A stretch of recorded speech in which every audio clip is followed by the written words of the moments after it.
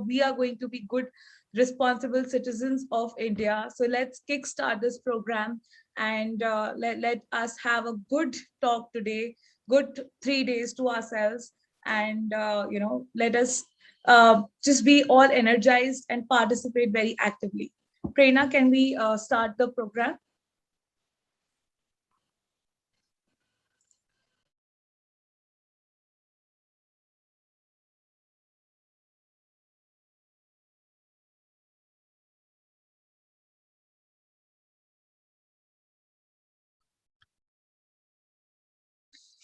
Yes, we can. Kohi, I would like to give the platform to Kohi to start the program.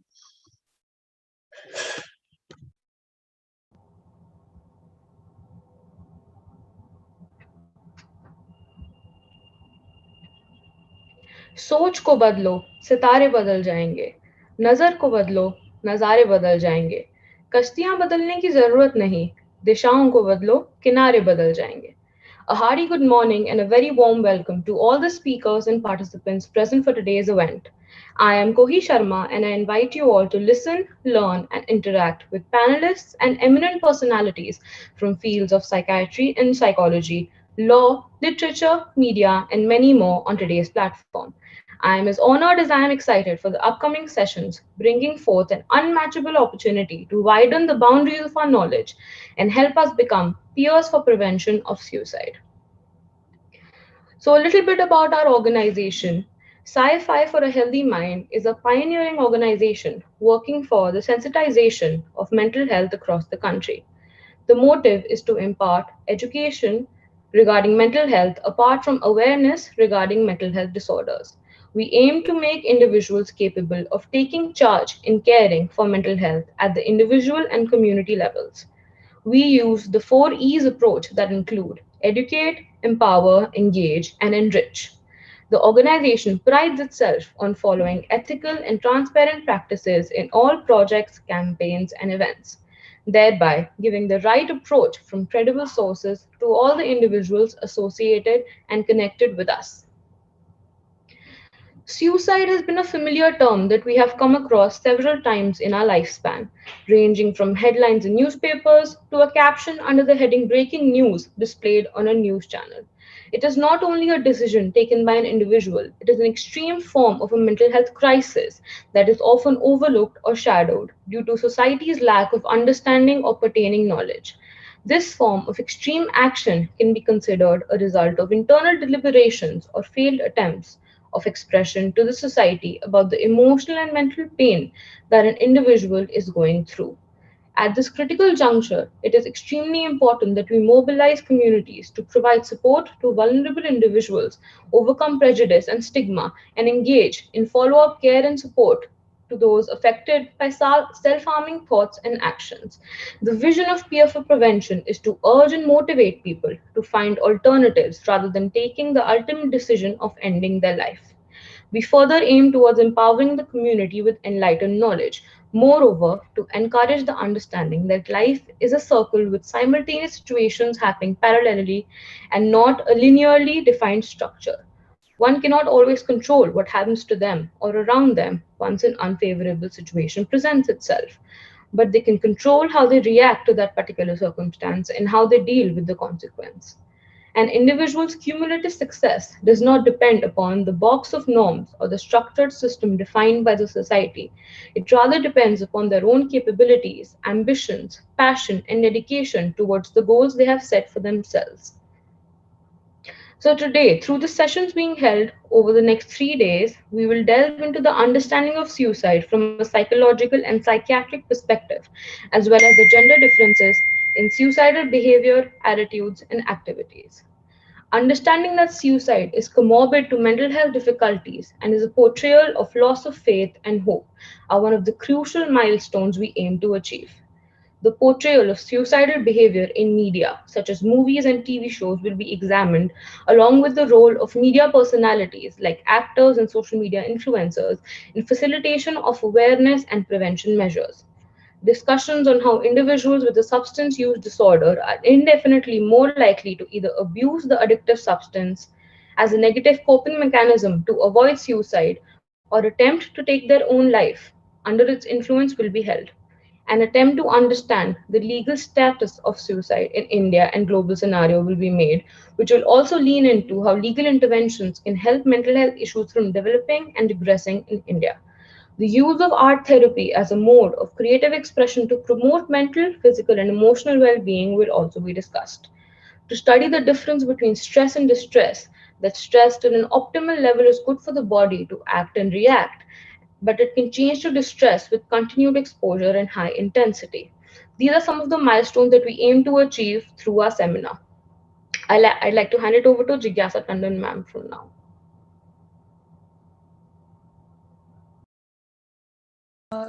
Thank you, Kohi. We, you know, we feel that suicide has been a very convenient option that people have started taking without realizing that what are the consequences that can actually happen.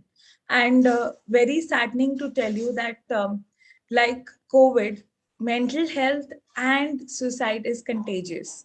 So rather than pushing people to triggers and not listening to them, not giving a patient ear to them, not being a peer to them, by just accepting that okay, they are going through a tough time, and we don't have to moral lecture them, but we have to support them.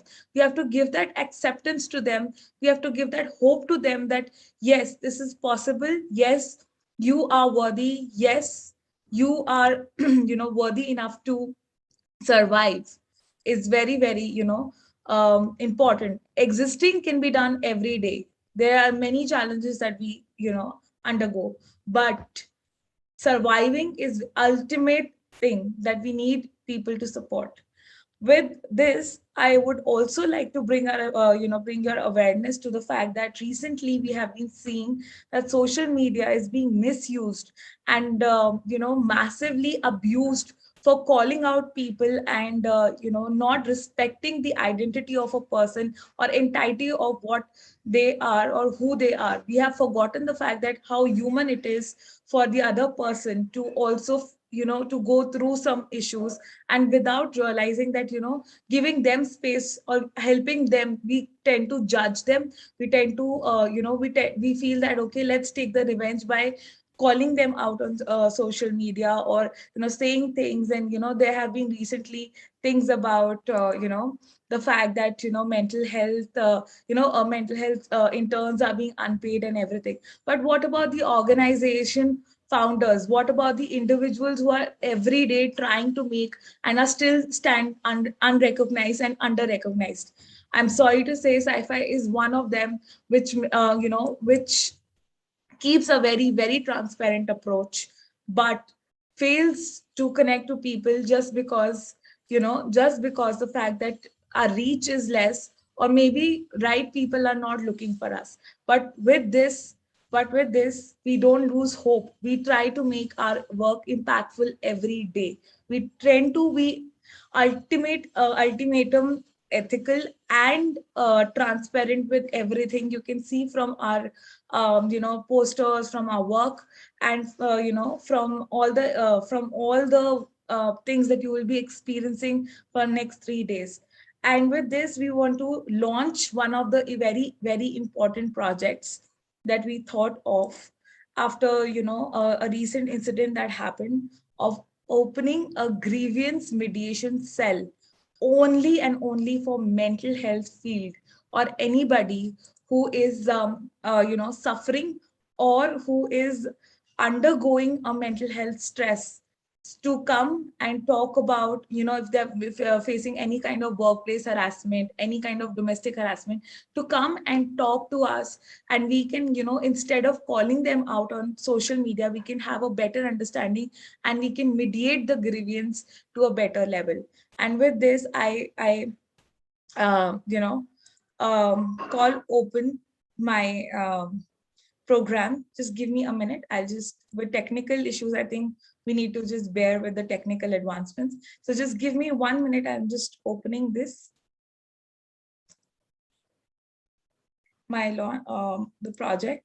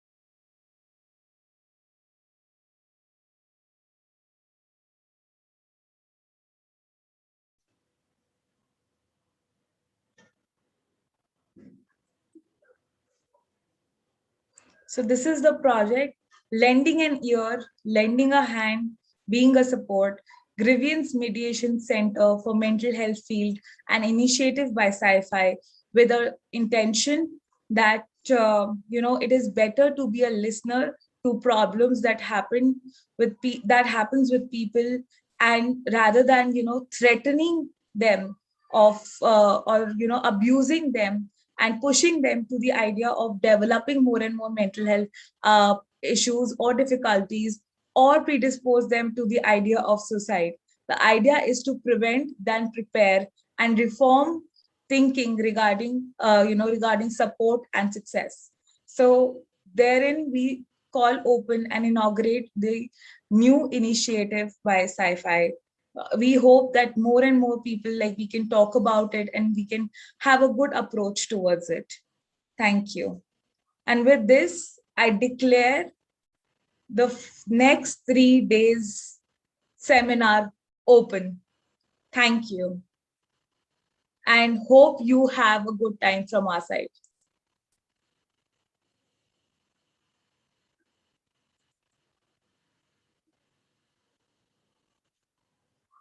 You can unmute yourself, or you can open your screen, or you can drop in a message. Yes. Congratulations, ma'am. Yeah, just a little more excitement, and I'm finding that we are little missing on the excitement level, if we can. And with people who the case was related, they are in the audience. I won't be releasing the name, but thanks to you that you brought the issue into light, and we could help you from our side, and hope you have more empowerment to yourself and you make the right decision thereafter. Kohi, can we call open with the national anthem?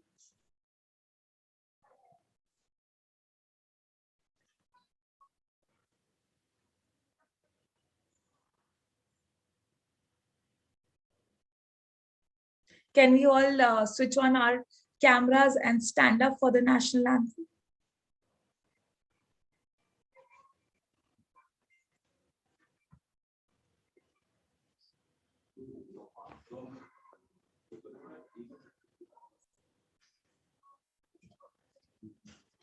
Can we have the audience switch on the camera and stand up for the national anthem?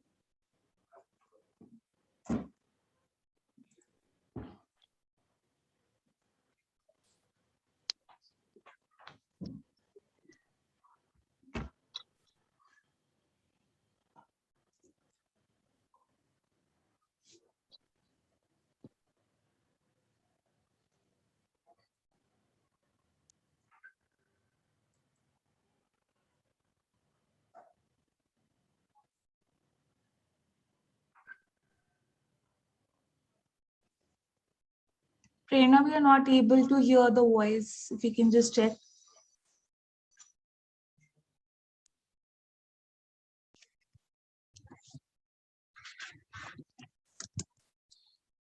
I'm sorry for the technical glitches.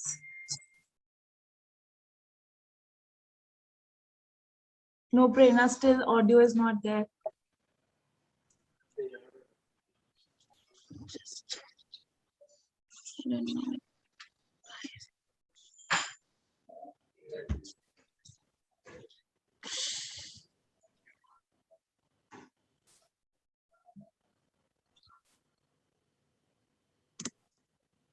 Okay, so there's some issue, I don't know. I think we can sing it instead. Yes, awesome. I'll just. I think let's sing it live, Jigyasa. Okay. Yes, sir. Okay, let's start. Just a second, sir. Just a second. I would request everyone if they can, stand up or switch on their screen so that we can see that we have national unity here.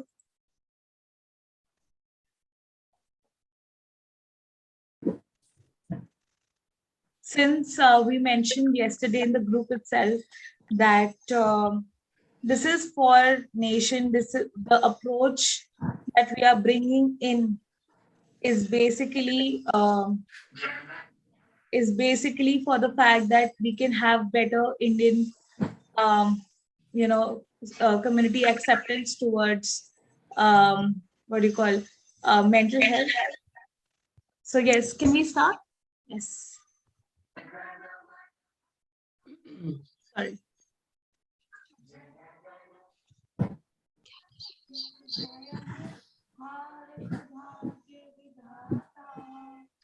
Punjab Sindh Gujarat Maratha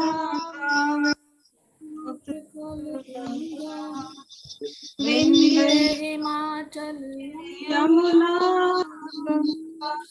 उच्चल जलधि तरंगा तब तब शुभ शुभ नाम नाम जागे जागे तब तब शुभ शुभ आशीष मांगे मांगे गाहे तब जय गाथा गण गण मंगलदायक जय जय भारत भाग्य विधाता जय हे जय हे जय हे जय जय जय हे So clap for yourselves that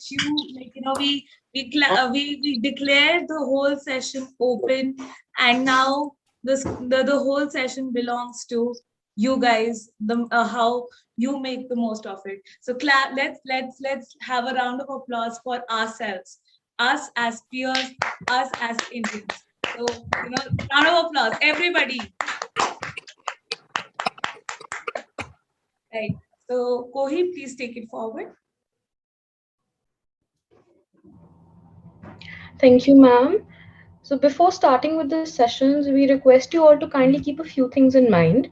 So, our purpose is to foster mutual respect and appreciation for each and every living being and become peers to each other and help avert the mental health crisis in the country. Suicide is a sensitive topic to many. Therefore, the participants are requested to keep an open mind and respect the opinions of the speaker. Kindly do not unmute yourself during a session unless asked. The participants can switch on their cameras according to their convenience. Please be active in the chat box as when requested by the speaker. Keep your questions till the end of the session. If you have a question, kindly raise your hand in the Q&A segment. Your name will be announced and then you can unmute and ask or write in the chat box. Kindly make sure your questions are relevant to the topic of discussion and do not contain any objectionable or derogatory remarks directed towards an individual, community, or cause. All opinions are of the speakers only and does not necessarily reflect the opinion of the organization. Moving forward, I'd like to introduce our first chief guest of the day. Dastak से दास्तां तक हम अक्सर अपने आप को चिंतित पाते हैं. करें तो क्या करें और करें भी तो क्या पता फंस जाएं. बेटा बच के रहना इस दुनिया में. दूर से लगती निराली है, सुंदर फूल सी खिली खिली महक महक हर घर में रौनक लाती है. पर याद है चक्रव्यूह अभिमन्यु का, जीते जीते चंगलों में फंसा के जीते जीते चंगलों में फंसा के मंजिल मौत के लिए छोड़ गई जिंदगी. पर दोस्त उस चक्रव्यूह से अब बचना है. थोड़ा सोच के, थोड़ा अपने मन का करना. बनी बनाई बातों को बनी बनाई बातों को छोड़ वो राह पर चलना है जहाँ जिंदगी अपनी दोस्त बने और अपना ध्यान काफी जरूरी.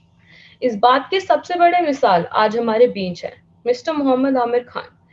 He is a human rights activist, peace worker, and works on constitution rights, secularism, and democracy with Aman Birazri Trust, which is an NGO in Delhi. He's the co-author of a book, Framed as a Terrorist: My 14-Year Struggle to Prove My Innocence. He's a motivational speaker and speaks on prisoners' rights, law and justice on different public platforms, including schools, colleges, and universities. He has been invited and has participated in several interviews, both nationally and internationally, talks, conventions, public meetings, news panels, etc., where the issues regarding wrongful arrest, torture, incarceration, and implication under false charges have been the subject topics, and where he has divulged several personal details concerning his life and experiences. He has also been invited and has participated in TED Talks, several documentaries and short videos made on his life and of his experiences which are available in several public domains. It is an honor to have you among us today, sir. Welcome, Mr. Mohammad Amir Khan.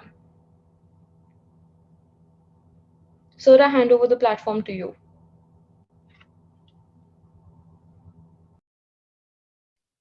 So before Mohammed Amir Khan sir is speaking, we will show you this video that is asked by him to play.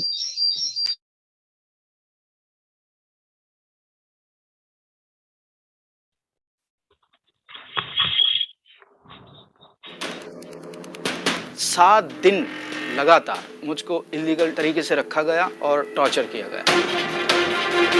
मुझको बहुत ज़्यादा बुरी तरह से पीटा, हाथों के नाखून और पाँवों के नाखून की क्लास से निकाल दिया। कुछ समय के बाद पता चला कि मेरे ऊपर दिल्ली और दिल्ली के आसपास जो 1996 और 97 में ब्लास्ट हुई, वो 1-1.5 साल के बाद मेरे ऊपर वो सभी केस लगाए गए। मेरा नाम मोहम्मद आमिर ख़ान है और मैं पुरानी दिल्ली का रहने वाला हूँ। मैं 20 फरवरी 1998 की उस रात को कभी नहीं भूल सकता कि जिसने मेरी ही ज़िंदगी नहीं बल्कि मेरे परिवार की ज़िंदगी को पूरी तरह बदल दिया। 20 फरवरी 1998 को रात 9 साढ़े 9 बजे मैं अपने घर से निकलता हूँ। तो बहादुरगढ़ रोड पर जब मैं पहुँचा, मैंने एक गाड़ी को अपने आगे बहुत धीरे जैसे मैं उसके नज़दीक पहुंचा और उसको क्रॉस करने की कोशिश की, तो मुझको अचानक पीछे से धक्का मारा गया और जिप्सी से कुछ हाथ बाहर आए और उन्होंने मेरे हाथों को पकड़ के अंदर खींचा और फर्श पे नीचे बिठा दिया।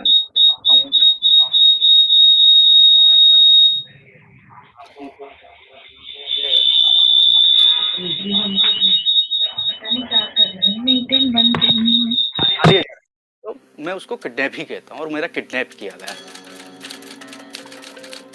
जब आँख पर से पट्टी हटाई गई तो मैंने अपने आप को एक छोटे से रूम में, सेल में एक पाया जहाँ पर 10-12 लोग मुझको घेरे हुए खड़े हुए थे और सभी सिविल ड्रेस में थे। तो उस वक्त तक मुझको नहीं पता था कि ये पुलिस वाले हैं। एक सवाल जवाब का सिलसिला मेरे साथ लंबा शुरू हुआ और जब मैं उनके साथ प्रोटेस्ट करता, मैं घर जाने की बात करता या तो मुझको बहुत ज़्यादा बुरी तरह से पीटा जाता। यहाँ तक कि धीरे धीरे वो टॉर्चर जो है बहुत आगे बढ़ता गया और एक 3rd डिग्री टॉर्चर, जिसको मैंने पहले कभी फिल्मों में या फिर किताबों में पढ़ा था, वो मैंने अपने ऊपर महसूस होता हुआ देखा। 7 दिन लगातार मुझको इलीगल तरीके से रखा गया और टॉर्चर किया गया। जब मुझको 5-6 दिन हुए थे तो मेरे पास एक बहुत ज़्यादा एक पेपर्स, सादे पेपर्स का 100-150 के लगभग होंगे वो पेज लाए गए और कहा गया कि इन ब्लैंक्स पेपर पे मैं साइन करूं।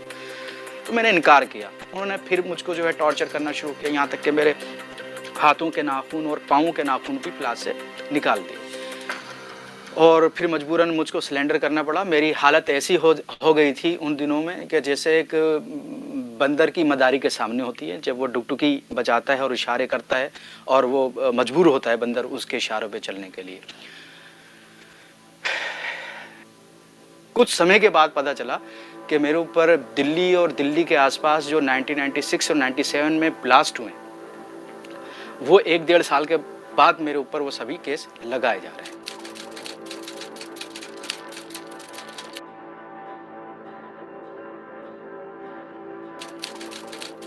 मेरी वो छोटी उम्र थी जेल में, जब मैं दाखिल हुआ और मुझको यकीन था, भरोसा था कि क्योंकि मैं बेकसूर हूँ और एक दिन मैं जो है बरी होकर निकलूँगा। सबसे पहला कोर्स मैंने क्लियर किया बीबीपी और उसके बाद जो है मैं ग्रेजुएशन बीए में दाखिला लिया। बदकिस्मती से सन 2000 में मेरा एक जो वास्ता है एक जेलर साहब से पड़ा। वो जेलर साहब हम जैसे केसेस में आने वालों जो होते थे, टाटा पोटा या फिर देशद्रोही और आतंकवादी के केसेस में जो आते थे, उनसे एक विशेष प्रेम और मोहब्बत रखते थे। उन्होंने एक दिन मेरा कुछ कैदियों के द्वारा मेरे ऊपर हमला करवाया और हमले के बाद मुझको 24 आवर्स के लिए कोठरी में बंद कर दिया, जेल के अंदर जेल पूरा कवर्ड कर दिया गया था उसको कि सूरज की रोशनी भी नहीं आती थी और ये सर्दी का टाइम था। नवंबर से मार्च तक मुझको इस तरह रखा गया, जहाँ पर मेरी आँखों की रोशनी पे भी असर पड़ा और मेरी सबसे ज़्यादा जो पहला दिमागी तौर से जो बेमाव या कमज़ोर हुआ, मेमोरी लॉस, वो वहीं से शुरू हुआ। ब्लड प्रेशर कम, मैं मरीज़ बन गया उस छोटी सी उम्र में और वहीं पर ही मेरी जो पढ़ाई रुक गई। जब मेरे ऊपर केसेस लगे और केसेस भी लगभग 1.25 दर्जन के नज़दीक, इतने उम्र नहीं थी जितनी मेरे ऊपर केस लगे। 2007 में मेरे केस दिल्ली से ख़त्म हो गए और मैं ट्रांसफ़र गाज़ियाबाद की जेल में हुआ, डासना में। तो वहाँ पर मेरा केस वकीलों ने लेने से इनकार कर दिया। कारण ये था कि ये देशद्रोही का केस है और हम पाकिस्तानी हैं और हम केस नहीं लड़ेंगे। ये कौन है? ये आम जनता नहीं है, ये वकील हैं जो संविधान के रक्षक हैं। मुझको बड़ा वो हुआ फील के अब क्या होगा, अब मैं कैसे अपना निर्दोष अपने आप को कैसे साबित कर पाऊंगा। मेरी माँ ने एक वकील को ढूंढा आखिरकार, जो कि ह्यूमन राइट लॉयर थे, जिनका नाम एनडी पंचुली, नारायण दास पंचुली। 40 से 42 गवाह थे और उस वक्त तक 15 गवाह हो चुके थे जब बेल दाखिल करने हम जा रहे थे और वो 15 मेन विटनेसेस थे, जबकि जो कि सभी ने जो है मेरे हक में जो है गवाही दी और जो पुलिस की थ्योरी और प्रोसिक्यूशन चार्जशीट की कहानी थी फर्जी, उसको सपोर्ट नहीं किया।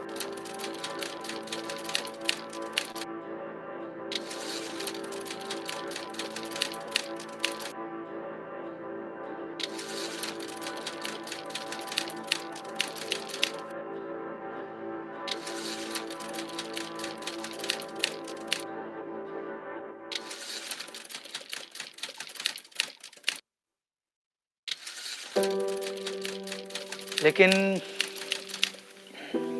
जब मेरे लिए रिहाई के लिए बड़ा सा गेट में से एक छोटा सा गेट खोला गया और मैंने कदम बाहर निकाला, मेरे हाथ में मेरा बैग था, तो मेरी बहुत अलग फीलिंग थी और मैं पहली बार अपने आप को फ्री महसूस कर रहा था। तेज़ी से मैंने बस अड्डे की तरफ कदम बढ़ा दिए, बस में बैठा, शाम का टाइम था।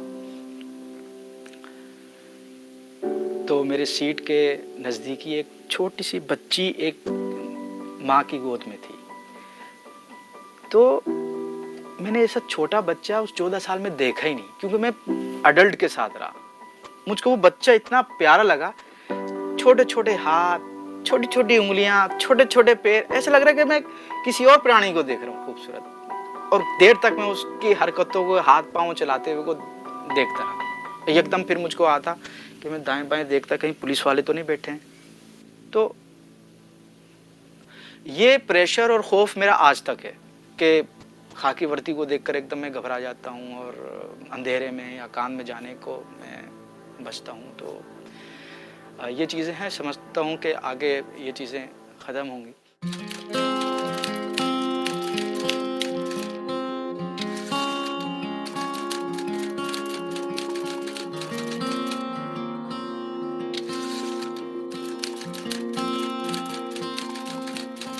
भारतवासी होने में, इंडियन सिटीजन होने में गर्व महसूस करता हूँ आज भी, इतना कुछ झेलने के बाद भी। मेरा विश्वास इस व्यवस्था पर, डेमोक्रेसी पर, सेकुलरिज्म पर, संविधान पर अभी भी कायम है।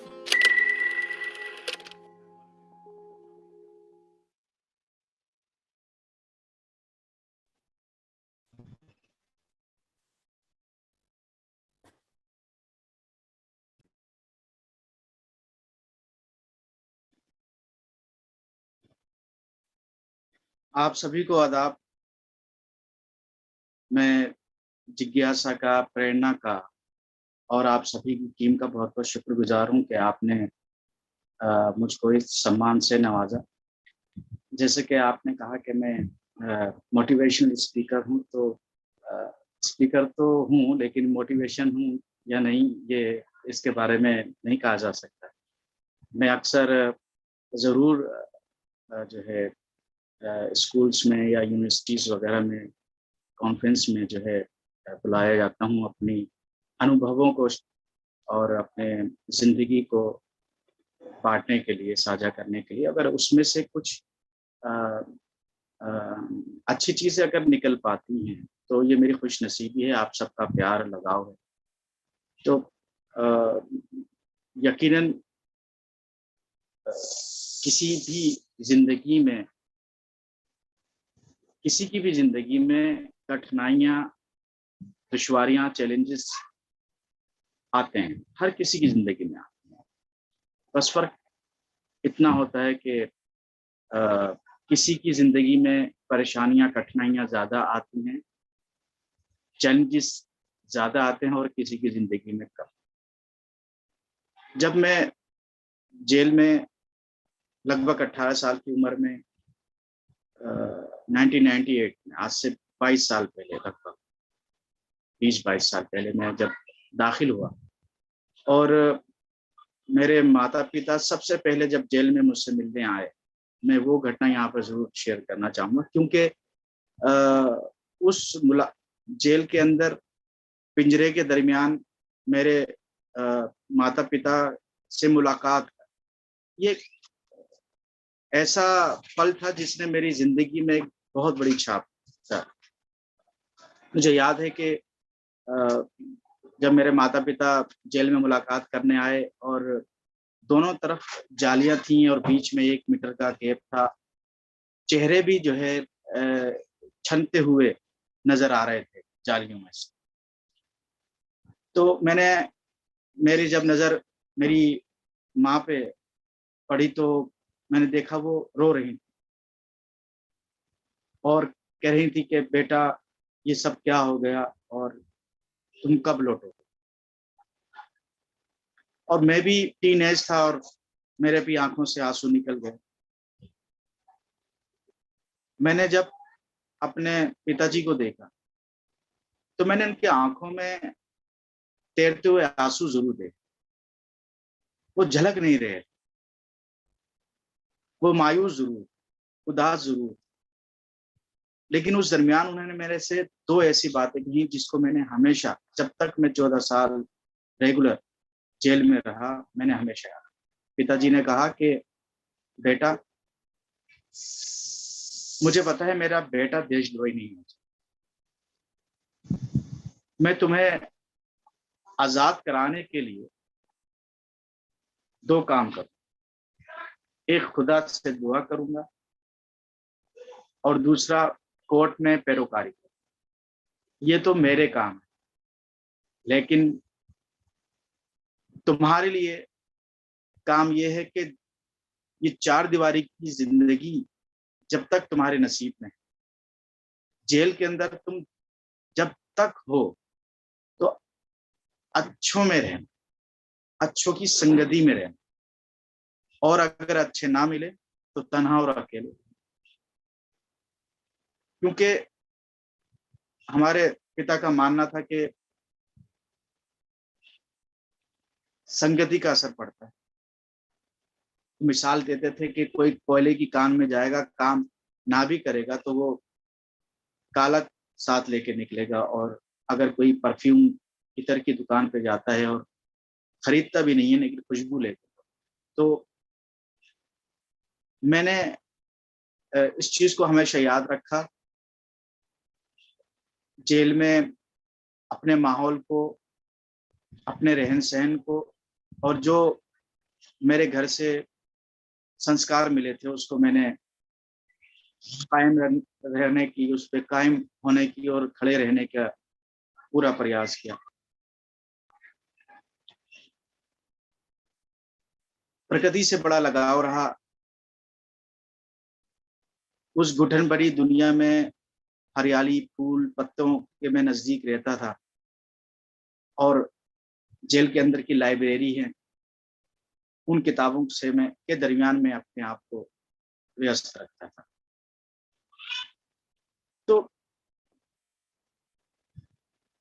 इस दरमियान जरूर मेरे करियर का, मेरे सपनों का लॉस हुआ। मैं बचपन में पायलट बनना चाहता था, पतंग उड़ाता था, प्राइम दिल्ली में रहता हूँ, लेकिन वो सपना वो टूटा। पर जेल में मैंने फिर एक नए सपने बनाए। जेल में जाने के बाद मेरे पास दो ही रास्ते थे कि या तो मैं उन परिस्थितियों में रहकर उन परिस्थितियों को अपने दिमाग पे सवार रखूं और सोचूं कि हाय मेरे साथ बहुत बुरा हुआ और मैं कठिनाइयों में हूँ, परेशानियों में हूँ, इसको मैं अपने सर पे सवार रखूं, इसी के बारे में सोचता रहूं, रोता रहूं। या दूसरा रास्ता था कि हाँ, इस परिस्थिति को मैं स्वीकार करूं कि ये मेरे साथ घटना घटी है और उसका सामना करने के लिए खड़ा। तो मैंने दूसरे रास्ते को चुना। मैंने कभी उम्मीद नहीं छोड़ी, क्योंकि मुझे भरोसा था मैं बेकसूर हूं और मुझ पर एक दिन इंसाफ मिलेगा। हालांकि 14 साल लगे, एक दिन के लिए मैं बाहर नहीं निकल पाया। 2012 में जब मैं रिलीज होकर आया तो 32 साल का हो चुका था और दुनिया और टेक्नोलॉजी काफी बदल चुकी। न दिल्ली में मेट्रो थी, न मोबाइल फोन थे, न इंटरनेट था उस जमाने में, न पीवीआर सिनेमा होते थे। तो अभी भी मैं चीजों को, टेक्नोलॉजी को, सीख और समझ रहा हूँ। जहां तक चुनौतियों की बात है, कठिनाइयों की बात है, मैं समझता हूं कि हमको उम्मीद का दामन कभी नहीं छोड़ना चाहिए और भरोसा, खुद पर भरोसा, उसको हमेशा कायम रखें। इसी से हमको पावर मिलती है और अपने भरोसे के लोगों को अपने आसपास रखना चाहिए, उनके साथ शेयरिंग करना चाहिए, मैं समझता हूँ। और अगर इस तरह के भरोसे के साथी ना मिले आसपास, तो अपने आप को कहीं ना कहीं व्यस्त रखें, प्रकृति के नजदीक जाएं। किताबें भी बहुत अच्छी दोस्त होती हैं, उनसे बहुत कुछ सीखने का, समझने का मौका मिलता है, जो मेरा अनुभव रहा है। अक्सर शारीरिक यातना या शारीरिक बीमारी जो दिखती है उसको तो जरूर महत्व तो दिया जाता है, लेकिन जो मानसिक बीमारियां होती हैं, मानसिक यातनाएं होती हैं, जो दिखाई नहीं देती, उसको समाज में बहुत हल्के से लिया जाता है और उसके बारे में कोई गंभीर विचार विमर्श नहीं, उसके इलाज के बारे में, उसके समाधान के बारे में जो है कोई प्रयास नहीं किया जाता। और मैं समझता हूँ ये दिमाग ही है जो कि हमारी बॉडी के लिए एक पूरा कंट्रोल का काम है। तो मेंटल हेल्थ की अहमियत क्या है? देखा जाए तो जेलों के अंदर भी जो बंदी बंद होते हैं, अपने परिवारों से दूर होते हैं, उनकी जिंदगी को झांक कर, उनसे मिलकर या उनकी जिंदगियों को पढ़कर अंदाजा लगाया जा सकता। जिस तरह के गंभीर केस में मैं गया था, देशद्रोही के, यकीनन बहुत सेंसिटिव केस था और सिर्फ मेरे लिए नहीं, मेरे परिवार के लिए भी। जितना समय मैं जेल के अंदर रहा, उतना ही समय मेरे परिवार ने जो है कठिनाइयों का सामना किया है, परेशानियों का सामना किया है। सोशल बाइकआउट के दौर से भी वो गुजरे हैं। मेरे पिताजी का जेल में जाने के 2 साल के बाद ही देहांत हो चुका था और आज जब मैं लौटा हूँ, तो लौटने के बाद भी मुझको नहीं पता है कि कब्रिस्तान में वो कहाँ दफनाए गए हैं, कोई बताने वाला नहीं, क्योंकि मुझको ना पैरोल दी गई थी, ना मैं बेल पर उस दौरान। 2012 में जब मैं रिलीज होकर बाहर की दुनिया में कदम रखा तो मैंने घर में जाकर देखा मेरी माँ को पैरालाइज था, ब्रेन हेमरेज था। वो एक जिंदा लाश की तरह मुझको मिली। और मैंने हमेशा दो चीजें उनके साथ रहते हुए, जिसकी एक, मैं उनके दोबारा बना हुआ हाथ का बना हुआ खाना नहीं खा पाया कभी, और मैं उनके मुंह से बेटा भी नहीं सुन पाया।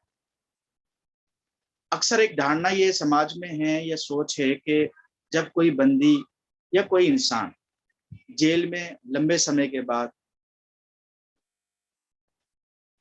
रिहा होकर बाहर की दुनिया में कदम रखता है तो वो सामान्य हो जाता है। यकीनन आज़ादी एक अपने आप में बहुत बड़ी नेमत है, आज़ादी। लेकिन ऐसा नहीं है कि कोई बंदी जेल से बाहर निकले और उसके लिए सारे जिंदगी आगे की वो नॉर्मल हो जाए, बल्कि मैं समझता हूँ, जो मेरा अनुभव है, उसके लिए नए चैलेंजेस सामने होते। समाज में लाइवलीहुड हो गया, सम्मान को पाना हो गया, दोबारा अपने जिंदगी को, आगे आने वाली जिंदगी को संभालना और आगे लेकर चलना काफी चैलेंजेस है। लेकिन मैं बहुत शुक्रगुजार हूँ सिविल सोसाइटी का कि उन्होंने मुझको नई जिंदगी में हेल्प किया, और मैं आगे बढ़ रहा हूँ। समय की कमी है, मैं समझता हूँ, मेरा समय समाप्त हो रहा है और हमारे आगे आने वाले वक्त भी हैं। आखिर में यही मैं गुजारिश करना चाहूँगा कि आपके पास समय हो तो मेरी एक किताब है, फ्रेम्ड एज ए टेररिस्ट, जो कि ऑनलाइन अमेज़न, फ्लिपकार्ट पे उपलब्ध। समय निकालिए, उसको पढ़िए, तो आपको, मैं समझता हूँ कि मेरे संघर्ष को लेकर मेरी पॉजिटिविटी जो मैंने बना के रखी, मैंने किस तरह से हालात का सामना किया, परिवार ने किस तरह से सामना किया, तो वो समझने में आसानी हुई। इसी के साथ मैं आपसे शुक्रिया अदा करता हूँ। बहुत बहुत शुक्रिया, धन्यवाद।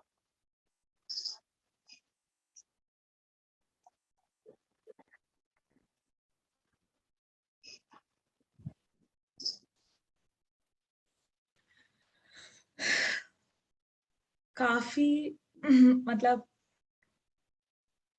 ऐसी आपने बात कही कि हम अभी भी जो सुनने वाले हैं, आई थिंक, और जो यूट्यूब पे हमें देख रहे हैं, आई थिंक वो सब बहुत, मतलब उनके पास अभी शब्द नहीं है कहने के लिए आपकी स्ट्रगल के लिए। एंड हम सिर्फ आपको सल्यूट कर सकते हैं कि कितने मुश्किलें गुजरने के बाद भी आप यहाँ पे हमारे साथ हैं, हमारे, और कितने आराम से आप बात कर रहे हो और अपनी कहानी को रख पा रहे हैं, और कैसे आप मेंटल हेल्थ के बारे में जो जो आपने कहा वो आप रख पा रहे हैं लोगों के सामने। इससे ज्यादा जीता जाता कोई एग्जाम्पल हमारे पास हो ही नहीं सकता।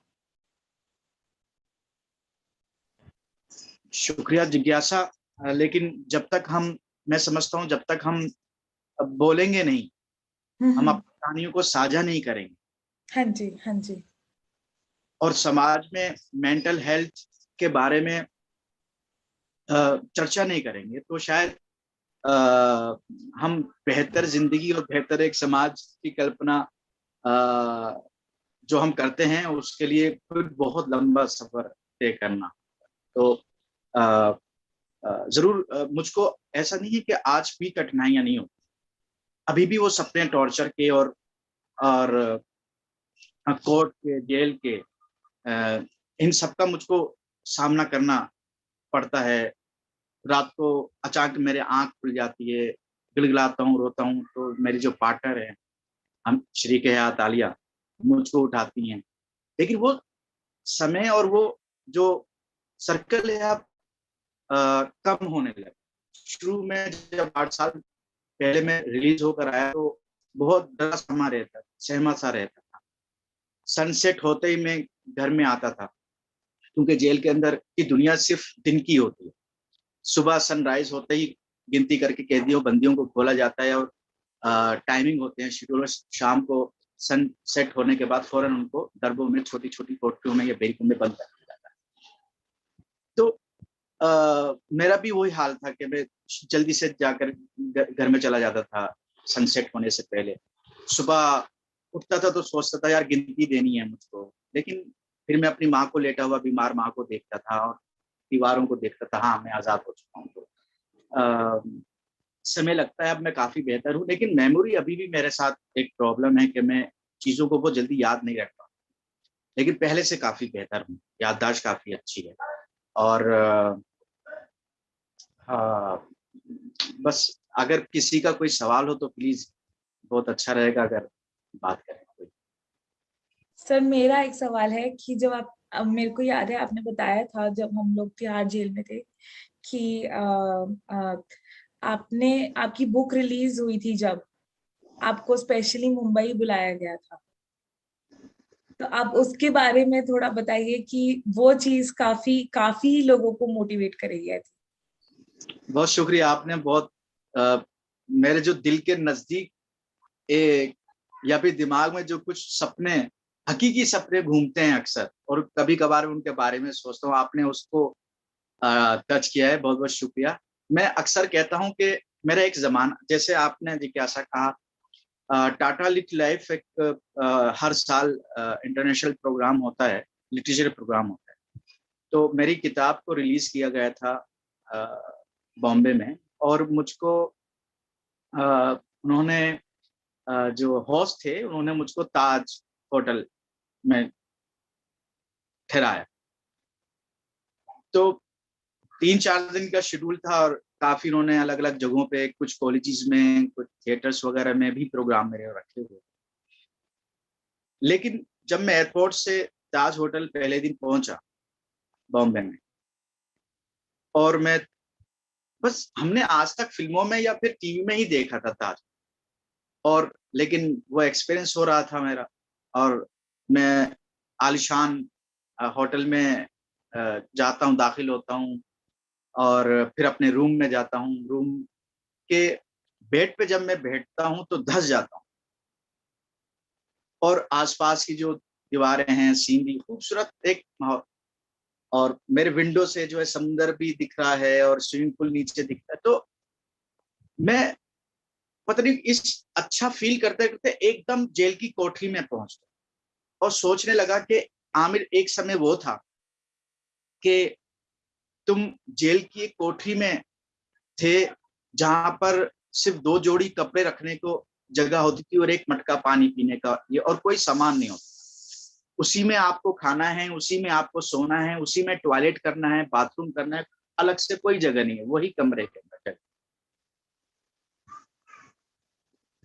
फर्श पे लेटना है, सर्दी है गर्मी है जरूर कंबल मिल जाते हैं, दरी मिल जाती है, लेकिन वो खाना और वो जो दरी है उसमें भपका बदबू। तो कैसे जीवन से आप एकदम 5 स्टार होटल के रूम में आप बैठे हैं, तो ये क्या परिवर्तन हुआ। फिर मैं सोचता हूँ ये सब आप सब सोसाइटी का ये मोहब्बत और लगाव है, एम्पैथी सिंपैथी है, कि वो मेरी कहानी से जुड़ते हैं, जानना चाहते हैं और सपोर्ट करते हैं। लेकिन दूसरा मैं समझता हूँ कि सब्र, जो मैंने सब्र किया जेल में रहते और पॉजिटिव रहा, यकीनन मैंने ऐसे लोगों को देखा है कि जो 6 महीने, साल, 2 साल के बाद जेल से रिहा होते हैं तो उनको कई ऐब लग जाते, वो शारीरिक रूप से उनके चेहरे पे वो चमक नहीं होती है, उनके बात करने का अंदाज बदल जाता है। लेकिन अभी भी मेरे जो आसपास साथी लोग हैं वो अक्सर कहते हैं, आमिर लगता नहीं है तुम 14 साल जेल रहकर। तो आ, आ, दिखने में मैं काफी हेल्दी लगता हूँ, और वो बात अलग है, अंदर से टूटा फूटा हूँ। सर्दियां जब आती हैं तो जो टॉर्चर हुआ है उसका दर्द मसल्स में वो अभी भी होता है। लेकिन मुझको लगता है कि मैंने अपनी जिंदगी को, अपने आप को संभालने की कोशिश की, विश्वास रखा, उम्मीद जिंदा रखी, एक दिन मैं बाहर निकलूंगा। भले वो दिन मुझको नहीं पता था कब आएगा, लेकिन हाँ मैं निकलूंगा, मैं बेकसूर हूँ। और उस विश्वास को और भरोसे को मैंने कायम रखा। अपनी, मेरा शरीर जरूर 4 दीवारी में कैद था, लेकिन मैंने अपने दिमाग को, सोचों को 4 दीवारी के अंदर कैद नहीं रखा। उसको आजाद रखने की कोशिश की। न्यूज़पेपर पढ़ता, मेट्रो आ रही है दिल्ली में, गूगल आ गया है, क्या होता है ये गूगल, नई नई टेक्नोलॉजी, जिज्ञासा मेरे अंदर जेल में भी रही है। मैं चीजों को सीखने समझने की कोशिश करता। कोई डॉक्टर आए बंद होकर किसी केस में, उनसे पूछता भाई आप डॉक्टर कैसे बने, वो बताते कि भाई मैंने ये पढ़ा एमबीबीएस किया। कोई इंजीनियर आया, अच्छा भाई इंजीनियरिंग की, इस तरह की, अच्छा इंजीनियर भी कई होते हैं, सिविल इंजीनियर होते हैं, मैकेनिकल इंजीनियर होते हैं। तो इन चीजों को मैं बैठकर उनसे जो समझता था कि इनसे बात कर सकते हैं हम, मैं शेयरिंग करता था, उनसे सीखने की कोशिश करता था और अपने समय को व्यस्त रखता। अच्छा, किताबों को भी दोस्त इसलिए मैंने बनाया कि मुझको एक तो अच्छी संगति में मैं रहूंगा, किताब मतलब मुझको पढ़ना अच्छा लगता था, चीजें सीखने को मुझको मिलेंगी, किताबें भी आपसे बात कर अच्छी चीजें सिखाती हैं। लेकिन दूसरा उसका एक बेहद अच्छा फायदा ये होता था कि जेल के अंदर यकीनन जिज्ञासा सभी निर्दोष नहीं है, लेकिन काफी संख्या निर्दोषों की भी है।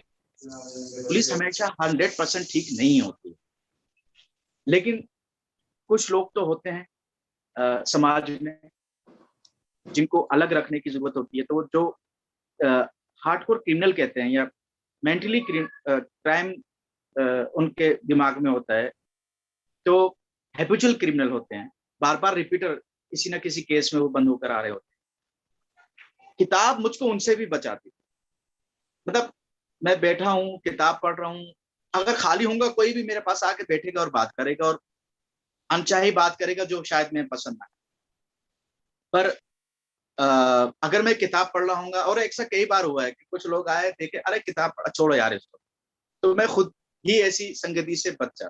तो अपनी सोच को मैंने आजाद रखा, अपने दिमाग को कंट्रोल करने की कोशिश की, उसको हालातों के अनुसार बहने नहीं दिया। तो और ये मैंने कुछ डिग्री या कहीं पढ़ा नहीं, बस खुद से सीखा। हालात खुद सिखाते हैं हमको, बस अपने पे विश्वास होना चाहिए और मजबूती होनी चाहिए, अच्छी सोच पॉजिटिविटी रखनी चाहिए। बिल्कुल। कभी मिसाल के तौर पे, कभी मैं थोड़ा सा बस टाइम ले रहा हूँ, सॉरी, एक मिनट नहीं और। नहीं सर, नहीं नहीं। मैं कभी कॉफी पीने का मन करता था। कॉफी तो हम सोच भी नहीं सकते हैं जेल के अंदर, हाँ बल्कि जी, चाय मिलती है तो वो गर्म पानी मिलता है, जिज्ञासा हाँ शायद जी, हाँ आपने जी, हाँ जी क्वालिटी सर, देखी होगी। तो लेकिन आपके पास जो क्वालिटी आई होगी वो फिर भी बेहतर आई होगी, जो बेहतर है। अनब्लैकबेरी को मैं और डाउन मिलती है। जी, हम्म। विजिटर्स के लिए कुछ अलग वहां पर दिखाया जाता है, अंदर की दुनिया अलग होती है। बहरहाल फिर भी मैं समझता हूँ दिल्ली की तिहाड़ जेल और स्टेट्स की जेलों से जी काफी सर, बेहतर बहुत है। बहुत बेहतर। जी हाँ, अलग अलग कारण हो सकते हैं, उसके लिए हम कभी और बात इस विषय पे कर सकते हैं। तो कभी कॉफी पीने का मन करता था तो मैं बस आंख बंद कर लेता था और मैं सोचता था कि मैं अपने घर के किचन में हूँ। हाँ, अब मैंने दूध रख दिया है, थोड़ा सा गर्म है उसमें, आंख बंद होती थी मेरी, और कॉफी निकाली डाली और उसको मैं चेक कर रहा हूँ। बहुत अच्छी खुशबू है, मतलब ये महसूस में कर, और मुझको बहुत रिलीफ मिलता सर इसे एक टेक्निक आ जाता है, क्रिएटिव विजुअलाइजेशन, साइकोलॉजी में। है।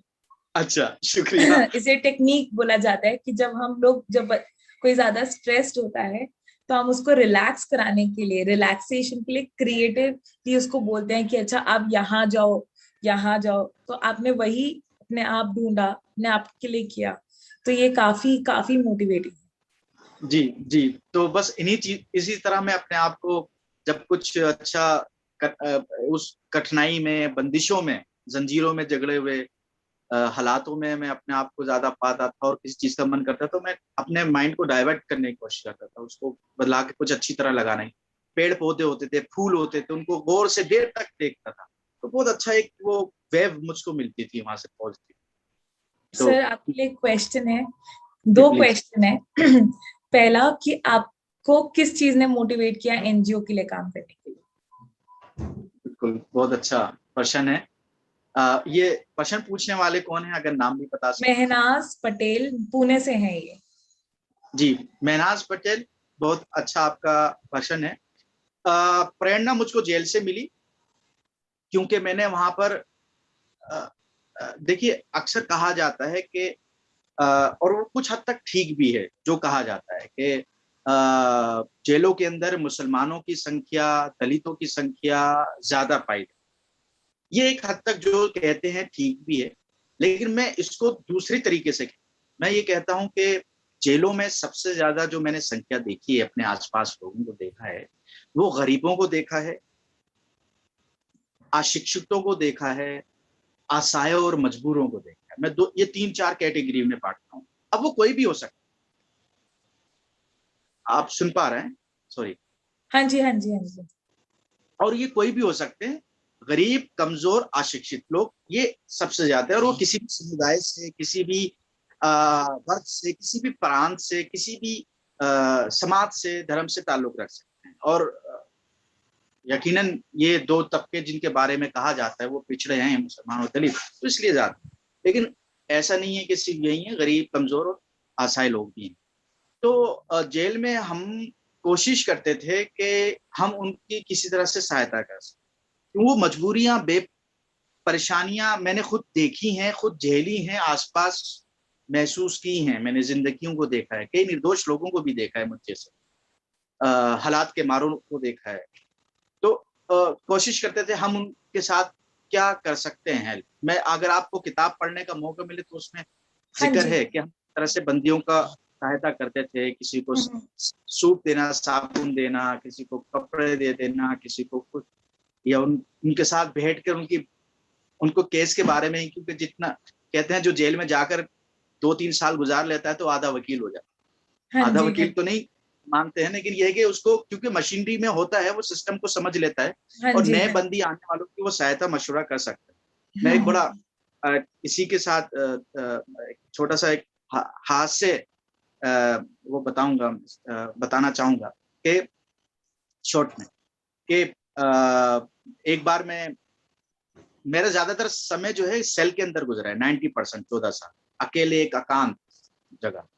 लेकिन आखिर का हिस्सा, कुछ शुरू का और आखिर का हिस्सा बैरिक में, जहां पर एक बड़ी सी बैरिक होती है, उसमें 150-200 लोग होते हैं, उनके साथ। तो जब मैं आखिरी हिस्से में था तो मुझको सेल से निकाल लिया गया था और लोगों के दरमियान रखा गया। सेल में अंदर रहने के भी, एक अपने अकेले रहने के भी काफी नुकसान आते हैं। मेंटली उसका काफी असर पड़ता है, कोटरी सॉलिडेटली, जब हम कन्फाइनमेंट में रहते हैं।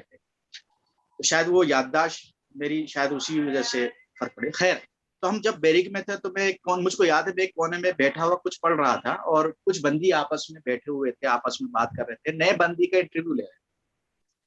तो वो पूछ रहा था, भाई मैं इस केस में हूँ और मैं कब निकलूंगा, चोरी के केस में था। उसने कहा, तू तो चाट पकौड़ी के केस में है। मतलब चाट पकौड़ी, मतलब हाँ हाँ हाँ। तू अपना 10-15-20 दिन रहेगा, तेरी बेल हो जाएगी, कहीं घबराने की बात नहीं हम्म, है। उसने दायरे में बैठे हुए थे, तो जो उसको समझा रहा था, उसने कहा, देखो ये जो मेरे बराबर में बैठा है ना, हम्म, इसको 2 साल जेल में हो गए, इसने डिप्लोमा कर लिया और मैं हम्म, 3 साल हो गया ग्रेजुएट हूँ। और देखो खान साहब कोने में बैठे हुए हैं, 14 साल होने वाले हैं उनको पीएचडी करने वाले। तो असल में बंदी भी वहां पर क्या है, ऐसा मैं ही अकेले नहीं था कि अ, मैं वाहिद ऐसा हूँ कुछ के, मैंने ही अपने आप को संभाले रखा वहां पर, क्योंकि वहां पर कोई है नहीं दूसरा संभालने वाला। आपको दर्द होता है, कोई सर पे हाथ रखने वाला नहीं है, गले लगाने वाला नहीं है, आपको सही मशवरा देने वाला नहीं, आपको खुद ही अपनी जिंदगी को संभालना हो उस कठिन 4 दीवारी की जिंदगी की दिन। तो कई लोगों ने संभाला है, कई लोग मेंटल हुए हैं जरूर, कई लोगों ने सुसाइड किए हैं मेरे सामने जेलों में। हर तरह की मेरे सामने परिस्थितियों को मैंने देखा है। तो जहां तक सवाल था ननाज का, कि मुझको ये चीजें जेल में थी कि मैं, क्योंकि मेरा घर का माहौल भी, अगर आप किताब पढ़ेंगे उससे आपको देख मिलेगा कि मेरा कैसा घर का माहौल रहा। हमारे खानदान में भी किसी ने कभी कोई जेल नहीं देखी, कोर्ट ने, थाने नहीं गए, फिर मुझको ही जाना पड़ा। तो एक मुझको संस्कार अच्छे मिले थे, वही सोच लेकर जब मम्मी पापा मुझको मिलने आते थे, अच्छी बातें मुझको बताते थे, मैं उनको याद रखता था, अंदर उसको फॉलो करने की कोशिश करता था और सहायता करने की कोशिश करता था। वो एक जज्बा था। बाहर निकले, लोग, मीडिया में आया, सिविल सोसाइटी को पता चला और लोग जुड़े, उन्होंने मेरे हेल्प के लिए हाथ बढ़ाए। तो मुझको लगा कि अगर मुझको संसाधन मिलते हैं तो क्यों ना मैं जो मजबूर हैं, परेशान हाल हैं, किसी भी रूप में उनकी मैं सहायता क्यों ना करूं, कि जो हालात मैंने देखे हैं, बेबसियां लोगों की जिंदगी की देखी हैं, मैं बहुत ज्यादा परिवर्तन तो नहीं ला सकता हूँ, लेकिन फिर भी सहायता जितनी हो सकता है मैं कर सकता हूँ, हो किसी की सकता जिंदगी में कुछ बदलाव आ सके। है। जी। हाँ जी, हाँ जी। दूसरा सवाल। दूसरा सवाल आपने इसी में आंसर कर दिया। वो यही पूछ रही थी, संध्या जी हैं, कि आप जैसे लोग अगर नेगेटिव चीजें बोलते थे या आपका कभी मन नहीं करता था कि मैं दूसरी कंट्री में जाके सेटल हो जाऊं, तो आई थिंक आपने वो आंसर कर दिया है कि आपको दूसरी कंट्री का तो ध्यान नहीं आया, पर आपको ये था कि मैं अपनी कंट्री में कितना रिफॉर्मेशन ला सकता हूँ, कितना बदलाव ला सकता हूँ। एक काफी बार क्वेश्चन आ चुका है कि आपको गुस्सा नहीं आया या आपको ये चीज नहीं हुई कि जिस पुलिस ऑफिसर ने आपको इलीगली अरेस्ट किया था और आपको इतना टॉर्चर किया था, उसके साथ आपका क्या क्या आपने कुछ स्टेप लिया, क्या हुआ उस चीज का? बिल्कुल, ये अक्सर मेरे पास सवाल आते हैं, और वो सवाल जो करने वाले थे उनके गुस्से को दर्शाते हैं, जो मेरे साथ इनजस्टिस हुआ है। मैं उन सभी का थैंक्स करता हूँ, आप जो ये सवाल ये करते हैं। हाँ जी, ऐसे हाँ जी, और क्या नहीं किया, और गुस्सा, इसमें दो तीन सवाल हैं एक सवाल। लेकिन हाँ इससे पहले मैं पिछले सवाल में थोड़ा सा जुड़ना चाह रहा था, हाँ जिज्ञासा जी, के हाँ जी। जो ये था कि कहीं दूसरे देश में जाने के नहीं सोचते हैं। तो मेरा इतना खूबसूरत देश है, मुझे क्या जरूरत है, मैं समझता हूँ ऐसी अभी हालात और कठिनाइयां परेशानियां देश में जेल नहीं बना है मेरे हिसाब से। हर देखो, हर कंट्री में कहीं ना कुछ है। आप अमेरिका जाते हैं, अभी कुछ some महीने पहले आपने देखा होगा, पढ़ा होगा, वहां पर ब्लैक्स के साथ एक पुलिस वाले ने बहुत दुर्व्यवहार किया, उसकी डेथ हो गई। उसके बाद जो है ब्लैक्स का एक मूवमेंट बढ़ा, और उसका नाम भी दिया गया था कुछ मैटर्स, क्या ब्लैक लाइफ मैटर्स, ऐसा करके कुछ हैशटैग चला भी था। तो किसी भी जगह चल जाए कुछ ना कुछ है। हमको अपने यहाँ रहते हुए जिंदगी को खुशहाल और खुशनुमा बनाने की, खूबसूरत बनाने की, मैं समझता हूँ कोशिश करनी चाहिए। आसपास ऐसे लोगों के साथ रहना चाहिए और उस दायरे को बढ़ाना चाहिए, तभी हम कुछ परिवर्तन समाज में ला सकते हैं। तो मुझको तो अभी ऐसा नहीं लगता है, और मैं इतना लोग हैं मोहब्बत आप सब करने वाले, तो मुझको अपने देश पे गर्व है। जहां तक गुस्से की बात है, मैं इंसान हूँ, यकीनन गुस्सा आता है। जेल में कई बार जो बीता, जब मेरे पिता का देहांत हुआ, और मुझको एक हफ्ते के बाद मेरे वकील ने, जब कोर्ट में डेट थी, बताया कि आपके पिताजी का 7 दिन पहले देहांत हो चुका है, तो एकदम मैं शॉक्ड हुआ, एकदम बस मैं खड़ा ही रह गया। और कोर्ट से जब मैं अपने जेल, और जेल के अंदर जो सेल था मैं उसमें गया, तो मैं कब पहुंच गया चलते चलते मुझको पता नहीं चला। बस एक अजीब सुनसा हो गया था दिमाग, और बड़ी बेबसी महसूस कर रहा था कि मैं आखिरी पलों में अपने पिता को नहीं देख पाया, मिट्टी नहीं दे पाया, मिल नहीं पाया। तो आ, और जब मेरी माँ ब्रेन हेमरेज हुई, उनका कोई ध्यान रखने वाला नहीं था, पैरालाइज हो गया। अब 2016 में उनकी वजह से डेथ हो चुकी है, लेकिन मैं शुक्र करता हूँ कि मैंने पिता की तरह उनको नहीं खोया। रिहाई के बाद माता जी को पा लिया, 3 साल उनको सेवा करने का मुझको मौका मिल गया। मेरी शादी देख ली, मेरी छोटी सी बेबी देख ली, उन्होंने महसूस कर लिया। तो आ, मतलब मैं कमी में से भी कोशिश करता हूँ पॉजिटिव लाकर सोच। पॉजिटिव लाने यार यार नहीं, मैं कहता हूँ नहीं, मैं 3 साल पा लिया उनको, मैंने सेवा कर ली, तो का। बस वही, अपने आप को संभालने सिर्फ नहीं। यही चीज हम लोग एक्चुअली अपने यंगस्टर्स को, अब जो यूथ है आजकल की, वो यही बताना चाहते हैं, यही आपकी कहानी से, कि एक तो सब लोग आजकल ना कहते हैं हमें अकेले रहना है, हमें अकेले रहने दो। बच्चे जो हैं आजकल के, तो उनको ये बात नहीं समझ में आती कि एक जुड़े रहने से, किसी कहीं बिलोंग करने से, किसी के साथ रहने से कितना चेंज आ सकता है, कितना इम्पोर्टेंट होता है। और मतलब छोटी छोटी परेशानी होती है तो वो हम ये कर लेंगे, हम वो कर लेंगे, गुस्सा आ जाता है, मारपीट हो जाती है, मतलब कोई होप नहीं, और मतलब एकदम गिव अप कर देना, और मतलब यही सोशल मीडिया पे जो हो रहा है जिसकी वजह से हमने किया, तो ये सब हो जाता है। तो यही बात बहुत जरूरी है आई थिंक, मतलब ये बात पहुंचाने की बच्चों को, कि क्यों हमारे ये बात, क्यों हम लोग ये समझ नहीं पाते, क्यों मतलब इतना एक्सट्रीम हमें जाना ही है, इतना दूर हमें जाना ही है कि हम लोग मतलब इस हद तक पहुंचे कि जो यहाँ की खुशी है हम यहाँ की खुशी एंजॉय ना कर पाए। जी जिज्ञासा, मैंने एक चीज और देखी है, जब हम गुस्सा करते हैं मैं समझता हूँ अपनी ही हानि करते हैं, अपना ही नुकसान करते हैं, अपना खून जलाते हैं, अपने दिमाग को ही हम और उलझा देते हैं। और मैंने गुस्सा करते हुए लोगों को जेलों में देखा है, उन्होंने अपना ही नुकसान किया है, या तो अपने शरीर का नुकसान किया है काट के कुछ करके, या फिर सामने वाले के शरीर का नुकसान किया है, और उससे और कठिनाइयां परेशानियां उनके लिए जिंदगी में बढ़ी हैं। तो संयम और बर्दाश्त, संयम होना वो बहुत जरूरी है कि हमको कोई काम बगैर सोचे कर लेने के बाद हम सोचें हाय यार हम ना करते तो बेहतर है, वो पहले सोच लें तो बेहतर है, उसके परिणाम क्या हो सकते हैं। और काबू बर्दाश्त, क्योंकि जिंदगी में मैं समझता हूँ हर इंसान को, किसी भी इंसान को सब कुछ नहीं मिल सकता है, कोई ना परफेक्ट है इंसान, मैं भी परफेक्ट नहीं, मेरे भी जरूर कमियां कमजोरियां जरूर होंगी, लेकिन अपना पॉजिटिविटी का और अच्छाइयों का पल्ला भारी रखने की कोशिश करनी चाहिए, सोच अच्छी रखने की कोशिश करनी चाहिए, कर्म अच्छे करने की कोशिश करनी चाहिए। तो वो ध्यान दें, कमजोरी कमियां तो होती हैं, लेकिन जिंदगी में हर किसी को जो सोचे या जो दिख रहा हो सिल्वर स्क्रीन में, सोशल मीडिया में, वो सभी कुछ मिल जाए करियर में, ऐसा नहीं है।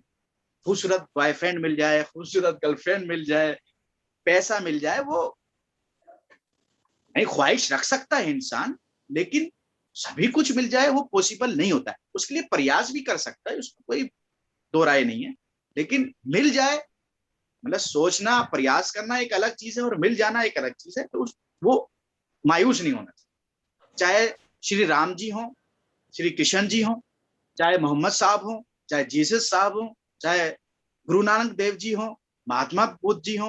मैंने सब जेलों में ही इन सबको पढ़ने की कोशिश की है, और मैंने यही समझा है कि इनके भी तो जीवनों में कठिनाइयां और परेशानियां आई हैं। राम जी को तो 14 साल वनवास परिवार के सहित सहना पड़ा, करना पड़ा, लेकिन जब हम किसी कठिनाई को अच्छे से गुजार लेते हैं, मैं समझता हूँ उसका इनाम भी मिलता है। राम जी को उन्होंने अच्छे से उस समय को गुजारा, कठिनाइयों को सामना किया, और फिर वो आखिरकार एक उच्च पद पर पहुंचे। हमारे लिए एक सीख का दर्जा आज तक वो पाए जाते हैं, श्री राम जी। तो और महाभारत हुई, कृष्ण जी के देव जी के आप सुनते हैं जैसे कि वो अर्जुन जी को समझाते हैं। मोहम्मद साहब, हर किसी का आप देखेंगे स्ट्रगल है, जीसस साहब का अपने स्ट्रगल, लेकिन जब वो स्ट्रगल के बाद आते हैं तो उनको फल भी मिलता है। मुझको लगता है कि 14 साल जो मैंने कठिनाई और सब्र किया, उसका फल आज ये है कि मैं आप सबके सामने हूँ इज्जत से। जिज्ञासा ने मुझको जो है क्या गेस्ट आपने, चीफ गेस्ट, चीफ गेस्ट किया है, जिसके लायक मैं शायद मैं सोच रहा था कि नहीं हूँ। काफी अच्छे वक्ता हैं, मुझसे ज्यादा अच्छे डिग्री होल्डर हैं, अनुभवी हैं, सक्षम हैं। मैं बहुत कमजोर सा इंसान हूँ, लेकिन इस सम्मान के लिए बहुत बहुत शुक्रिया। तो ये चीजें दिखाती हैं कि हाँ यार, आप जेल की कोठरी से ताज के होटल तक भी पहुंच सकते हैं, लेकिन वो आपके ऊपर निर्भर सर मतलब ये सुन के काफी अच्छा लगा। आपके लिए और भी क्वेश्चन है कि मतलब लोग जैसे आपको नेगेटिव बोलते हैं, जैसे आपने कहा कि चलो मीडिया में रिकॉग्निशन मिला तो लोग जुड़े, बट उसका क्या कि जब आप, ऐसा बात नहीं है कि हमें सिर्फ अच्छाई ही मिलेगी, जैसे होता है हमें बुराई को भी एक डील करने का एक होता है। तो कहीं ना कहीं कुछ समाज के लोग ऐसे हैं जो बुराई करेंगे ही करेंगे, मतलब वो आदत से मजबूर होते हैं, वो किसी की खुशी से खुश नहीं होते। तो उस चीज का आप क्या कहेंगे कि आपने उस चीज से कैसे डील किया? हाँ, जेल में तो ऐसे काफी संख्या होती है जो आपको पिन करती है, आपका मजाक उड़ाती है, आपको तंग करती है, आप पे हंसती है, और आप जब इस तरह के केस में हो तो ताने मारती, देशद्रोही वगैरह। मतलब कोर्ट के डिसीजन आने के पहले ही वो एक सोच बना ली हाँ जाती है। जी, हाँ जी, तो, हाँ जी। तो जरूर मायूसी होती है, लेकिन उसमें भी यही है कि अपने आप को संयम रखना, खामोशी इख्तियार करना। अगर आपने रिप्लाई करना है तो संक्षिप्त में, शब्दों में, किया जा सकता है, या फिर नहीं, खामोशी इख्तियार करें और उसको अपने दिमाग पे सवार ना करें। बस आया तो उसको साइड करें और दिमाग को कहीं और डाइवर्ट करके इसमें कोई अच्छी आपकी जिंदगी में बातें, यादें रही होंगी, याददाश्त में रही, आपकी मेमोरी रही होगी, उसके बारे में आप सोचें। अगर आप उस जो आप के प्रति जो सवाल है, अगर आप समझते हैं कि उसका जवाब हो सकता है, तो उसको तलाशने की कोशिश कीजिए। अपने जो मित्र हैं, अच्छे, आप जिनके ऊपर भरोसा करते हैं, या परिवार के सदस्य हैं, उनके साथ आप बातचीत कीजिए और समाधान निकालने की कोशिश कीजिए। नहीं निकलता है तो वो एक हमारे यहाँ मिसाल नॉर्थ इंडिया में जाती है कि हाथी चलता है और पीछे कुत्ता वो भौंकता रहता है, भौंकते रहते हैं। हाँ, तो डोंट वेरी, अपना कर्म, अपनी सोच, बस मैं ये कहता हूँ, अपनी सोच और अपना कर्म को आप अच्छा रखने की, संभालने की, बैलेंस रखने की कोशिश कीजिए। करते जाइए अच्छा कर्म, लोगों को खुद ही देर से जवाब मिलता है। मैं समझता हूँ कि जेल के अंदर जो मेरे बारे में जो टीका टिप्पणी करते थे, आज वो मीडिया में या कहीं न्यूज चैनल में या कहीं पर यूट्यूब वगैरह में भी कुछ चैनल वो है, मेरे वीडियोस वगैरह वो देखते होंगे, तो जरूर उनको एहसास होता होगा कि यार, हाँ यार, हमने इसके साथ क्या कर दिया, वो तो आज वहां पहुंच गया। तो अपने आप को उलझाना नहीं है, आगे हाँ बढ़। जी। नहीं, वो बात बिल्कुल आपने सही की, और हम आपका बहुत शुक्रिया कर रहे हैं कि आपने आके यहाँ पे बोला। आपको लगा कि नहीं, हम नहीं, मैं कुछ नहीं हूँ, पर आपको नहीं पता कि आप लोगों के लिए बहुत कुछ कह गए हो आज, और आपने बहुत ऐसी चीजें कह दी हैं कि आई थिंक लोग अब सुनेंगे और उस चीज को मानेंगे। ठीक है, मैं बाकी सबसे एक दरख्वास्त करना चाहूंगी कि आप लोग पानी पीजिए थोड़ा सा, कि आपने इतनी हैवी स्टोरी सुनी है, थोड़ा सा आपको भी ओवरवेलमिंग हो गया होगा। प्लीज थोड़ा सा पानी पी लीजिए, स्क्रीन ऑफ करके आप पानी पी लीजिए। शुभम जैन जी बस 2 मिनट में हमसे जुड़ रहे हैं, मैं उनको बस फोन कर रही हूँ, तो मैं 2 मिनट आपसे वो कहूंगी। अगर किसी को कोई क्वेश्चन अपने आप पूछना है तो आप पूछ सकते हैं। कोई please moderate. Yes ma'am. So good morning sir, मेरा एक आपसे सवाल था आपकी किताब के बारे में। सो आपने किताब लिखने का सोचा कैसे, उसका पूरा प्रोसेस कैसे हुआ, और आपने फिर डिसाइड कैसे करा कि आप किसके साथ लिखेंगे, बिकॉज आप को ऑथर हैं, तो उसका पूरा प्रोसेस क्या है, आपने क्या सोच लगाई उसमें, कितना टाइम लगा, बस आई थिंक काफी इंटरेस्टिंग होगा सबको जानने के लिए कि कैसा होता है। जी, कोई बहुत अच्छा आपका प्रश्न है। अ, जब मैं रिलीज होकर आया तो इत्तेफाक है ऐसा कि काफी मेरे इंटरव्यू आए। टाइम्स ऑफ इंडिया ने तो 8 सीरीज एक के बाद एक फ्रंट पेज पे और सेकंड पेज पे निकाली। हिंदुस्तान टाइम्स हो, इंडियन एक्सप्रेस हो, द हिंदू हो, या न्यूज चैनल्स अलग अलग। तो मैन स्ट्रीम के जो पेपर, इंटरनेशनल, न्यूयॉर्क टाइम्स में भी आया, हफ्टिंग पोस्ट में आया, गल्फ न्यूज में आया, अल जजीरा में आया। तो मीडिया ने काफी मेरे केस को वो किया, हाईलाइट किया, और मेरे साथ जो इनजस्टिस हुआ उसको, कहानी को रखा, और लोगों ने पढ़ा भी, पसंद भी किया। इसी वजह से जो है इंटरव्यूज भी काफी होते रहे के बाद, और अभी भी आता रहता है, लेकिन मैं अवॉइड करता हूँ क्योंकि पुरानी चीजें रिपीट करनी पड़ती हैं, तो फिर वो एक फर्क पड़ता है थोड़ा सा मेंटली तौर पर। लेकिन जहाँ जरूरत होती है तो मैं जरूर बात करता हूँ, क्योंकि शेयर करना बहुत जरूरी है। जहाँ तक किताब की बात है तो हमारे एक एडवोकेट थे, उन्होंने जो हमारी ऑथर हैं, को ऑथर मेरी किताब की, मिस नंदिता हक सर, अगर आप गूगल महाराज की आप मदद लेंगे, आजकल काम बहुत आसान हो गया है। मैंने जब जेल में सुना ना गूगल के बारे में, तो मैं सोचता था क्या गूगल क्या है। लोग कहते हैं यार कुछ भी टाइप करो सब कुछ उसके बारे में आ जाता है। अब वो हमने देखा तो था नहीं, कंप्यूटर भी हमारे पास, मोबाइल भी हमारे जेल में रहते हुआ है, तो टेक्नोलॉजी आगे बढ़ रही थी। हम सोचते गूगल क्या चीज, गूगल होगी ऐसे, क्या मशीनरी है, क्या है। तो वो कहते थे नहीं नहीं, कंप्यूटर की तरह आप टाइप कीजिए वो चीज आ रही। तो मैंने उसका नाम जेल में रखा था अलाउद्दीन का चिराग, गूगल। अलाउद्दीन का चिराग को क्या है कि अलाउद्दीन के चिराग को घिसना पड़ता है, घिसना होता है, और वहां पर फिर वो निकलते हैं जिन, और उनको वो पूरी कर देते हैं फरमाइश। तो यहाँ पर हाथों को बस टाइप करना, आपकी उंगलियां टाइप होती हैं और वो चीज हाजिर होती है। तो ये अलाउद्दीन का चिराग है एक तरह से, जो हम मैंने जेल में समझा, मैंने वो अलाउद्दीन के चिराग की तरह होगा कि जो चीज के वो चीज हाजिर कर देता है। तो नंदिता हक्सर के बारे में अगर आप देखेंगे, ये बहुत फेमस लॉयर हैं, ह्यूमन राइट एक्टिविस्ट हैं, और पहली वुमेन एक्टिविस्ट हैं जिन्होंने हिंदुस्तान के अंदर कई शोबों में काम किया है, राइटर भी हैं, कई किताबें भी लिखी हैं इन्होंने। और इनके पिताजी पंडित जवाहरलाल नेहरू और इंदिरा गांधी के प्रिंसिपल सेक्रेटरी थे, केन अख्तर साहब, जो उनकी बेटी हैं नंदिता अख्तर। और जो हमारे यहाँ ह्यूमन राइट कोर्स पढ़ाया जाता है यूएन, उन्होंने उसके लिए सब्जेक्ट वगैरह भी कुछ चार्ट तैयार किए। तो नंदिता हक्सर की तरफ से मेरे वकील को अप्रोच किया गया, और वकील साहब ने मुझको कहा कि इस तरह से एक ऑफर है, आप अगर मिलकर बात करना चाहें तो किताब लिखने के ऊपर सोच। तो मेरी भी ये इच्छा थी कि लोगों को कहानियों का पता चले, क्योंकि हम मेन स्ट्रीम की मीडिया में जो देखते हैं, खासकर आतंकवाद और टेररिज्म के बारे में, तो वो एक अलग ही चीज दिखाता है। ये चीजें बहुत कम देखने को मिलती है। देखिए, मैं आप सबसे एक चीज, Aamir ji, I am sorry, I have to cut. Actually time थोड़ा ज्यादा हो गया है, हम स्पेशल सेशन कर लेंगे। वैसे भी यूट्यूब में आपको हम लोग, आई एम सॉरी मेरे को ऐसे बोलना पड़ रहा है, बट जो दूसरे स्पीकर हैं वो बिल्कुल रेडी हो गए हैं, वो वेट बिल्कुल कर रहे हैं। आई एम सॉरी, बिल्कुल मतलब थोड़ा टाइम का भी हमें आपको शेड्यूल रखना पड़ेगा। तो बिल्कुल, मैं सॉरी करूंगा आने वाली नहीं, हमारी जो वक्ता हैं उनका भी, कि मैंने आपका टाइम काफी ले लिया, आई am sorry.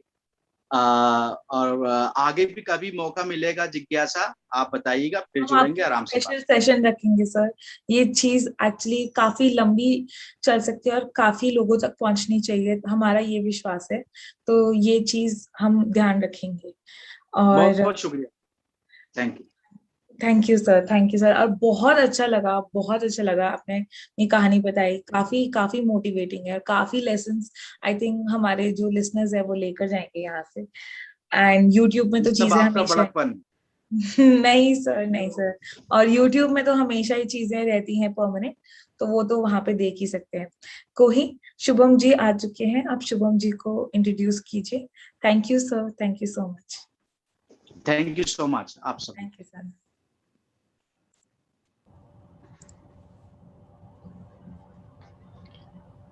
A call can save your life, but only when the person you call has a rule free acceptance and insight of it, not someone who may lecture you or even deny the truth, or go as far as to take matters into their own hands and define what's right for you or for others.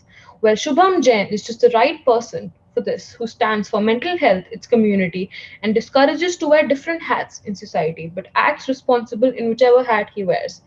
He is a BBA graduate, CA, and investment banker by skill set. He has been passionate towards social awareness since 2019 and did his first ever event at Pragati Maidan named Infra Edu Ka Fair, which was aimed at global warming awareness. He is also the ex-founder of Delhi Life, which was founded in 2010, and since 2015 has been running IndianHelpline.com, which is India's most organized helpline directory. They have reached over 80 lakh visitors and featured in over 450 websites, spreading awareness without discrimination across dimensions. Indian Helpline is the first website to create unified helpline pages on suicide helpline, women helpline, flood and natural disasters helpline, as well as senior citizen helpline, and way more. I welcome Shubham Jain. I hand over the platform to you, sir. Yeah, thank you everyone. It's a pleasure to join the meeting, but actually I am even going through some anxiety issue right now. So that's why I am not able to express myself as freely as I like to, along with you all. Okay, so I would like to join the session a bit later. Okay, Okay, yeah, okay, thank you. okay. Anu ma'am, are you there? Yes, I'm there. Okay. I've rejoined. I'm sorry. thing. Shubhamji, Shubham, please take some water. Have something sweet to have. You will feel better. Have chocolate if possible. If you have, you will Okay, feel very very better from the situation. got Right? it. Thank you, ma'am. Just have water and just have chocolate and play some some music. You know, Music. yeah, some whatever music you like, not very hardcore music but light music, like meditative music if it's possible. Okay, Right? thank you, ma'am. I will do Thank that. you. Thank Thank you. you. Okay, can we have Anumam on board? Yes, ma'am. So, do you recall ever coming across a true chef who follows his or her heart to carve a meal with patience and dedication to be relished by his or her guests and doesn't limit to just one strict recipe? One can be flexible and synonymously make life sound better to look better and further pursue better. Well, Mrs. Anu Arora believes in the same. She's the principal at SL Suri DAV Public Senior Secondary School with a demonstrated history of working in the education management industry. Voraciously skilled in communication, lesson planning, and organizational leadership, she's a strong education professional with a Master of Science focused in textiles and clothing from Lady Irwin College. A dynamic personality with many feathers on her hat, an artist, an educator, and most importantly, an empowered leader. We welcome you to the platform, ma'am. Thank you so much, dear. And it's a pleasure being here and meeting my old students also. So it's beautiful catching up with you, Jigyasa, Prerna. I hope I'm not missing anybody else here because I see some familiar names. I'm not sure if they're my students because having been in education for 30 years, obviously all names start sounding familiar. I'll start off by saying I had a few points jotted down on a paper to speak, and I thought I'll go that way. But after hearing Amirji, I think I have changed. I've just put away that paper because I don't think we need to go into the formals at this time. I think I'll take off from where it. Sir, you're an inspiration, and I can draw many parallels of a person facing mental health issues with your situation in jail. Because, very honestly, isn't that what happens to a person suffering from mental health? That he gets caught up in a jail.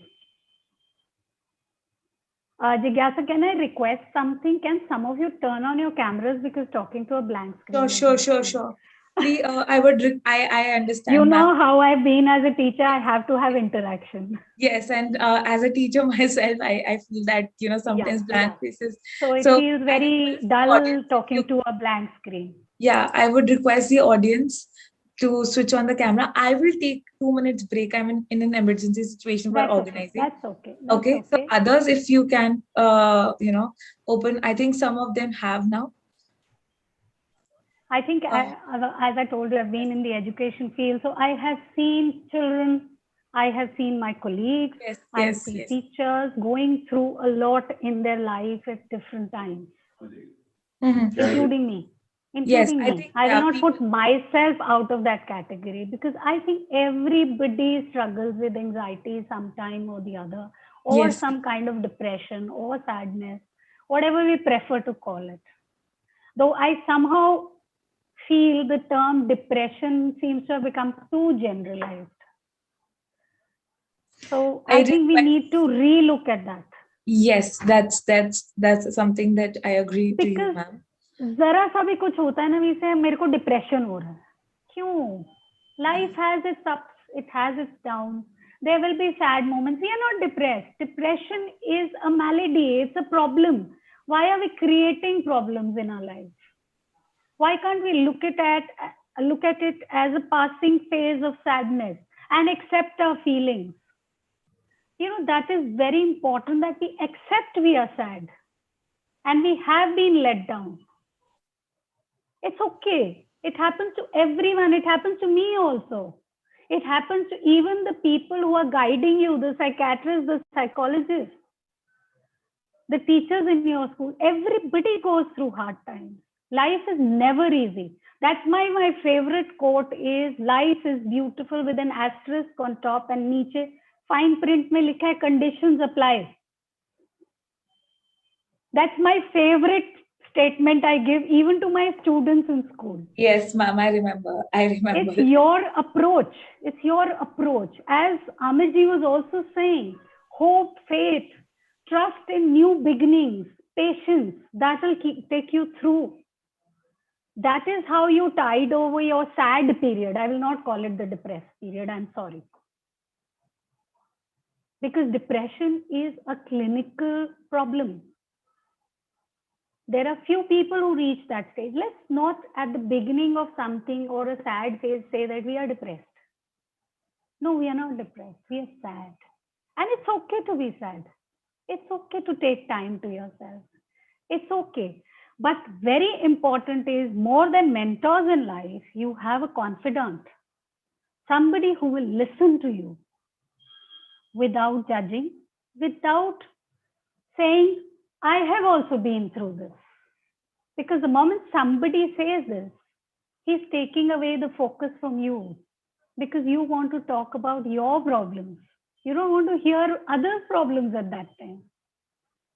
That is how you be there for that person. Let him speak. Sometimes just getting it out of the system is enough.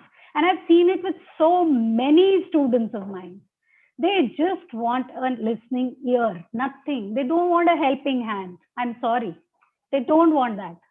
It's just that they have no one to talk to. They are not connected. Many of them are not even connected to their parents. So somewhere I think the parents are also failing their children.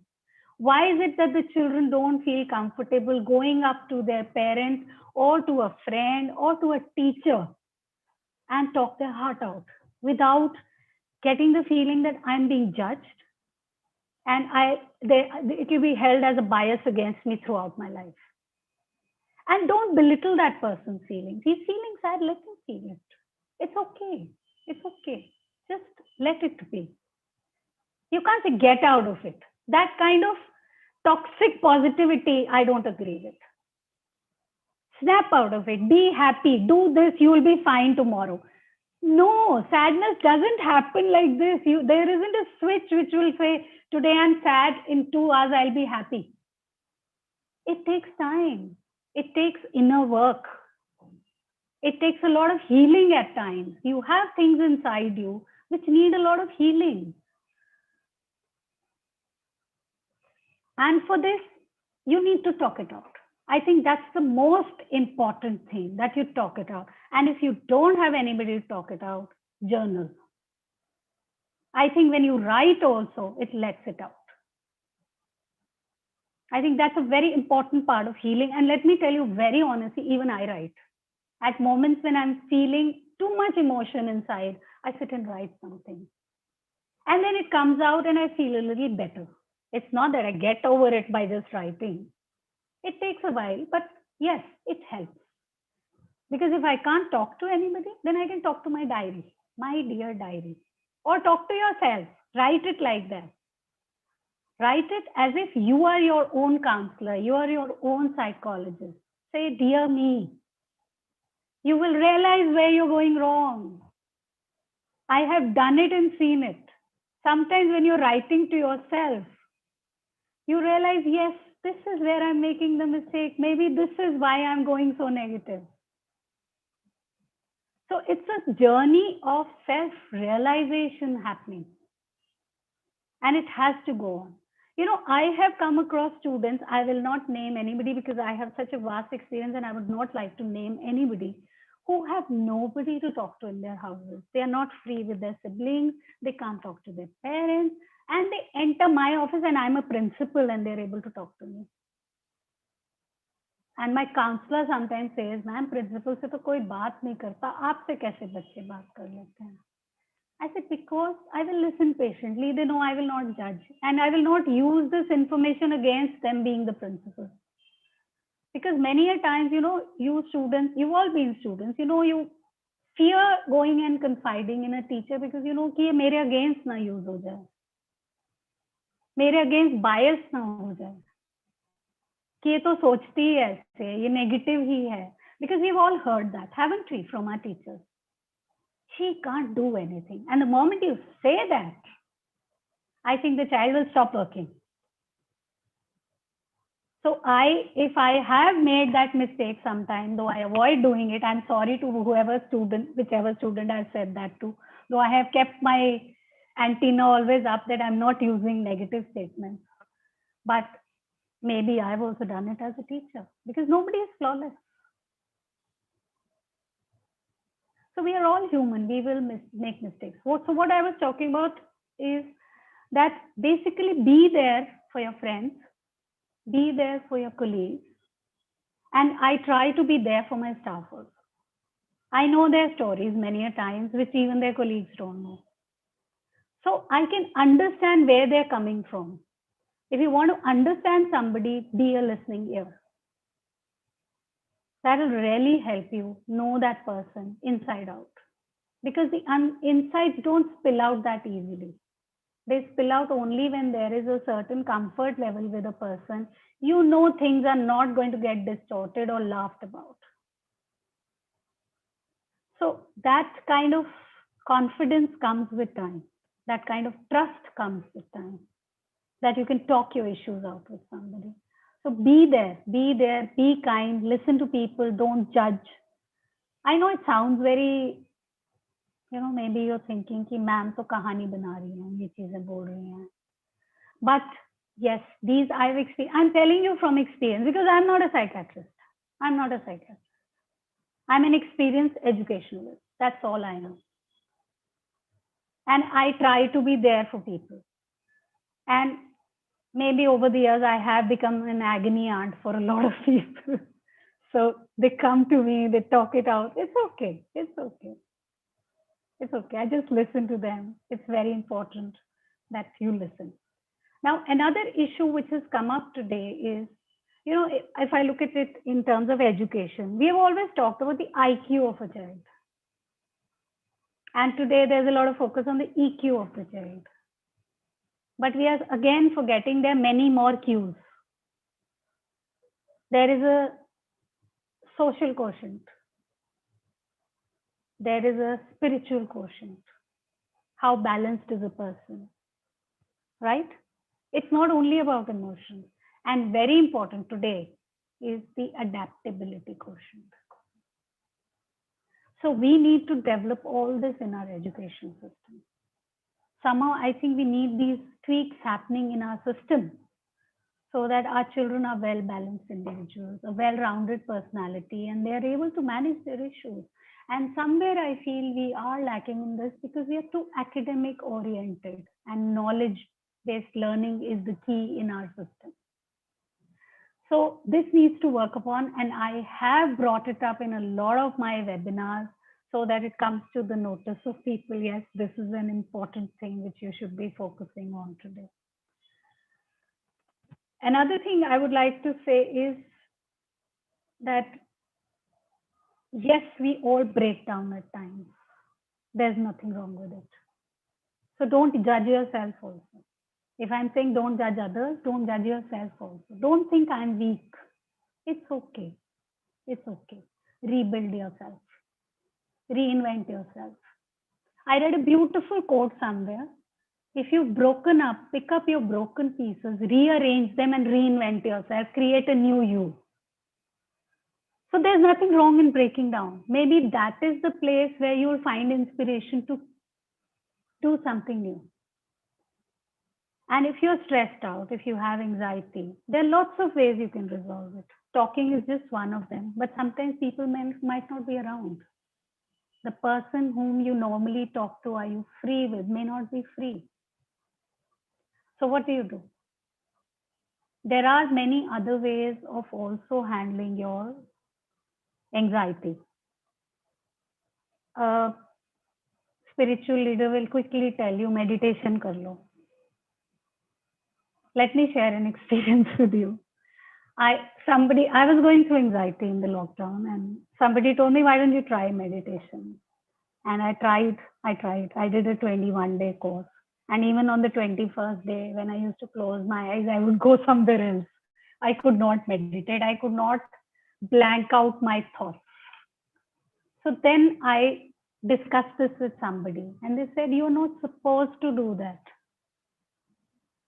Because normally what they teach you in meditation is your mind should be blank. You should be focusing on something. You know, you have to kind of erase everything from your head. That is not meditation. And it made sense to me.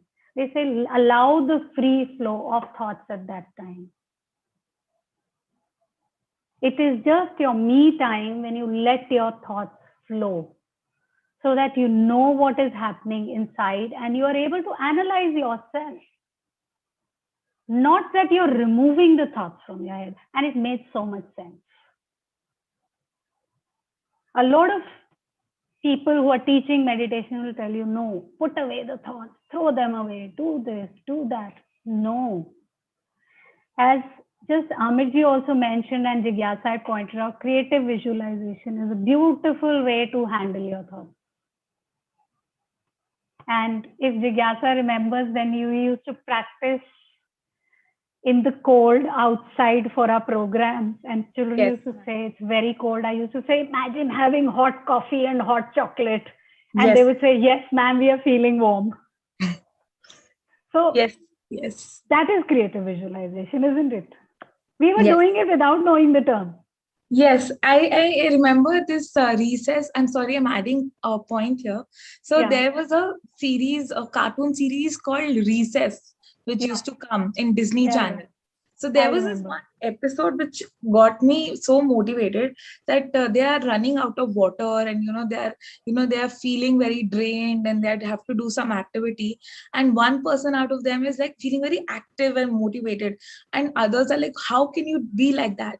And he said, because I had an experience of deserts, and I'm just imagining that I'm in a desert, and we are looking for water.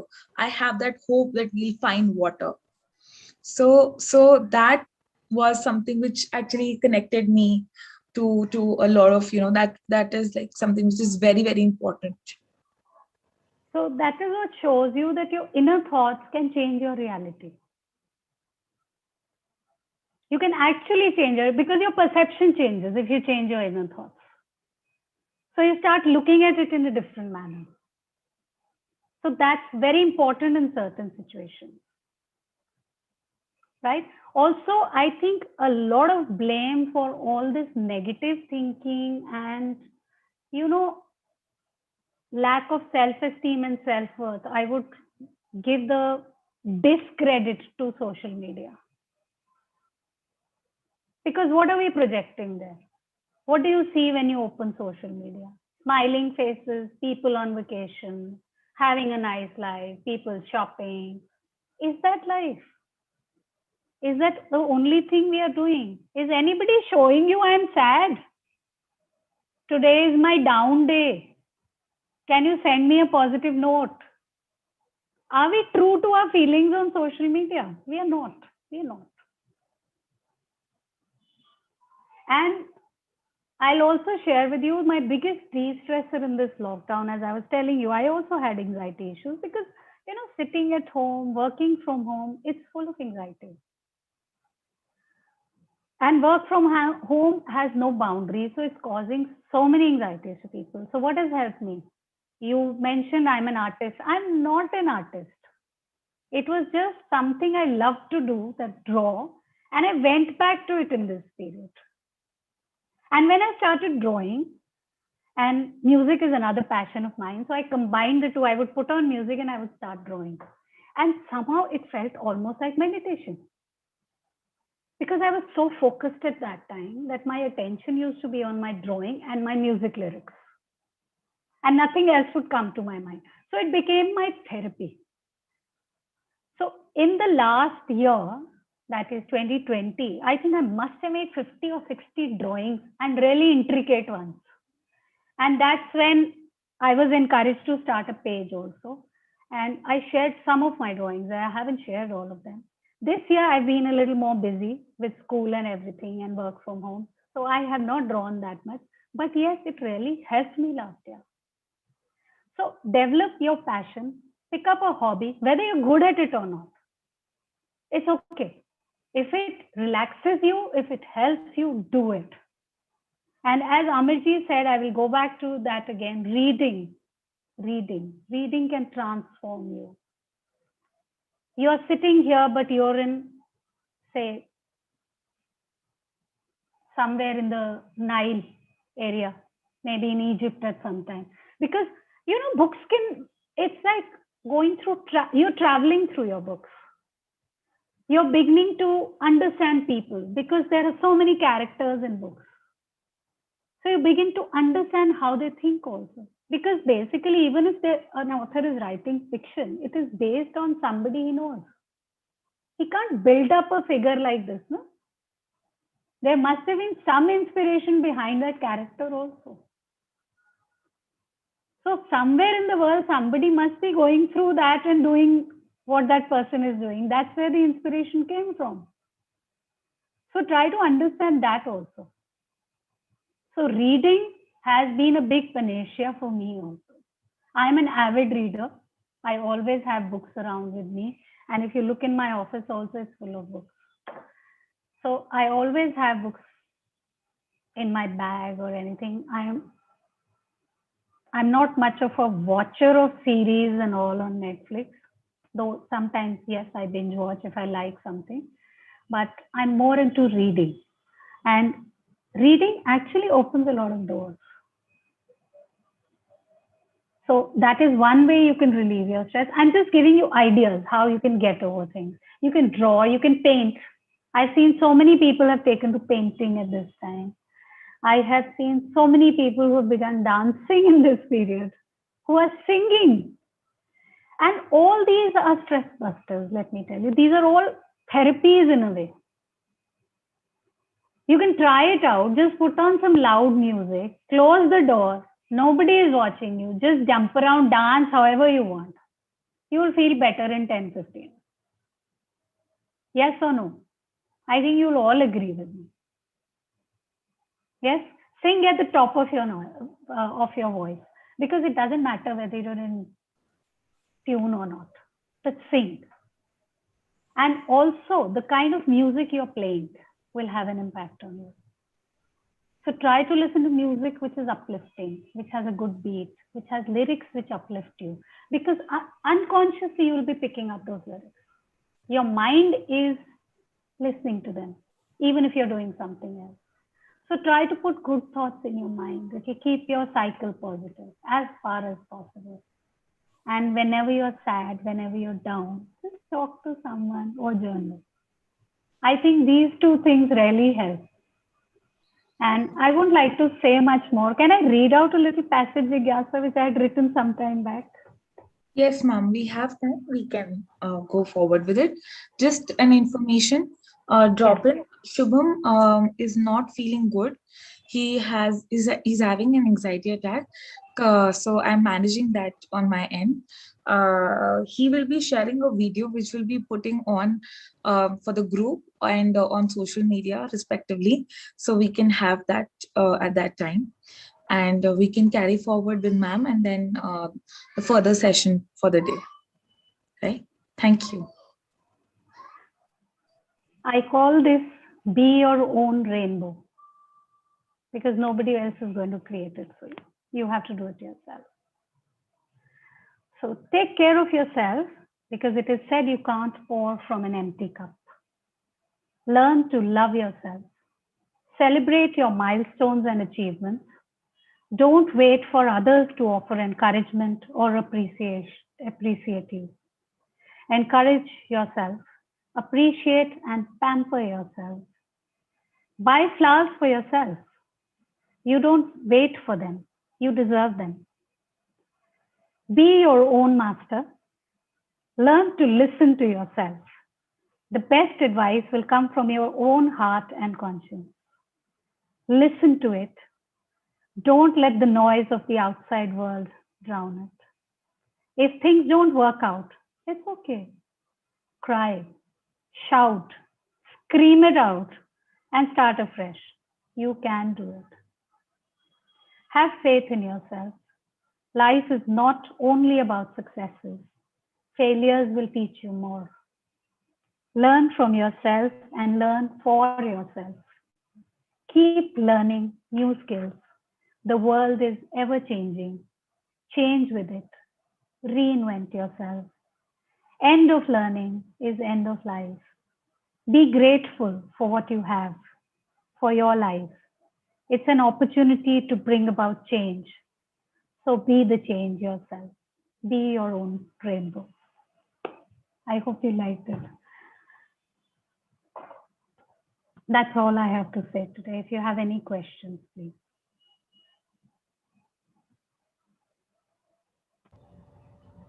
Thank you so much, ma'am. That was such an incredibly written paragraph. I'm sure everyone took away something personal from that. And Thank you, dear. I'm sure there were some personalized lines that just hit too close. If anyone has any questions, they can unmute themselves and ask it, or write it in the chat box. Ma'am, I had a question to start it off. As an avid reader myself, I wanted to ask you if you wanted to recommend some books that one could read that could maybe motivate themselves or There's just a be uplifting on a beautiful bad day. book I'm reading presently. It's called Present Over Perfect. Because sometimes in our life, we become too obsessed with perfection and excellence. This book tells you to take a rest and live in the present, because we are creating anxiety because we want to be perfect. And things are never perfect. Yes, there will never be a perfect balance. So it also talks about work-life balance. So it's a real inspirational book. Please read it. Though I'm reading it at a very slow pace, because such books can't be read cover to cover, because you have to let it soak into you. So normally I have such a book, and one मैं fiction पढ़ रही होती हूँ जो मैं speed पे पढ़ लेती हूँ. So that's how I normally do. I'll read a paragraph sometimes or a chapter of this, keep thinking about it for 2-3 days, maybe reread it at times, because that's how it soaks in. And the other reading is, kind of simple reading, which I can go on with, because I sometimes need to read. Sometimes I get to sleep or something. It's like an innate need Yeah, that we it's a have. habit. You have to do it. You have to read something every day. So maybe over the years, it's become such an addiction with me that I have to read it. So that's why I keep a fiction book side by side happening. Any other thing you'd like to know, Corey? No, I just wanted to say that I completely agree with the fact that we're running after perfection these days, right? Everyone says like practice a lot and then you achieve perfection, right? But I've never believed it myself. I think if perfection was possible, it wouldn't be human. Because as humans, we cannot be perfect. There's always some imperfection that will be there, and that's natural. So accepting it as part of the process of living is so essential to us, especially the youth, right? We're very young. I'm a college student, and I can see how the strive for perfection affects not only a student's mental health but also their physical health. And that is it has infected me also when I was just doing my 12th boards. Yeah, that pressure of boards. And I gave them in 2020. So it was the time when Corona was coming in, like my papers got cancelled, like my last exam. So it was such a stressful situation because all you want is to get the best marks to get into a good college. That's like our ultimate goal. And right now, it doesn't matter. It totally doesn't matter. It doesn't. So my advice to my students has always been, don't aim for perfection. Excellence is better. It's a better term to use. Aim for excellence and compete only with yourself. Don't compete with others. And that is the unhealthy competition which is coming because of social media. Because we are all the time competing with others. We are counting the number of likes on our page and the number of likes on the other's page or post on whatever. So why are we comparing? Why? We are in competition with nobody, and each one is Again, Jigyasa has heard these things so many times. We are all gifted. We are just unwrapping our gifts at different times. So there's no timeline to anybody's life. Somebody might have a peak at, say, 20. Somebody might peak at 40. Somebody might peak at 60. You've heard stories of people in their 50s suddenly starting a business and becoming so successful. So there's nothing limiting you. ये नहीं है कि time निकल गया अब मैं कुछ कर नहीं पाऊंगी. Time हमेशा है. The point is, are you being proactive? Are you a productive person at that time? Be productive. That is more important. Have a goal in your mind. It doesn't matter. It might take you 10 years to reach that goal, and another person might reach in, say, 2 years. But that doesn't make you any smaller than that person. It is more important you reach that goal. It's okay. I think failures, again, I'll say, failures teach you more than your success. So धक्के लगने चाहिए थोड़े से. Hello, ma'am. Good morning. Just a second, Prerna. I just want to say one thing. We have ex-dean of Ludhiana University. She is also from your field. She's from nutrition and dietary. Okay. And in relation, she is my my grandmom's sister, and she has like put in like she feels very good and positive because of the kind of positivity teachers can bring in, which makes me question that really teachers can be a point of reformation and acceptance towards mental health and suicide prevention. We have put a poll as well, and for that as well. And I've answered yes. Yes. So we have 18 yeses and 2 no's. No no's, but 2 maybes out of 20 people who have answered, which I would love that if more people could, like answer this poll. But this is, and question to you as well, ma'am. That what do you think? Can teachers act as reformers? Definitely. I think most important again being there. Be there for your kids. And if they know they have a person who will not judge them, they will go and share. Right. The problem comes when children are judged, they are labeled, and biases are held. That is where the problem comes. So basically, first of all, I think teachers need to understand that ये बच्चे ही हैं. They are also growing up. They will have their pressures. So let's listen and be there with an open mind. Right. So we have to change their thinking first. Right. Prerna, you were supposed to ask something. So, as already mentioned by you, that you took towards and you towards art during the pandemic as a therapy. I have also been an artist ever since my school days, but it was you who actually inspired me to get back to it again. And I also started doing the work that I always loved to do. And I would like to extend a personal thank you to you for that. I've always wanted to talk to you and call you, but something or else came up, and this is the perfect opportunity for that. And Thank I've you so always much, been a Prerna. You great don't fan. need to give me credit for that. It's your talent which just has come out again. But when I saw that if a busy person and a person like you could take out time and actually look towards that, then I can also actually stop making excuses and work towards that and actually build up on myself and my art. So thank you so much. Great going. Anybody else would like to ask anything?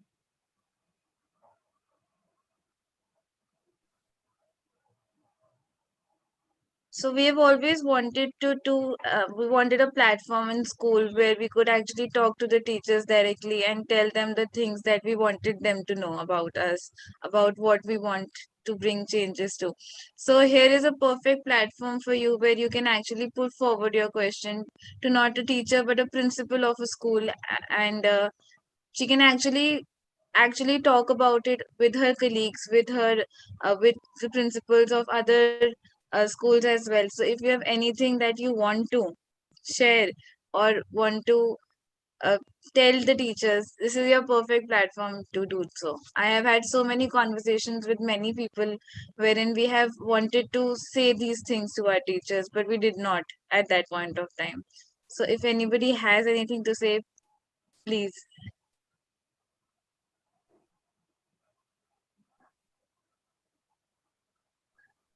I think I have a lot of questions from teachers because I remember my time because this is like very personal, but I was not given that kind of acceptance from the school I come from, and even though the school is known for like many opportunities and everything, but I was dejected and made to feel a lot incapable from the school, from my young childhood itself, like the school scenario as well.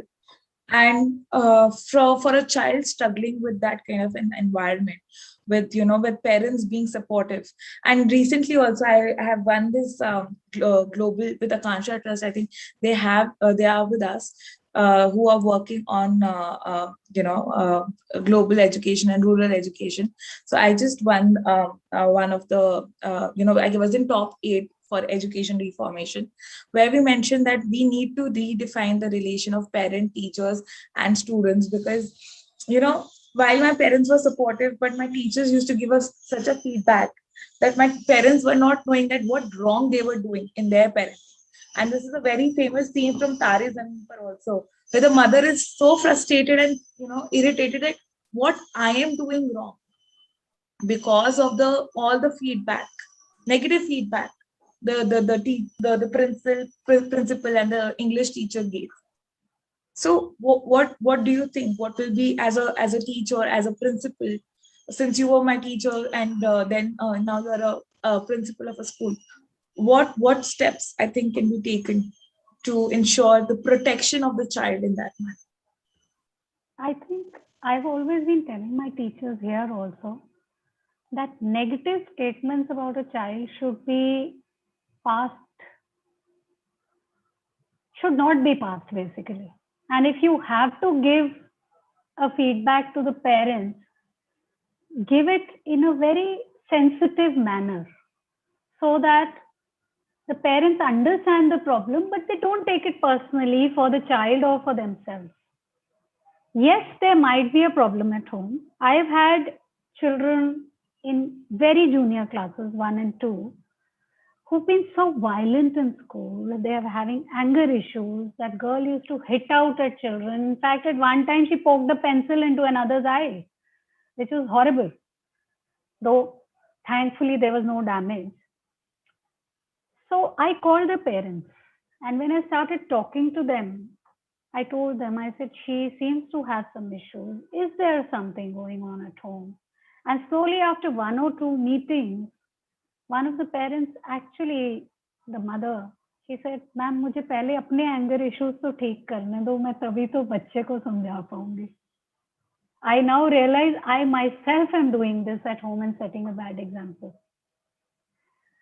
So if we can be a little patient with the children and the parents and do it a little more kindly rather than, kind of throwing it on them, we can build up the child together. It's very important for the parents and teachers to be on the same page. Only then the child will grow.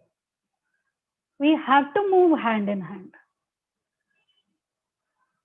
And I have seen teachers who would scold that child and say, "Iska kuch nahi ho sakta." I said, you will not use that term in your classes ever again.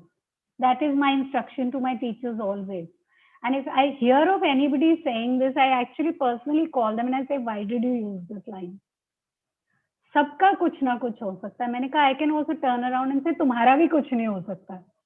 But will you like it? So just before you speak to someone, think, if somebody were to say the same thing to me, would I like it? And can I look at the situation from another's perspective? That will give me a fresh look at the situation, and then I'll handle it better. I feel that is very important. So a lot of patience goes into being a teacher. And I have seen even more patience goes into being a principal.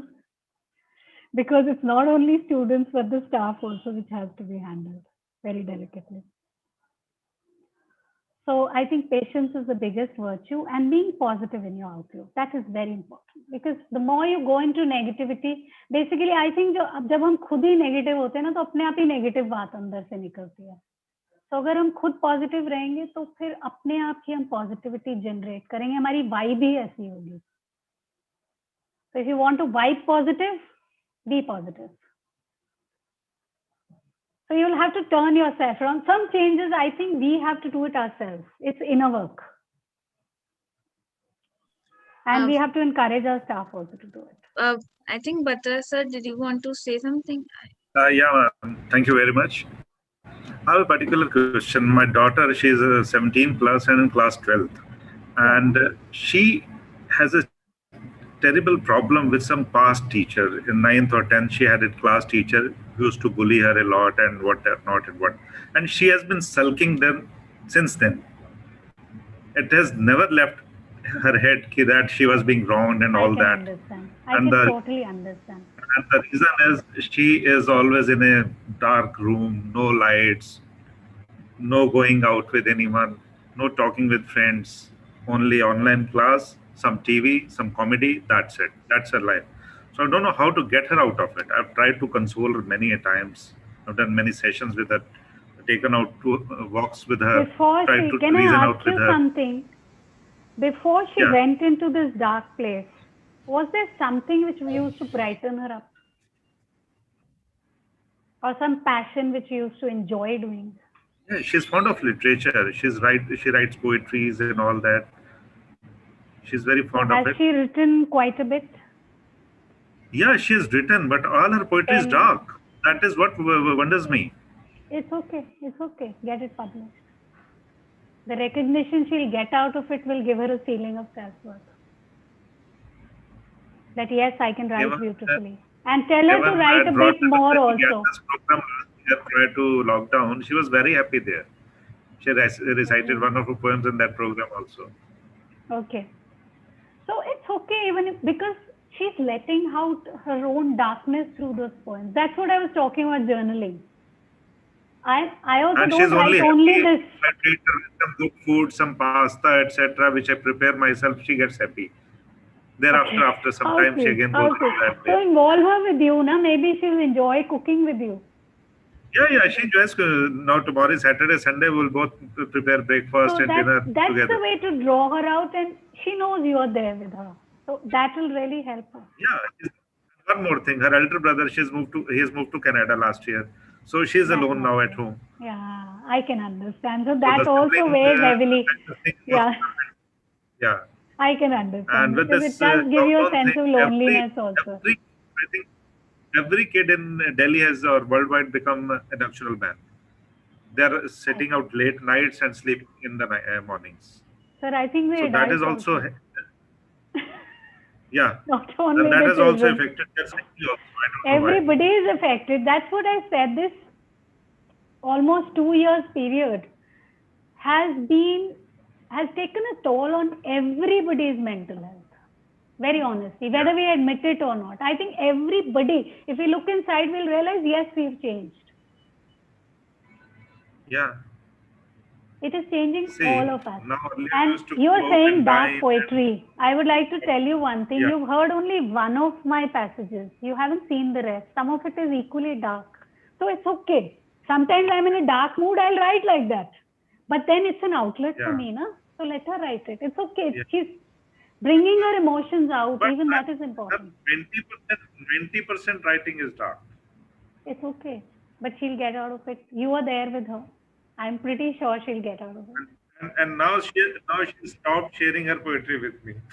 Earlier she used to because say, you must have told her this, na? Go into that. नहीं आपने बोला होगा ना कि आप बहुत negative लिख रहे हो. हाँ वो भी क्या है और मैं भी लिटरेचर का स्टूडेंट रहा हूँ. I did my BA in honors in English, MA in English, so I can point out the flaws and everything.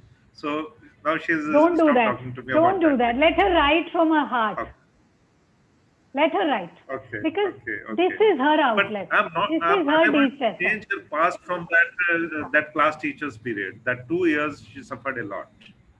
I can understand, but then she has to do some inner work to get over it also. You have to tell her And one that more 5 thing. years from now, the opinion of that teacher is not going to count. Will it? Yeah, it won't It matter. doesn't. Even now, it doesn't. So get Now it that is point home. Tell her after, Yes. get affected by things which will affect you in the long run. Try to throw out things which will not affect your life in the long run. So if this is not going to affect her later, tell her to get out of it. Advise her that. That is my advice. Yeah. Because it's very Right. important we understand what will happen 5 years from now. Today, somebody has said something to me, something wrong to me. Will it affect my life 5 years from today? Or will it affect my life, say, even 2 months from today? Let's look at the short term. Because sometimes we have a fight with somebody, बहुत ज़्यादा negativity हो जाती है क्योंकि एक कुछ बोलता है, दूसरा उससे ऊपर बोलता है, तीसरा उससे ऊपर बोलता है, and it goes on and on and on. It escalates. A couple of days back, some of her schoolmates, they had a party and she was not invited. So she's feeling bad about that also. Like due to distance reason, they are staying far away. They could not have invited you, or they said no. Obviously. But at least they could have told me, if you want to come, you can come by cab, or your father can drop you. But they haven't invited her. So these Tell her small you're issues getting are. to know, these are the things which will tell you who are the people there for you. Yeah, that's what I'm telling. It's better you are getting info about them in advance. Yes. You will understand who's actually there for you and who's just pretending to be there for you. I So, just want to take a this is- break here. That actually we are on a schedule time. Yeah, and we yeah, are yeah, yeah. Please carry on. Thank you, we have moved ahead of it. I would request that we are having a 5 minutes.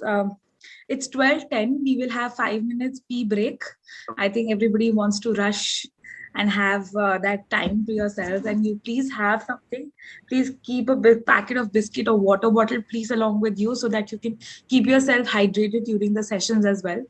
12:15 we'll be starting with our first knowledge sharing session with Dr. Shilpa Suri from Psychology Planet, Chandigarh.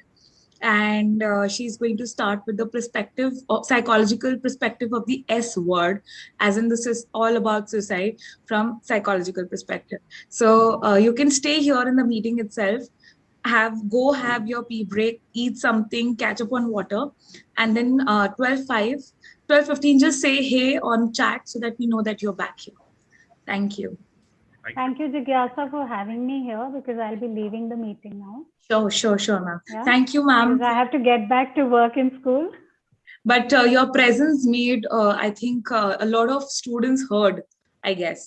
A lot of, students and anguish that they carry heard, I think.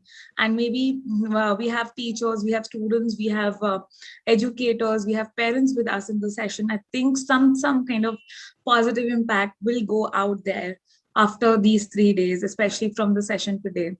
I think both of your stories were amazing. I'm feeling sad that Shubham could not join, but we'll be sharing his thing. He's also doing something amazing. But nevertheless, you have been an educator for me. You have been my guide, and that's why I could just the last minute call, and the first person who came into my mind that okay, from education I'm missing someone was just you. So I remember calling you at 11 at night and just sharing this thing, and you agreeing to it immediately, and that's the proud moment for us actually as sci-fi team. Always there for you, Jigyasa.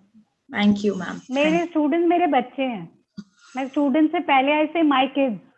Yes. So you will be my kids for life. Yes. Right. Thank you, ma'am. God bless you. God bless you. You're doing a great job. Keep doing it, and whenever you need me, I'm there. Sure. Prerna, you too. I think she is just managing the technicals. Yeah, so, just but pass from my our side also lots of love to both of you. Thank you. So yes, you can go for a tea break and have water, have something to eat, keep a water bottle please next to yourself. And 12:15 we'll meet again with Dr. Shilpa, on board with us. Thank you. Thank you. Please stay and just say hi when you come back. Thank you. Thank you.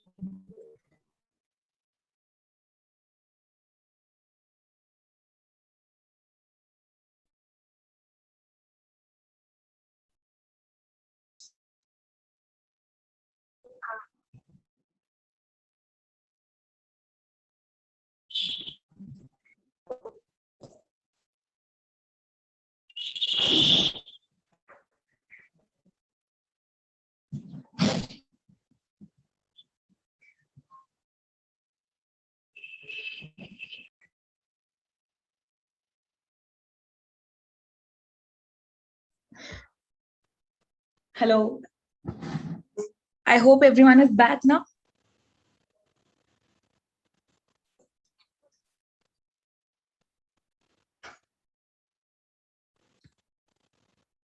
Okay. I think people are coming.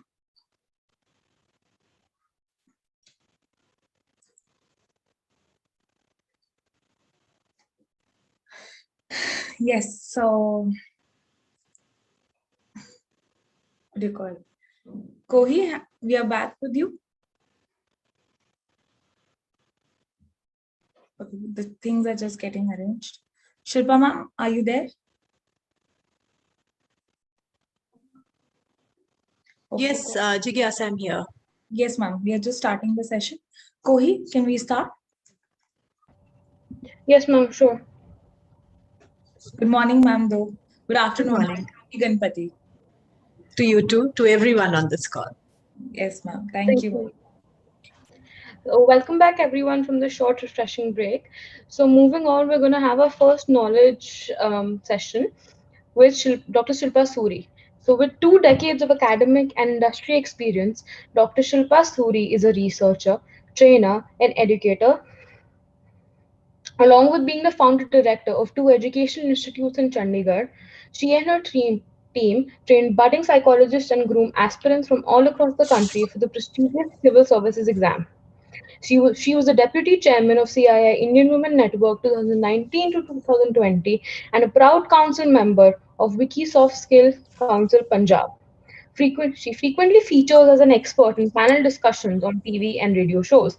She is also a consultant psychologist with NITR, Ministry of Education, Government of India, and a lead faculty at MML EQ Educators Private Limited, Mumbai, where she designs and delivers courses on positive psychology, positive parenting, and spiritual intelligence for a global audience of entrepreneurs, industry leaders, educators, and parents. She has reached out to over 10,000 people through her training programs, webinars, and inspirational talks.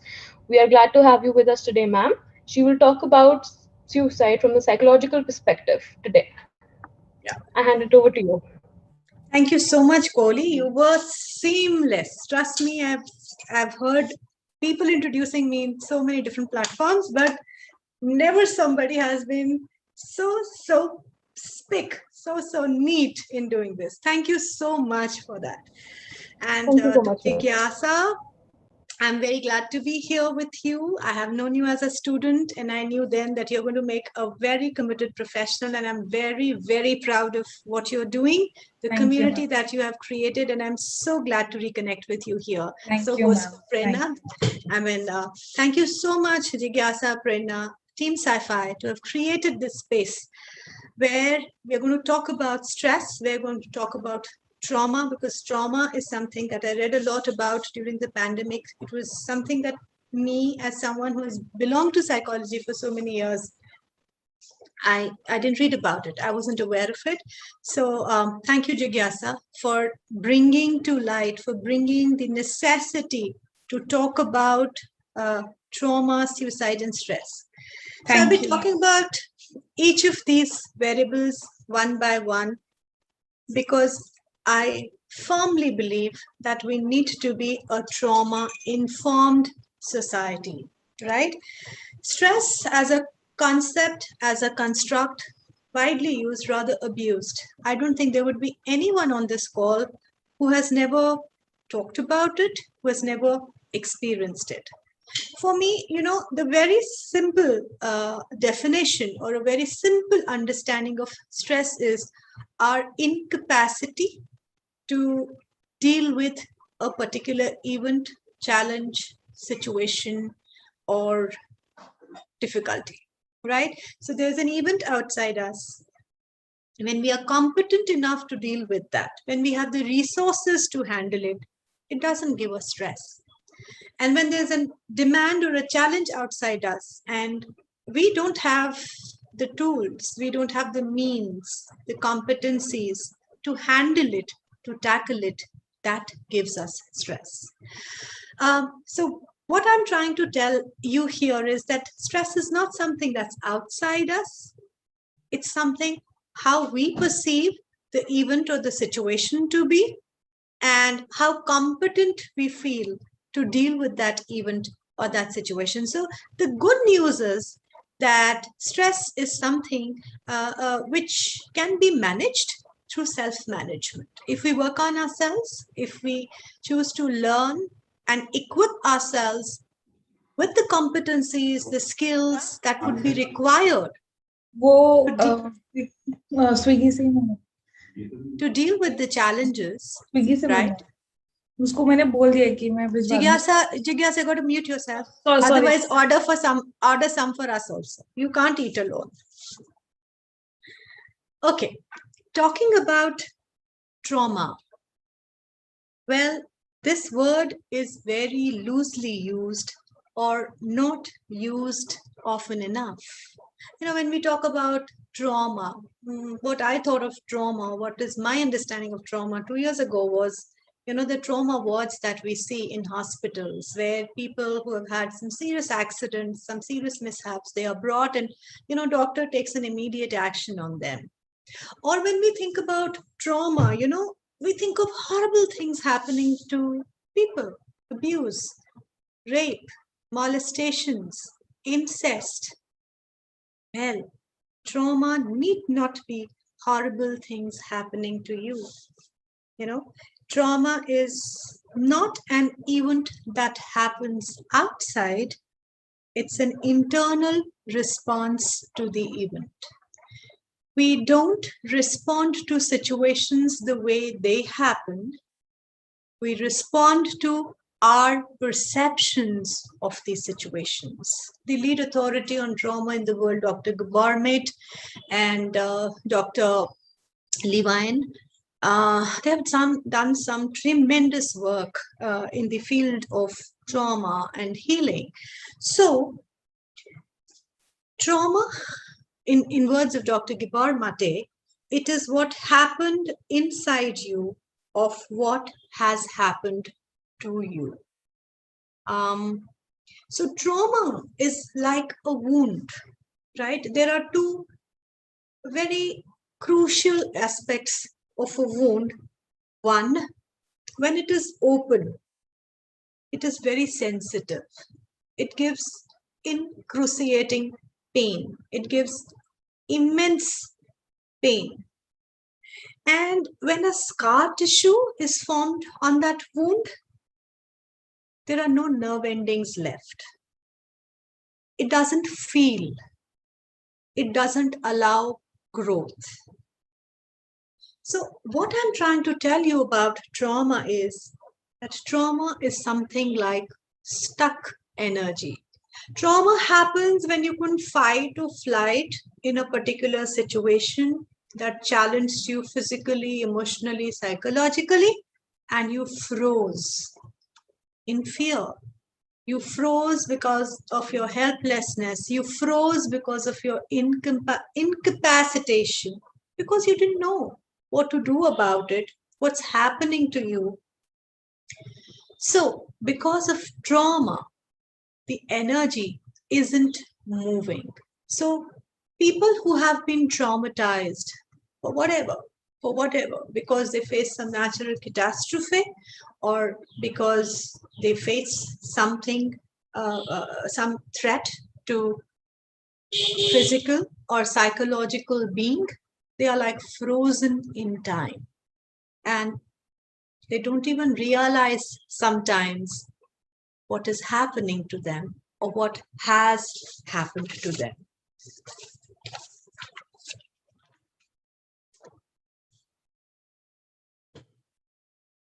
We always thought, again, that trauma is something that is immensely horrible, something really bad. But there are two ways to wound someone, to hurt someone, to overstretch someone, to emotionally assault someone. That's traumatic. That's what is our general understanding of trauma: being abused, being molested, having witnessed a catastrophe, bloodshed, and there are some extreme threat to our identity. But not providing to what somebody needs is also a trauma, a voiceless trauma. When people are left alone in absence of an empathetic person in the time of their need, that's also trauma. It's like cutting down oxygen without touching someone. So that's also traumatic. Someone dying a slow psychological death, someone getting numbed to one's emotions. When there is nobody to talk to in the time of your grief, sadness, and upset, that's also trauma. To put people in solitary confinements, isolation, that's what happens in jails. That's also trauma. So trauma is loss, deprivation, and lack of connection. And why I'm talking about deprivation, lack, and loss of connection in trauma, because all of you can so easily connect it with depression and suicide. When there is nothing to look forward to, when it's dark and dingy all around, when there is nobody to talk to, when there is no one that we can open our heart to, when there is no one whom we feel is attuned to our needs, it's claustrophobic. It's hopelessness in life. So without doing anything terrible and not meeting attachment needs of others, not meeting the appreciation and the acknowledgement needs of others, we are traumatizing people in a very silent and a so-called innocuous manner. And we are making people suffer unnecessarily just because we do not realize what emotional absence can do to someone who is in need to connect. So when we leave people alone in their distress, that's trauma. Emotional absence, vacant relationships, and the worst, withdrawal of love and neglect is also trauma. So many of you as children, you would have experienced it, that when you were crying, you were just asked to manage it and then talk to the parent. If the child knew how to manage it, he wouldn't have needed adults, isn't it? So many times I've heard parents locking up children in bathrooms, in stores when they are misbehaving or so-called showing some undesirable behavior. It is disastrous. So many parents, they stop talking to children and they leave them alone to manage their sadness, their distress, and they are expected to deal with what they are going through emotionally. It can be so traumatizing for the child. We cut the cord then, not in the positive manner. I mean, we create a belief in a child that there would be no one available when you would need somebody the most. And it is inflicting injury to someone when we disconnect in that manner. Relationships can be the deepest, can be the source of our deepest pain. And it really saddens me as a psychologist, as a parent, and as a professional to know and to understand and to see day in and day out how our ignorance of dealing with people is creating a society which is so much gradually moving towards languish, depression, suicidal tendencies, so on and so forth.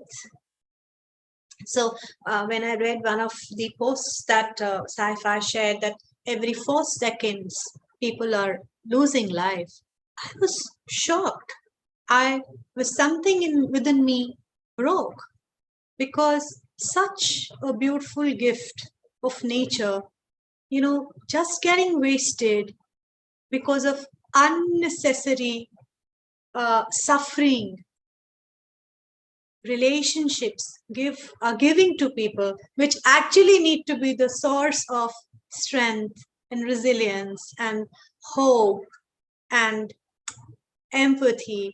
And that's something which should be encouraging people and asking people to holding on to life.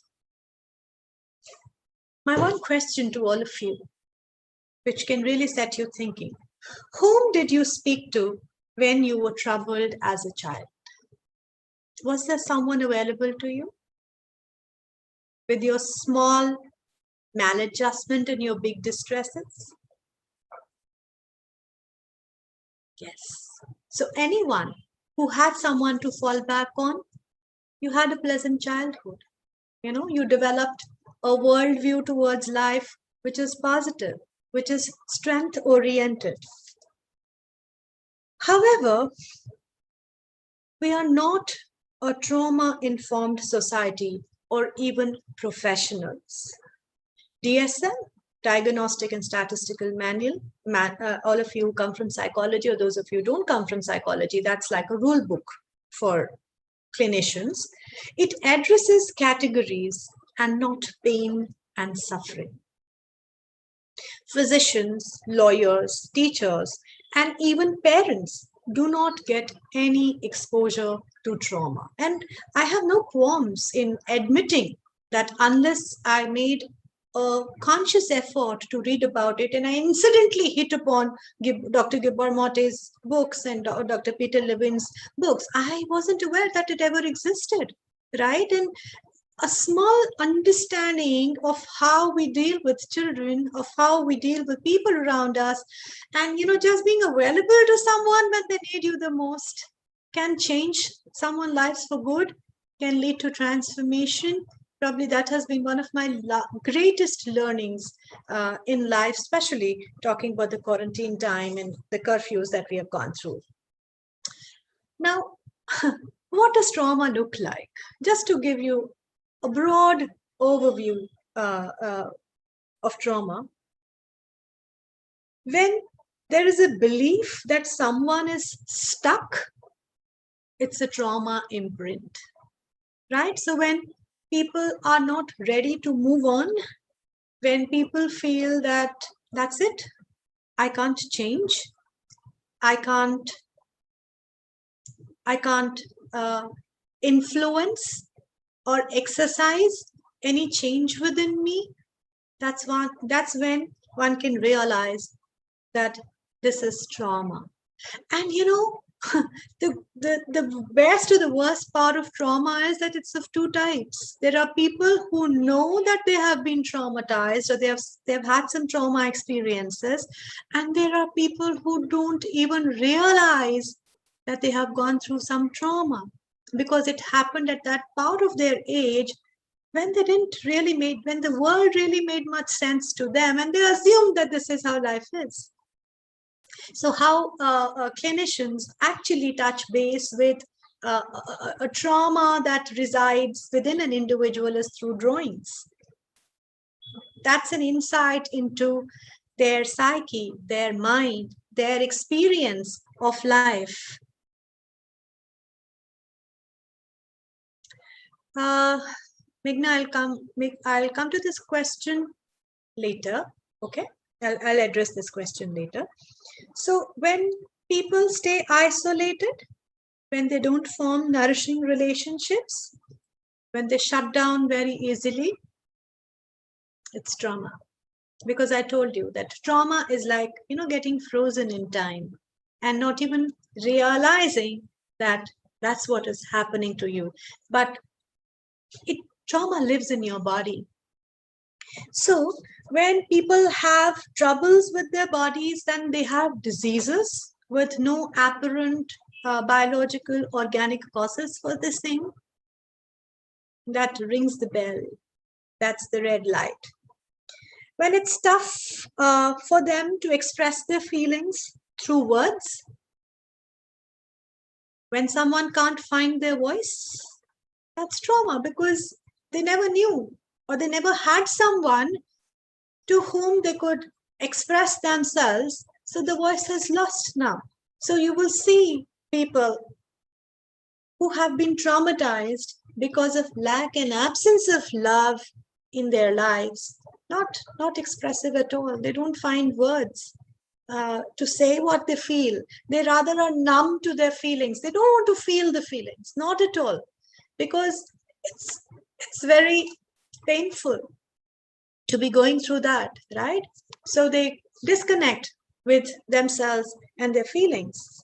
When the modern medical science cannot find the causes behind 90% of symptoms in their patients, it's trauma. Addiction, that's not a disease. It's a way to numb oneself to the pain that has been caused by trauma. It's a desperation to escape the suffering. Right? So trust me, reading about trauma changed my whole perspective towards how I look at people, how I look at suffering, how I look at isolation, addiction, how I look at troubled relationship. And it has given me so much of insight into patterns that I see amongst people. And of course, the tools to deal with them. Depression and suicide is acting out this pain. Our development is based upon emotional scaffolding. We are feeling creatures before we are thinking creatures, but I think all of you would agree that our society, our culture, our academic, professional, family ecosystem is all about cognition. How smart are you? How well you can think? How much can you achieve? What kind of accomplishments do you have in your life? We are biological beings before we are logical beings. And again, because of lack of information, there is no manual for parenting. There is no manual for creating a deep connect in relationships. So we are all obsessed with the head part of our existence, and heart is something that is completely neglected. When we look at emotions, emotions is energy in motion. And when this energy does not get the channelization that it requires, why is it that the energy does not get a channel for expression? Is because we treat emotions as positive and negative emotions, and we have been told, socialized in a manner that emotions are shamed. If you're angsty, if you are nervous, if you're unable to handle a particular thing, if you are sad, if you are crying, there is name calling, there is shaming associated with it, right? Boys don't cry and girls don't do this. Well, we are biological beings, and emotions is something which is such an integral part of the species that we are. So so what happens is we are told to deny emotions, isn't it? So when we are shamed for holding or expressing an emotion, so we're going to deny that emotion, we're going to disown that emotion, we're going to repress that emotion. And that repressed emotion, which is energy when repressed, is going to cause dis-ease. And when this energy, when this dis-ease is not addressed for a long period of time, it becomes a full-fledged disease. So why are we a diseased society? Why this is a mental health pandemic? Because nobody is paying, or very handful of people are actually paying attention or acknowledging that, the subject that we are talking about, it needs to be addressed. Somebody needs to talk. Somebody needs to bring in some kind of awareness that this is authentic. Emotions are authentic. They exist. Trauma is authentic. And even lack and absence and withdrawal and deficit of something can cause so much harm to a life that it is irreparable unless it is addressed. So when we experience pain and we have limited resources to deal with it, we shut down inside. What else can we do?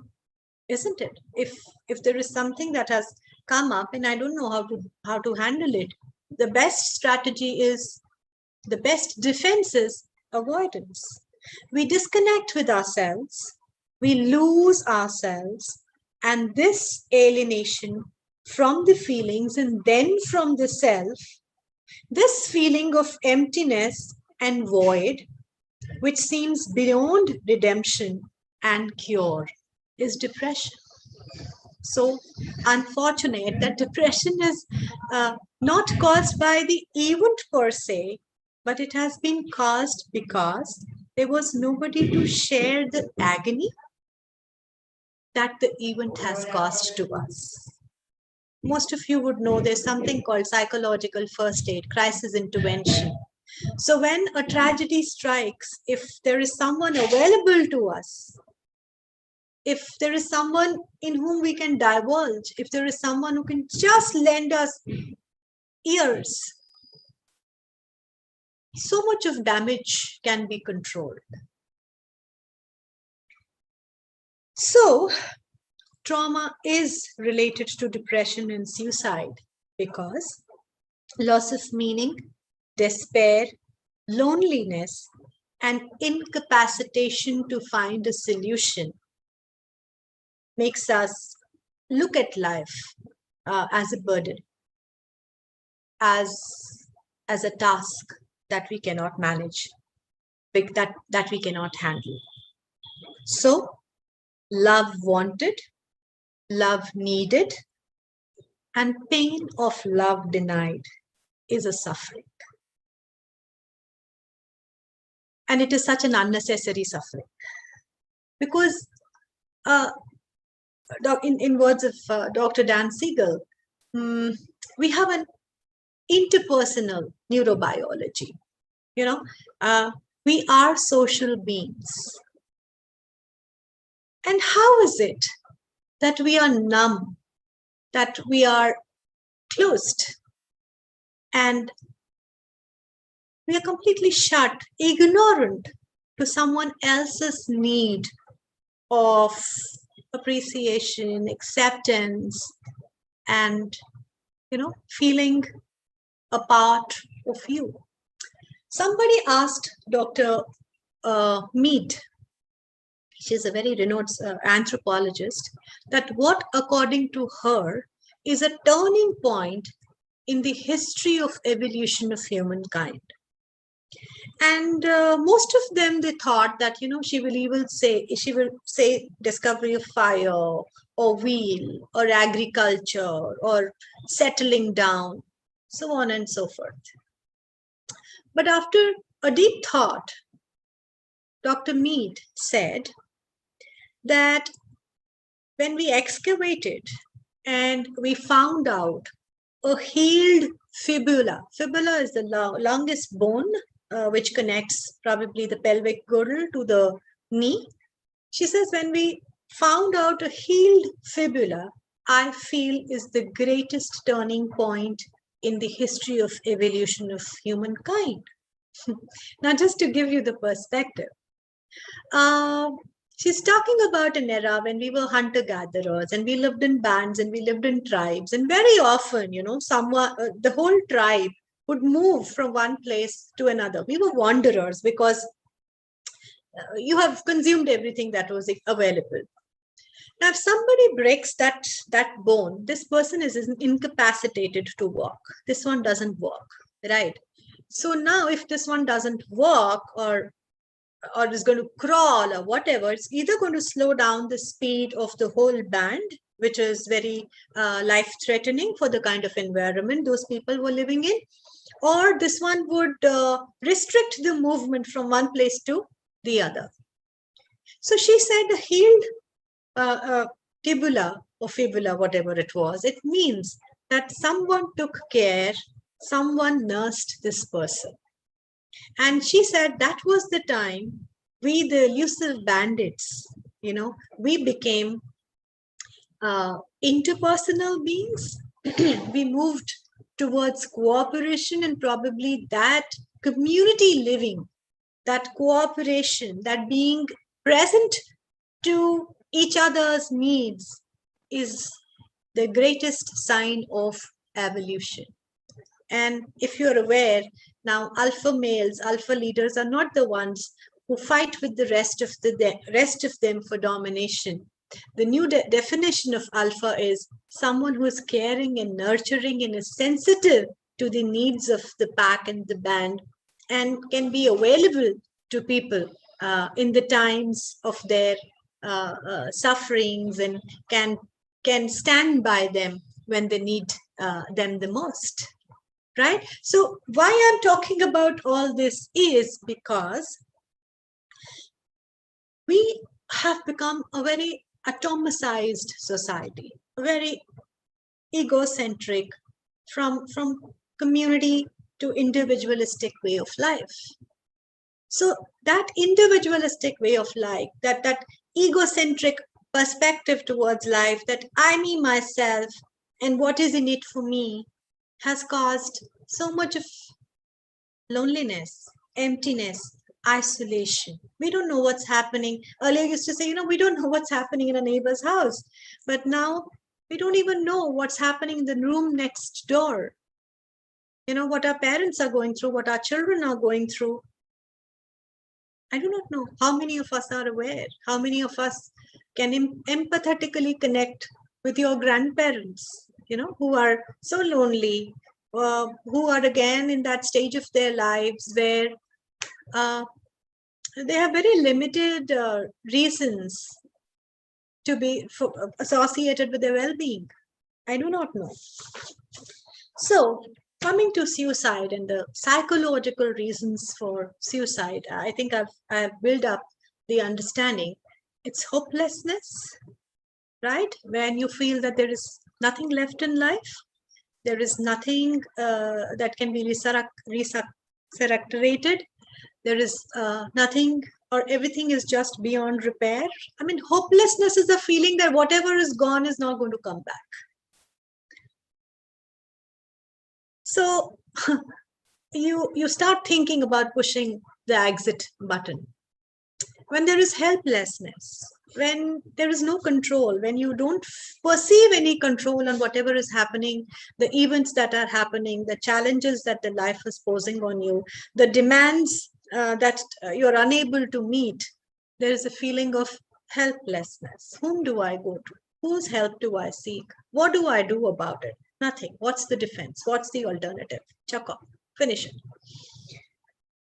When there is high level of perceived burdensome, obviously, when you're living in that dark space, right, and you feel that there is not much to look forward to in life, and you don't feel contributing to your surroundings, and you don't feel that your life is making any difference around you, you feel as if you're a burden, which everybody has to carry. You want to relieve people of that burden, and that's when you start thinking about, that's what pushes you on the edge of the cliff, that I don't have much meaningful contribution to make to the world around me, to people around me, to my workspace, to relationships, right? So you start perceiving yourself as a burden. And one very important thing that I want to bring forth here is that we don't respond to events the way they are. We respond to events the way we perceive them, isn't it? So as we look at Sushant Rajput's life or death, and so many celebrities, when we hear them committing suicide or dying of drug overdose, we always ask this question, what was this person lacking in his or her life? There was name, there was fame, there was money, there was fan following, everything, right? But this extreme step is a result of how that person was perceiving. There was lack of some authenticity in his or her life. There was lack of some meaningful connections in his or her life. Probably there was a facade which we could see, and there was a lot of emptiness that that person was going through. So choose something, choose something to do. thwarted sense of belongingness. Our relationships are our greatest source of strength. But when they become a source of suffering and we don't feel rooted, we don't feel connected, when there is no authentic connect left between us and the so-called significant others in our lives, when we feel that people don't understand me, when we feel I'm being judged all the time, when we feel that I'm just being advised all the time, and nobody is there to look at the world from my perspective, right? There is complete absence of empathy. And all there is judgment, evaluation, criticism, suggestions, sermons. I don't see much meaning in my relationships. And I question myself, is this a life worth living? And most of the time, the answer is no. So, these are the few things that push you to the cliff. And then there is something which actually becomes a trigger for you to, take the last step. Like there is suicide ideation, then there is suicide attempts, and then finally there is actually, the act of suicide. So what actually gives us the courage to call it quits or to kick the bucket is acquired capacity to enact a suicide. So many people, they have attempted suicide so many times that after a little while they get inoculated to that fear of committing that action, and gradually, they are increasing the intensity of whatever they are doing to commit suicide. So, just be on a lookout. Just get attuned to people around you. And if you see any of these things where people don't see much hope, where they feel that they don't have the courage, the capacity to deal with what's going on around them, just lend them an ear. That's it. Just listen through your heart and not through your ears. Don't give suggestions. Don't tell them what is to be done. For God's sake, they know what is to be done, right? But in the given moment, they are not able to apply that because there is so much of fog. There is, the emotions have completely engulfed the capacity to reason and to logic. Give them a space to vent out their feelings, and once you give them that space, they can figure it out themselves. Trust me, every human has the capacity to find solutions to their problems, provided they just get that safe space, right? So, quickly talking about what can be done. Culture cures and community heals. So, congratulations, Sci-Fi, to have created that community, that ecosystem where you are providing an opportunity for people to become aware, to become attuned to self and others. And you are giving them so many diverse, myriad exposures in these next coming 3 days, which would equip them to look at self, look at connections, look at life and its challenges from a new perspective, right? So let's co-create a different possible world. And it doesn't take much. You don't have to be Gandhi on a movement, or no resolutions to be passed, no policies to be made, right? Just need to be a little more empathetic. That's about all. We can reduce the unnecessary suffering by making people feel seen, heard, and valued. And let me tell you, devices and technology has a huge role to play in making people feel neglected. When people talk to us, we are normally staring in the screen. We don't even bother to lift our heads, look into the eyes of the other person and acknowledge the presence and acknowledge whatever it has been said. Such a simple thing. But does a lot of damage. Just imagine this situation. A child approaches a parent very enthusiastically telling something, and the mother is so busy that she just can't pay attention or doesn't know what paying attention means, or what not paying attention what kind of damage. Look at a couple, a husband and a wife, right? Where a husband is busy or a wife is, I'm not a feminist, or I am a very gender neutral kind of a person. So,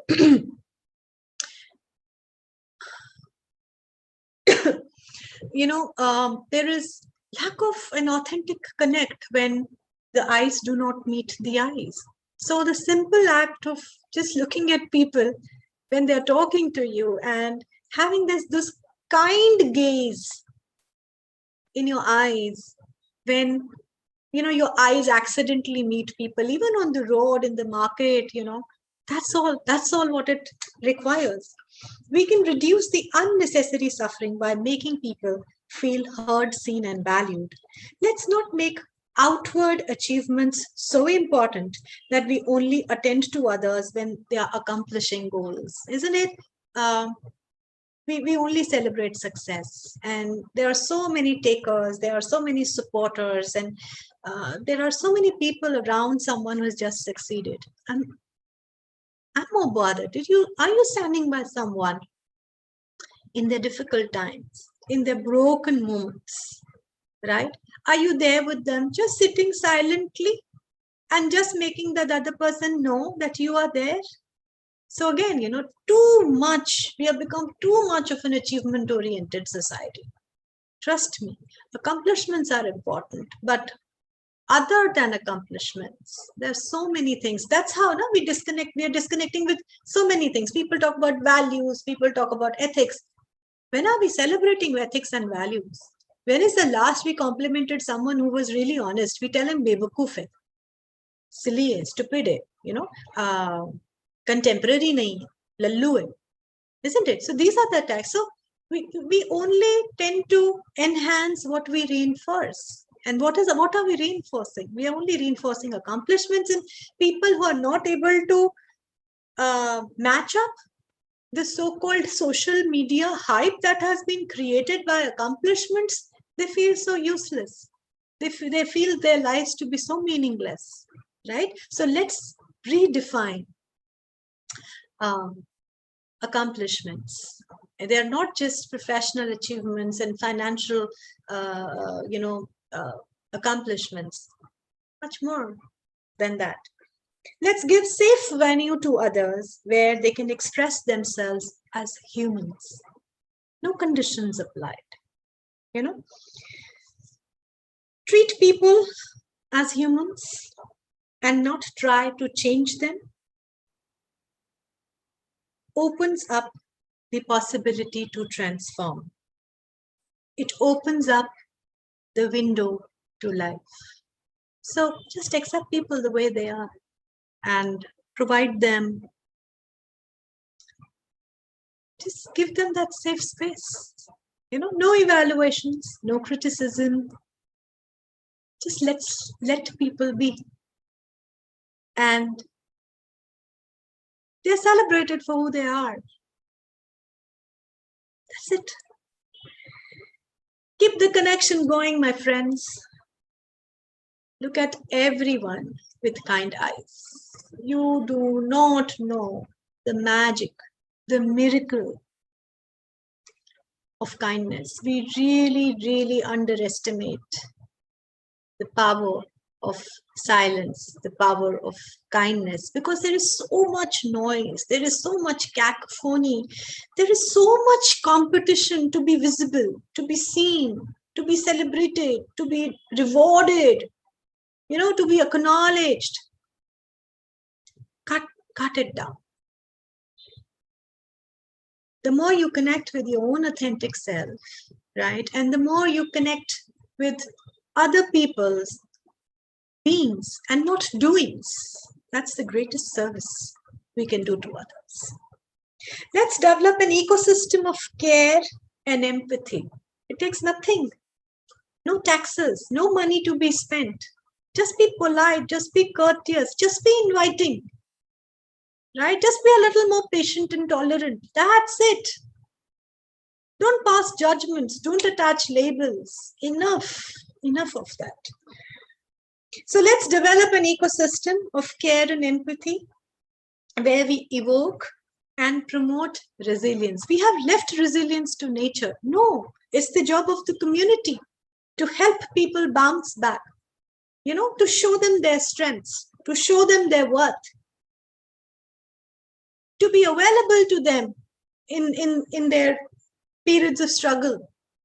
That is in reinstating faith in goodness in life, isn't it? When you stand up with someone, when you stand by someone, when they're all by themselves, well, you're the harbinger of hope. And what more accomplishments do we wish to have than being a support system to someone and being an enabler of life, being an enabler of hope. So let's develop an ecosystem of care and empathy where we evoke and promote resilience and look at people as functional members of hook of life. Thank you so much. That's all I wanted to share, and the house is open for questions. Thank you so much, ma'am, for incredibly valuable insights. I'm sure it's made us all introspect in one way or another. Really, really appreciate your candor and articulation of the circumstances that one may go through in terms of trauma, psychological triggers, stress, and it can affect their daily functioning as well, as you have spoken about. Really appreciate, ma'am. Thank you so much. My pleasure. So, Thank you. Thank you. the first question that we had was from Megha Goyal. She says, where is the line between talking to someone and seeking professional help? Also, when people do wish to talk to others, the response might not be as helpful as they had hoped for. How can one decide who's the right person to ask for help? So it's time to seek help when you think that whatever problem you're facing or whatever issue you're going through, it has started interfering with your day-to-day functioning, right? It is causing you so much distress that you're not able to manage it on your own. And obviously, our first go-to persons definitely are significant others, right? And speaking to someone, if it is not giving you the tools and you don't feel equipped or empowered to deal with the situation and there remains a status quo, I think it's time to seek professional help, right? So sometimes just talking to someone, you vent out your feelings and you feel relaxed and you feel that, yes, I think I'm in a better space now to deal with it. But if it doesn't, step up. It's time to go to someone who is professional. Meghna, I hope it answers your question.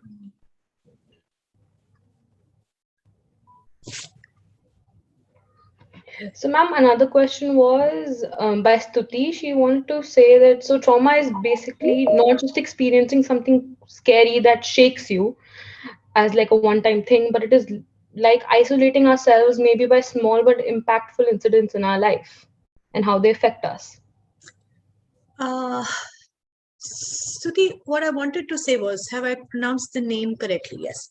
So what I wanted to tell you was that overtly, it may not be scary, right? It may not be terrifying, but as I said, it's not about the event, it's about your perception of the event, isn't it? So if your mother, looks at you with those angry eyes and tell you that I'm going to, show you the door, I'm going to chuck you off the house, right? Well, there could be someone who just takes it in a stride and just quietly laughs at it. But there could be someone who is very sensitive. Well, it can be a very impactful incident, right? So that's what I want everyone to redefine trauma. It's not things that are happening outside. It's the reactions that we have to whatever is happening outside or whatever is happening to us, right? For example, I know of so many people who had COVID, went to hospitals, same environment, same everything, right? There have been people who could never come back from the hospital because they felt isolated, right? They were so scared that they knew that I'm not going to make it. But there had been people who were so resilient, right? They were so hopeful. They were so optimistic that they brought some sunshine to those wards, to the doctors, to the nurses, to the frontline operators, right? And they were kind of a source of support to their co-patients, right? So it's all about how you interpret the situation. That's what is trauma, or how it has impacted you.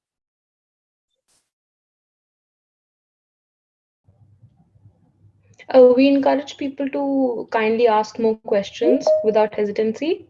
It's an interactive session, and we would really appreciate if people ask questions.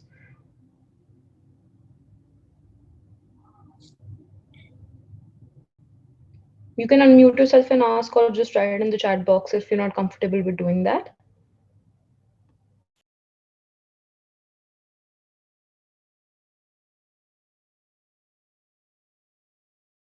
Thank you for acknowledging, Stuti. Thank you. Ma'am, I would like people, since I think they are still young and they're, I think this is little overwhelming as such for them as well, since they are learning and everything. I would I would ask one question that can help them understand something. That you said that, psychological aid is there, like first aid or being there, the QPR trainings and everything. I just wanted your opinion of what do you think, okay, these are something which are suiting to Western societies first. The approach is somewhere or the other, relating to Western community. What do you think works? Do you think that they have an approach, inclination towards Indian society? Do they accommodate, or they are making us feel more individualistic and independent in that approach? So, Jigyasa, what I meant was meant with crisis intervention or psychological first aid was not from what our textbooks teach us, because most of them, they come from foreign authors and all. What I meant was to understand that when somebody is physically wounded, or when somebody has a physical a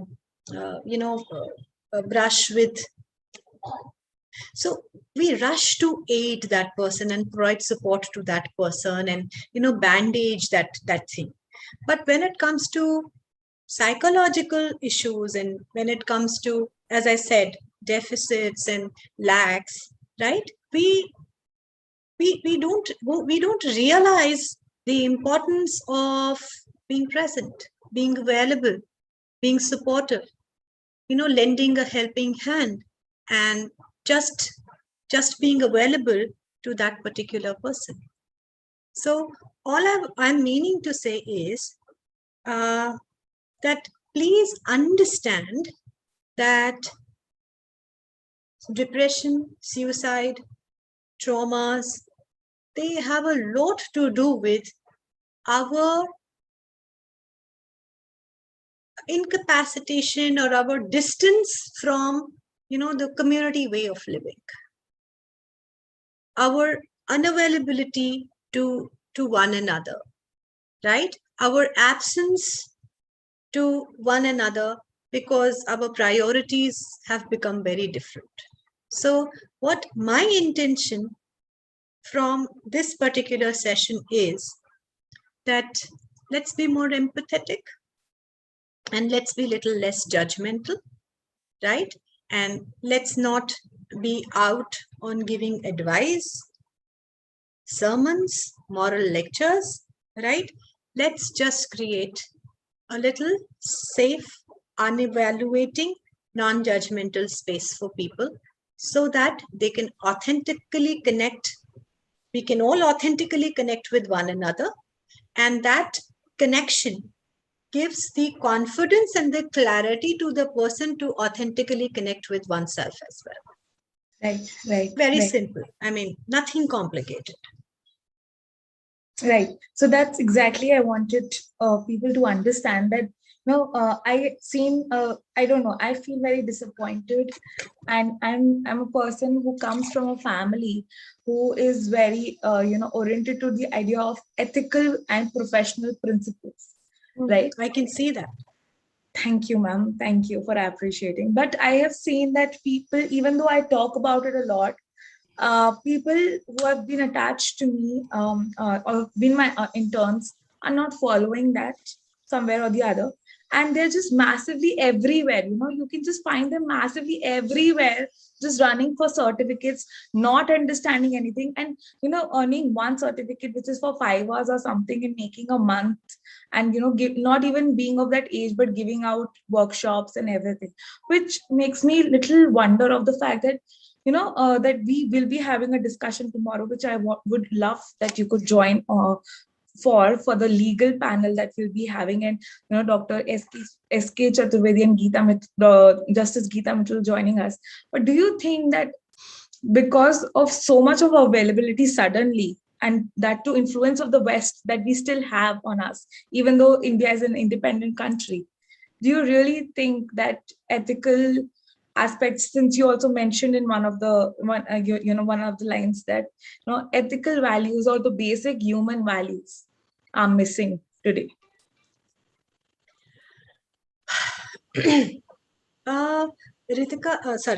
Jigyasa, I think we can only be responsible for ourselves and we can walk the talk, isn't it?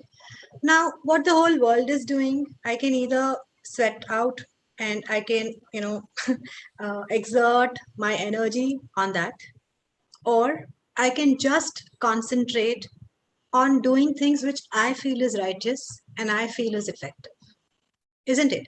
And then we really can't take responsibility of everyone, Jigyasa. And again, a bit of I don't want to call it an advice, but a suggestion to you that stick to what you feel is correct and let the world do whatever they desire to do, right?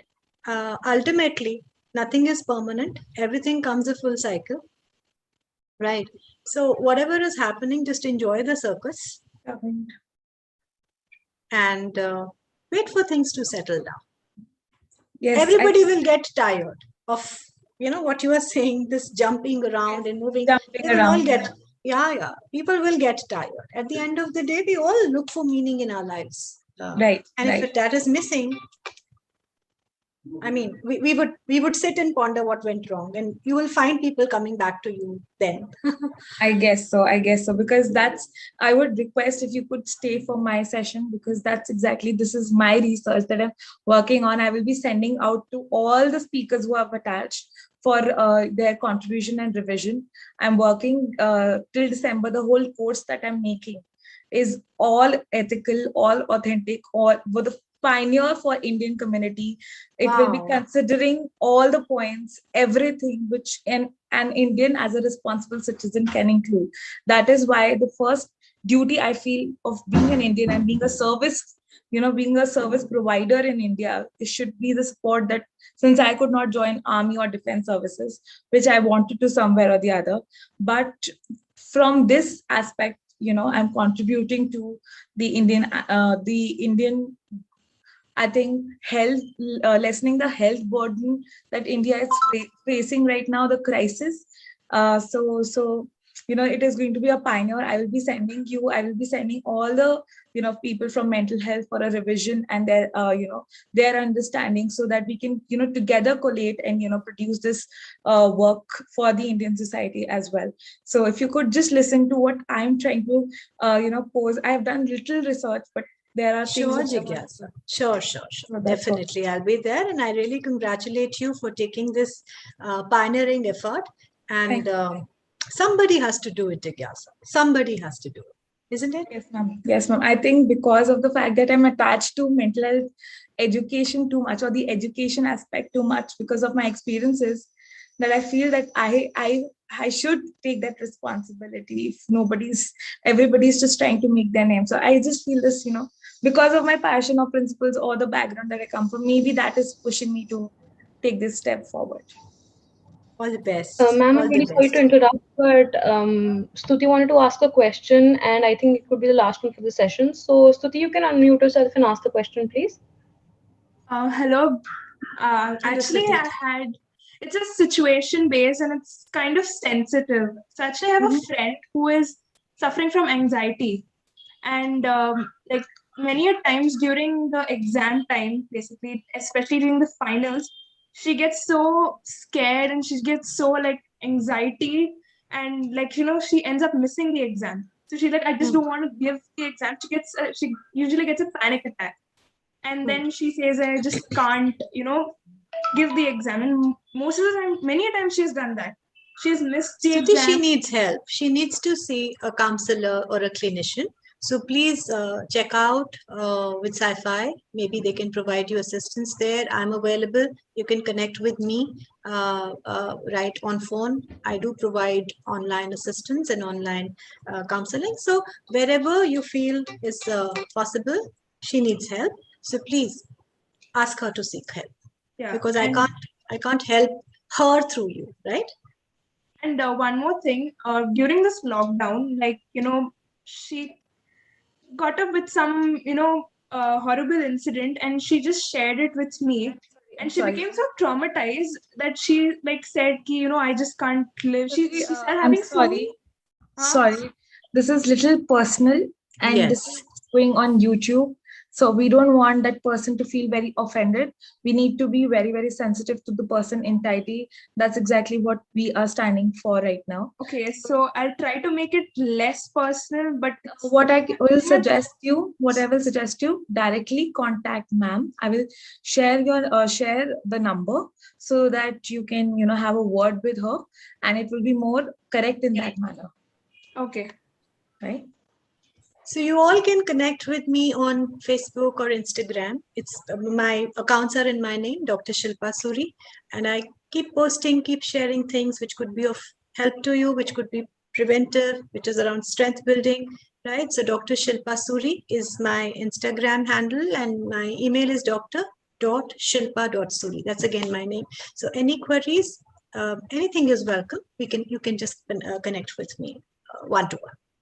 I hope that is well taken and not offended in any sense because we just want to protect. No, Jigyasa, it was required. Yes, it was required. We So, just want to Stuti, we completely understand your concern, but it's a good idea if you could connect just one to one. No, I really understand. It's completely okay.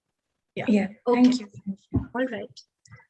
Thank you, ma'am, for the session. We I'm falling short of words because I mean again, the kind of influence you had on me, and I've been in touch with you regularly. I still have to give my UGC net. That's another thing, but still, the kind of support that you have given me, and you have been just there. Like whenever I'm panicking about my UGC or anything, I just message you. You're always there, and then here also you are just you're just creating the ripples of change by your talk. It's really, really impressive. Thank you so much, ma'am.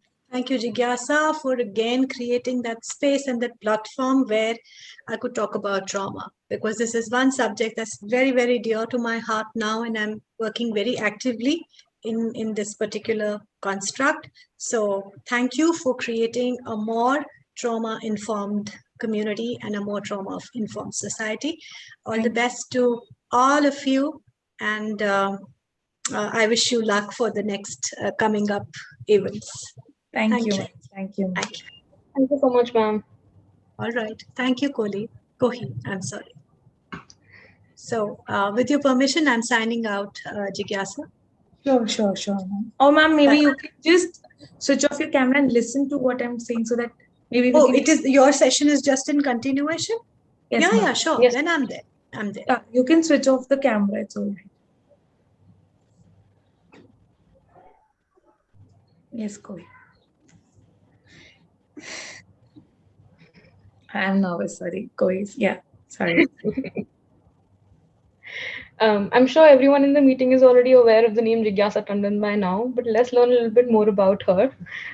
So Miss Jigyasa Tandon hails from a reputed lawyer family who chose not to follow the family defined path but create her own life in psychology and mental health education.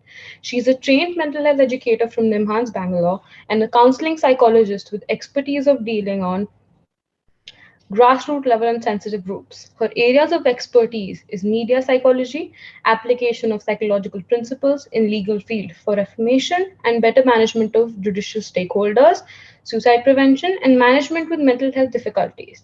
She is currently designing a skill-based program for expanding Indian society's capacity for dealing with mental health problems and suicide prevention under the name Peer Prevention, suiting the needs and holistic nature of Indian society. She feels culture of social group or social plays or society plays a foreground role for understanding the needs, emotional regulation, well-being, and behavior of an individual. She has diverse working experience to being a teacher to counselor, Juvenile Justice Board to Firozshah Kotla, Delhi, Legal Aid Services Authority, Patiala House, Legal Aid, Delhi High Court, Saket High Court, in women cases, Sexual Protection Society, DAV schools, and top schools in Delhi. She is the recipient of many accolades and honors. The most recent added feather to her cap is that she became the recipient of the prestigious Noam Chomsky Excellence Award for contribution, commitment, and dedication to the field of psychology. Through her organization, Sci-Fi for a Healthy Mind, she has curated and executed projects which have impacted over 10,000 plus people. She has made use of art, writing, theater, talk seminars, remedial education projects, media, etc. to communicate importance of mental health in life. She has further expanded the organization and initiated products like the Jigsaw Community, Psychology, Contentify, Grievance Mediation Cell for mental health field, as we had discussed in our opening session, and many more. The intention has been simple to develop and promote mental health positive society, community. Her research papers, articles, stories are a delight to read for people understanding complexities of human behavior. Over to you, ma'am. Thank you, thank you. Okay, I so feel very nervous when somebody reads out about me. I don't know why. I'm still working on that, but okay, let's work towards the session, because this is very important, and I'm working really hard on this. This is the pioneer, since I just mentioned. So maybe a lot of contemplation, or maybe a lot of changes are going to happen through this. That's what I'm like kind of like hoping for. And yes, there can be certain things which might deconstruct your already established thoughts about psychology and mental health, because it is coming from a vast area of including a lot of social dynamics, social work, social related fields, I would say mental health related fields, and also considering the physical needs of a person belonging to a culture, and metaphysical sciences as well, metaphysical in this metaphorical and metaphysical sciences as well. So let's see how much we can achieve from this. I'm not promising, or I'm not boasting, and I'm just stating that yes, it could be a revolution for the Indian society as a product, right? So let us first understand from the very basic. Okay, okay, from the very basic, that what mental health stands for. So I just want to tell you first thing that mental health is not mental disorders or illness, and mental disorders and illness is also very different. From taking from the session of Dr. Shilpa, she mentioned that we are at dis-ease, at this disease state, because we are just like what I mentioned was, like we are just adapting the Western culture, we are aping the West. And it is not just one community that we think that, or one area that we think we are doing, but it's everywhere, especially in mental health. I'm sad to say that India lacks literature on of its own community and culture, and we still have to rely on the Western concepts to justify what is happening in India.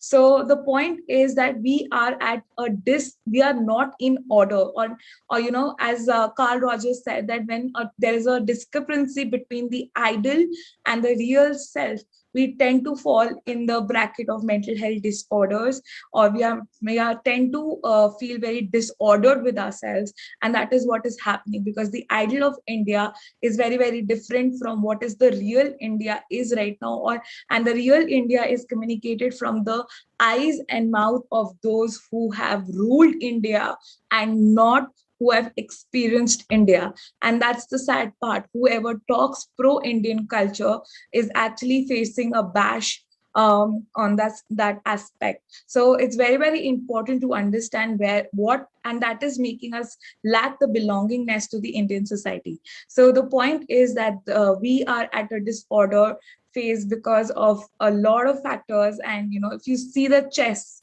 we have a chess board. Okay, so right now we are just the pawns.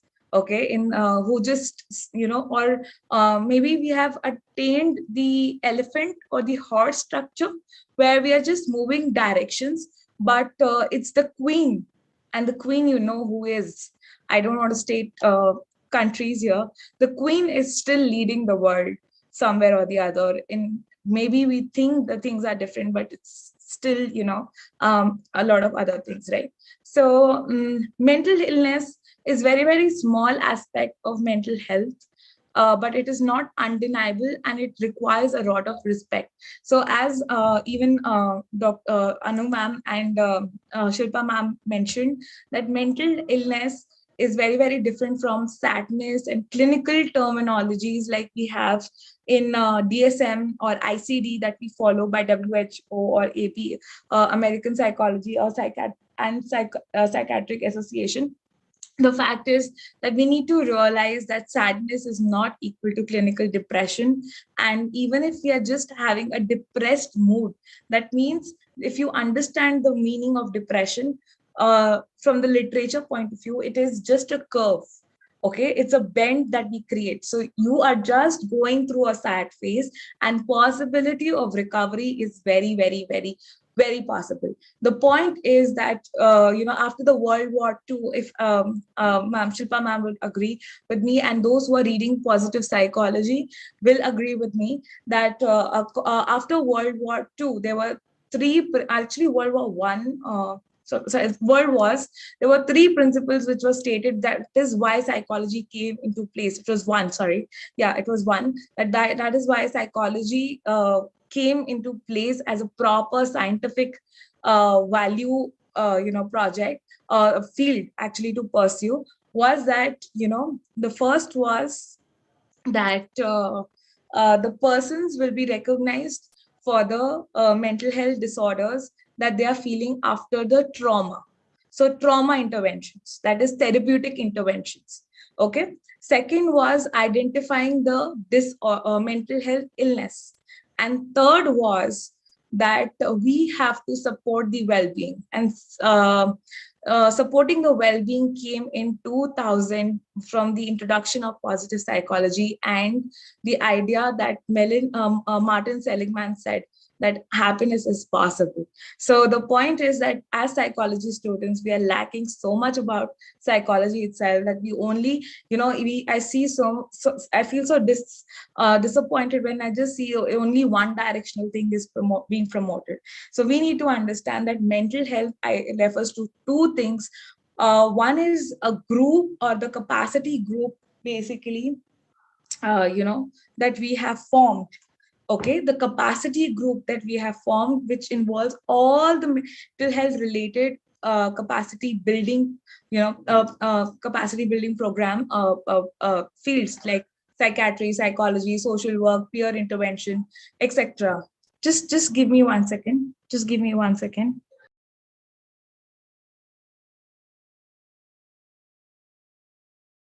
Right. So the point is that, peer intervention, psychiatric nurse, we do not realize how important a small element like a technician and a nurse can play, in the mental health setup, which is being, right now researched and implemented. And I have been a part of that in NIMHANS Bangalore. So the point is that, even a small ASHA worker, I mean, I would say, and a nurse can play a very, very, very important role in setting the tone of mental health. The point is that we are not informed and we just say, ye to pagal hai, ye to pagal ho jayega, ye theek nahi hoga.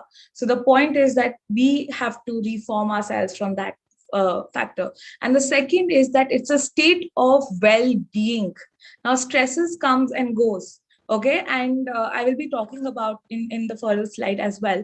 But the point is that we have to realize that we have coping mechanisms which we are not talking about. We are hardly talking about coping, and there can be problem focused coping, there can be emotional coping, there can be alternative coping, there can be a lot of coping mechanisms that we have to read about, we have to talk about. And one of the alternatives, that is why if you see the tagline that we are using, that find alternatives, or the one factor of this approach will be, please do rest in, let the person rest in peace while he's living, rather than making him rest in peace forever.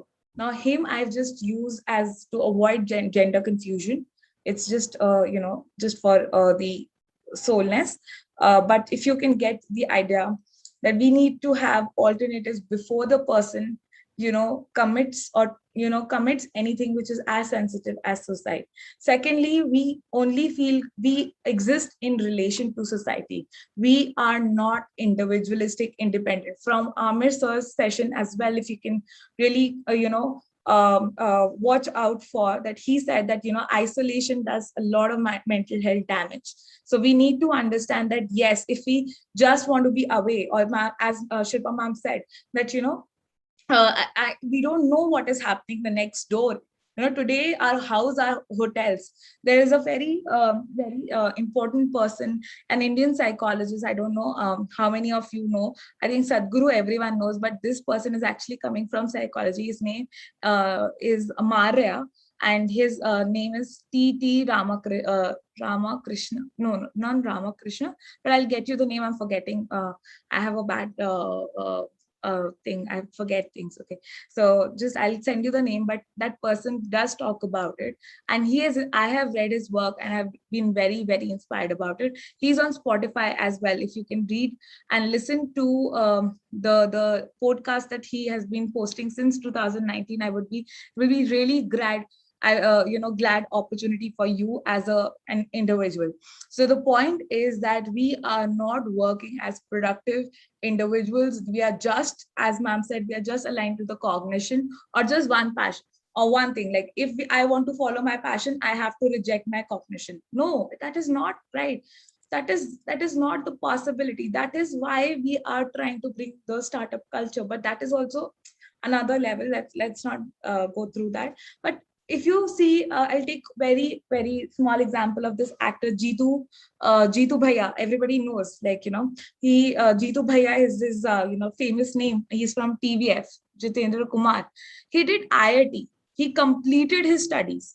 And, he had this desire. I wanted to be an actor. He failed a lot of times. If you listen to his story, he failed a lot of times. He had a lot of substance abuse problems and everything, but he came. Now he is such a aspiring actor that he redefined the whole web dimension, and why we got connected to the TVs, from TV series to web series perspective in India. So we need to understand that productivity can only be found within ourselves, and we have to make an important contribution. Not contribution like this person, like fake things, like this person is facing something, we need to donate money. We have to do small things just to recognize, like for example, like I'll just quote. So, the other day I was so stressed out that on the road itself, I broke down and I don't know what happened, but I was talking to my mom and I broke down and, I said, I don't know whether this program is going to be anything possible or not. And then there was a girl who walked up to me and she just said, you know what? Just come and talk to me. Let's discuss what happened. What are you going through? We had a good word. And she said that, don't worry, everything will be okay. I can know how much passionate you are, and how much change you can bring. So just believe in yourself and just focus on what you are doing. So just these simple lines can motivate and redefine a person, and not only showing through money and donations and stuff like that, that we have to make things evident, right? So this is very, very important for us to understand that mental health is a very vast thing, and it defines two things and not just illness. Okay, when we talk about suicide, the first thing which we have to understand, the idea of closure. Now we are totally talking about suicide, any mental health issue, and why, and suicide, keeping everything, just keep everything whatever ever I have said in mind. Now closure. Now with humans, what happens is, once even you would have experienced it, that once we start a thing, till that thing is not completed, we don't feel achieved, or we don't feel successful, or we don't feel meaningful or purposeful in life. So the idea of closure is very, very important, whether it's maths, whether it's physics, whether it's philosophy, whether it's relationships, whether it's your psychology, psychiatry. Closure is very, very important. And ऐसा नहीं होता है हमारी life में that कि हम लोग एक चीज स्टार्ट करते हैं तो हम उसी का क्लोजर ढूंढते हैं. हमारी लाइफ लीनियर नहीं होती है. हमारी लाइफ जो है वो बहुत साइमल्टेनियस होती है. तो हम लोग मल्टीटास्कर्स ही पैदा हुए हैं. इट्स जस्ट दैट जब हम काम करते हैं, जब हम लोग हाई डेफिनेशन कॉग्निटिव वर्क करते हैं, तो उसके लिए हमारे को one thing at a time कहने को बोला जाता है. क्योंकि आजकल का जो फिनोमेना हो गया ना, कि हमारे पर इतना प्रेशर आ गया कि हम जनरलिस्ट हो चुके हैं, in the sense general and specialist को मिक्स करके हम लोग अप्रोच यूज करते हैं. ना कि हम पहले सिर्फ स्पेशलाइजेशन होता था कि अच्छा ये मैथ्स का टीचर है तो सिर्फ मैथ्स ही पढ़ाएगा. आज मैथ्स का टीचर फिजिक्स भी पढ़ा रहा है, केमिस्ट्री भी पढ़ा रहा है, और हम लोग रिसोर्सेस को अनएम्प्लॉय खुद कर रहे हैं क्योंकि हम पैसे बचाने की कोशिश कर रहे हैं.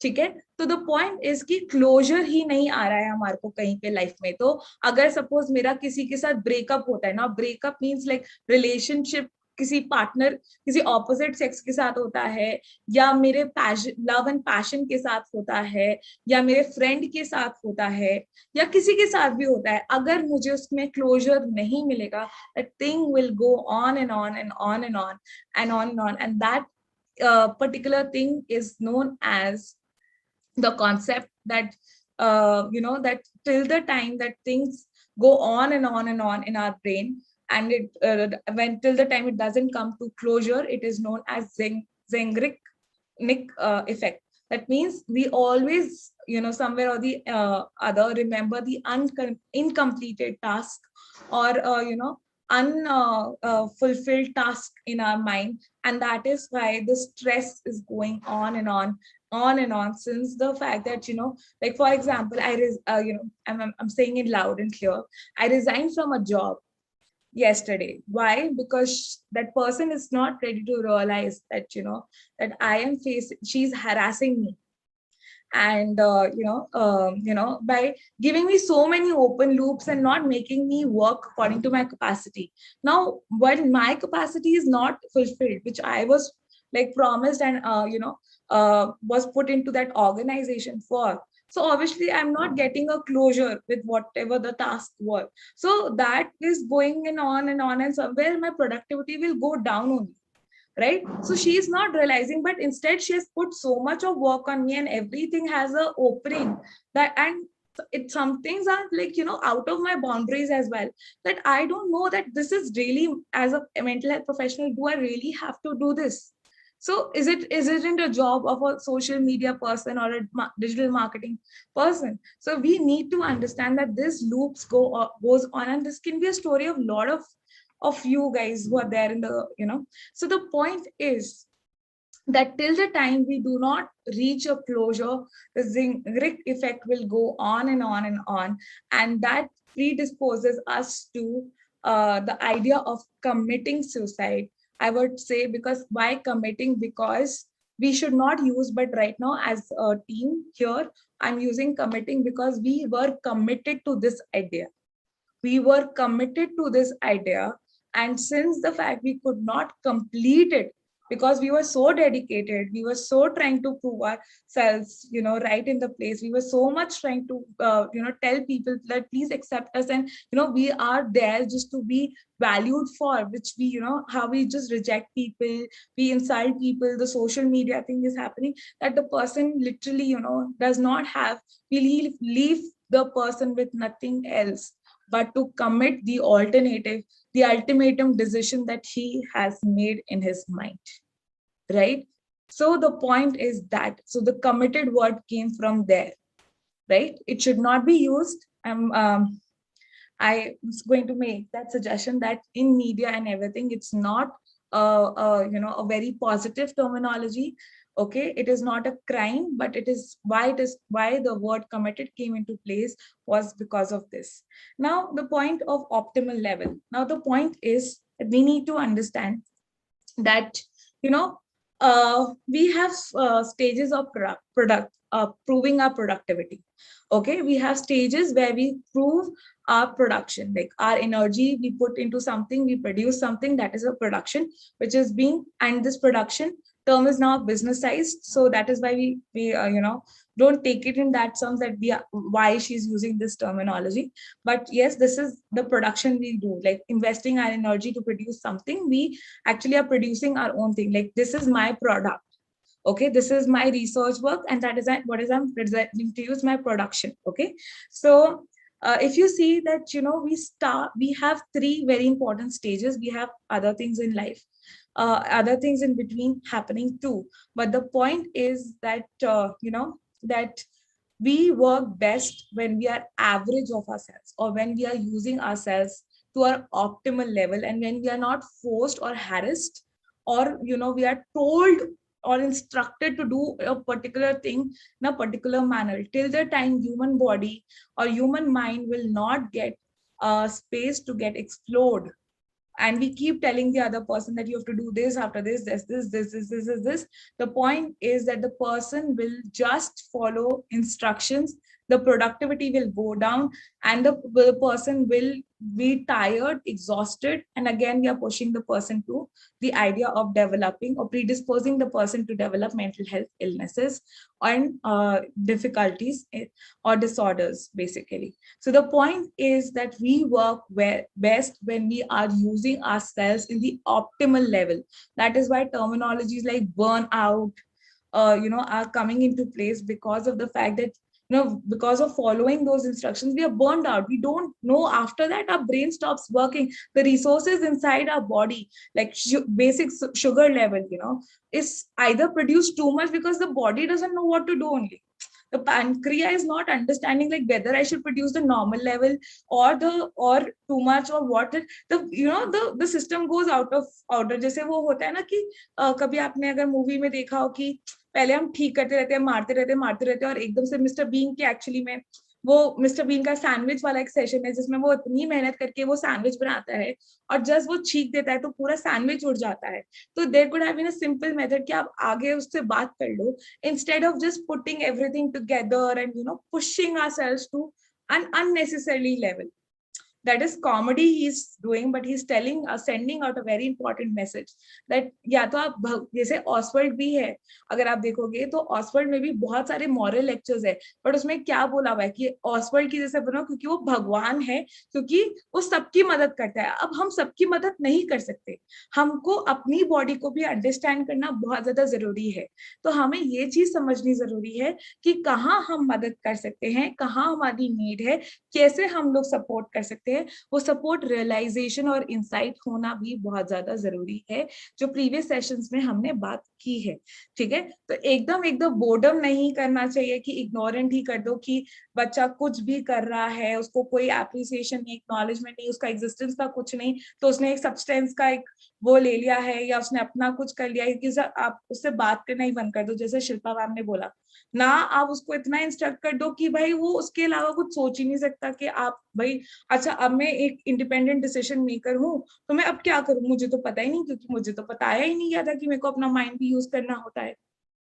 So it's very important to come in contact with your body needs, with your mind needs, and explore yourself. It is very, very important. And look, I cannot be an ultimatum here. Even I am doing so. And I'm finding my exploration, and I'm trying to cut out the burnout. And so I would just suggest that we can do it together, right?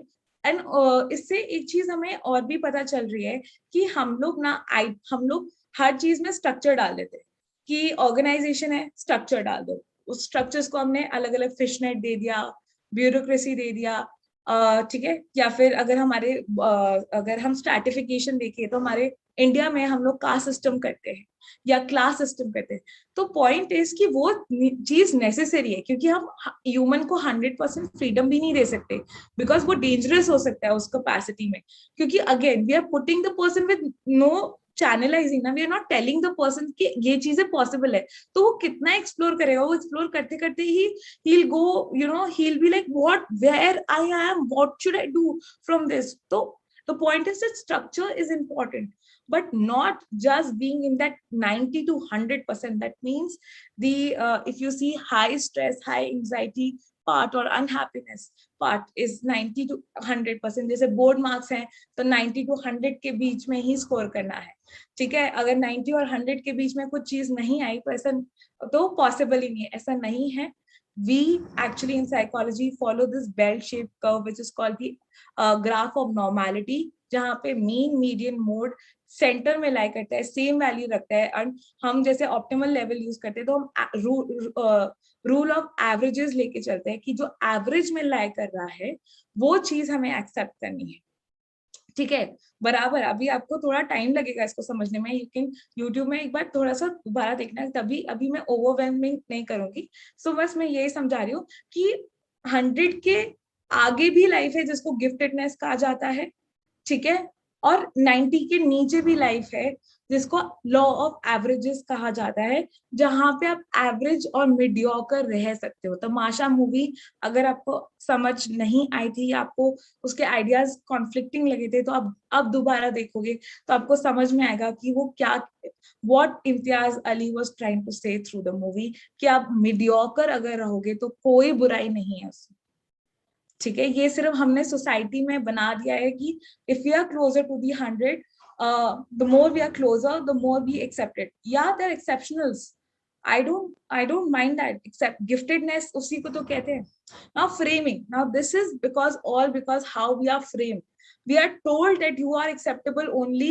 So even like we are like in psychology or in basic parenting or human nature, we were told that you should give unconditional positive regard.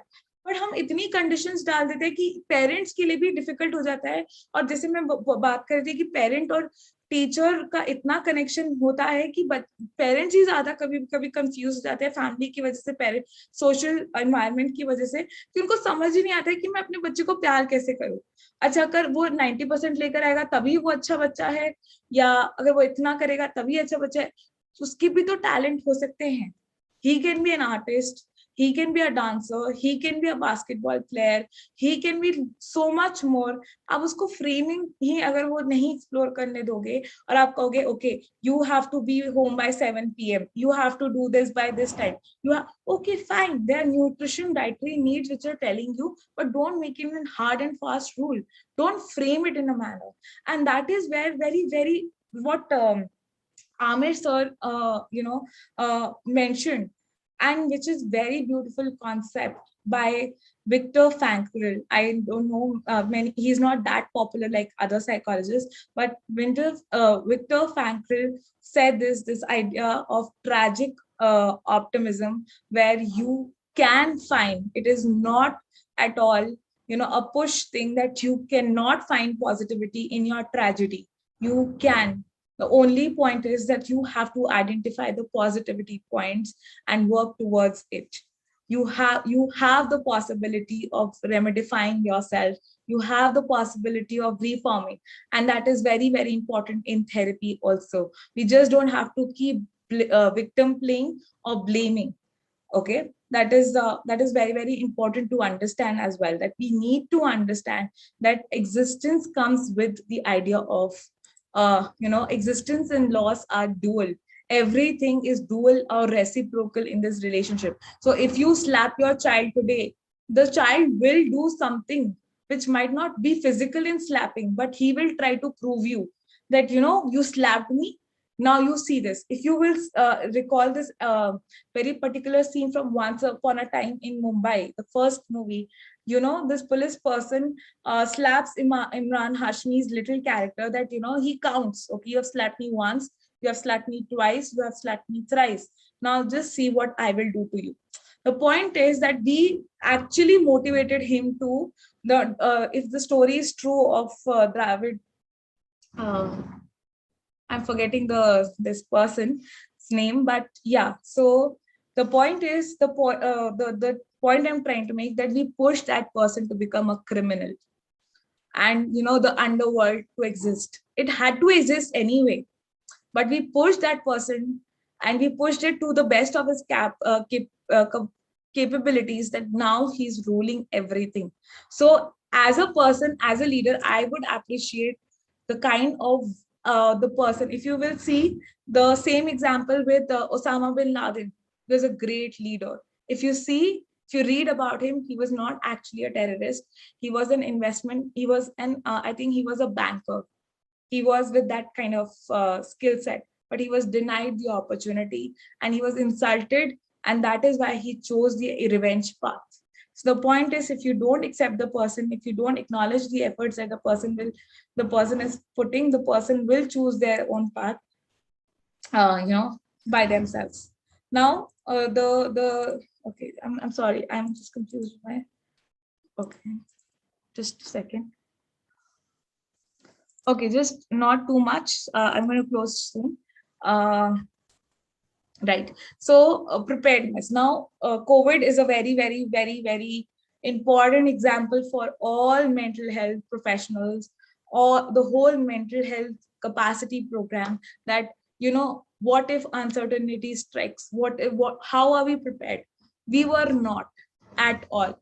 And that is why the pandemic of mental health got increased, because we were harassing the people too much to go outside their mental capacities, that when this actually was a needed time. COVID was a needed time, if you see from a very humanly perspective, that people had to relax. They were doing so much out of their capacity. They had to run, compete every day, and feel unfulfilled. Their esteem was being challenged, that they needed that protection.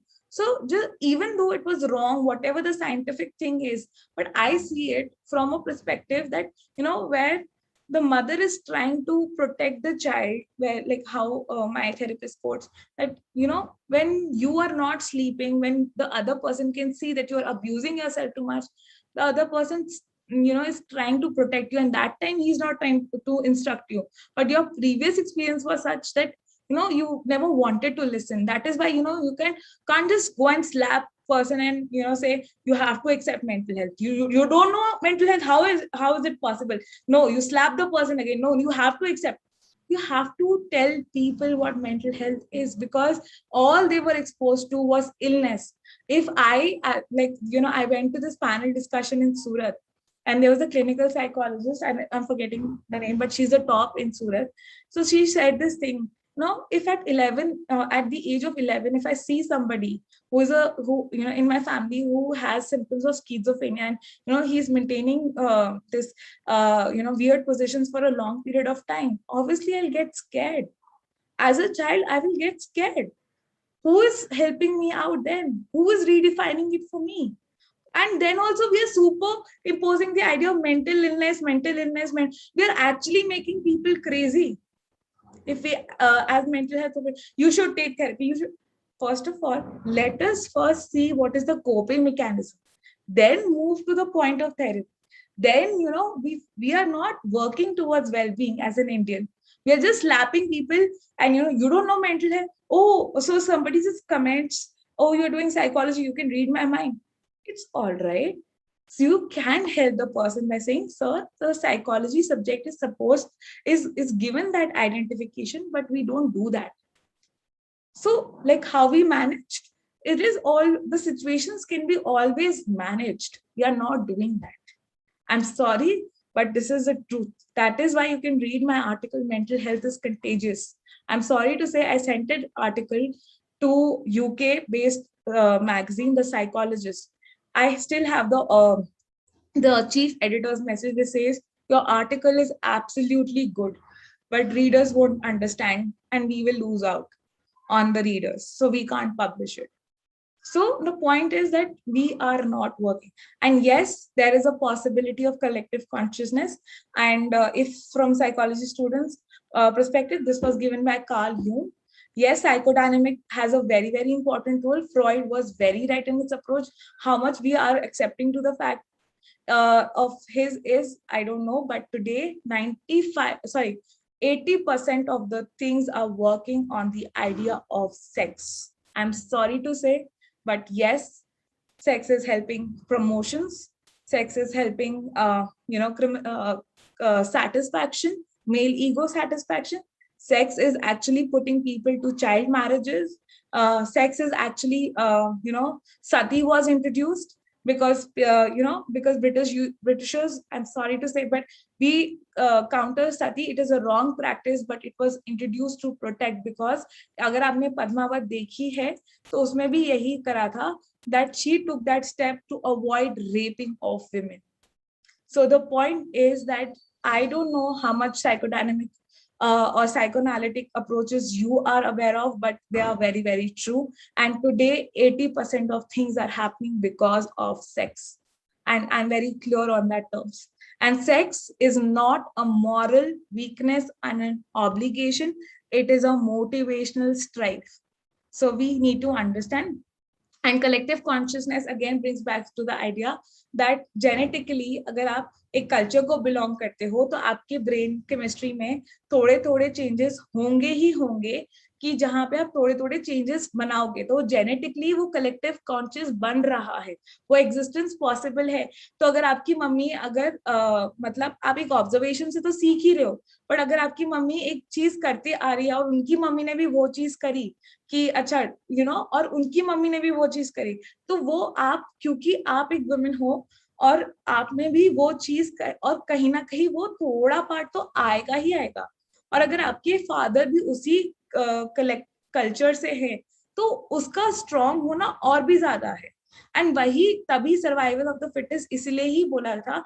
And लोगों ने protective marriage like intercaste और inter faith marriage इसलिए रोक रखी थी, या इतना इतना चैलेंजेस इसलिए है because they wanted that their culture should actually be supreme and should rule, right? So this is very, very important. And I'm just going to quickly close this by saying the last thing, that as we heard ma'am talking about the trauma informed interventions and trauma informed community. अगर आप कोई भी therapy लेते हो या trauma से deal करते हो, आपकी फिजिकल हेल्थ में वो चीज आएगी ही आएगी. अगर आप सिम्टोलॉजी देखोगे, simple existence of a mental health difficulty की, तो you will see that the person will have low physical activity or high physical activity, will have disturbances in sleep, will have disturbances in mood, the nutrition will go. So and अगर कोई चीज system से निकलती है, ठीक है, तो कहीं ना कहीं वो फिजिकली भी कहीं ना कहीं बाउंडेड थी वो एनर्जी, तो फिजिकली भी निकलेगी. तो अगर आप कभी जैसे मेरे साथ कभी कभी होता है, जैसे मैं कभी रिलैक्स हो जाती हूँ कि अच्छा, या मैं बहुत ट्रॉमा में होती हूँ या मेरे को कुछ हो रहा है, तो जब वो चीज निकलती है ना, I usually vomit it out. Okay, so my vomiting is a sign that I'm putting that thing out of my system.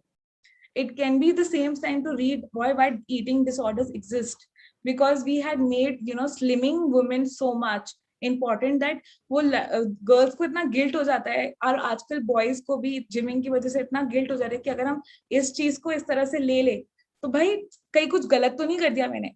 तो मेरे को भी पहले बहुत होता था that I am healthy and might be overweight also, but there was one thing that once somebody said that you know what, once you start accepting yourself, you start reducing your weight. And what I used to do, and I still do sometimes, that when I feel that okay, today is like I want to have, like there is a biryani thing in Bangalore, so I will say I want to have big biryani. I will have it. The moment I have it, I will feel guilty. Oh my God, why did I have it so much? Or why did I have it? And I'll go and throw out. So what I'm doing, I'm going against my body will.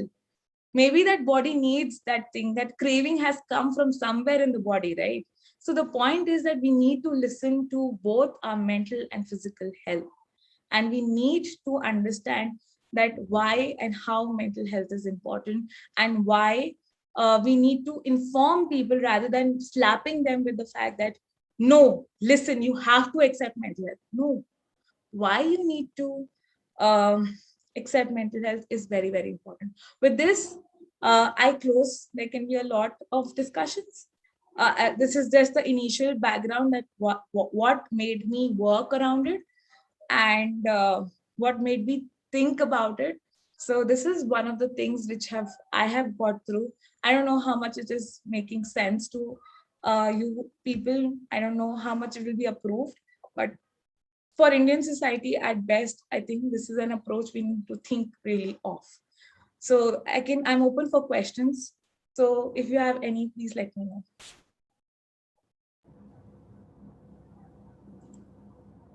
Thank you so much, ma'am, for the amazing session. It's always a pleasure to listen to you.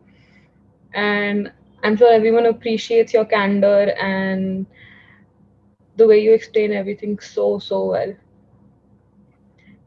Thank you. If anyone has any questions, I think there are some questions in.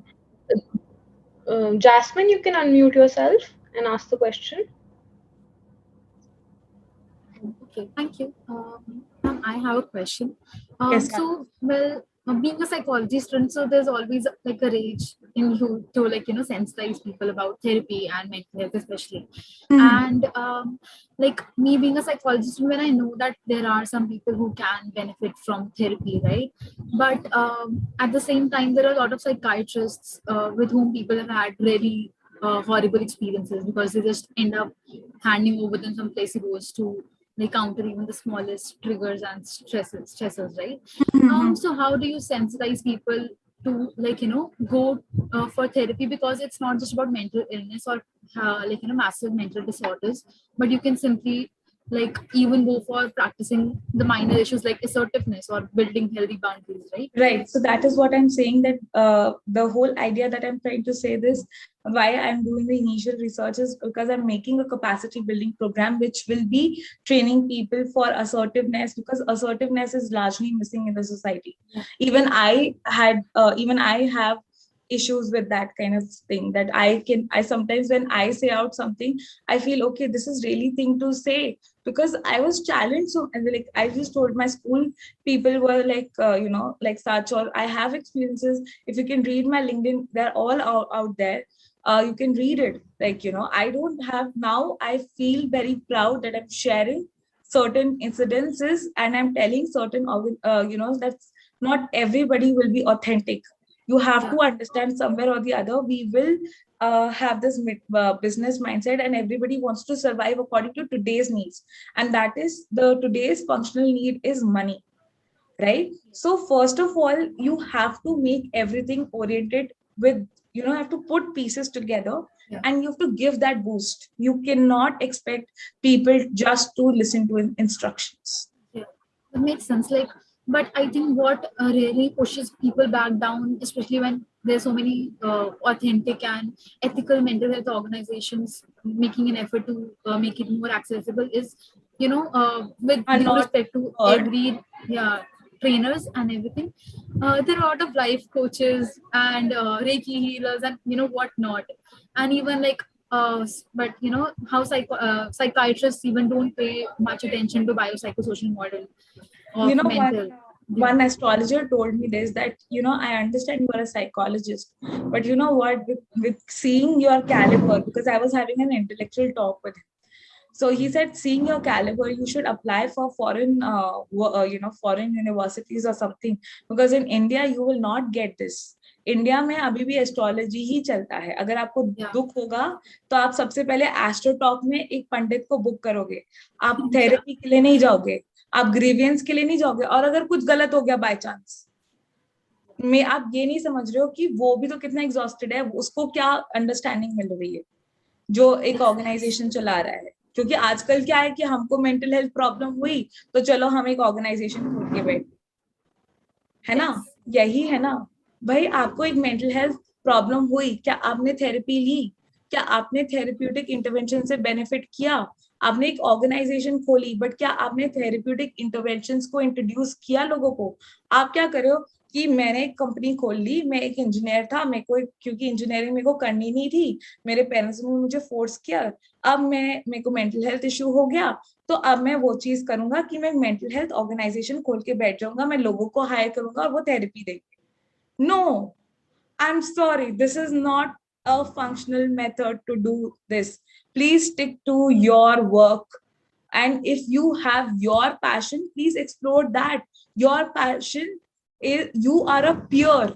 Understand peer support. Inform people about therapeutic positivity. Don't open another organization and create a kiosk for people who are genuinely looking for therapy. I'm sorry to say there are a lot of organizations which are working on this principle, and I am not in support of it, and I'm very open about it.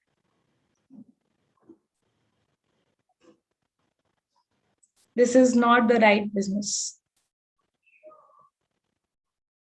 So if I really want to appreciate some engineers who have done really good, who have really worked on their passions, I will tell you certain people. First, Abhishek Upmanyu, Kanan Gill.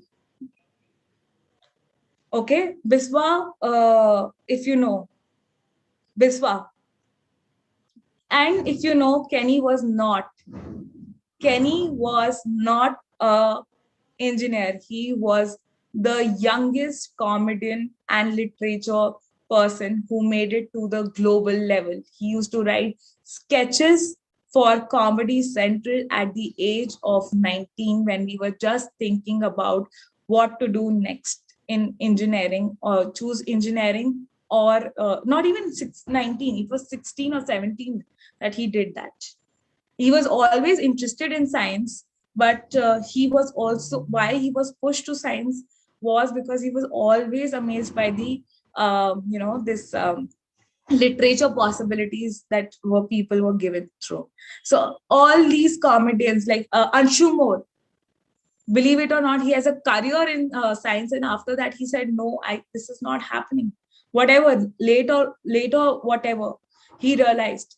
I've also tell you that my CEO is also one of the person who realized his capability, and now he's handling one of the initiatives in our organization where he realized that content or literature or that that area is his core, and he has to work upon it. So the point is that you need to motivate. Now I'll tell you, as a student, as a psychology teacher of PGT 11th and 12th, my simple job was, and as expected by my salary, was just to go teach psychology and come back home on counsellor के पास तो school में कोई जाता है, कौन ही जाता है, क्योंकि काउंसलर्स तो क्योंकि वो सपोर्ट ही नहीं मिलता है उनको।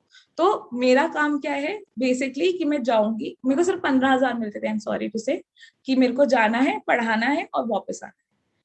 बट मैंने वो चीज नहीं की। I could see my some of my students struggling, I help them. One of them he said, he called me, he was insulted by the school and he then called me, said ma'am मुझसे पढ़ाई नहीं होगी, आप जो भी करवा लो मैं पढ़ नहीं पाऊंगा, मुझे नहीं करनी पढ़ाई। तो मैंने कहा अच्छा कोई बात नहीं, कौन कह रहे हैं? कह रहे स्कूल वाले कह रहे हैं। मैंने कहा अच्छा मुझे ये चीज बताओ, आपको किस चीज में इंटरेस्ट है? ही सेड मैंने कुकिंग सीखी है लॉकडाउन में बैठ के, और मैंने प्रैक्टिस की है अच्छे से, मैंने वो लर्न किया है, मैंने उसे एक्सपेरिमेंट, अपना वोकेशनल एम्पावरमेंट उसको मिला है। तो मतलब वो उसको उसने एक्सप्लोर किया कि उसमें है कि नहीं, एंड मुझे आगे मुझे लगता है कि मैं कुकिंग में एक अच्छा करियर बना सकता हूँ। और today he is doing so well. He has an Instagram account and his restaurant is in pipeline, and he is just in he just passed 12th. So अभी उसको ऐसा बोला जा रहा है कि उसके ग्रुप को कि ये बच्चे निकल गए वरना ये पास ना हो पाते। बट आज वो बच्चा उस फील्ड में सक्सेसफुल है जिस वो सक्सेस डिफाइन कर रहा है जहां पे उसका एक अप्रोच था। So the point is that what I am trying to make is,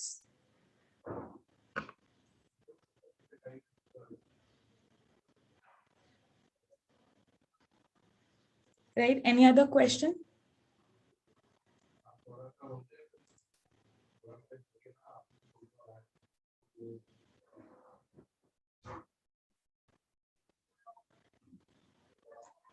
Yes, body shame is a stigma. Who's written this? Anam. Yes, body stigma. Body stigma is much there, and even the plus. I'm sorry to say, जो ये positive क्या कहते हैं से positive body positivity.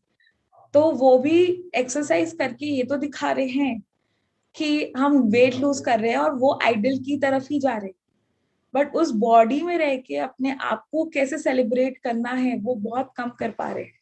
And I would say मैं भी पहले बहुत वियर्ड फील करती थी, बट मतलब एक तरह से थोड़ा सा ऑकवर्ड भी लगता है कभी कभी क्योंकि आपको आदत नहीं है, but I think right now अगर मैं बॉडी पॉजिटिविटी के बारे में बात करूं तो जो इन्फ्लुएंसर बहुत ज्यादा अच्छा काम कर रही है वो है Sakshi Siddhwani, if I am not wrong. I don't know, style me up with Sakshi I think, मतलब you know yes Sakshi, yes Sakshi Sidhwani, she's doing a very good work.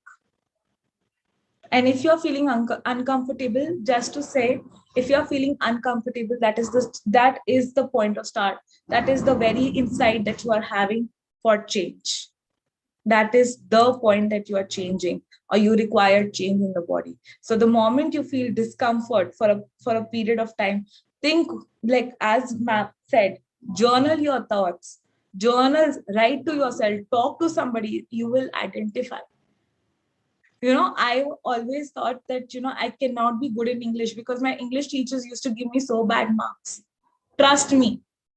But then one teacher came, her name is Fauzia. Okay, my Fauzia Reman, she was from Springdale and now she's left, I'm not sure. But Fauzia ma'am changed my life. She gave me that acceptance that Jigyasa, you are much more. You have, you should write. Today, if you see, I'm writing. I have, just to tell you that on Sunday, 5 p.m., we are having a book launch. And, I was very ashamed of my writings. I thought, as Batra sir said that, her writings were very dark. So even I felt, so, will anybody read these writings? I used to feel very guilty and ashamed of them. But then there was one person by whom we are dedicating this book to. He was the first reader of my old poems. Okay. And he said to my father that, your daughter is amazing. Her poems speak a lot of volumes. And just to dedicate that book to him, we are having that book launch. So the point is that possibilities lie everywhere. It's just that how you want to make the most of it. Any other question? Okay, Anam, if you're not liked by others, you identify what they are feeling uncomfortable with. Maybe they want you to follow the path that they have aligned for you, which is also something which happens in peer support. That what happens is that we start to dictate, we start to define paths for people. That is against therapy. We cannot define paths. We cannot suggest. Like we can just suggest. We cannot, tell them, okay, these are the task bar. You do this, you do that, you do this. We just tell them, okay, make a plan, make this. So just see if you are doing something which might not fall in their cognitive rightness, maybe, and you are, doing something of that sort. Any question?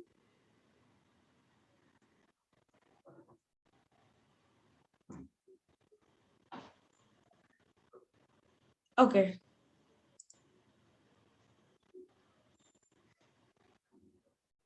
Yes, I can understand, Anam. We can take this. You can personally contact me. I'm available on LinkedIn with the same name, Jigyasa Tandon.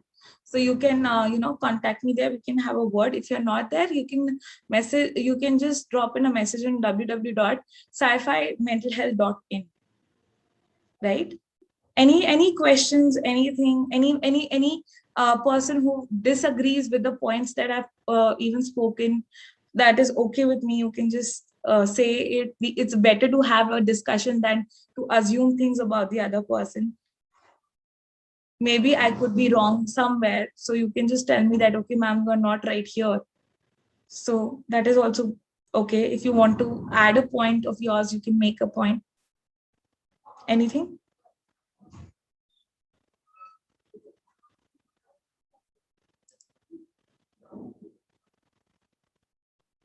Okay, I think it's too long as well. We should break for a session.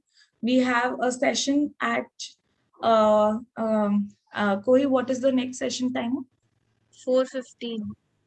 4:15. Okay. No, I think we have Sugandha, Dr. Sugandha Yeah, Gupta. yeah. Sorry. Yeah. 3 o'clock. We have a break till 3 o'clock. Okay. It was supposed to be a break time, so I'm eating on your break, which is wrong. This is your break time. Go have good lunch and attend Dr. Sugandha Gupta's session. She's a very good educator in with psychiatric perspective, and then a panel of women reformers is there.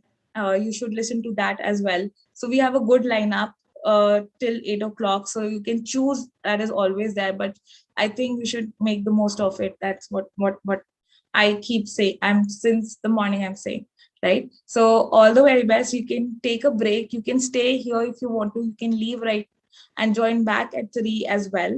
But it's totally on you.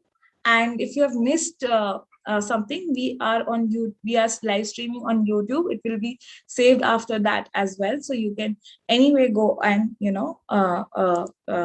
basically go there and see the session. And if you feel motivated by any of the sessions, you can suggest your friends to go join the live streaming. We have sent out the links. We have published it on LinkedIn as well, so you can anybody can join through YouTube. What do you call YouTube live streaming? Thank you. Not eating your break anymore. All the very best. Take care and have a great 3 days to yourself. Thank you so much.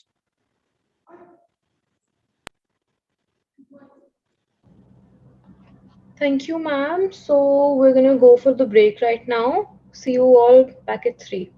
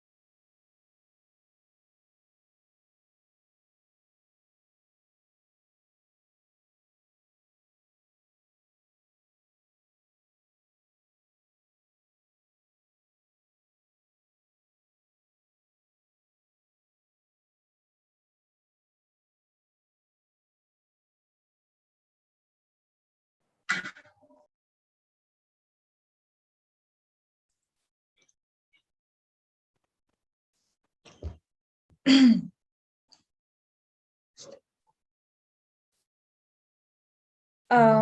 everyone, welcome back.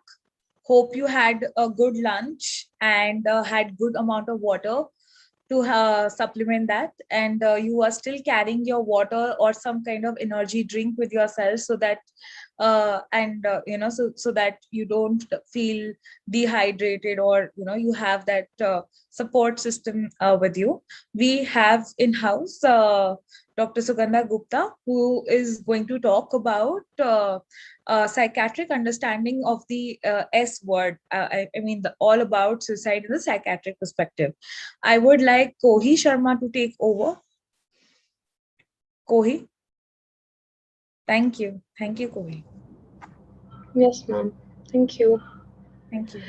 So as Jigyasa ma'am said, the next session is being conducted by Dr. Sugandha Gupta. She's a dynamic psychiatrist practicing in the field of mental health for the last 17 years. She's the founder of Delhi Mind Clinic, a holistic mental health center. During her nascent stages of medical training, she was deeply affected by the suffering of people with mental illness, the challenges and apathy faced by the patients and their family members, which became her primary motivation to train as a psychiatrist.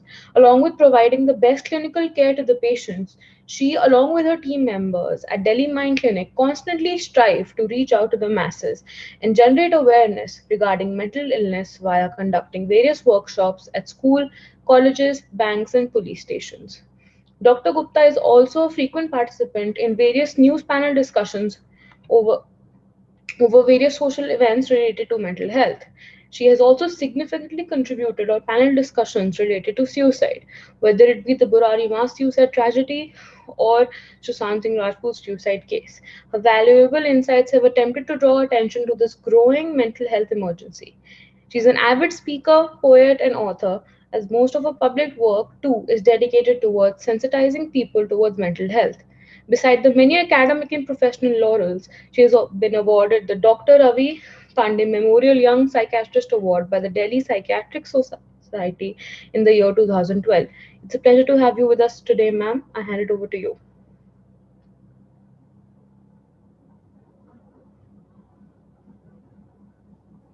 Ma'am, your voice is not audible. Hello, am I audible now? Ma'am, a little bit. Can you please Yes, repeat? ma'am. Yes, ma'am. You're audible now. Yeah, better now? Yes, ma'am. Yes, All ma'am. right, all right.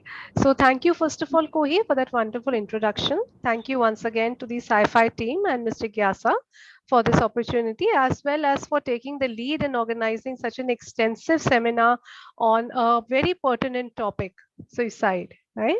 And since I'll be talking about mostly the psychiatric perspectives, I would like to go straight to the presentation. I have a couple of slides which I hope will help us connect and understand things better. So I'm going to be sharing my screen. Please let me know. Can somebody help me in sharing my screen? Can I be able to do that? Yes, ma'am. You can share the screen. It is enabled for the participants. Ma'am, yes. Yes, ma'am. It is visible. All right.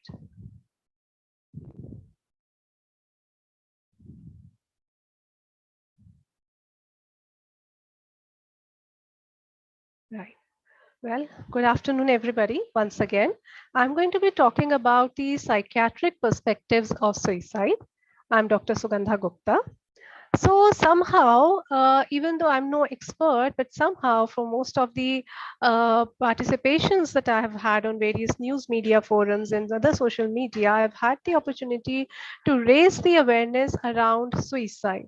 Suicide, which is a global phenomena and also a mental health emergency requiring attention, sensitization, awareness, action, and as the theme of this extensive 3-day seminar, hope. So first we need to understand, why are we talking about suicide? Yeah. So as per a global perspective, we lose at least 8 lakh lives globally each year from suicide, or on an average 40 seconds we use a person to suicide. The number of people who die by suicide was expected to reach 1.5 million in the year 2020. Howsoever, well aware of the COVID pandemic and how it has struck us all, we know that we must have far by crossed this number now. The 15 to 29 or 15 to 30-year-old age group is the age group that has the second highest cause of mortality as suicide. And the death rates by suicide have been gradually increasing over the last few decades. As per a study conducted by the Ministry of Health and Family Welfare, Government of India, a joint initiative by the ICMR, it was found that the suicide death rate was 1.7 times higher amongst women and 1.4 times higher amongst the men in India than the global average. And what was even more shocking was that even though India contributes only 18% to the global population, we are talking of the 2016 data, however, 37% of the global suicide deaths amongst women and 24% amongst men was accounted for by suicide from India. And that number is huge. It was again found to be the leading cause of death in the 15 to 40-year-old age groups in 2016. So the suicide burden in India, whether we talk of the disability adjusted life years, morbidity or mortality, has been growing. The impact it has had on our economy is also great. As we see in this data, the female rates are much higher than those of the male, and the combined as well have been gradually increasing. At about another study in the year 2019, 1,39,123 suicides were reported. Please note that these are only the reported suicides. At least a majority of them go unreported or are reported as accidental death. And we are certainly not yet talking about the attempted suicides. We are only talking of completed suicides. In fact, statistics and studies have shown that for every one person who ends his life by suicide, there are at least 25 who attempt to do so. And so by that number, it is a huge, huge concern for us all. And yet the numbers that we were talking about are of the pre-pandemic era, the pre-COVID era, before COVID era, wherein depression and anxiety costs the global economy over $1 trillion a year.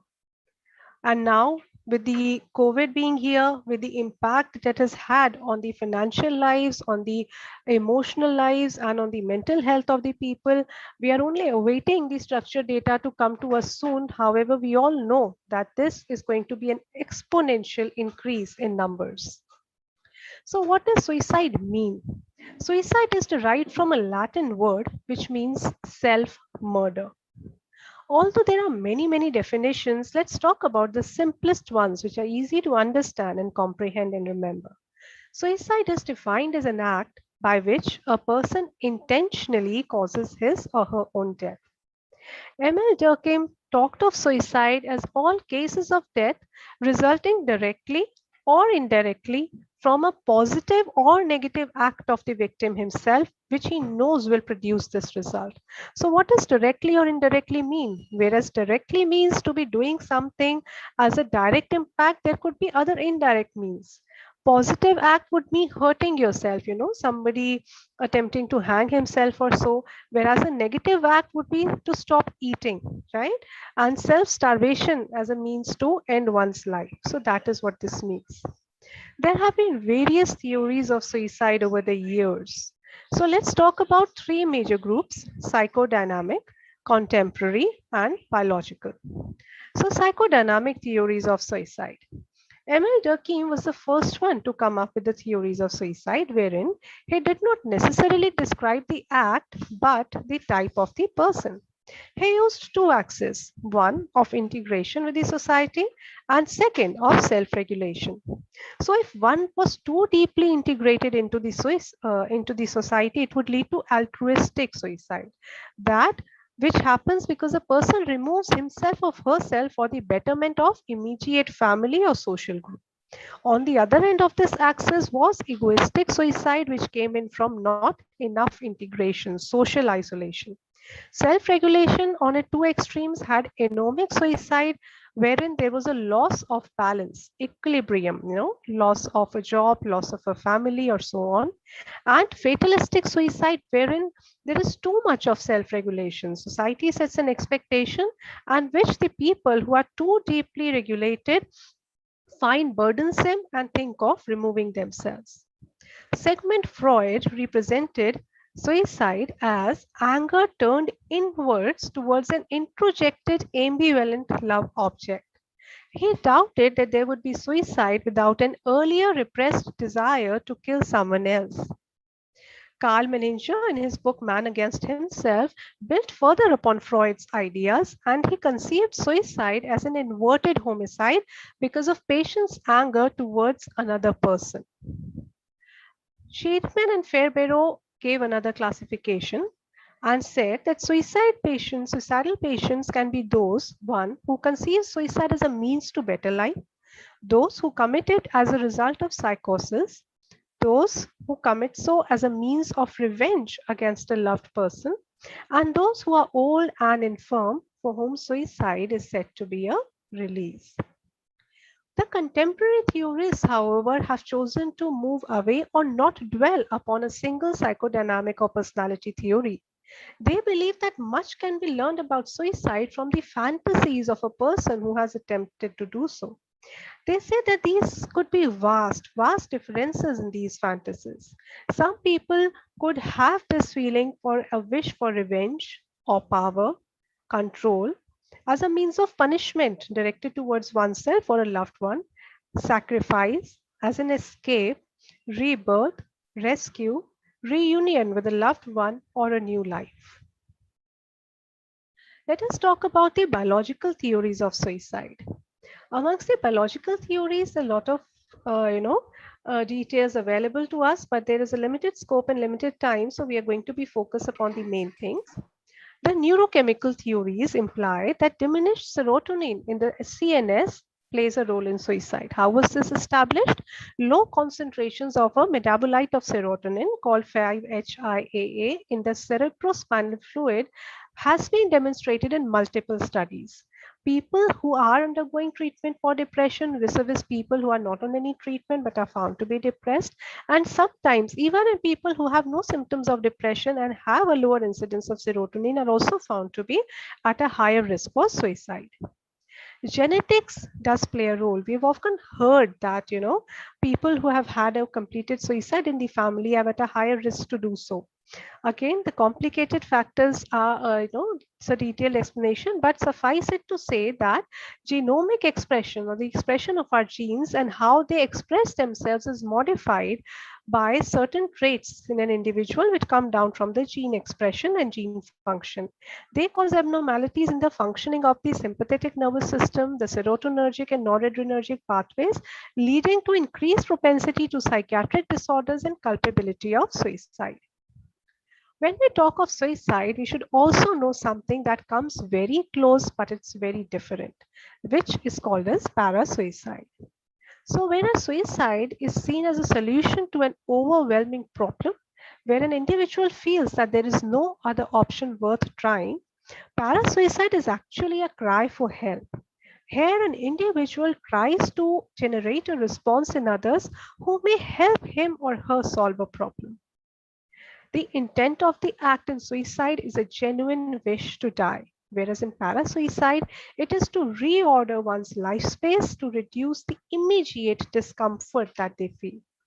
The subject's attitude is to live or die in suicide, whereas in parasuicide, it's trivalent. There are three options: suffering of living, suffering, and dying. The feelings in suicide are those of extreme hopelessness, helplessness, and worthlessness, whereas in parasuicide, there is a lot of disconnectedness, disenchantedness, delineation, or dissociation from the external world in one's own emotional realm. Then again, there are different types of suicidal ideation which one needs to be aware of. One is that an individual has no suicide thoughts. Another could be some random intrusive thoughts. Example, somebody is standing on a balcony and they have a flashing thought which says, what if I just jumped, right? Thoughts of morbidity wherein one person thinks about death, but not initiated by self. What if I wouldn't wake up tomorrow? I wish I were dead. So these are called as passive wishes of death. There could be suicidal thoughts with no intent and no plan. Maybe I should just kill myself. There could be suicidal thoughts where there is a method, but there is no intent or no plan. Suicidal intent may be there, which may be significant without a plan. So the person tends to hurt himself or herself, but does not have a plan. And then there comes in one wherein there is both plan and intent, which is significantly concerning, wherein a person has a specific plan, how, when, where, and he intends to carry it out. And then there is a suicidal attempt wherein a person attempts to kill himself or herself, either initiating via a plan that has been constructed over a period of time very carefully, or it could be an impulsive act as well. Besides all these things, the big data, the rising numbers, the reasons, the changes, we still need to understand that the primary reason why we are talking about suicide today is because it is a preventable cause of death, a preventable cause of morbidity, mortality. But when we talk of prevention, we should know what the risk factors are. So let us start from the top. Or maybe, this is something that is a lot of things that come into our mind when we think of why somebody would attempt to take such a drastic step to hurt himself or herself. We think of a lot of things. Maybe he is depressed, maybe he is an addicted person, maybe he has had something happen in his recent life, a relationship, maybe he's lost someone to an illness, so on and so forth. But I would like that we talk about them in more structured and concrete headings. And we are going to discuss these risk factors as mental health factors, physical health factors, and the psychosocial environmental factors. Let's talk about the mental health reasons.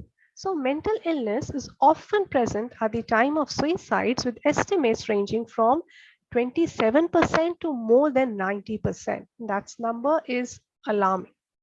Of those who have been hospitalized for suicidal behavior, the lifetime risk is 8.6%.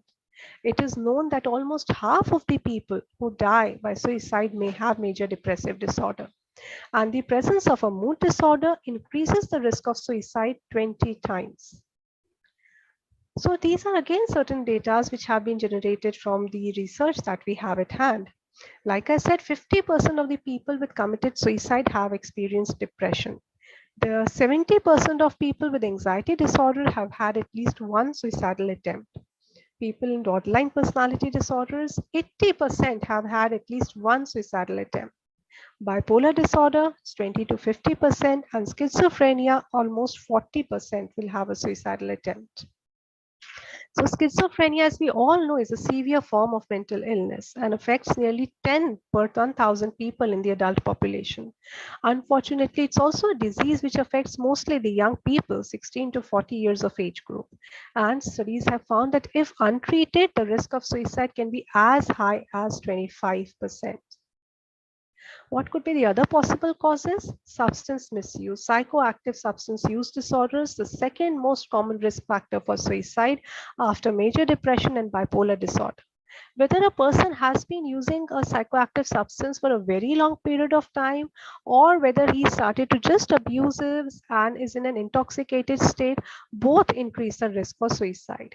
How? By activating the sympathetic nervous system, the hypothalamus pituitary adrenal axis. They increase the aggression, impulsivity, hostility, and impair the actions of the prefrontal cortex. That's the part of the brain that helps us judge things better, calculate things better, plan things better. And because of an inhibition in the judgment and decision making abilities of an individual, the risk of suicide when coupled with these three mediators is considerably higher. Physical health reasons. So, mostly when somebody thinks of suicide, of why somebody might have hurt himself, we always talk of depression. We talk of illnesses, maybe he was depressed, maybe he had some disorder, maybe he lost a family member. But what we are not aware of is that many physical health reasons also account for a higher rate of suicide. Any illness which has chronic pain involved, traumatic brain injury, kidney failure, chronic kidney disease, especially the one which requires frequent hemodialysis, HIV, All these illnesses are known to increase the risk of suicides. We will talk a little more about this. Diabetics are twice as likely to commit suicide as compared to non-diabetics, and the rate is even higher in people who are diagnosed with diabetes at an early age and those who are dependent upon insulin. This is a table which depicts, the order of increased suicide risk in different types of cancer. So it's found that lung has the increased overall risk compared to other kinds of cancer.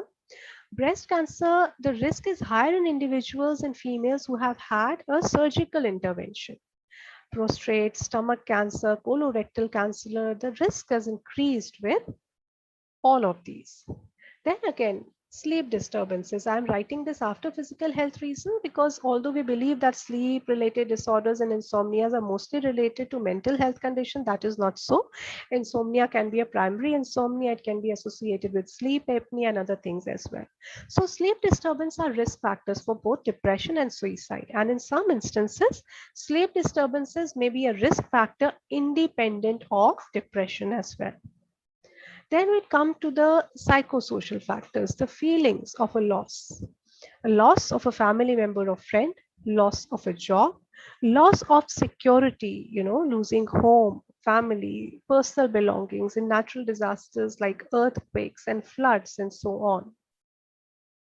There could be relationship issues, divorce, breakups, financial concerns. We all have and are aware of the data that comes from the farmer suicides. And now more often than not, we almost every day read about, people committing suicide or attempting to do so because of financial concerns that have worsened after the COVID pandemic. There could be workplace stressors, sexual molestations and rape, personal injury or illness, retirement, social isolation and lack of social support. And in the older adults, the perception of being a burden to others is also an important factor which mediates the risk of suicide. What are the warning signs of suicide? This one we'll take one at a time. Let's start from the 12 o'clock position. A sense of hopelessness. Hopelessness has been found by various studies as a primary and independent indicator which increases the risk for suicide. Isolation or feeling alone, that has worsened in the pandemic, as we are all aware. Aggressiveness and irritability, these are certain personality traits which inhibit the inhibit the judgment making abilities of an individual. So these also increase the risk. Possession of lethal means, or let us say availability of the substances or means by which an individual can harm himself or herself, be it guns, be it pesticides, be it other things like that. Feeling like a burden to others. Drastic changes in mood and behavior. Frequently talking about death, one talking about dying, how, life would be, what if I wasn't here, and, how would you be doing without me? Maybe this can happen after I'm gone, things like that. People who have a history of self-harm, cutting behaviors, for example, are always going to be at an increased risk for suicide. Engaging in risky behaviors, intentionally overdosing, drinking excessive alcohol, so on and so forth. Making funeral arrangements can also be a very big indicator or a big warning sign for somebody who's planning to or attempting to hurt himself or herself.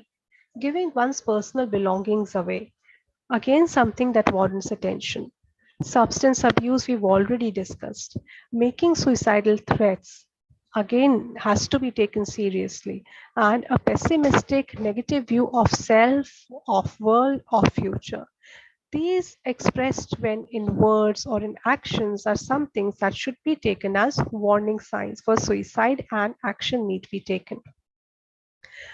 There are certain myths and facts surrounding suicide. Let's take up one by one.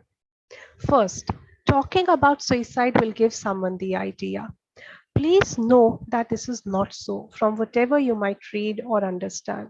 Individuals who are struggling with suicidal thoughts find it a relief to be able to talk to somebody about it. They are able to reorder, rearrange their thoughts, their emotions, consider other options, and feel less burdened by it. And this can actually reduce the agitation and anxiety that they feel with these thoughts. And you certainly cannot plant such an idea into anybody's mind. So please know that if you feel somebody is depressed or has been giving or showing some warning signs of suicide that we just talked about, go ahead, talk and ask. You certainly are not going to plant that idea into their mind. The second myth, that suicide only affects individuals with a mental health condition. Please know that this is not necessary. Some of the factors we have already discussed, but it can just hit somebody out of the blue. And as we certainly read so many times in the news, and then we gather amongst ourselves that what could have gone wrong? I mean, this person was fine. So please know that they do not necessarily have depression or anxiety or substance use for himself or herself to hurt himself. Then suicides happen without warning. As we already discussed, there are many warning signs, there are many indicators. People talking about death, people talking about life after death, people giving their personal belongings away, people threatening to hurt themselves.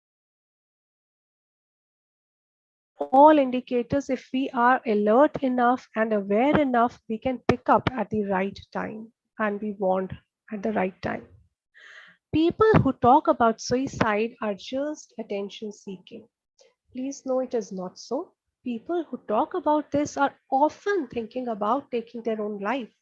Talking about it is a way to indicate that they need support, and hence it needs to be taken seriously and offered in the best manner possible. Someone who is suicidal is determined to die. On the contrary, people who feel so have often got mixed feelings about dying. Someone who acts impulsively may not necessarily want to die. It could just be, like I discussed, parasuicide. It could just be a wish to get some kind of relief from an agitated place, from a place where they feel disconnected and burdened or overwhelmed. So it may not necessarily be the intent to do so. And access to support at the right time can help one hold this back. People, like I said, they cannot be stopped, but such thoughts can be there only for limited amounts of time. So one need not be worrying, but one needs to be cautious and alert and aware. So when we talk so much about what this is, where it comes from, what causes it, where can we intervene, how can we be aware a little early, what actions can we take, there are three steps that need to be done. First is prevention. It is important. However, unfortunately, it is unlikely to prevent all the people from having thoughts of suicide. But we will try our best. The second would be intervention, something called as suicide first aid to prevent the risk of suicidal behavior. So we intervene at the right time. And then there is postvention for those who injure themselves and for those who are affected. In the remaining maybe 2.5 days of this extensive seminar, as I was going through the program, I believe that all these three have been covered in great details by various experts from various fields in one way or the another. And I do hope that as you people keep connecting and engaging, you're going to be coming out much more aware, enlightened, responsible, and hopeful. With this, I thank you all for the time and the attention. And we will certainly have some discussions after the seminar. But if there's anything that you feel that you would like to discuss on a more one-to-one level, I'm sharing my email ID. Please write to me. I shall find time to respond back. I thank you all once again, and I hope that I have been able to shed some important light on the topic that we are here for today. Thank you so much, ma'am. It was a blessing to have you and go through the presentation together, and all the points are really necessary with all the, with the contemporary and the traditional thinking and the comparison that we as, aspiring mental health professionals as a team should understand and not advocate for individuality. As a team should also understand and, to work together, a better preventional intersection can be, a good point to understand. And I mean, like, shorter words to express the greatness and the education expertise that you have from your end. And I think if anybody wants to like anybody has a question, or maybe I think they're still taking time to process since That's all right. That's all right. It's been too much. I think, time's yeah. always been a constraint, but it is Yes, great to see so many participants. And in all sincerity, Mr. Gyasa, I think it's been a wonderful program. I've been through, the list of topics that have been chosen, the experts that you've collected together, all the delegates, and, each intricacies, you're talking about specific age group separately, a specific risk factor separately, substance abuse separately, and there's an expert from that field. So it's a wonderful, wonderful program, and I'm hoping that everybody will come back much more aware and much more enlightened. I hope so, ma'am. I would love that you can catch up on my session. At first time, I did a lot of research, and I'm planning on a pioneer program, like for peer for prevention as a pioneer Yeah, program. yeah, I know it's So wonderful. I wish you all the best, and I'm sure thank I you. see the attendance over here, and it's overwhelming. It's nice. It's great. Thank you. Yeah, Congratulations. we are live streaming on YouTube, so we have Yeah, participants, right, like right. coming for some time and leaving. But I think YouTube has given one point of permanency. So anybody, Absolutely. like, even if like whatever the thoughts are discussed today here can be look back from a perspective. Absolutely. So that Absolutely. is That's that a is wonderful thing. That's a wonderful thing. right, ma'am. Right. But we invite you to join for I shall tomorrow. certainly try my best. I've been going through the program and seeing wherein, I can be there. And I Yeah. got up this YouTube thing also. So I Yes, shall yes, yes. certainly be there for the parts that I can make it Yes, to. yes, but from your background perspective, if you could have a word with Dr. Santosh Kumar Chaturvedi, I think it would be really, really helpful. Surely, And surely, surely. yeah, so thank you, ma'am. And it was like everybody is just posting this only. The facts and data are like literally eye-opening, and they're so, eye-opening and threatening, that how people just to, like, in the morning also I was saying the same thing only, that just to threaten and Yeah. just to end that thing, just to just feel that okay, now we have given that power so much to people that whatever they think that they they can take up suicide, like as an option. So it has the copycat or the Yeah. weather effect or the contagious Hmm. thing aspect has increased so much. Yes, So absolutely. And the last year, clinically also in our practice, we saw a lot, after the SSR case. It was so overwhelming, even months later, we kept getting patients and families who reported how that particular event had really shook them up, how they were still having settled thoughts after it. So I know that there is a speaker who's going to talk about the media portrayal of suicides and how it should be brought across sensitively. I should try to be there, but this is something very, very, very important, A little exactly, thing makes a exactly. very big difference. So Right, right, hopefully, yeah. right. That is actually very, very, I think, important to discuss. And yeah, please attend Chandan's, because he is actually working on some of the mental health related scripts as well. All He's a writer right. as well. So he Yes, has yes, worked, yes. and he's worked on ADHD and presenting ADHD online. So I think Okay. I told him that he can network with the speakers and the resource Surely. persons, so that he can get a better idea as well. So that will be Absolutely. really, really helpful. Absolutely. Right. So Right. now I think we had lunch, and now it's time. It's almost 4, and it's time for tea for most of us. So Yes, yes, absolutely. and And yeah, we I've are. sh- I Sorry, shared sorry. my email ID, Jigyasa. So, and it sometimes does happen that, the data and everything, it takes time to recollect. So I've shared my email ID in the PowerPoint. And if anybody has any queries, they can write to me later and I shall make time to, discuss those as well. Sure, All sure, right. ma'am. Yeah. Please send your PPT so we can send I it will forward. mail it to you. Yes, I'll mail it to the ID that was given in the group. Sure, ma'am. We'll share it to all the group members and everyone who wants to Absolutely. have a look.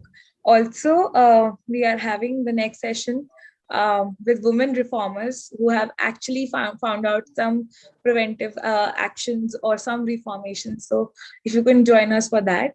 I shall Uh, try. I'll need to leave for a while and then come back because I have sure, some ma'am. commitments, but I Sure, shall ma'am. join in a while. All right. So Sure, sure. please continue and wish you all the best. And I'll see you soon, Jigyasa. Thank you. All right. Thank you, ma'am. Yeah. Thank you. Okay. Bye bye. Bye-bye. Good day. Good day, ma'am. So just a minute, Kohi. So now I think it's 4 o'clock, and we are almost nearing the tea time. So next, let's take a 15-minute tea making time. This is also an active therapeutic process that, to make your own tea and your coffee and to have that thing for yourself is very, very therapeutic, because it gives you that calmness when you are making that drink for yourself. Water is easy to procure. Pepsi is another option that people, we have acquired conditional taste of, like, this product company is selling and we have acquired the taste of. But tea and coffee, I think, is very, very specific to the individual, and they like it in a particular way. Especially for me, if I don't get my tasting tea, I get irritated the whole time. So let's take 15 minutes. We stay online as well, and you can make your tea and we can have chai pe charcha with women reformers, right? What do you think, Kohi? Yeah. Definitely agreed, ma'am. Sure. So, like 15 minutes, because all this data and everything keeps you overwhelmed. Let's stay online itself. Let's make the tea together, and maybe we can have some activities. Meantime, Manya, Prerna. Suggestions, ma'am? Yes, Kohi. No, ma'am, I'm asking, do you have any suggestions on what we could do in the Yes, meantime? like we can ask, you can ask, we can have this one thing that they identify peer as, like, what is the first thing that comes to their mind when we say the word peer? All right. So as Jigyasa ma'am has set the question forward, the term peer, when you think about it for the first time, what do you relate it to in your life or to something you've read or the things you see around you? You can raise your hands or write it in the chat box if you want to unmute yourself. Everyone's open to talk about it.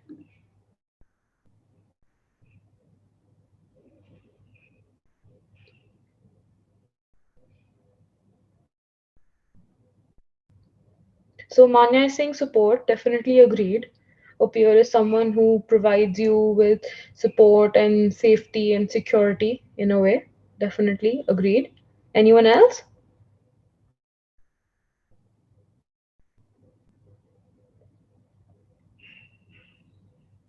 A little Megha says, participation, a little participation.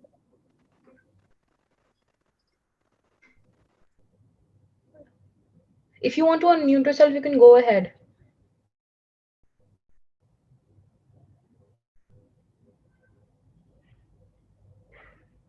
Megha says, friends, someone from our age group.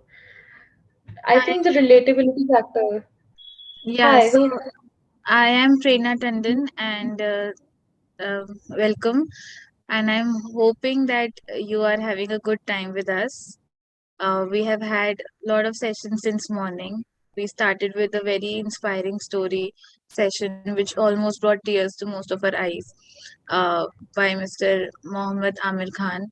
And then we discussed about student and the relation and the role played by teachers in ensuring a better mental health support for the students. And so, don't you think that when we talk about all of these issues, and when we hear from people like such, even peers can be someone who is not from our age group as well, somebody who is coming from an entirely different background, because in some ways they are also supporting us, they are also in some ways encouraging us and inspiring us to do something that we haven't done before, or they are also extending their hands to kind of give that kind of support. So Lubna, I can see you here, and I know that you are a mind full of thoughts and opinions. So why don't you unmute yourself and share some of your thoughts? Thank you so much, Prerna. So yeah. I mean, as you said, I was actually not thinking in that direction. As soon as I hear the word peer, we use the word peer for usually for friends, right? So my brain was also running in that direction. But when you said that, it can be somebody else who is not of our age group. So yeah, I mean, and somebody just wrote down. So yeah, that anybody who gives you a non-judgmental and a safe zone feels like a peer. And as Kohi also very correctly pointed out that, it has a lot to do with support system, and that's what I think everybody is trying to put across in the chat. That's absolutely correct. And so, what has been your major takeaway from the sessions that we have had up till now? I think I would be really frank. This is like, there are so many takeaways. Like, such में so many takeaways. And usually I do sit with my pen and paper and I jot points, but today I decided not to do so, because just to listen and just to process the entire thing. As you said that, the opening ceremony, and I don't know, I was going to text you about some sayings which Kohi said. She said kashti Okay, kina. that is a very nice. That is a Yeah, very that that nice that poetry that yeah. my sister actually wrote. It is. Oh, It is. How did it start? मैं कल से यही गाना गाए जा रही हूँ. कल से I have this in my. I it have is literally. it is actually one of that which So which runs through your brain. It is yesterday amazing. since yesterday I am literally just randomly mummy के पास mummy सुनो. हाँ, so it's like सोच को बदलो सितारे बदल जाएंगे, नजर को बदलो नजारे बदल जाएंगे, कश्तियां बदलने की जरूरत नहीं, दिशाओं को बदलो किनारे बदल जाएंगे. And it is such, So this beautiful. this poetry runs at so many multiple layers that you can have so many interpretations about the same. So every time I read it, I get something different in my mind related to that. So I see Anam, who has been very active since the morning. So uh, what is your opinion, and how have you been feeling since the morning? And if you may add, I can also see Mehnaz, and I can also see Dipanshi. Dipanshi, do you want to add something?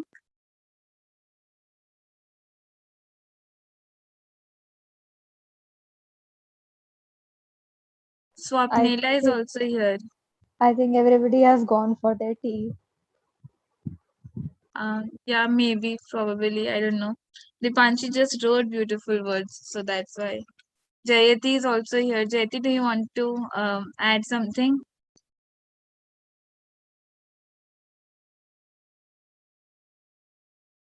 I can never talk about everything that you were thinking about because you have a mind of your own. Hello.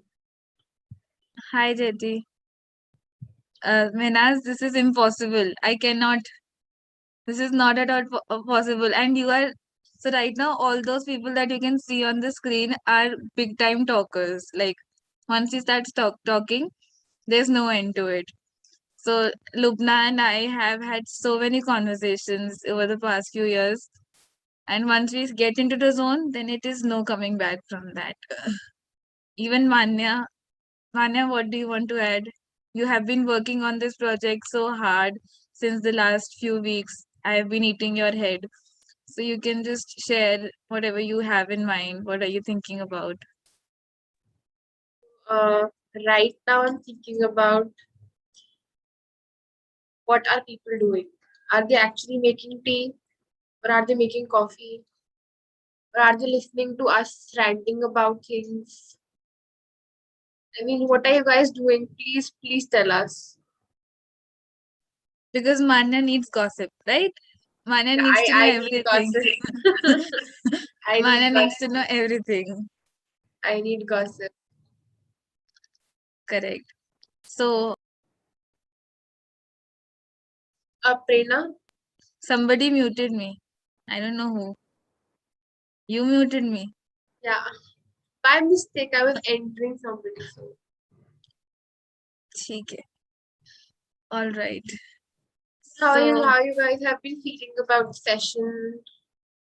Any questions that you wanted to ask, but the time got over or something?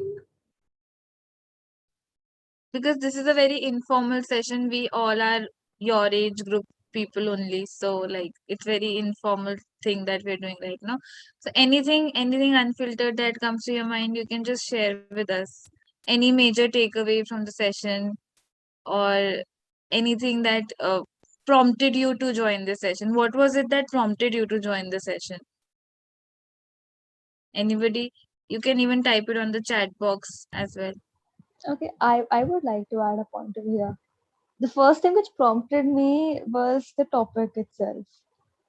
I have been reading a lot about the topic, but then uh, I have faced similar things, in my lives. And as we have discussed time and again in this event, the COVID thing, it emotional disbalance, sabka kaya palat and things like that. So it even happened with me, and then I was clueless as to what to do.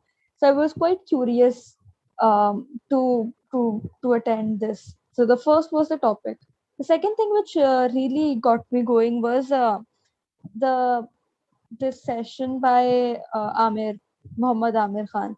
So his book was on my cart since a very long time, and somehow I didn't buy that book. I don't know what happened, and then I emptied my cart, and then I forgot about that book. I read a similar book, which is by Iftikhar Gilani, and it's titled My Days in Prison, and it is a similar book.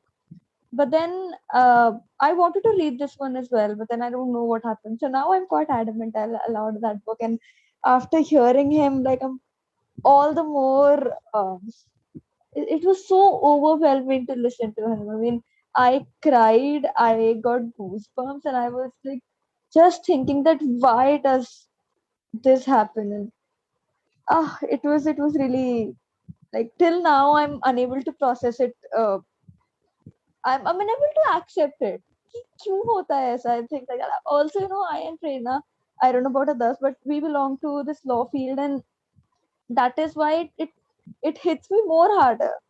कि भाई supreme court judgements लेके आ रहा है, Kiran Bedi reforms लेके आ रही है Tihar jail में, अलग अलग चीजें हो रही हैं, ऑन ग्राउंड सब हो रहा है, रिसोर्स पेपर्स बन रहे हैं, उस पे सब तालियां बटोर रहे हैं, but on ground there is like nothing happening और very less happening.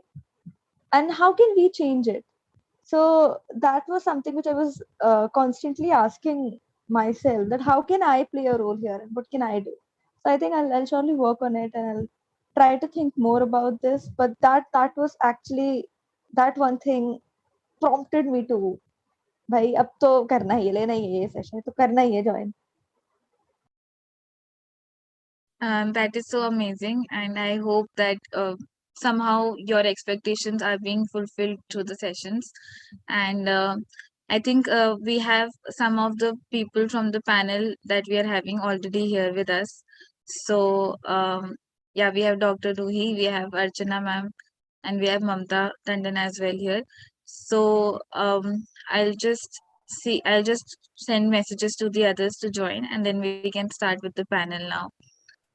Hi, how are you? Hi, I'm good. How are you doing? All good. So, yeah, I'll just be back. I just need to fix a few things. I'll just be back.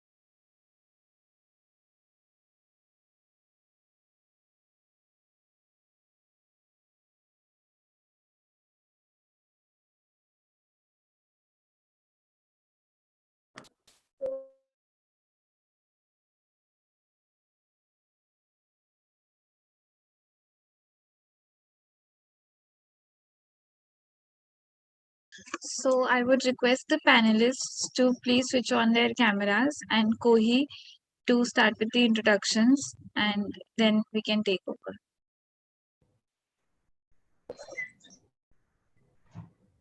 Good afternoon, everyone. Hopefully, everyone's back from their tea break. I'm going to be handing it over to Manya Bajaj. She's a final year psychology student and also the moderator for today's panel. Over to you, Manya. Thank you so much, Kobi. So, good afternoon, everyone. Thank you so much, Kobi. I am genuinely very pumped about this panel because we have an amazing lot of women from various backgrounds. So, before starting, I'd like to introduce our panelists. Our very first panelist is Dr. Ruhi. So, Dr. Ruhi is a consultant psychiatrist and a psychotherapist with expertise in anxiety and stress management, depression, addiction medicine, prenatal, and women's mental health. She has a practice, Divine Mind Clinic, Dadar in Bombay. With a passion for improving mental health and creating a change in society, she has launched her firm Decoding Mental Health. This company works towards improving the lives of people suffering from mental health issues by making mental health accessible and affordable via various initiatives like webinars, workshops, online consultation, and therapy sessions, and community outreach programs. The company also undertakes professional training for mental health professionals. She is also associated with International Foundation for Maternal and Child Health and provides expert care through virtual consultation and remote areas. We welcome you, Dr. Ruhi. Thank you for having me. Our second panelist is Mrs. Mamta Tandon. Mrs. Tandon is a self-employed woman who has explored a diverse range of in academics and creativity, starting her journey with MSc Physics and Diploma in Computer Programming. She went on to do her B.Ed from Delhi University after marriage. She left her job in ONGC and started teaching, but as luck would have it, and how life turned out, she had to leave her job yet again.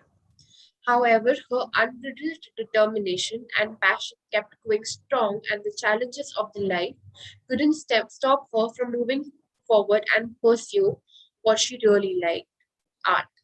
After trying her hands and taking lessons in many creative pursuits and launched her own handmade candles and artworks brand by the name of Lucid Creations.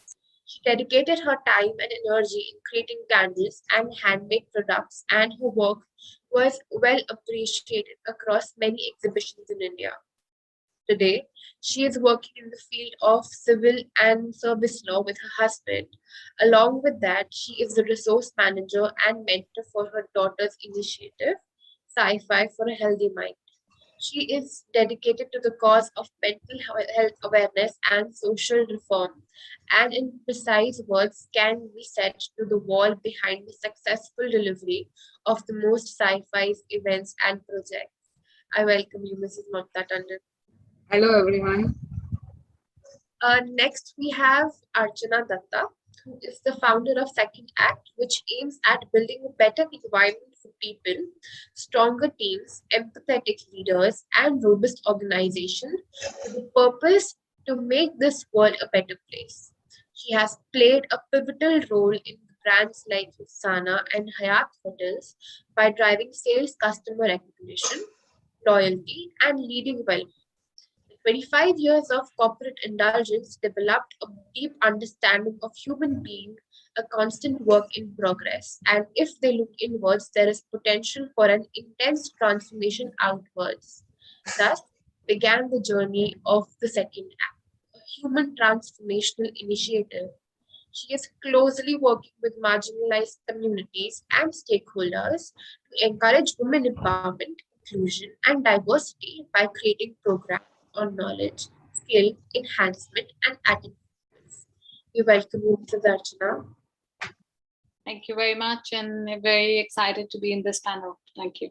We are really glad to have you. Next, we have Mrs. Kavita Gotwal, who is an educator, author, compiler. She has been composing a wide variety of fictional and non-fictional pieces of literature, while serving a creative, proactive, freelance content writer and author. With over 9 years of experience in writing original quality content, she has worked for several website designing firms, advertisement agencies, and leading publishing houses. Having written Acumen Above Par, she has created content for web page and has written articles, essays, reports, poem, questionnaires, cassettes, comprehension, passages, etc. Her latest venture in writing is the competition of an anthology, Till Eternity and Beyond. She has teaching experience of more than 9 years in prestigious institutes as TGT English. She is passionately committed to the overall development and learning experience of students. She is skilled in designing challenging, enriching, and innovative activities that address students' diverse interests and needs. Deeply touched and inspired by the philosophical thoughts of renowned Brazilian author Mr. Pablo Coelho, she believes in pursuing her dreams and sums up her idea and of chasing her dreams with the following quote: "Dreams come true if you have an urgent potential to do it." Born as a music and nature lover, she loves to explore the unique zones of both the worlds. Her craving for good music and travel to scenic places keeps her igniting her desire to write more. Welcome to Kavita ma'am. Thank you so much for having me on board today. And We are really glad to have you. ऐसा होता है है ना ऐसा लग रहा है ना Over to you, Manya. Yes, ma'am.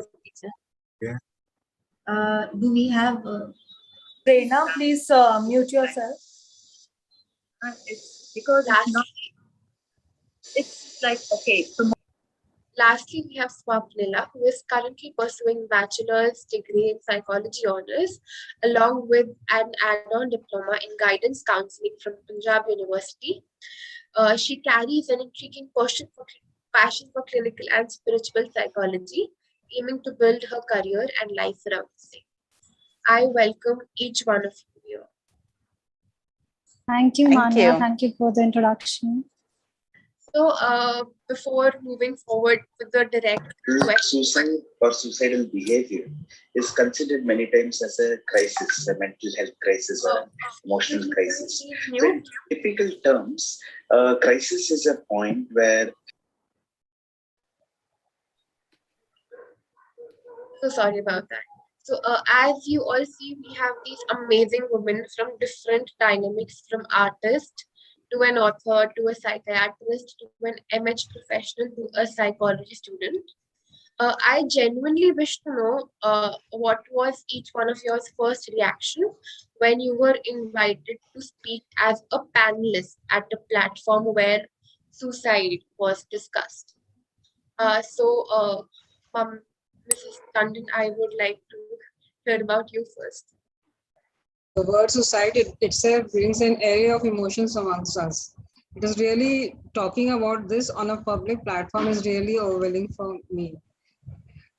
Because whenever we talk about suicide, especially in these times of pandemic, it has really become a very grave situation.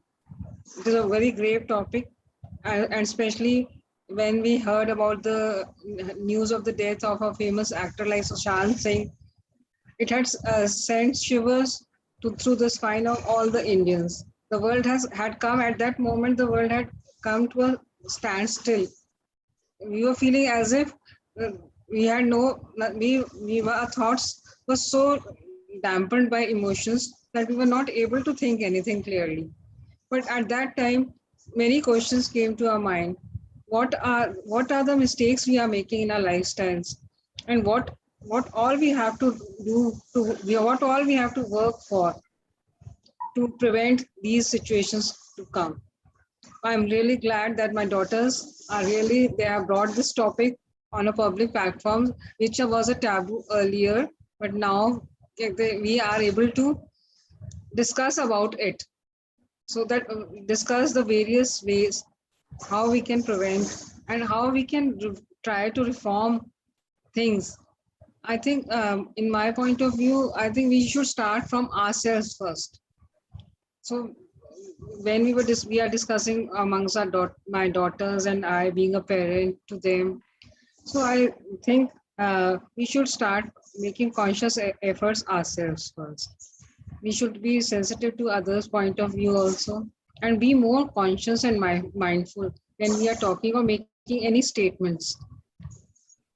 We sometimes we are so unaware of the things we are saying, and I think I have in my experience. Sometimes I too can become, when I say something to my daughter or scold them, I may make some statements which may affect them. But now I think I am trying my best to make a conscious effort that I should be more empathetic today. So this is the experience. Absolutely, ma'am. Absolutely. I completely agree. Somehow, unintentionally, we say a lot of things which we are not at the moment aware how bad is it going to impact the other person. Completely agree. Kavita ma'am, what about you? What was your experience? Uh, yes, obviously, as ma'am told, it is definitely a grave issue. And when I was invited to, speak on such a grave and sensitive issue, even I was apprehensive. I was like, how can I? Because I am not an expert. I don't have any expertise over this sensitive issue. So, but by the next moment, I was asking myself again, why can't I? Because being in the field of education and being an author, I have touched the lives of many people. Like I have been in touch with so many students and their parents, and I have been counseling them for so many things. So I think I have a close connection with the psychology of the students and the parents, and that's why I could speak on this topic. Absolutely, absolutely. Archana ma'am, what about you? What was your experience when our team reached out to you? I think like everyone else, I was like, okay, I'm not an expert and I might not be doing justice in this forum, to be honest, because I did not think that my area of work really deals with people who are super depressed or, who do not see any value in life, maybe. But at the same time, when I spoke to I'm forgetting Sagar, I think he called me and he said that, when I see your work, it is exactly what we want people to hear. And that in itself will prevent people from thinking that they are not good enough, because I work on people so that they can feel better about themselves. And like Mamta ma'am said, that, it is all about consciously working on yourself. So that is exactly what I bring to life in my second act. How conscious are we about our own self, about our own beliefs, about our own systems, about our own potentials, so that how are we improving as people? And if I'm working on myself to improve myself as a person, automatically it will reflect, as they say, you lead by example. So I also, today itself in the morning, my daughter is studying outside and she says, in my class, they said, bring a photo of a person who inspires you, and here, mom, here's your photo. So I just feel if I can lead by example for my own children, they will lead an example for somebody else, and that's how the chain will be. So absolutely, the whole change, it begins at home first.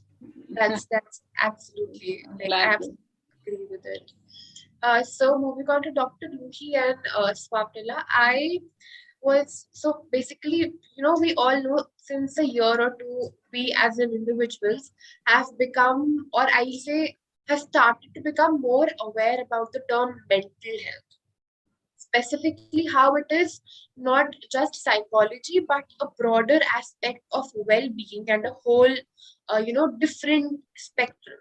So I would be really grateful if you can put some of your understandings about the term ethical when used in the context of mental health as a spectrum. So, Dr. Ruhi Swakrila, if All right. Am I taking this? yes, Okay. Yes, sure, ma'am. Sure, sure. All right. Hi, everyone. Thank you for having me here. So, we are starting with a very beautiful question, the ethics in mental health, right? So, see, we need to understand that although mental health has always been essential, we talk about mind body connections even in our Vedas. It's not a new concept, but it is a stigma that has been associated with the mental health issues because we don't understand what they are. So when we are talking about ethics, I'll talk from a professional side, right? Everybody will have their personal opinions. I'm going to talk about when I'm seeing my patients, what are the ethical practices that I have to indulge in, which are beneficial for the patients. So the first thing is confidentiality. This is the biggest myth that people have, that if we go to a psychiatrist or psychologist, of course they have to share their utmost personal details with us, right? We hear things that maybe they are even scared to talk about with themselves. They can't even say that out loud in front of themselves, and they have to share it with us.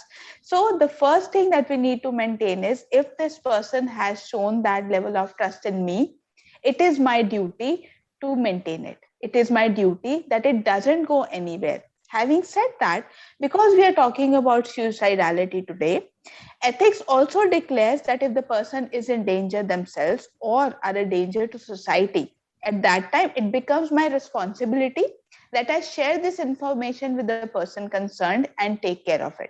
Right? So if I know that there is a psychotic patient who can threaten somebody else, I have to inform that person. If I know the person is suicidal, I have to inform somebody who can help them in that zone. At that time, the confidentiality is breached for the benefit of the person or the society involved. Other ethical issues when we talk about is, first thing, what we are doing right now, creating awareness. Today, it's my 7th session, and I didn't say no to anybody who approached me because I know how much of a stigmatized issue this is and how much of a burden this is in society. If you see the data, suicidality, suicidal ideations, this is the most common cause of death apart from accidents. So, it's not illnesses, it is not anything else killing our youth, it is suicide. So this is that important. So we have to talk about it, and we don't have to just talk about that, we need to change this version. Committing suicide, it is that they die by suicide. Suicide is not a choice, it is a consequence of long-term illness, long-term helplessness. It is a learned helplessness that there is no escape from this life, there is no other way out of this life. Anyone who expresses suicidality in front of me, I ask them just one simple question: do you want to die, or do you not want to live like this anymore? And the answer is always, I don't want to live like this anymore. It's never that I want to die, right? So that's where the ethics come in. You need to be informed, you need to know that you can help the person, and also ethics say, if you can't help them, pass them to somebody who can. Many times what happens is, although the family member will be more caring for that patient, they will be more loving, but that does not mean they can help them. So this is also an ethical aspect, that if you know that you do not have the skills to help the person, make sure you direct them. Showing the path is as important as walking the path. So I would like to start this session on this note, and let's take it further. Thank you so much, ma'am. Thank you so much. Your that one question of yours, that do you want to die or do you want to not live like this? It has given me like a very different spectrum, and it has hit me personally in the way that my thoughts are still, like my brain is still processing it. Thank you so much for that. You're Swapnila, welcome. what about you? First of all, I would say, ma'am, very beautifully quoted. Every each and line, I agree with it. And adding on to that, my personal experience with mental health, I would say that maintaining that non-judgmental attitude, I think that's so important, and especially in a country like India, I would say, because here, every one of us deal with the idea that we have to stay empathetic. We have to know the limits of every person that we're talking to, understanding the sensitivity when we're talking to them. And when it comes to topic like suicide, um, see, laymen think that a rational person would never commit a suicide or never go for a suicide. Sorry for using the term commit. I won't use that. So, going for suicide. And but I will say, when you put yourself in the shoes of a person who is getting suicidal thoughts, you will see that I agree with ma'am that they do not want to end it, like, and in a sense they want to live.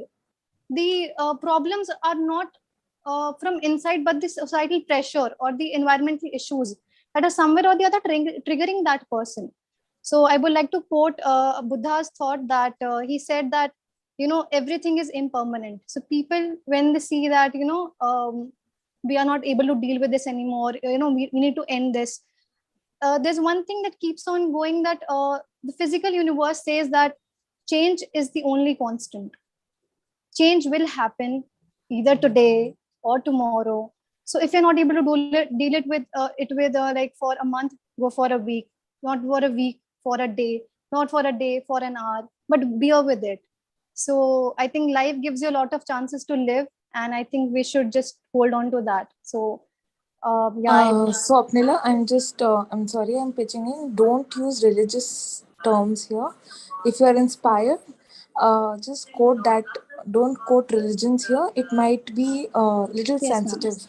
We are Sure, ma'am. not. We are just being careful of, that aspect. We are avoiding Okay. religious and political Okay, ma'am. identities Sure. here. Thank you. Sure, ma'am.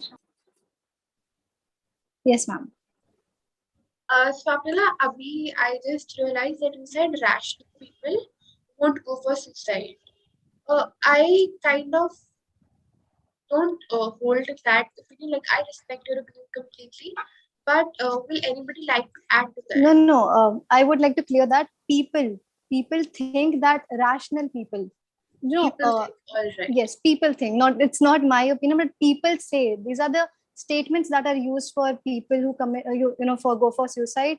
But I think putting yourself in their shoes, you will be able to understand, that it's not about the rationality thing. Absolutely. It's not about rationality, correct. So, when we talk about suicide specifically, we have facts. Abhi or Sugandha ma'am also said that women are more likely to commit suicide than men. From depiction in movies to real life cases, female suicides have been more or likely linked with issues faced by them in a psychosocial setting, more or less impacting them in a, for example, in a family, in a marriage, or due to some of their social norm oriented societies. So a question to my mind that comes to, at this point is, what, according to you, are three main reasons you think lead to suicide? And do you relate these reasons to particularly women's community? Anybody can take that question. What Archana ma'am can, like, will you be? Sure. So somewhere I disagree, or at least the stats also show. So when I was actually thinking about it, do really women commit more suicide? And then I looked up, because I think women do not commit more suicide than men. Because somewhere, it is not about being a woman or a man. I just feel it is not gender specific, firstly. It is about having a trait. It is about having more of feminine trait or a masculine trait, and which trait really holds you in balance. If both the traits are in synchronization, then that is not, we are not bending towards one or the other. When I really put my mind on it and I started writing about it, I really realized that women have a lot of vent, despite being maybe suppressed in a lot of ways, and falling into stereotypes, and being told ki aise mat karo, chillao mat, tum ladki ho, aise baitho nahi, tum ladke ho, whatever. At the same time, at any given moment, we find a friend to talk to. I mean, we still maybe write on something, or maybe I just scream it out or something. I still am able to, because of my feminine trait, I'm able to do a lot of things which I know, and I feel responsible as well. This element of care and responsibility is also a women or a feminine trait, I would say. So all these things hold me responsible for my actions, and I do not want to do anything which is detrimental, otherwise. So I feel men who do not have, or the masculine trait of being the macho, of holding your ego, of like, you're not supposed to be like this, or not supposed to cry, and oh my goodness, psychiatrist for you, all these stigmas also which go with men so much, that makes them, I think, really go through a lot inside, which they are not able to speak about. So I do not really want to say women are more prone or men. I think it's our traits, it's our upbringing, it's our psychological factors, it's our sociological factors. It's so many things which play off to a person's mindset, and that's why the mindset is the game player basically. And if the mindset doesn't help you to think in the note of being positive, nothing can. So constant work. And like I think when you introduced, also in my website, my second act, I use a line called humans are always work in progress. And I think that's what I want to really bring forth, that we are all work in progress, and we all need to work upon ourselves to be constantly work in progress. Absolutely. Thank you so much for enlightening me specifically that it is about the traits and not the gender specific issue. Yes. I completely agree with that. I completely agree. Dr. Ruhi, would you like to add something? Yes, sure. So I'll clarify a little bit of, I really like the hopeful attitude last speaker had about this. So definitely we need positivity. We need to understand that why do we have this data? Why is it that we see that females are more than males? So we have to understand that the suicidal attempts are more in females, whereas more males die by it. There is a reason for that. The reason is that the measures used to commit suicide, or the measure used to die, is more aggressive in males. So females tend to overdose, females tend to use a little bit of lighter things to attempt, whereas a male will use aggressive measures like gunshots. They will try to go on the road accidents or things like that. Otherwise they'll take higher doses of drugs. That's why the chances of them dying is more. That's the first thing. Second thing is the psychology aspect of it. See, I just talk about our country, the most common cause of in females attempting suicide is domestic violence. Okay. Then it is the mental health issues, then it is the addictions, etc., etc. Now, what is the commonality in all of that? There's a theory called learned helplessness. What is that? So, like beautifully said, it's not necessary that a mental health issue has to be there. However, studies do suggest that somebody who attempts suicide, somebody who dies by suicide, has a very high number of underlying mental health issues, be it anxiety, depression, substance abuse, etc., which they are not able to come out of. Okay. Even if it is domestic violence, what happens is, if in your childhood you have had a little bit of a disturbed family or a traumatized past, there is a pattern called helplessness, learned helplessness, which means that your attitude is such that first of all you accept the wrong as a norm, that it's okay. You'll hear so many females saying, yaar marta to nahi hai kam se kam, it's okay if he abuses me sometimes, at least he is feeding me, at least he is taking care of my child, at least he is financially providing for me, at least, right? So we are okay with the wrong with us because that's what we have been taught at just, and we don't know the escape of it. Plus the society makes it even more difficult to come out of it, right? Divorce ho gaya, agla pata nahi kaisa milega. That's the worst thing you can tell somebody who is getting beaten up at home, right? Correct. Similarly, what happens is, if this happens long term, all that childhood, it can be due to childhood, it can be adulthood also, but if in childhood you had a traumatic history, you are more prone to it, and the level will be much more. And especially if you know the society in India, we girls, all of us, somewhere हमें ये सिखाया गया है that we are second class citizens and we have to adjust. So that learned helplessness is continuously there with us. So when we are in a situation where things are out of our control, that mode keeps on repeating. I can't do anything. There is no escape. And this no escape is what leads to such severe consequences. Now, there are always exceptions. I'm not saying everybody who goes through this is that, but this is like, an underlying idea. What happens in their psychology is that this looks more easier than dealing with everything else that has to come. They don't have a financial background. They don't have families supporting them. They don't have anybody to talk to. Where do they go? Right? So, although there is a whole world ready to help them, mind you, if I talk about our country only, there are free helplines available, free social organizations, NGOs helping, but the perception becomes like this, that it won't be there for me. I won't have any escape. I won't have any place to go to. It is psychological, of course, not practical, but solution focused thinking is over at that time.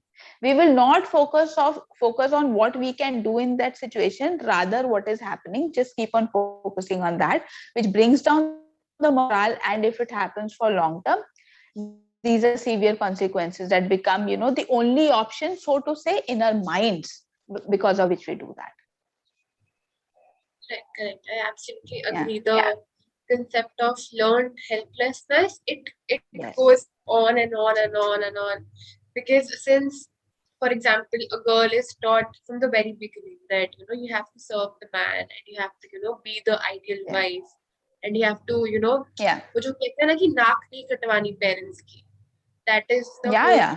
that keeps on going with. See, a girl's clothes defines the respect of the father in her country. That is a sad reality, right? And although no matter how much we are educated, I'm pretty sure whoever is sitting here is the educated slot. You have no idea the status in the rural areas. I work with rural community as well, and they don't have any other concept also of life, as if they are that showpiece commodity jisko perfect rehna hai, otherwise the whole family is, depending on them to die. So that's the situation for a lot of part even now, despite the fact that we are moving forward. Absolutely, ma'am. Absolutely. I completely agree. Anybody else would like to add to what Dr. Ruhi just said? Any insights, any opinion? There is also a mismatch because today's women, we are empowering the women, but the society itself is not providing any support to them. If they are so educated, they are meant to do the housework along with their jobs. Yeah, so though we are empowering the women and we are providing them expectations, but in reality, it is the other way around. So this puts a lot of pressure on the women.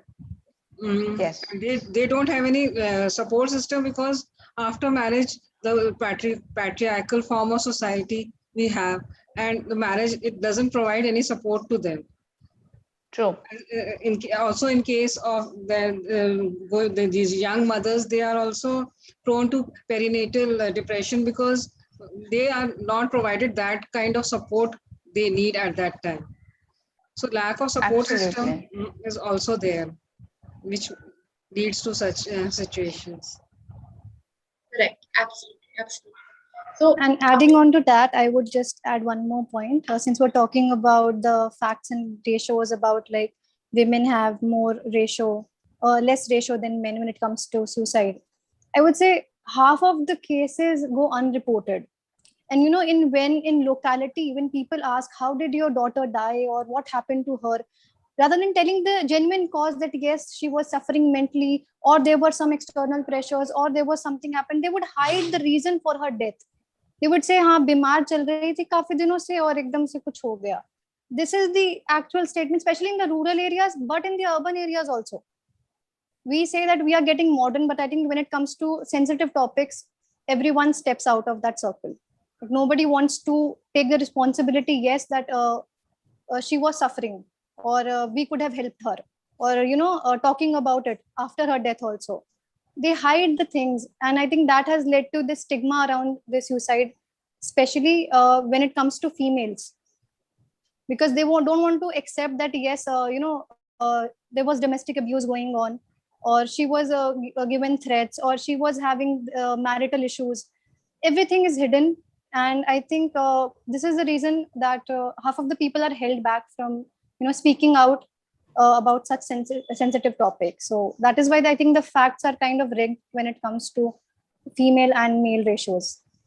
I kind of agree with your point, but again, I also am feeling pretty confident about what Archana ma'am said.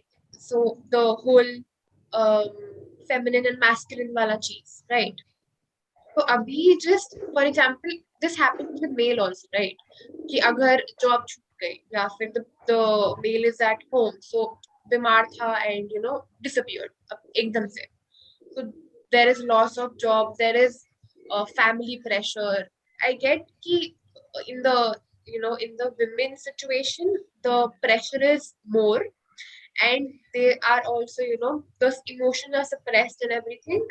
But Swapnila, don't you agree that in rural areas, if you're talking about rural areas specifically, the males go through the same kind of that hidden thing, you know, even if they see technically from earning breads to keeping the expectations up high, male do suffer, right? Males do Yes, suffer. I agree, Manya. I completely agree that the mental health stigma around men to exist.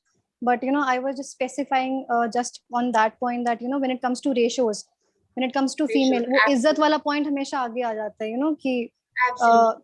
नाक कटवाने वाला point that we were discussing. I think that वो tag वो males के साथ नहीं लगता कभी भी. So I think one of the mostly cases it goes for the female only. So, but yes, mental health stigma around men to exist, may it be the urban area, may it be the rural area.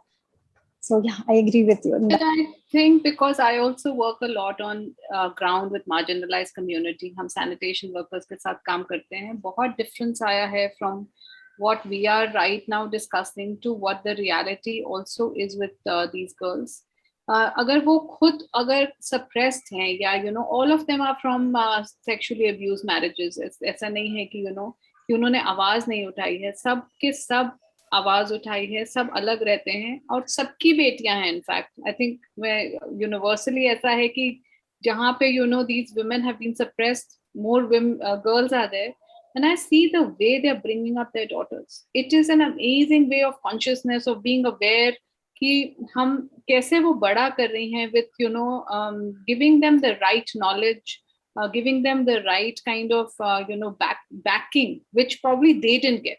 So what I'm saying is कि बहुत awareness आ रही है, ऐसा नहीं है, even in the rural, and I learn so much from my own children. My daughter is my inspiration, to be honest, who's 20-year-old today, and उसकी वजह से शायद मैं बहुत काम कर रही हूँ, even gender equity, equality, LGBTQ, because ये मेरे periphery में नहीं था when I was in the corporate world. मैंने कोई काम नहीं किया. Ever since Very true. I am also learning quite a lot from my daughters. Yeah, so and I am becoming more aware what is going on in the society these days. बिल्कुल, and I see so we were not conscious initially नहीं है aware बच्चे. about it.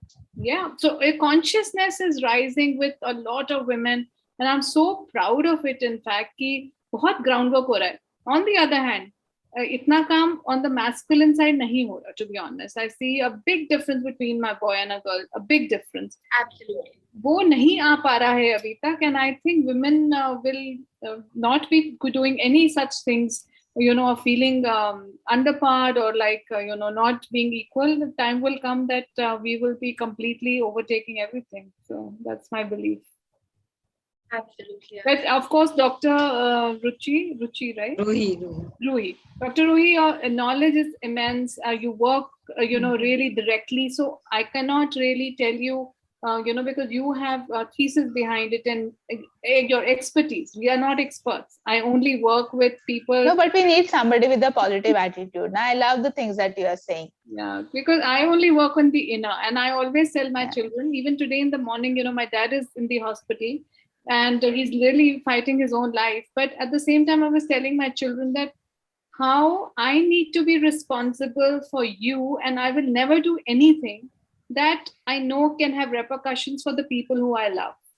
So in the similar sense, always he says, I'm feeling depressed because, for 2 years I've been just sitting and working from home. He's 23.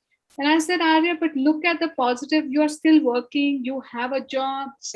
You have a safe environment. You have a great, you can still go to the gym. You're looking after your body. But don't ever think anything. Let your mind, not get you to a point where you take something, some action, which is also detrimental, not only for you, but the entire family. It's because we love you. So I always tell them that we need to be responsible for each other. And they, they can't just let themselves down. They have to have a positive mindset. Similarly, same with Jigyasa. She was feeling a bit apprehensive that participants are less and we have an array of speakers so good in their field. So I said, this is the success is that these women, these achievers, they have agreed to talk in your program.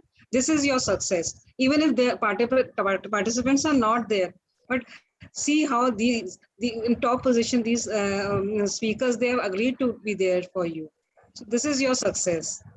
I will tell her my story when we connect offline and tell Yeah, Jigyasa sure. that in my first program, how I have begged people to join me free to say, please आओ because मुझे this program launch करना है." Similarly, she really gets very upset because she wants to do so many things, but when the people are not with her, so she gets upset. So I encourage her to say, I say that it's okay, you are working, and that is a great thing.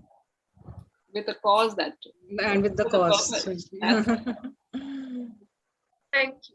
Thank you so much. Thank you so much, ma'am.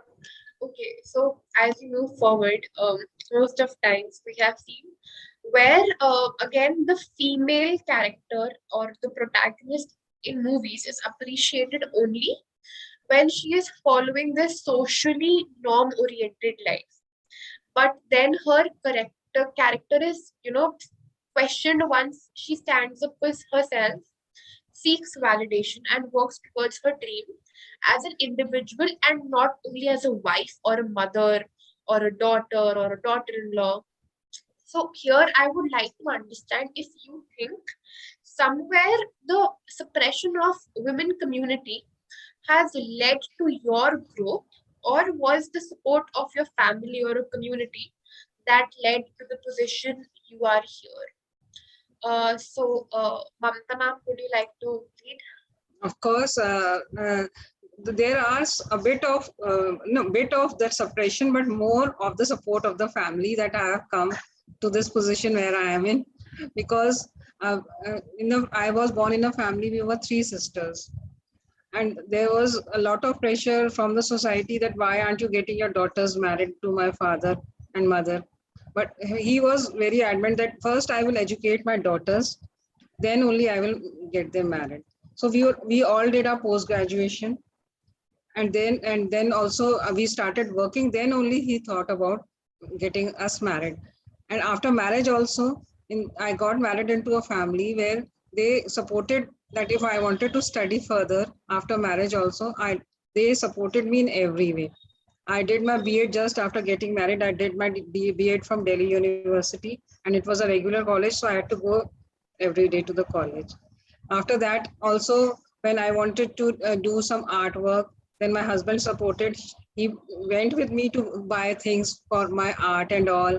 And after that, also, when I wanted to do law, which was after 15 years of marriage, my daughters were in school and I used to go to college. So my family again, they were very supportive. My daughters, they used to come from home from school. I was not there because I had to go to college. They used to do their homeworks and all. My husband used to be there. So I had got a lot of support from there. That's why I got to do what I did today, and I am where I am today. So both the things are there. Thank you so much. Thank you so much, ma'am, for sharing your experience. Kavita ma'am, would you like to share your opinion? Yeah, sure. Actually, I would say that in the Indian mindset, in the Indian setup, initially, obviously, it was tough. It was tough because in those times, it was not necessary for a girl to be well educated and, to get a job and to make a fortune for the family. Because if we talk about this, we can see that there are always, gender roles. We stereotype the things. Even when you were discussing the suicide, how the suicide rate is related to the females. So I would say that pressures are always there for males and females. The types can be different, but pressures are always there.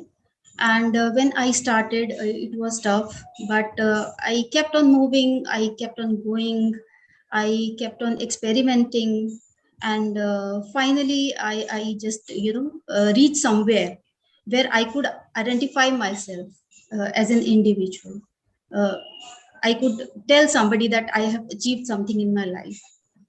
So I would say that the scenario has changed. Definitely the scenario has changed, but the change is not enough. Like ma'am has said that at times you get the family where you are getting the support. Sorry.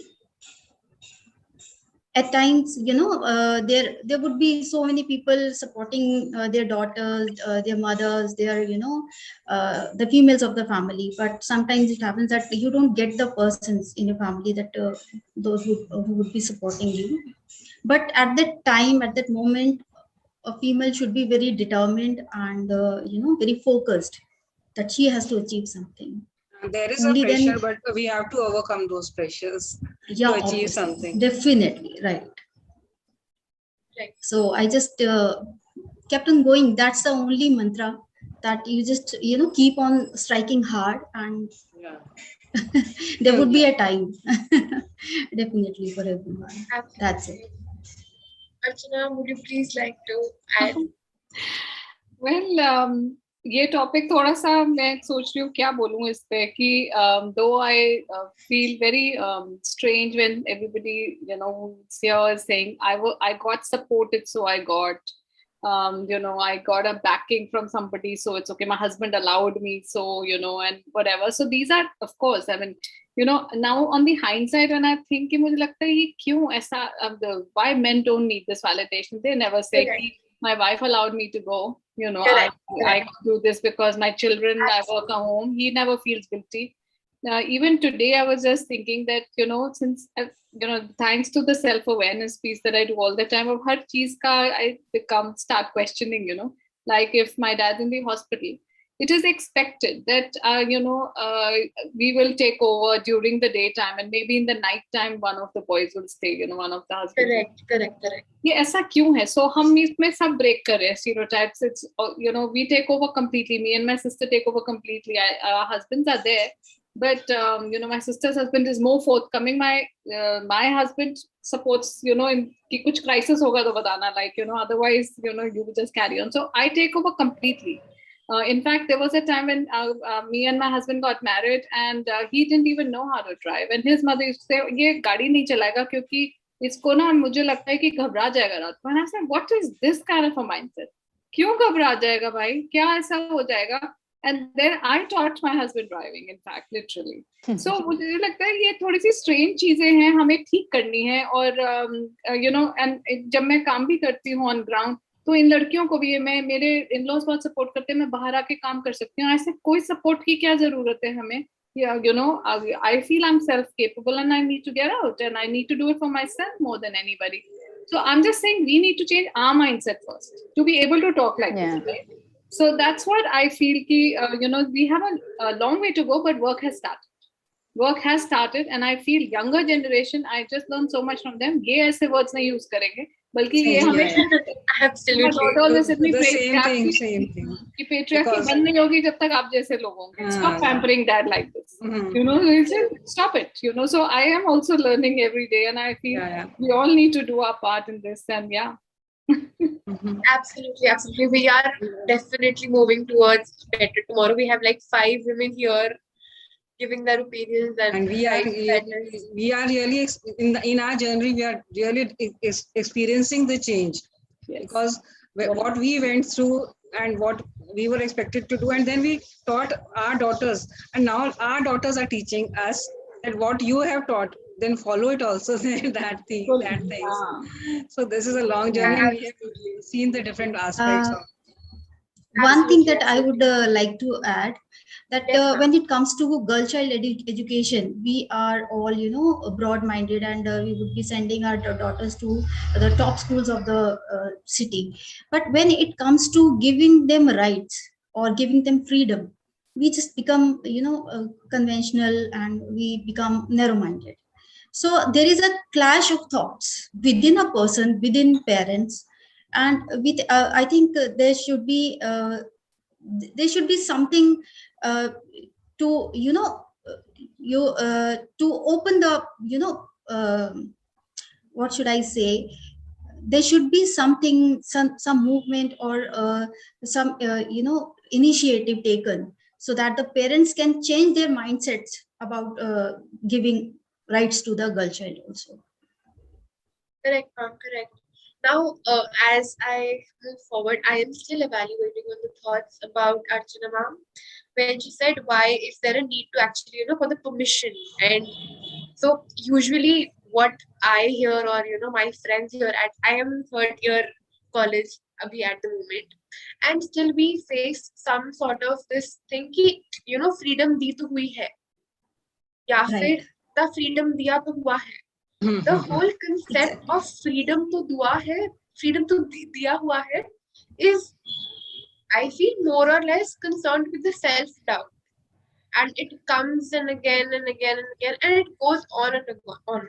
Like, from the very beginning, as Kavita ma'am said, ki girl child ko education de diya.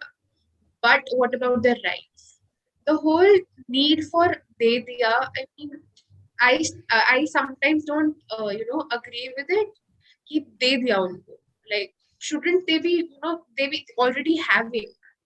हमने कभी ये नहीं सोचा ना कि लड़कों को freedom इतना तो दिया हुआ है ना, तो बहुत है. कभी like at least I belong from a Punjabi family and यहाँ पे तो इतना नहीं सोचा. So the whole point of where Archana ma'am pointed it out, I completely agree with you, ma'am. I completely agree with you. कि वो need to give या फिर the need for support, it has to be minutely there, but it should not be solely responsible for that.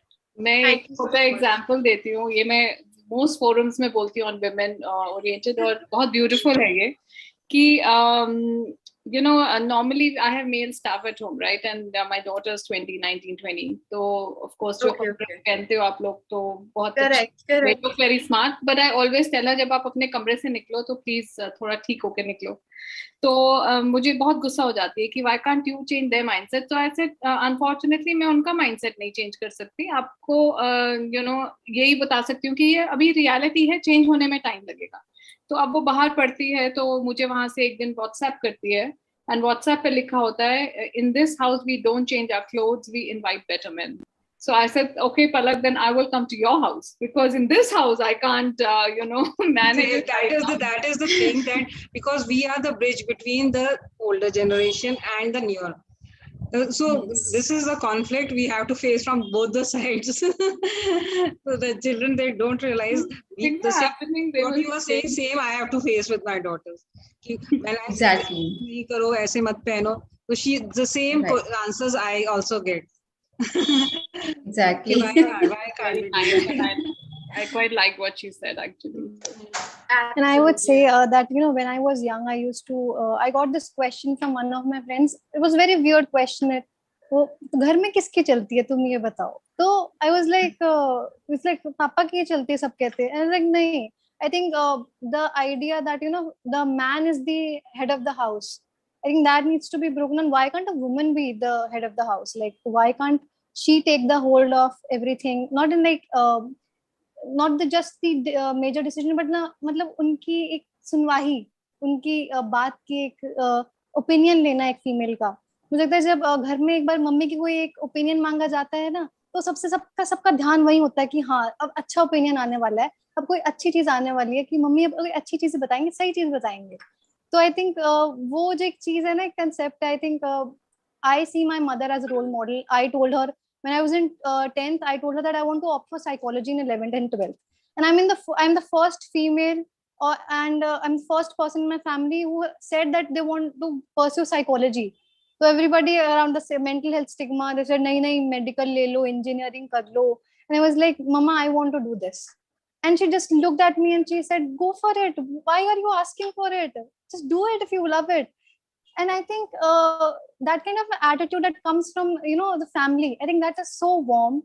And I see mothers sharing their experiences, and I right now miss my mother. I want to hug her right now.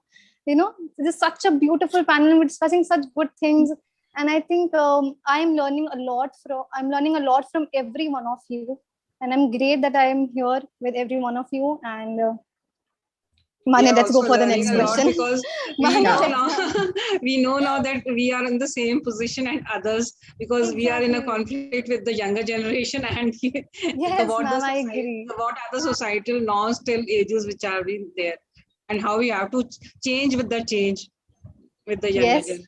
Yes. Correct, ma'am. Change. I'll definitely keep this thought in my mind. So all of us have seen tough times, mostly in the past 2 major life-changing years. it would be wonderful if you can share your positive thoughts that helped you survive through your tough times. Because I have seen a lot of people saying that the past 2 years they were their lowest points. So if you guys can, if you all of you can, give some insightful thought or some like ways ki how did you deal with it, I'll be really glad and the audience will be grateful. Dr. Ruhi, would you please like to? Sure, sure. Okay, so the last 2 years, if we have to talk about, were the best years of my life. I had a baby. He's 6 months now. Congratulations. Thank you. And the positive thing that kept me going was the same. कि यार ऐसी दुनिया बन गई है, मेरा बच्चा इसमें नहीं रह सकता. So that was the most inspiring thing for me. कि I cannot let this happen. So I worked throughout my pregnancy. After 15 days of my surgery, I was working again for the very reason.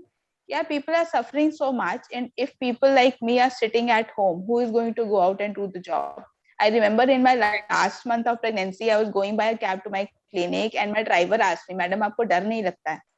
I said, "अभी army पे जो गए हैं, उनको भी आप यही बोलेंगे कि आपको डर लगता है, घर चले जाओ." Right?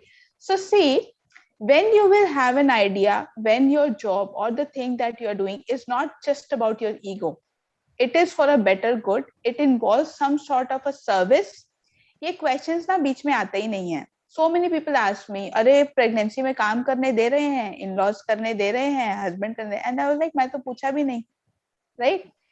It's not a question, it's my life. So like beautifully quoted before by her that, patriarchy will change if we will change our mindset.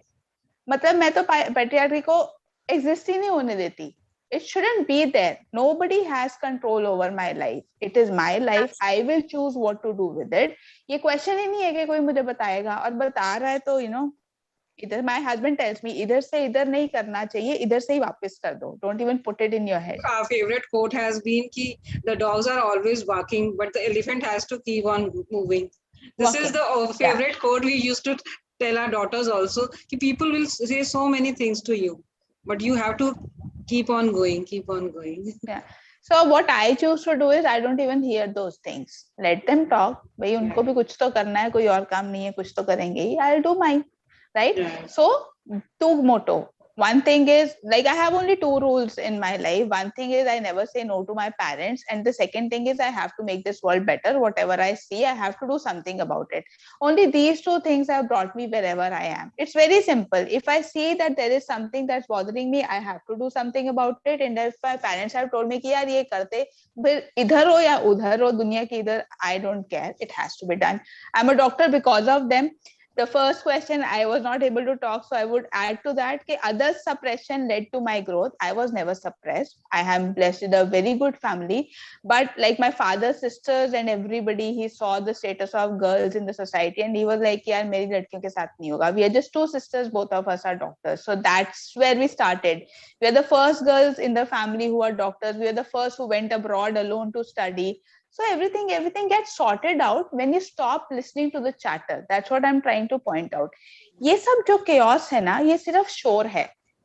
आपको respond करने की जरूरत ही नहीं है. Be very clear that this is what I want for myself and just focus on that. A lot of the problems get resolved on their own. You don't need to waste your time in correcting everything. Be the person, be the change that you want to see. Others will get inspired and become the change that you want to see. अभी अगर मुझे मेरे parents were very excited about girl education, उन्होंने अपनी दोनों लड़कियों को पढ़ाया, मेरे सिटी से 10 लड़कियां abroad गई. After listening to her, they don't even know, like we don't know who they are. They will find out कि इनकी बेटी बाहर गई है, इनसे पूछ के आओ. Right? So be that change that you want to see in the society. People will look at you, pick up something कि यार इसमें ये चीज अच्छी थी, let me adopt that, and that's how you change the world. That's it.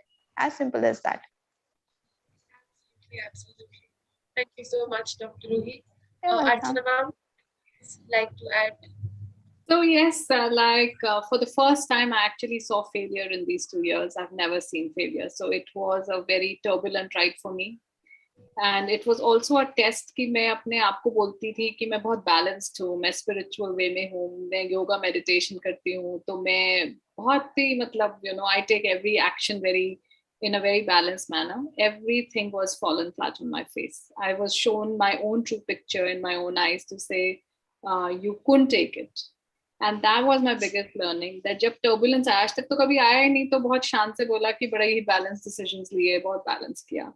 But जब actually गिरी तो लगा कि oh my goodness, अब क्या होगा? And I crashed. And I cannot tell you, I used to hide. I used to sleep early because I did not want my children to see this side of me. They've never seen this side of me. And both my children came home. Both of them were studying out, so they both came home. They were with me throughout, and four of us spent the kind of time we never spent together before because सब अलग अलग काम करते थे. I used to travel extensively. मैं कभी थी नहीं, thanks to my corporate world. जब हम इकट्ठे हुए तो बहुत beautiful time था. At the same time, I thought I got exposed the most because I couldn't handle the last 2 years when I left my job consciously to do something, and then pandemic happened. And I couldn't take that I can't earn anymore. And like, I had to put a full stop to my life. And I've never taken any money, ये नहीं है कि कोई कमी है और, by God's grace, we are very well settled.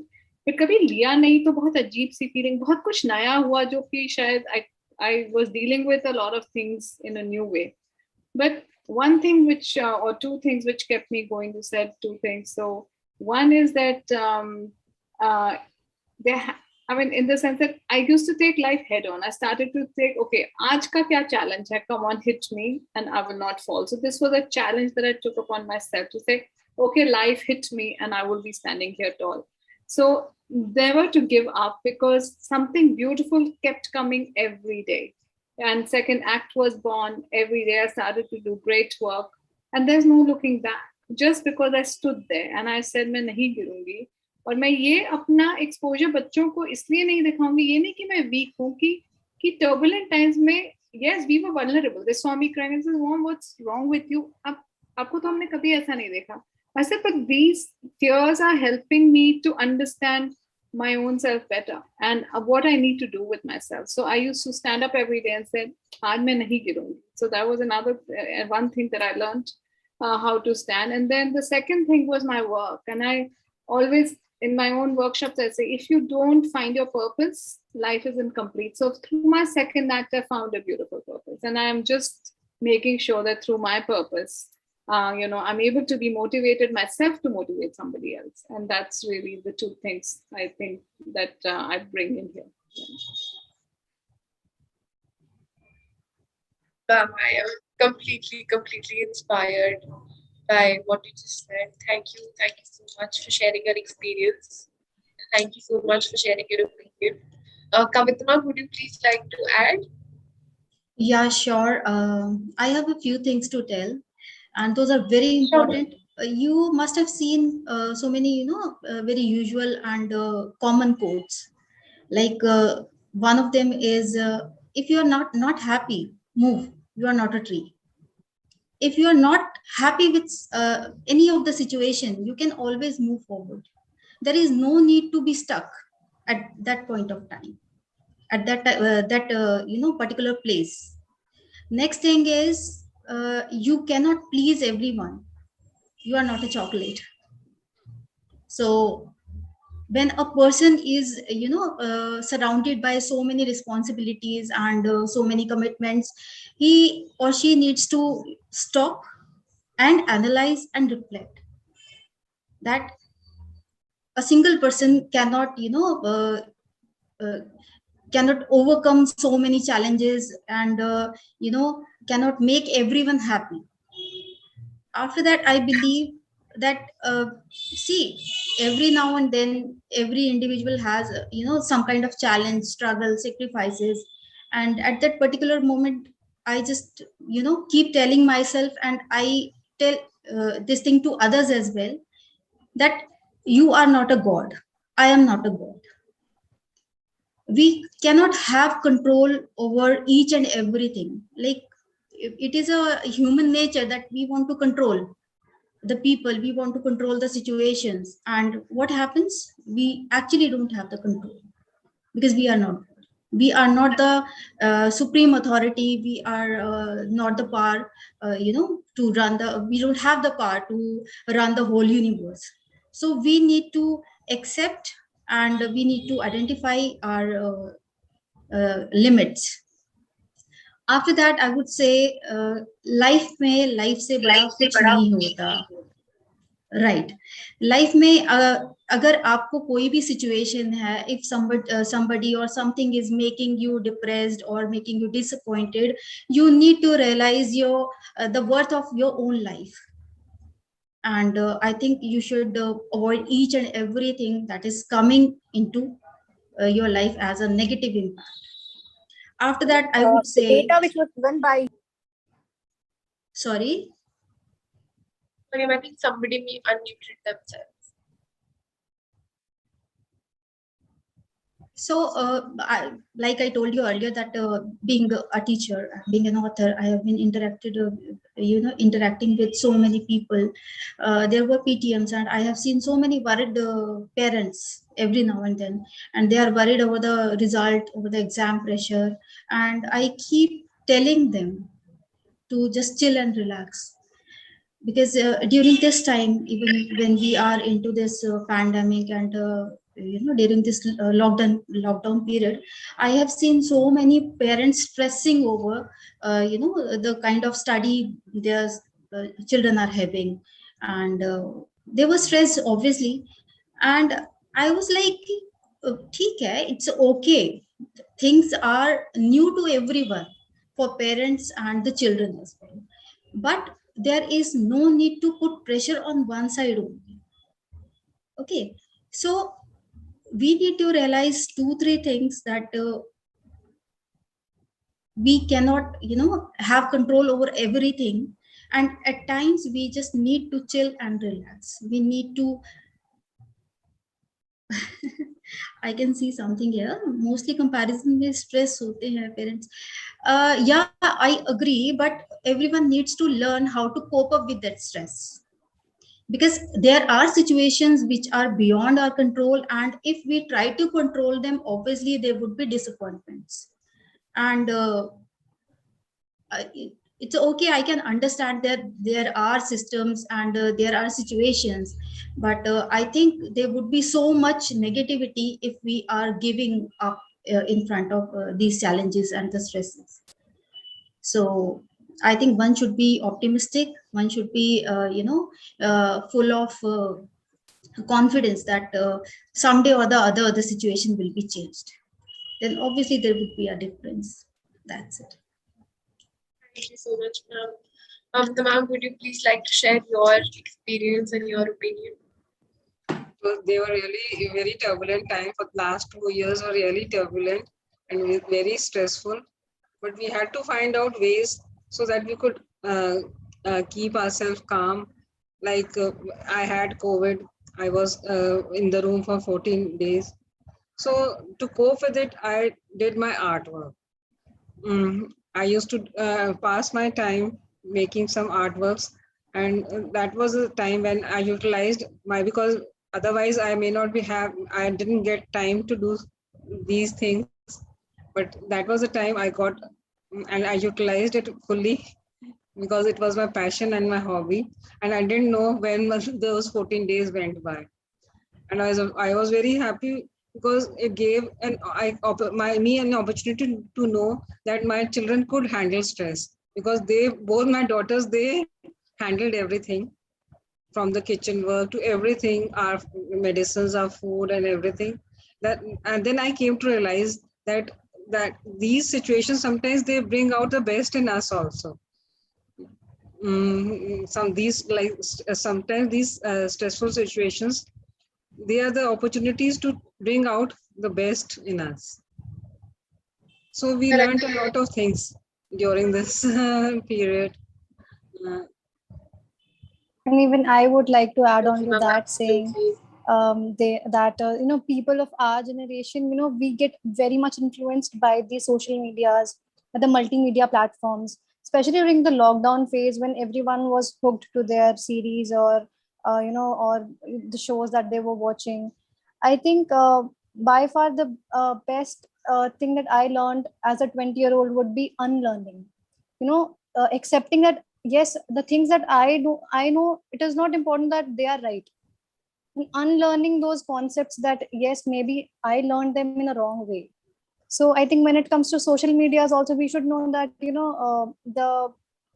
that social media is fake. The body images, the positivity that we gain from there, I think we should channelize it in a better way, understanding that yes, we should not stay rigid in our ideas, and the especially teenagers should do the unlearning thing every day, I think, because every day we learn something and we unlearn something, and accepting that, I think it's very much helpful for the growth. Thank you so much, Swapnila, and the other panelists. I just want to add few points, and I like to, conclude on a larger perspective more before Manya does. From my end. Kavita ma'am has I met Kavita ma'am during I think COVID lockdown only through education contact, and the kind of positivity I felt instantly was really really um, I can't even say, and I did not realize that So I knew her, okay, but sometimes you are on social media and you don't know, okay, who is following and who is not. So I was in touch with her, but I did not realize the name. Okay, this miss so much. Because I'm always because of certain difficulties. Last 3 months I've been really really occupied. So one day she texted me that your opinions are way like this. So can we let's get let's talk. And then I realized, oh, this is ma'am, and she's texting me. I was like amazed. So the point is that when we talk of education system and the way she has managed things and way things were from the background that she's coming from the education sector, I think what ma'am is suggesting, and that giving opportunity to write in the anthology itself is such a reformation that act of reformer that I really wanted to give her that salute and that kind of respect that what is anthology? Anthology is when you bring together the efforts of so many people, and you make their voice heard by a larger society. So that is so empowering that even if she has a couple of books written to her name, but she has she has this ideology that no, I want that is the message that she wanted, that she texted me that why don't you write for the anthology? And I was like, okay, somebody really wants me to write for them, and that gave me certain hope. So, and that is the reason why ma'am we wanted you here on this platform is you hold the power of reformation. It's just that we are so much inclined towards the that sometimes lose the insight of this. This is exactly, I was so touched, and I've been in contact with you, and it's so supportive and so motivating that you have been there, and your daughters again, she's mother of 2 daughters, and her daughters are and she's a great parent as well, and an author. So I would recommend books to be read, and हाँ अभी ma'am की एक और book भी आ रही है, उसमें मेरी स्टोरी भी है, तो वो भी पढ़ लेना, जस्ट थोड़ा प्रमोशन अपना भी कर लिया. Right. Thank you. Ruhi and I connected through it was though Ruhi is a senior to me and she's a doctor, but we connected a program in Enhance. Okay, so she had applied for a certificate program in mental health. Supposedly, I was the mentor. But so you see the power sharing dynamics. The point is that we need to understand that it's no belittling to change, or just because of seniority to change the roles, and even if a younger person is there and he or she knows a little different from what is you are knowing of, can be also okay. So don't miss dismiss their points or belittle their opinions. There are points to be heard, there are points to be made, there are always everywhere. So you should focus on enlightenment rather than the fact that okay, how can taking on to ego, like how this can happen, how that can happen. And I did not even, I've not met Archana ma'am, honestly. I was just following her. I just read a couple of posts and work she was doing on social media. So completely dismissing the fact of social media is also wrong. And I just got connected. I just gave her a call and she said, oh, let's connect. And then, while we were thinking, jotting down of of this program, I said, no, ma'am is doing something which is really unique. I might not know where she is coming from, but the organization's idea that she holds is very very motivating, and that is why it took us some time to convince her, though from our side as well. We won't say that we did not make that effort. We did. And we were glad when ma'am finally agreed and she said, okay, we will do it. But the point is that ma'am, you are making reformation. You, from whatever the break, next, since you discussed your story today, from whatever break you took and how you spent the lockdown, in my previous session, I just said that COVID was a time of, a mother coming, or an elder person or a peer coming to you and saying, please stop. You need that care to re-establish yourself. So I think that that happened with you, and maybe you thought that, oh my God, maybe COVID आ गया है, अब मैं कुछ कर नहीं पाऊंगी. Maybe that was the first reaction. But just imagine that the family time you spent, and then you had a growth was so positive, and that even that challenging attitude became a point of survival. So challenges are not bad, right? And Swapnila, the point is that I just want to correct, since you are still studying psychology. See, we can't just go on extreme paths, and we can't just say, okay, social media is bad today or social media is good today. The point is we need to create a balance somewhere so that we can come to a negotiation or mediation between what is expected, why social media was created, for what it was, why it is being used in a manner that we are using it today. So social media was created to basically share information. जिनसे हम बात नहीं कर पाते थे, brain drain हो रहा था जब, तो काफी लोग बाहर जाके सेटल हो गए. तो हमको लगता था लेटर्स लिखने में हम लोग को टाइम नहीं मिलता था, पहुंचेगा नहीं पहुंचेगा, अरे बाहर पहुंचेगा नहीं पहुंचेगा, चलो इंडिया में तो फिर भी पता चल जाता था. और इंडिया पोस्ट तब इतना स्ट्रांग भी नहीं था, जस्ट टू से. बट बाहर चले गया है, कैसे भेजेंगे, कितना पैसा लगेगा, क्या होगा. I have in family experience, of this, like, जब कोई बाहर चले जाता है तो कैसे change हो जाता है सब कुछ. तो point is that social media came to re-establish the connection. They're abusing that platform for wrong, somewhere. That is the point that we have to look through. So we can't be an extremist, like today we like it, tomorrow we don't like it. We have to make use of it. You see the benefit that of connecting to Archana ma'am or Kavita ma'am. Like I and Kavita ma'am met a source which tomorrow I might not read in certain way because we had to maintain that dignity. But then, due to the points I was sharing, the opinions it touched her, and the empowerment and the motivation that she gave me and hope. And she must not be knowing that I might be going through stress, but at that time when I wanted to be heard, she gave me an opportunity to be heard. That was so golden that it motivated me. Right. So that point is very, very, very, very important to understand that we can't be an extremist. Today's Yes, children ma'am. are Sorry to interrupt. Yes, I Yeah. completely agree with you. But like I think my concept of it was that when we are dealing with social media, we need to keep the concept of unlearning in our minds. I understand. That's yes. That is exactly what I'm saying. That we should Yes. not abuse. We should unlearn the abuse and learn the use of it. Yes. Right. That is what I'm saying. But the children are today, the youth today is extremist. Either they use it extremely or they do not use it extremely. Right.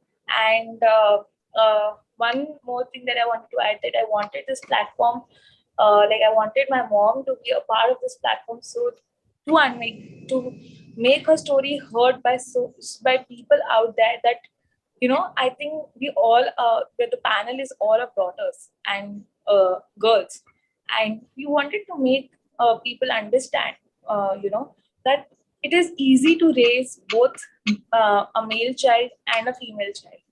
It is easy. It is equally easy.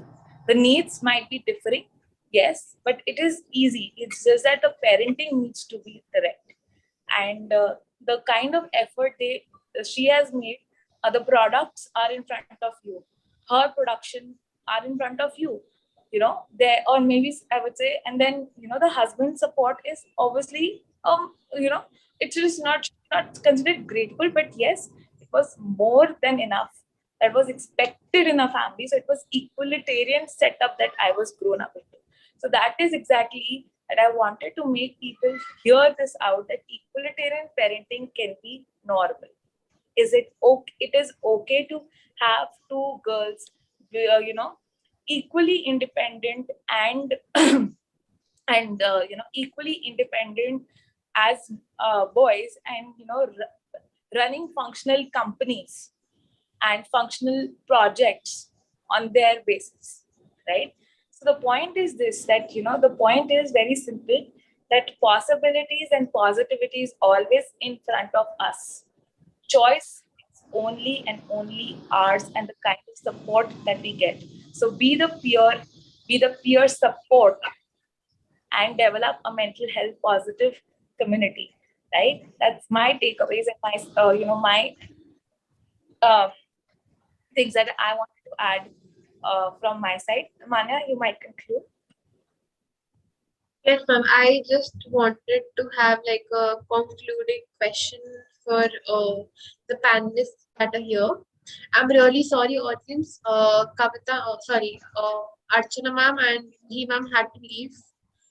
So my concluding question for this panelist, one thought that you would want to share, considering your position, to the audience to find alternatives that choose suicide as an ultimate. So, Mamta ma'am would like to Alternatives are there because we have to see a small flicker of light at the end of the tunnel, and that is the only flicker of light that we will have to take with us to reach our destination. If we don't see that flicker of light, then we will take this this step which is not to be done. So in my view, that there is hope, and if there is what the word, I am not getting the word, that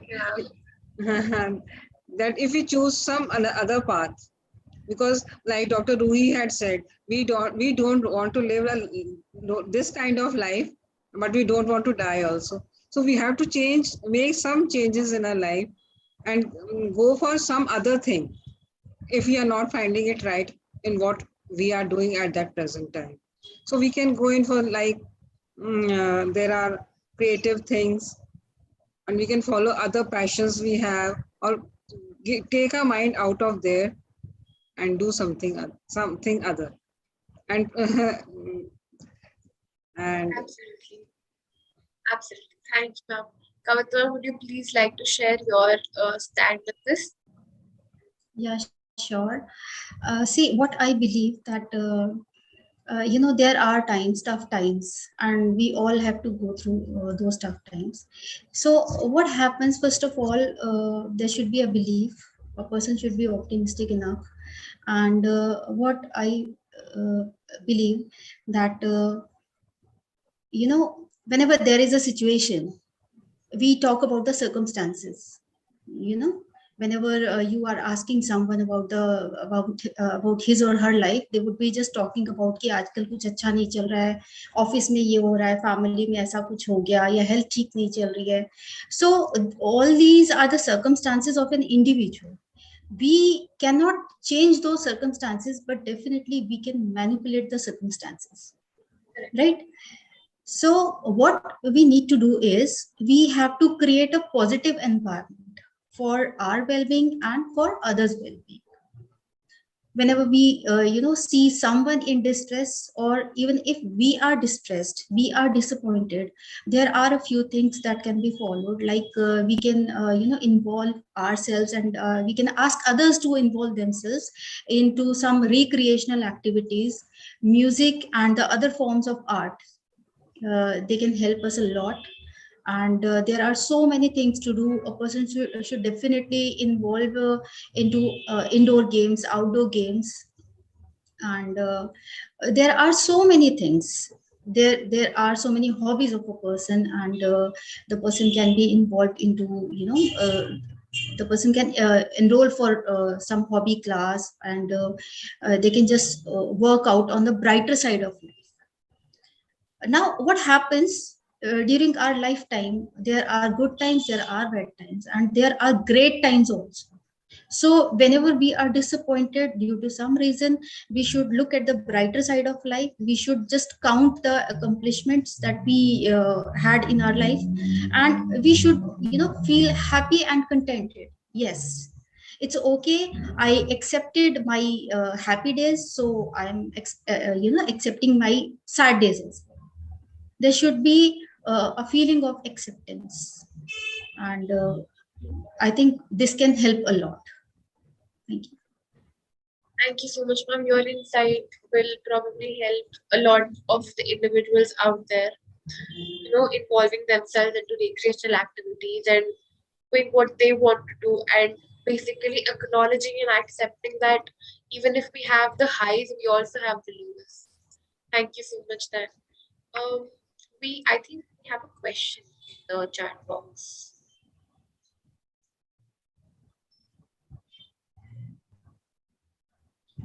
Okay, so I think this question is for Kavita ma'am. So the question is how to ensure that a child who is scolded due to bad performance in studies or some other bad habit will not go out of the house and take some adverse action on his or her or their life. See what happens when a child is disappointed to some reasons, like if there is a matter of studies. I have seen so many cases, and I have counseled parents a lot about the situation. Now what happens when a person is in distress over something, when a child is disappointed over the studies, and even the parents are against that child, and they are just looking for the faults that the child is having. So what happens, the person the child feels isolated. The feeling of not being heard, the feeling of not being understood creates a deep hollow into the core of that child. So what we should do, like as a teacher, I have been counseling so many students over the period of time, and I can recall I don't think I should talk about this here, but I would definitely tell it because at times we see examples and we learn a lot from those examples. There is a child in my I know a child, and uh, her parents wanted her to become mbbs. Her parents wanted her to pursue mbbs, and she couldn't score good in neat exam, and there was a lot of pressure for that child. And what happened, she was just about to take her own life. And I don't know why, and in what was the reason, I have no idea about that reason, but she just called me, and I had no idea what she was going to do, but I just got to know that she was in distress, and I counseled her, and I tried my level best to calm her down, and she dropped that idea of taking her own life. So there are instances, there are so many students like this. And what we should do, being an adult, being a parent, being a teacher, and being relatives, what we should do, that we should always there should not be any negative scolding. The negative pressures, for the child. It's okay, I can understand that there would be students who wouldn't be able to score good in school, and the parents usually don't understand the reason. I have seen so many students who are not performing well in the academics, and the parents are after their lives, ये तो पढ़ता ही नहीं है और इसका हम क्या करें, हम तो बहुत ही परेशान हैं, आपको जो करना है आप करो, आप चाहे इसको मारो, कुछ भी करो. So what happens when the child is pressurized so much and he is abused beyond measures, the child becomes aggressive. So what we can do, first of all, the child should be provided with a good listener. It may be anyone, it may be a parent, it may be a teacher, it may be a friend or a relative or a sibling. So the very first thing is to providing support to the student who is not performing well in academics, because there can be any reason. If I talk about India, we can see that the students who are having learning disabilities, we don't acknowledge them as having some difficulty in studies, but the problem is there. And in Indian setup, I can see most of the schools are not looking at the guidelines prescribed by CBSE. They are not at all following the norms prescribed by CBSE to deal with such matters. And the reasons, जो हमारे कुछ भी reasons होते हैं, they are never found out because of the negligence of the school or the authorities or the managements. So the very first thing is that there should be a professional help by the school, and the next thing is the parents should be well aware that there can be learning disabilities which can hinder the performance of a child in academics. And the third thing is that the child needs to be pushed for the good things, not for the bad things. There is a very minute difference between pushing forward and pulling backward. Correct. So parents need to learn the difference between these two terms. That's it. Absolutely. Thank you so much. Thank you so much, Kavita ma'am. So I'm concluding this panel by saying that I personally have learned a lot from the persons that are here. That those who are not here as well, Dr. Ruhi and Archana ma'am, they had to leave. I'm really sorry about that. But all of you gave me and the audience this particular insight that will help us for actually be the peers prevention. Jigyasa ma'am, audience, do we have any specific questions for any panelists who are present? Social media. So I think we have to figure out newer ways of identifying the warning signs and bring in these social media warning signs, not just the regular warning signs, which can probably help us pick up the vulnerable people in the community. So to kind of thread it all together,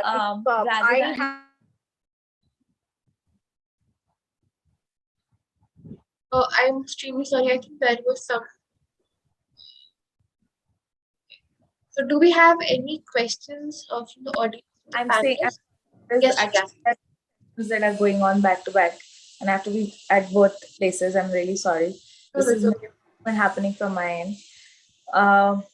But I'm being ear to both. This last part I missed because I was hearing them out.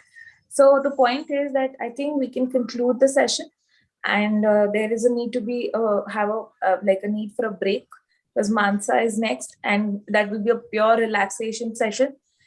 So I think she will be bringing us more artwork on table. So all the artists in the participants can become can just get their canvases out and get their papers and pencils ready, right? And thank you so much, Jigyasa. Thank you, ma'am. Thank you, Kavita ma'am. Thanks for having me here. Thank you so much, panelists, for giving an insightful opinion. I understand. Thank you so much. Guys, we'll be moving forward. Even I would like to say that thank you, Jikasa ma'am, for giving me this opportunity, being such a young person and, representing the student fraternity and being with such experienced people on the panel. And thank you so much, everyone. And I hope that we all stay connected in one way or the other. And stay safe, everyone. Okay. Thank you, sweetheart. Please take care. And yes, so all of you did a great job. So at least we can expect some clapping from the session or some boom that we say. Either thumbs up or you have so very important role of this emojis, right? Use them. They're very very important for social communication today. If you have to use your emotions to convey the right message. So if you like the session, please give us smileys, hearts, and there is no rating to it. Just whatever you feel like, just give us. And thank you, panelists, for joining us. And I think what points were discussed were quite important and were necessarily heard out from a women community, like or women reformers like this, who have actual groundwork and some reformation happening at their end. Thank you, everyone, for bearing us. Thank you everyone for having such a enlightening session, and I learned a lot from everyone who is present here, and definitely there would be some impact if we are doing something for some for some cause. Obviously the result would be here. Okay, thank you so much. Thank you so much. Yes, yes. So, Anya, thank you for moderating such a insightful session. Your contribution as a panel moderator was quite impactful, and keep up the good work. I hope your experience, will take you forward. Thank you, Bharani. Thank you, Vache. To the rest of the participants, please, you can take a break. Please catch up on water, your food. Please don't keep yourself empty. It's been long. You should eat something. Have some snack or some biscuits or something. It's very very important to keep yourself taking care of your nutrition as well, and your work resources, because a lot of being is being used today. And to keep up with the sessions as well, you have to have this this kind of what do you call you have to have good food along with it. So it's better that you catch up on some fruit or something which is healthy munchies, and not going for things like some unhealthy thing. Plus catch up on water. This is very very important. And yes, please take a break from, just keep your entry there, but just be away from the camera or from the laptop or whatever medium you are for some time, till we connect back at, what time are we connecting? 6 o'clock, right? Are we connecting at 6 o'clock? Yes. So at 6, we will be reconnecting with more artistic energy and relieving energy to bend forward to, right? Yes, ma'am, surely. Surely. So yes, all of you just have your good 15 minutes break, and we will be expecting you at 6 o'clock. Mansa will be joining us from Bangalore. So let's get excited for all the artistic energy, the artistic release. Thank you so much.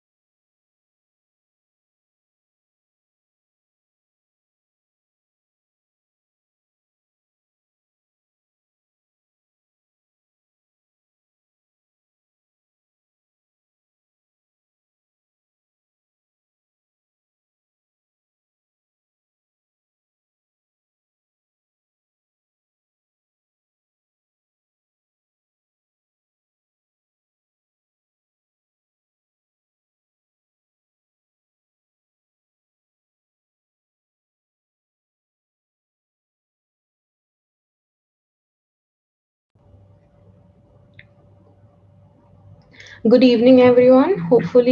Welcome back from the short break. Hopefully, everyone is a little bit more refreshed and ready to engage in our next session. So, for the session, I would request everyone to please collect some materials as it is an art based session. You would require a pencil, an eraser, a ruler, a black gel pen, and some plain sheets. So let's wait for a few minutes till everyone has gathered the materials, and if they have, please let us know in the chat box. Then we'll move forward with the session.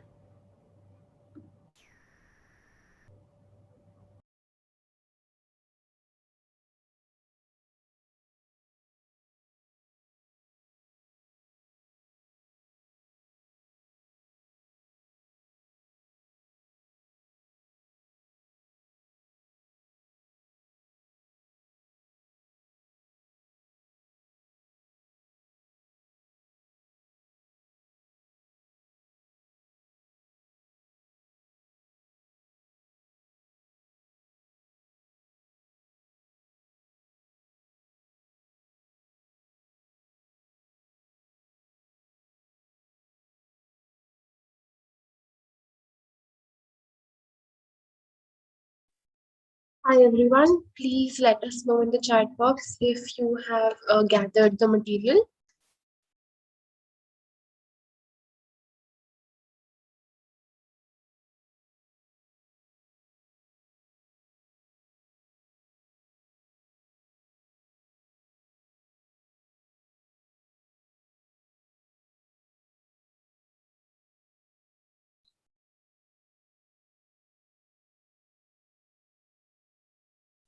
Kohi, you can start.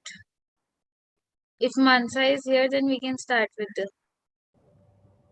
All right. So again, a very good evening to all. Our next session is going to be conducted by Manasa Bogaram, who is a journalism graduate whose career started off in marketing. She discovered her passion for arts and craft much later in 2017.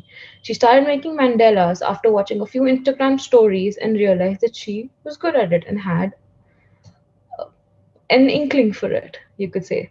She found the entire process of drawing mandalas very relaxing and meditative, and often turned to it when she needed an escape from life's troubles and tribulations. She was looking for spaces where she could go make some art in Bangalore, and that's when she found a huge gap.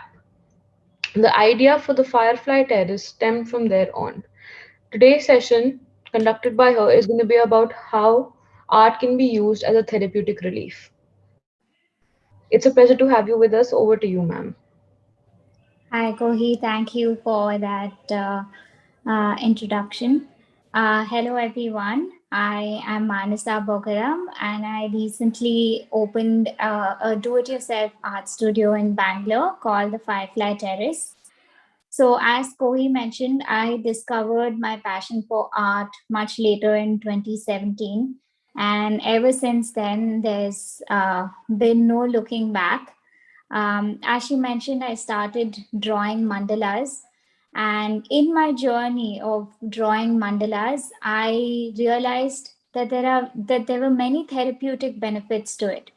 I have been through my fair share of anxiety and depression, and I would say that art and dabbling with different forms of art has really helped me overcome a lot of, my mental health issues as well.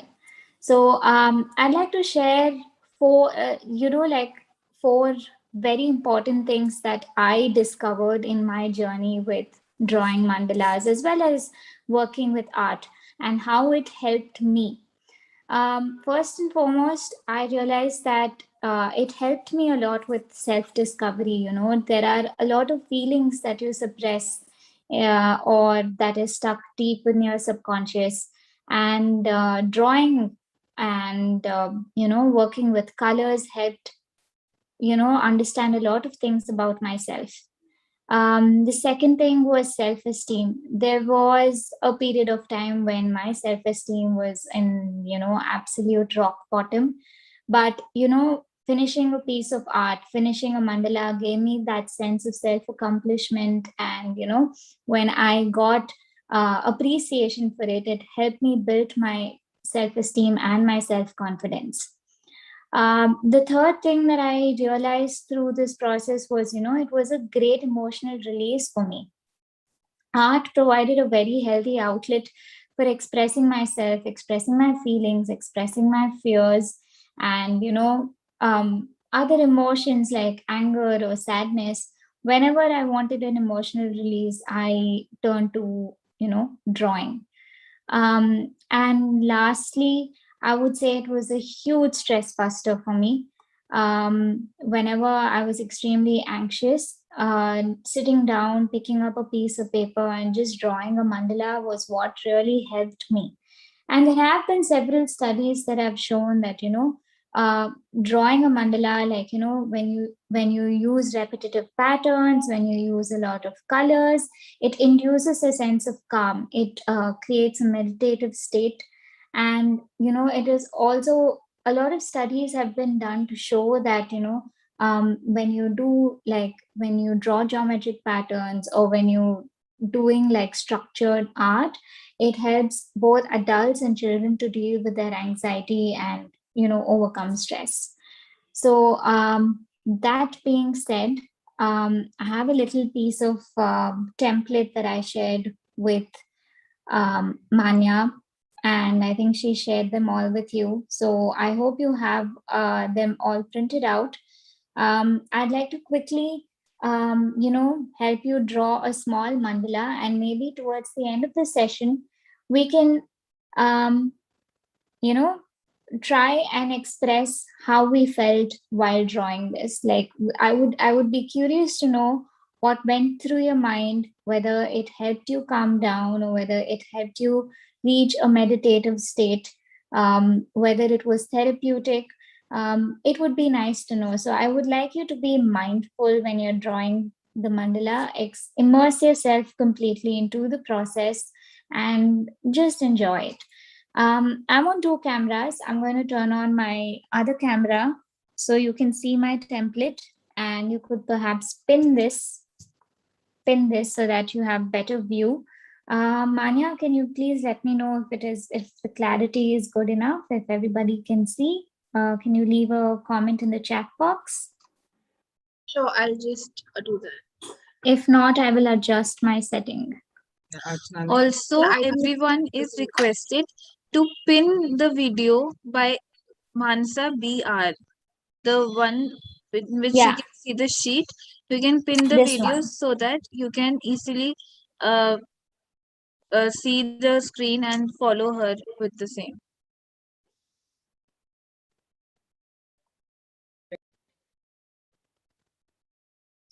Please let me know if I can start.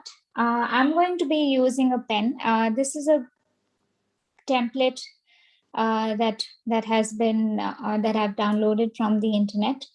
I'm going to be using a pen to draw, but I would recommend that all of you use a pencil, and once you're done towards the end, you can maybe ink it. So is everybody ready? Can I start? Manya? Yes, ma'am, you can start.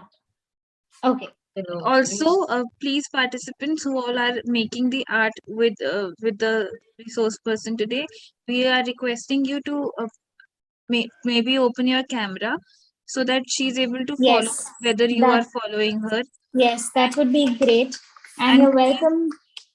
Also unmute your mic and tell her if you are ready whenever you are, so that it is easy for her to follow you with the same. So if you can, please also open up your cameras. Thank you so much. So we're just going to do very simple geometrical patterns. If you want to show your progress to me, and if you have any doubts, please turn on your camera as Manya said, and I'll be more than happy to clarify your queries. So first, we're going to start by drawing a small circle where all of the lines meet, like this. And these little spaces are called as grids. We use the grid system to draw the mandalas in order to achieve symmetry and uniformity in design. So when I say grid, I mean the area in this within these two lines and the circle. So this would be one grid, this would be another grid. So when I mention grid, that this is what it means. Okay, so the next thing is we're going to draw petals and we're going to use the grids as our reference. So what we're going to do is we're going to start along the line like this, make a curve at the edge and come down like this. And we can just continue doing that through the entire circle. For the second petal, we don't have to start from all the way from the bottom. We can just start from the top like this, make a curve and come down. And the top of the petal must touch this line or this circle.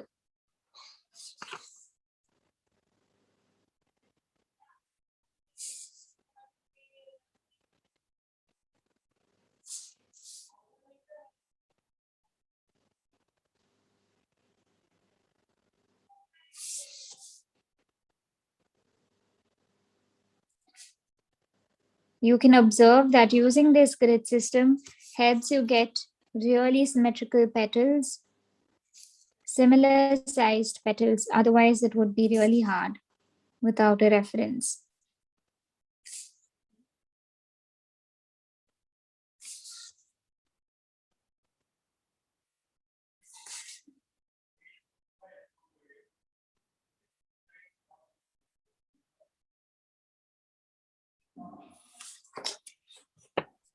Mansha, for some reason, I think your screen went off. Yeah. Sorry, is that open? So this Yes, is my this is my first circle. I hope everybody is done. Can I move on to the next one?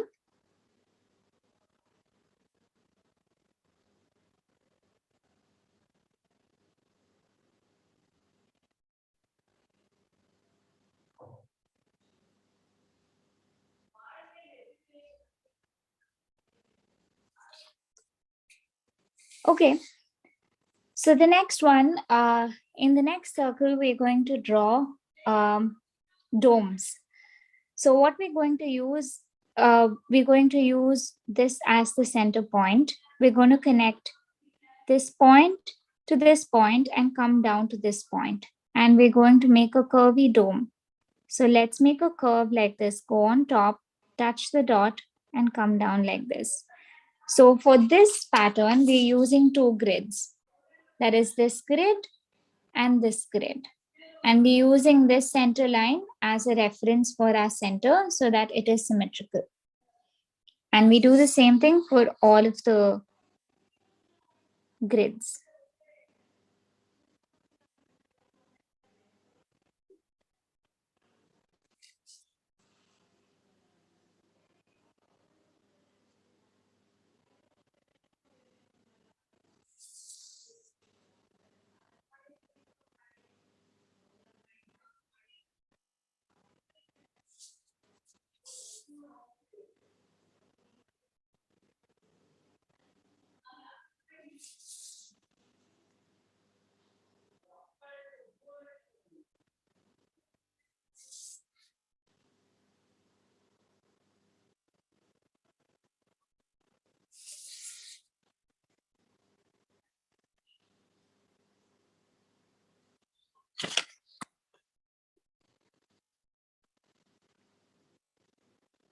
I hope everybody is done with this step.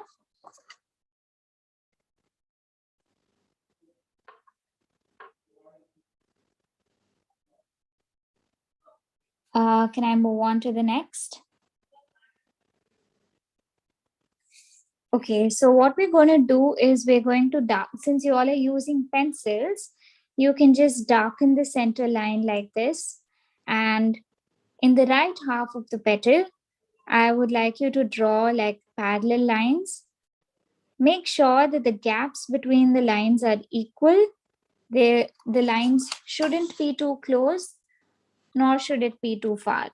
So this is where the whole concept of mindfulness comes in, because you need to go slow and steady and make sure that the lines are equally distanced and are straight even without using a ruler. So the slower you go, the more calm you feel.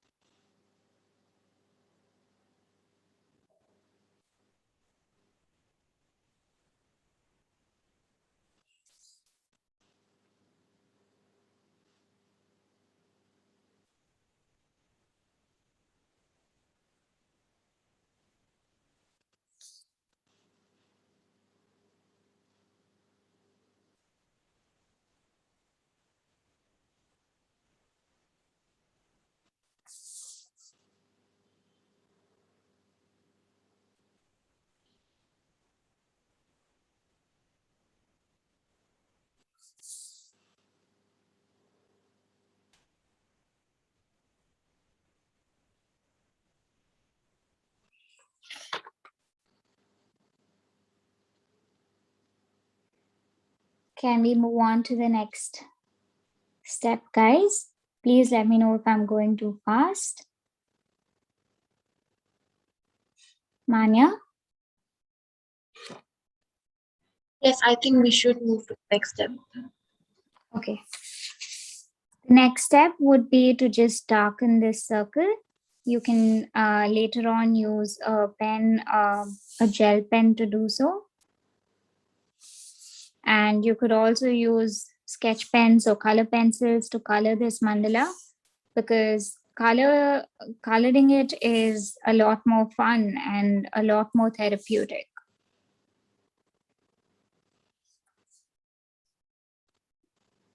So for our next pattern, we would be using 1, 2, and 3 grids. So I'm going to be drawing massive petals. So I'm just going to go along the side of the line like this, make a big curve, and come down like this.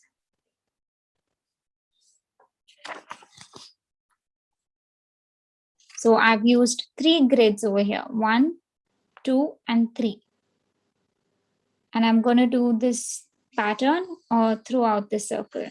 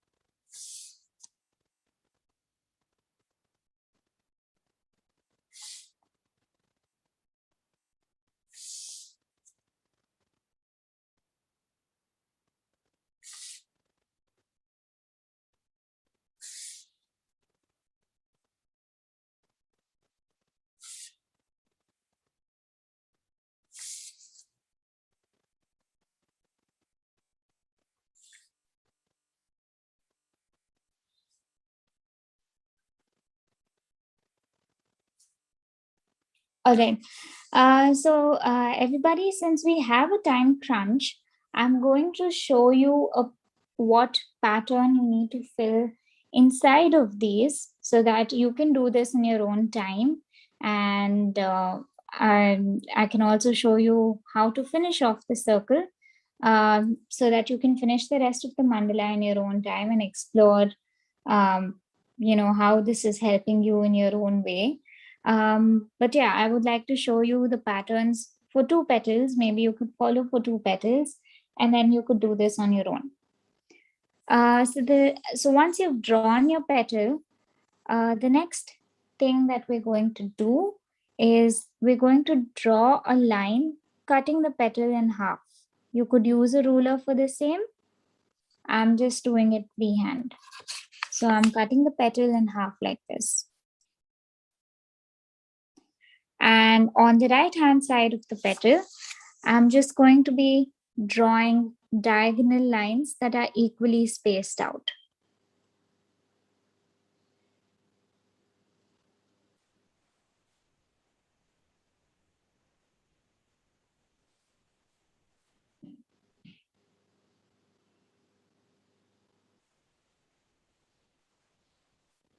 The key is to go slow and steady.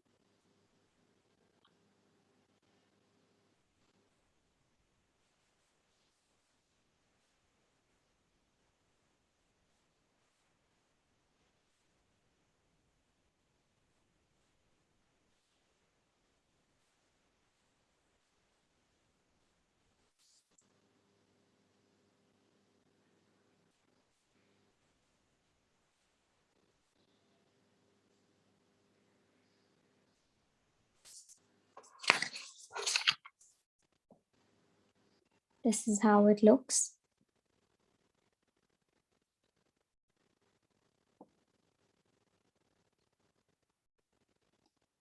What I'm going to do next is I'm going to darken this line right here, like this.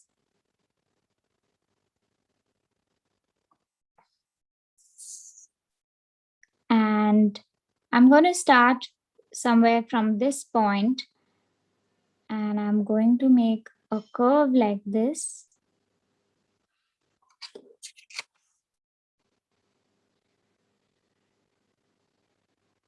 Okay, and then I'm going to make another curve like this and join it here to this point.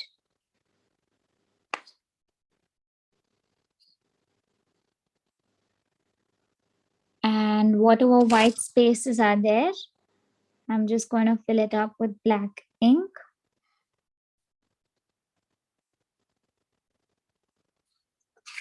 So this becomes your pattern on the left-hand side of the petal. I hope it's clear and everybody is able to follow this. Yes, absolutely. Okay, so this tiny portion here, I'm going to start from this point and I'm just going to draw two petals like this.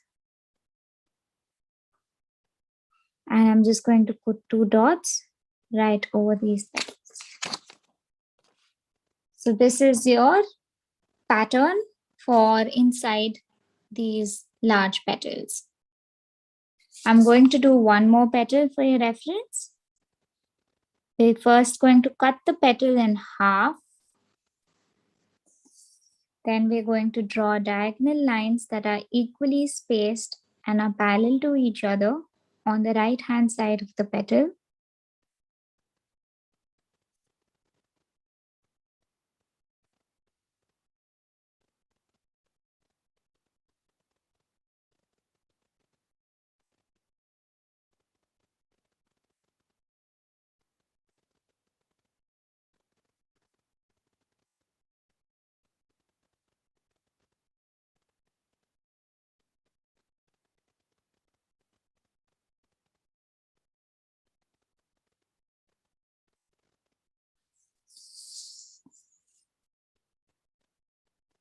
I'm going to cut this petal right here. Going to make a curve that touches the top.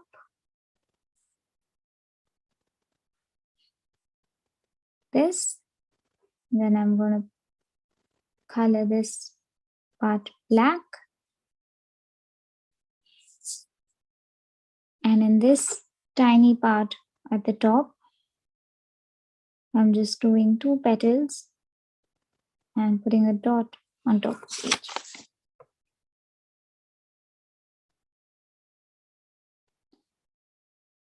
Would you guys will you guys continue this on your own in your own time, or would you like me to do a couple of more petals, or have you got the hang of it?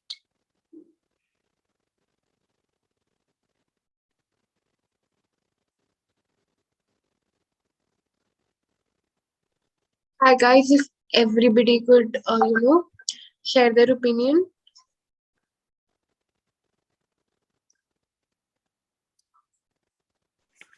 I think she should move forward. Okay. It's easy. Yeah. All right. Okay. So the last pattern is, before we move on to the next grid, we should always finish off the circle. So just make sure that you outline the circle using a black gel pen.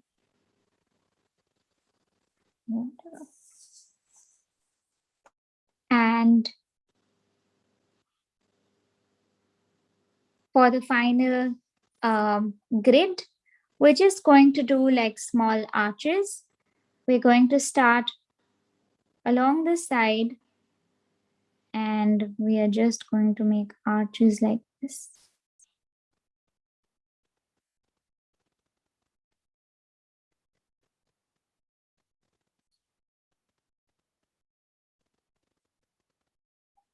Make sure that you're able to fit 1, 2, 3, 4, 5 arches in every grid so that it is uniform and it is symmetrical.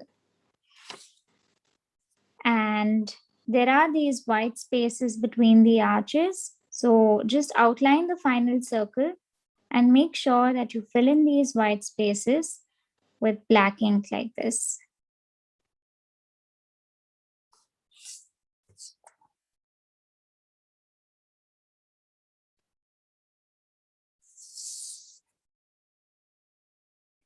I'm going to do another grid for your reference.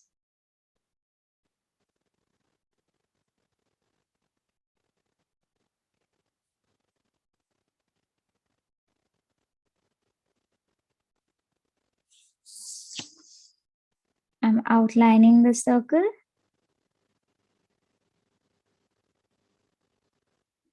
And I'm filling the gaps with the white gaps with black ink.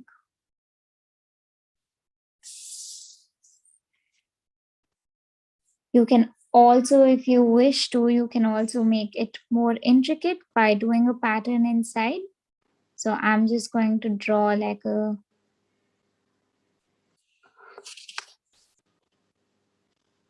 straight line with a curve on the left and a curve on the right.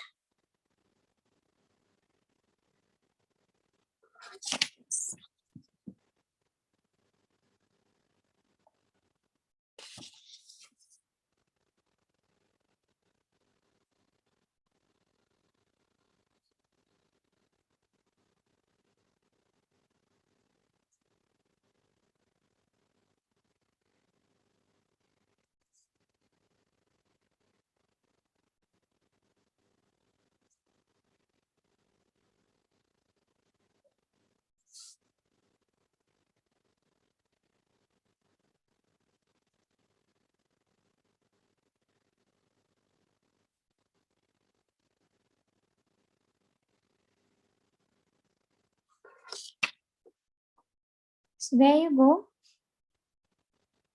This is how it looks.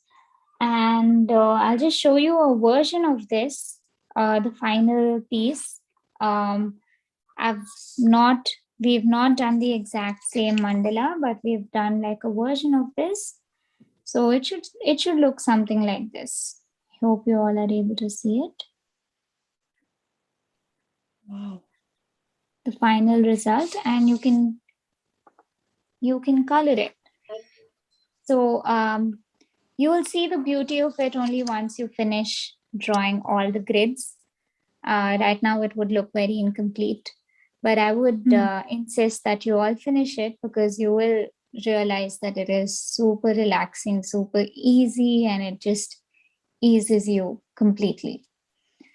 So I think, Manya, we're open to questions, and just I would love to hear from you all how you felt, even though it was a very brief drawing session. I'd love to hear from you people if you felt, how you felt while drawing this mandala. It was a very small one, but yeah, I'd still love to hear how you felt. Thank you so much, Mansa. Audience, we are open to questions and opinions. All those who actually participated with Manasa in making the mandala, I want to hear from you that how did you feel like after doing it? Because personally, I have also done a lot of mandala workshops and all, and it's always very important for the instructor to know that how was it for you. So Sheldon sir, Kavya, and others who have actually worked with, ma'am. Please unmute yourself and share your opinions. Hi. Hi, Kavya. Hi, Van. So this session was actually great. I know it was really brief, so I was still completing my drawing, but I was taking it really slow because again, Yeah. like I a lot of release while I was doing it. I mean, of course, in the beginning, I started getting a little tensed about, oh, my lines are not getting perfect. Oh shit! Like this is something's happening. Okay, something different is like my curves are not correct and all. But then eventually, I just realized that it's going to be like a part of the process. So just like Yes. relax about it. And then like when you the best part was when you kept saying that, okay, the like what is important is that you're steady, and I realized that here I was rushing a lot because I was trying to finish. So I think Yeah. once we do it with more steadiness and peace, I think that would be like a ideal Yeah. thing. So, Kavya, since But I this was didn't. like just a 20-minute session, I had to I allotted 20 minutes to drawing. But normally I take an entire day to finish even the simplest mandala, because every grid I'll take my own sweet time. I don't want to rush it, because the whole purpose of doing this is to release your anxiety, or to release your stress, or to feel calm. So make sure that whenever you do it next, and I would recommend that you do try it again on your own. Take your own sweet time, and if your curves are wrong, it's fine. I am getting it right after 5 years of practice, 4 years of practice. So your first time is never going to be right, unless it's a hidden talent that you're suddenly exploring. So it's okay. Just go slow and just have a lot of fun with it. And that's the advice I would give you. Thank you. Next time I'm going to put some music on and do it. Yes, definitely. That helps a lot. Some soothing, calm music, and then you're set. Thank you so much, Vanessa. Manasa, can you hear me? Yeah. This is Dania from Pakistan. How are you? Thank you so Hi, very much Dana. for such a I'm nice. good. Let me be very honest with you. I didn't have the printout with me at that time Okay. when you did the session. But Okay. I thought just I was thinking to see what you're doing and observe you what you're doing, and it is so relaxing while seeing you to do this that I rush towards the printer, and then quickly I just print it out and start doing it. And you know what? It's not only relaxed you, but I was observing that it demands a lot of focus and concentration as well. And all of the things are so much interlinked to each other that if I lose a single moment, then my line would go from one angle to the other. Yeah. And I think it is the main thing that while focusing, you can manage your emotions and you can cope up with the situation. And it's a very good strategy to detract you, or you can say Yeah. to turn your attention to something very positive. Yeah, exactly. So you're very right in saying that when you're so focused and you're so concentrated, your thoughts are completely diverted. So whenever Exactly. my mind used to go towards scary thoughts, towards a lot of negative thoughts, and when I used to start thinking, fearing, or having bad thoughts, I would rush and just draw a mandala, because those thoughts are immediately channelized towards doing something more productive, beautiful, and nice. Actually, I'm sorry to cut you here. I was always curious about how a drawing can detract you or turn your attention to something else. And now this is the very first time that I am doing it by myself and I am experiencing it. Yes, it is a very powerful technique indeed. Yes, it is. So, and you will also notice that, a lot of people that I have taken workshops for, they've gotten back to me and said, you've got me addicted to something that is really nice. And one of my one of my clients who took up a workshop with me, she makes a mandala every day now, and she makes it a point to send it to me, and she's like, instead of meditation, I'm doing this. So it is a very gratifying way to channelize your I'm an educator as well, and I'm taking a lot of time. I'm sorry for that. But I was thinking that this technique can be introduced in the schools to the students as well. And it's something very enjoyable. I have experienced it. Or you can also use it in the training sessions to have some refreshment to the participants that are just getting bored from the training sessions. Yes, exactly. That is why we also incorporated the session within the intensive training program, because we realized the fact that since morning you have been having a lot of knowledge sharing and knowledge consuming sessions, and we wanted to give you a relief from the information overload, so that while you are drawing and engaging in the process, you are able to channelize all your thoughts that you have learned since the morning. So in the way, it is a way for you to actualize whatever you have learned, whatever you have seen since morning, and give you a relief from the entire process. And if you like this process, obviously you can connect with us. We can connect you with Mansa, and as well as myself, because I am also a mandala artist and I also take mandala workshops. So definitely, Tanya, if you want us to introduce this concept in schools, and if you want to pitch in this concept in your institution or whatever, we are here. And you can connect with Mansa on her Instagram very easily, on the Firefly Terrace. And similarly, I've yeah, left my Instagram page for you guys. yes, and you can And also find it from mandala is just the tip of the iceberg.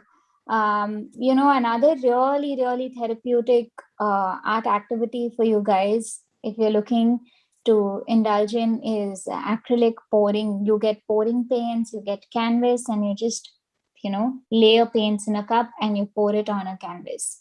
And you just watch the colors flow in a very abstract way, and the colors have their own way of behaving. And it's just very calming and very relaxing to watch. So I want to connect with you, Mansa. But sorry to say, I am not onto the Instagram. So is it feasible that I put you my contact number or my email ID here? Yeah, absolutely. I can leave you my email address as well, and you can connect me. Yeah. Thank you. I'm still drawing. So Mansa, you can type it on the chat box so that others can also. And and if you want to connect with her or any other queries, you can also connect directly with Sci-Fi, and we will connect you with her or any of the other speakers that you want to connect, that you found. All right. The Firefly is the ID of Manasa. Yeah, the fireflyterrace@gmail.com. And if any of you are in Bangalore, you're more than welcome to drop in to the Firefly Terrace as well for a therapeutic art session. And yeah, I'd be happy to help you out over there. Yes, and I can vouch for it, that you will definitely have a beautiful experience at the Firefly Terrace with the guidance and mentorship of Manasa, because I have been there and I have had an amazing experience. And Jigasa ma'am has also been there. And right now in my room, all of the artworks created by us at her studio are hung here and there, and it feels so beautiful just to look at it. So thank you so much for That's that. nice. Pleasures are mine.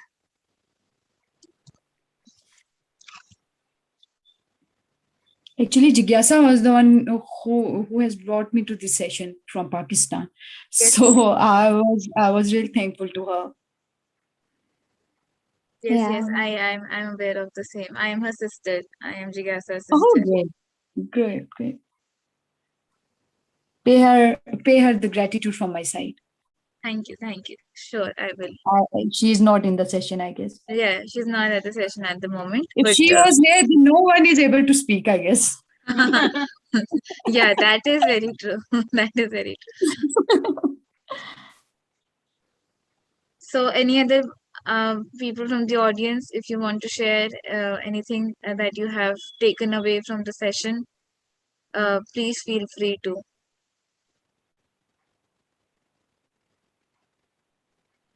I want to ask something do you have any YouTube channel where you have uploaded some video of tutorials or? No, I don't. No, I don't. I do workshops from time to time. And yeah, if you can just leave me your email address, then I can. Easy for my students to connect my students to you if there would be a YouTube channel, but I'll connect with you surely for sure. Sure thing. Anything that is convenient for you. They can always send me an email and I'll be help.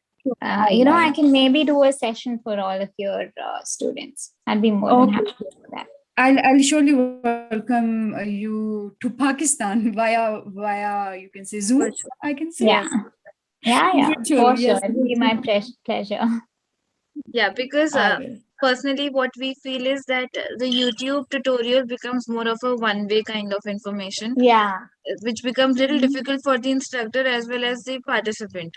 So I'd like it to be more interactive usually. So it is much better if it is on. I worked with some very, you can say, a sort of in a underprivileged community, and the children belonging to underprivileged community. And when I first came to the school, they were giving me the pages of drawing, and I was very, it was very. Surprising to me that even those children are very much interested in drawing and artistic work. Of course, as they have no other facility, you can say there. Art is something that has no boundaries. So exactly, it goes across so many spectrums and it impacts each and every one of us. In fact, if you're talking about Jigyasa ma'am, so Jigyasa ma'am and my mother, they actually went to the Tihar jail, and they did similar art workshops and other kind of art activities with the prisoners of Tihar jail. So it is something that is going across spectrums.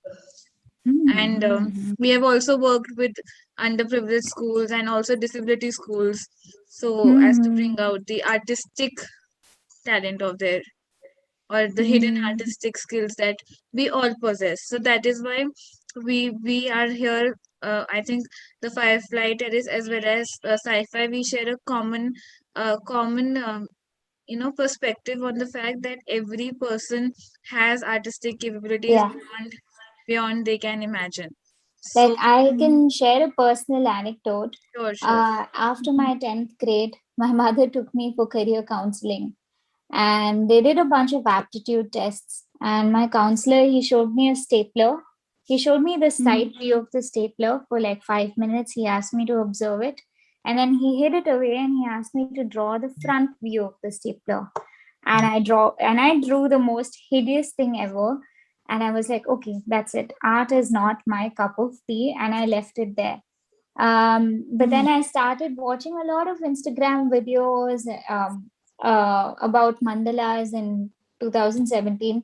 Picked up a paper and a pen and my geometry box, and I just drew my first mandala, and it really surprised me. I never expected that I had it in me that I could draw. And from my very first mandala, I was good at it. Like my mandalas were decent. Of course, through the years, it's developed and all of that. But I think it's just about finding one particular art form and just exploring it. I'm still not good at many other things. Like if you ask me to draw a landscape, I cannot do that, but I'm good at mandalas, and I'm really glad that I stumbled upon this art form and I explored it. And Anam, I don't think that is a possibility at all. Everybody has an artistic I side to don't them. think that's true. Same. Yeah. Yeah. It's just that you need to find that one particular, art form, and you will definitely be good at it. There is no I chance. wanna up here. I wanna put some comment to Anam, because artistic ability is not about drawing. It's a very, you can say, broad spectrum comes, and Yeah. that comes under the umbrella of having an artistic ability, and it's just like having kindness in you, or you can say having some sort of integrity in you. That every person has those types of, you can say, traits in an individual. But the thing is that we have to explore that things in our own personality and our own selves. Exactly. Sonam, Exactly. just Even explore. There is a need to explore even your artistic ability.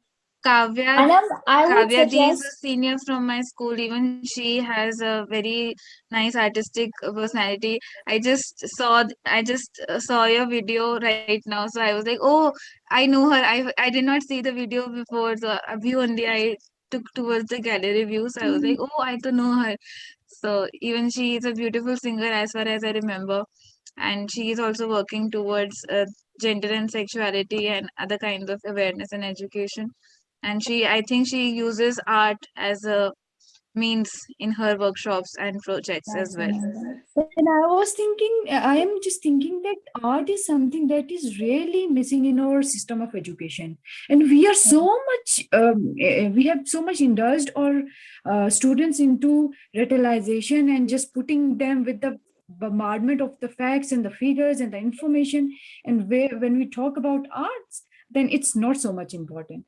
I have attended a workshop there. There was an international based workshop, and they were introducing. They have introduced a new concept of stream education, not STEM education. They have moved one step beyond our system of education. We are working on science, technology. E stands for, I don't know. I just forget. E and M, mathematics, and Engineering. the STEAM is engineering. Hey, yeah, and they have introduced the concept of STEAM. S for science, T for technology, E for engineering, A for arts, and M for mathematics. Yes. Yeah, And that's where we something now that we are developing countries also at the Firefly Terrace. We are trying to integrate all of this and teach, these really heavy subjects through art. So, like with mandalas, in my sessions, I've taught children geometry. So, there is mathematics in everything that you do as well, right? So even in art, when you need symmetry and all of that. Yeah, even that grids are also based upon the rules of the Yeah. mathematics. So the grids, we usually use a compass and a protractor to draw, but since we didn't have time in the session, I've just, given a printed template. I But was observing that in my sessions, in my mandala sessions, I also teach my students how to draw the grids using the compass and a protractor.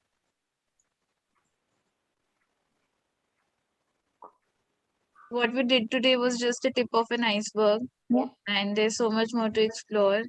So, for any kind of, if you would like for us to have more sessions like this, please feel free to hit up. We'll definitely organize more sessions and collaborations for you all. Sure, I'm just dropping you my email address there. Sure.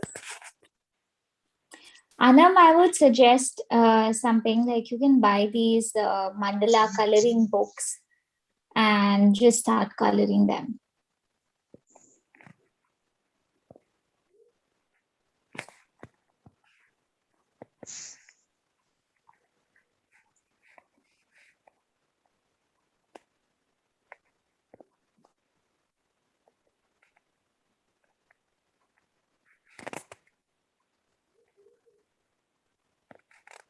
So any other questions, guys?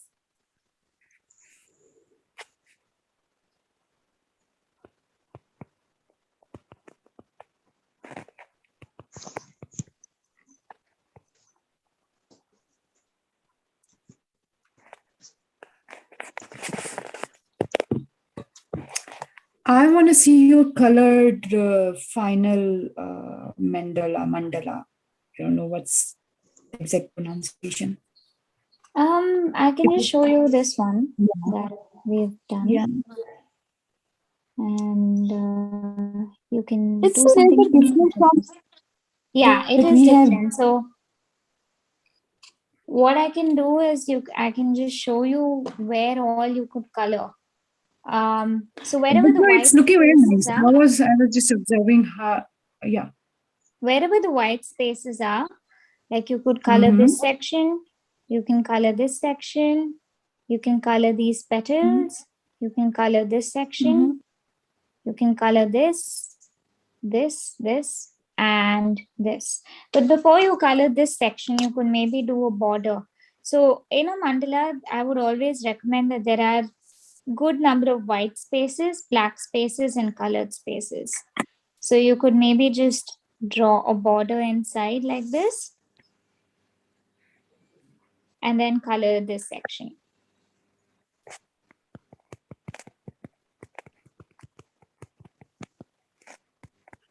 Maybe you can just use a pencil to mark where all you'd like to color. I'll just do the same thing.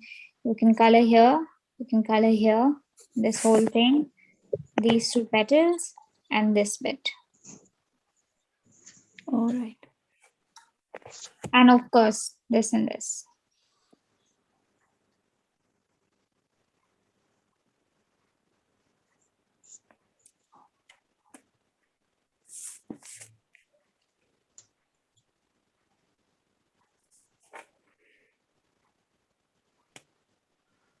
Yeah, so as I was saying that there is a question for you, Mansa. Sheldon has asked that is there a set series of designs or anything goes? Anything goes, Sheldon. It's you don't even have to draw the same patterns inside each of these petals. You can be as creative as you want, and have different patterns for every petal. It's still going to look really amazing. And I always believe I'm an advocate of process over the end result. So as long as you're enjoying the process, that's what that truly matters, and the end result will eventually turn out to be good.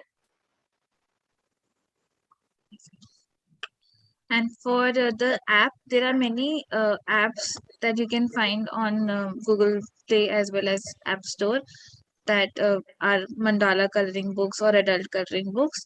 And similarly, you can find a paper pen version of the same, and you can order from Amazon or other online platforms. Even these are very helpful if you don't want to go through the entire process of making the grid and making the patterns. You can simply order the coloring books as well. Yeah. So if there are any other, sorry, if you want to say something, you can say. For starters, you guys can use this template that I've shared and try making your own stuff. And then once, if this is something that truly interests you, then you can start drawing the grids on your own. But yeah, a great way, an easy way to start off is to order these coloring books. And I wouldn't suggest color pencils. I would suggest you to buy those markers because they're a lot more satisfying, than the color pencils. So yeah, I think you guys should definitely give it a try. I'm still drawing.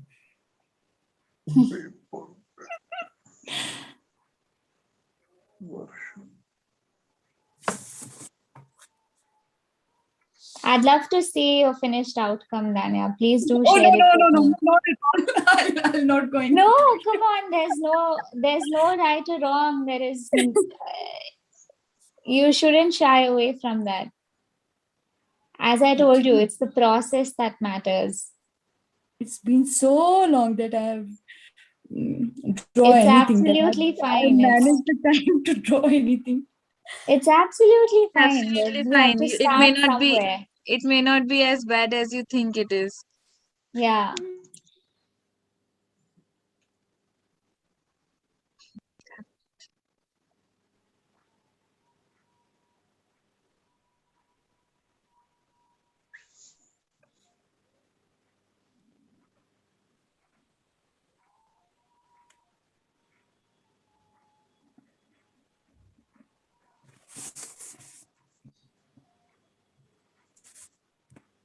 Okay, so for any questions, if you have any questions or anything that you would want to put forward to ma'am, you can always, she has given and shared already the contact details.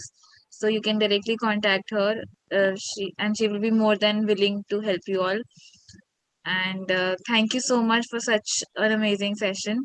I would now ask Kohi to thank you and introduce the next speaker because I think she is also here. Yes, ma'am, thank you. It was such a wonderful session, ma'am. I think Thank you, Kohi. the artistic perspective of therapy is often overlooked, and art therapy is such an upcoming community these days. I have a friend who's interested in it for as like a career, so I kind of have a personal connection to it as well. Even though I'm not that much of a good artist, my mama is an artist, so I see how it affects her, and you know how it instantly improves her mood on a bad day. Just a pencil and a paper. So thank you so Yes. much for the session. It was a pleasure having you with us. Thank you for the opportunity as well. Thank you. Thank you so much, ma'am. All right. It was great doing this with you guys, and thank you for the opportunity. I hope that it's helped you in some way, and that I hope that you get started on your own mandala journey. Thank you, guys.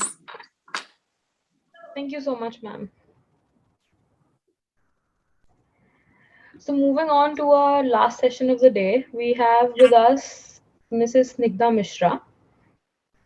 She is a psychotherapist and a Just mental a health minute, just a educator. minute. I think she has left the meeting due to some network issue. Just a minute, let us. I can't see her in the participant list. Yeah, Prerna, she'll be joining just back in. She's facing some Yeah, network issues. yeah. So just wait for 5 minutes. Till then, we'll also ask more participants to join. Yeah, okay, sure.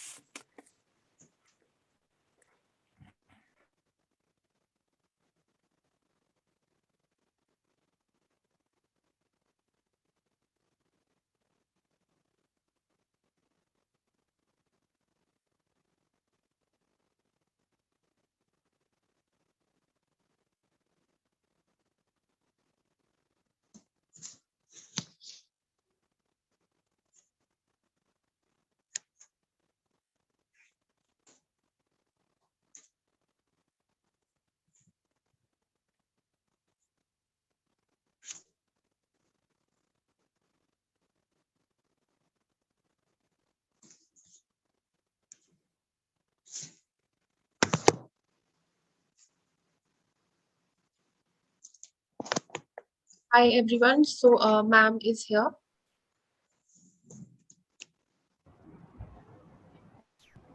Has she joined the meeting? Yes, go ahead. You can start. Okay, then I'll go forward with it. So for our last session of the day, we have with us Mrs. Snigdha Mishra. She is a psychotherapist and a mental health educator. She is also the founder of Life Servers and founding member of Bharatiya Counseling Psychology Association and Let's Talk, which is a COVID mental health crisis support helpline. Her core work areas are training people in mental health support skills, counseling, and psychologist education. Counseling focuses on improving people's mental health, focusing on enhancing the emotional and behavioral health of an individual or a relationship.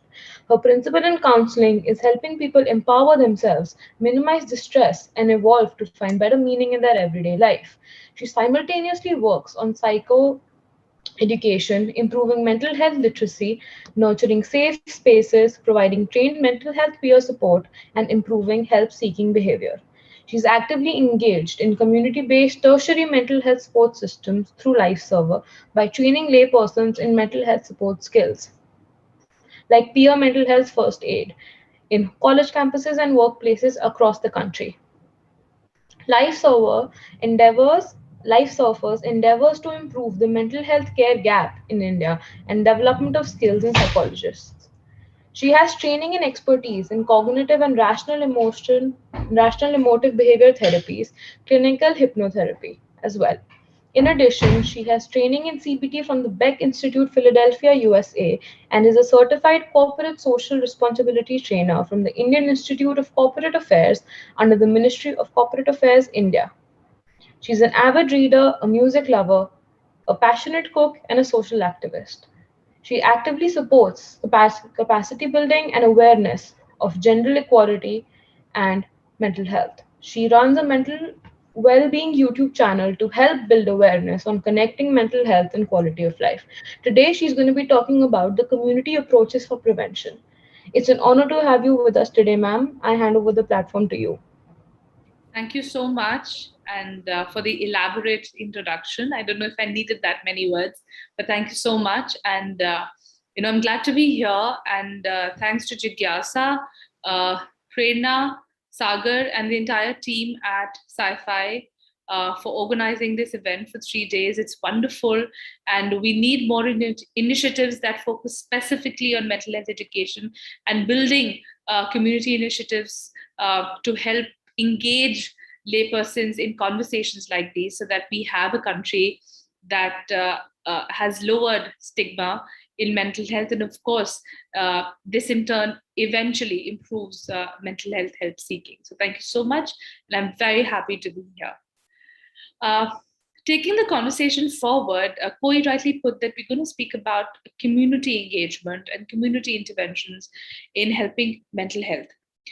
So there are a couple of things that I want to ask you guys before I talk, and I don't want this to be like a lecture. I want this to be a conversation, because conversations are more engaging and they help you build perspective for yourself. Right? I am just someone who's passionate about my work. Therefore, I'm here to talk to you. So it's important that you talk to me about what you understand, so that we can all together build better understanding of the kind of conversation that we're having today, right? So I want to understand first that when we speak about community mental health, what is it that, and you can all go extempore, you can just quickly, unmute yourself and answer. And I'm sure that if anybody wants to write in the chat box, they can do. The moderators are here. I'm sure they'll be happy to help with that. What is your understanding of these words, community mental health? First, I'd like to know that. Quickly, anybody.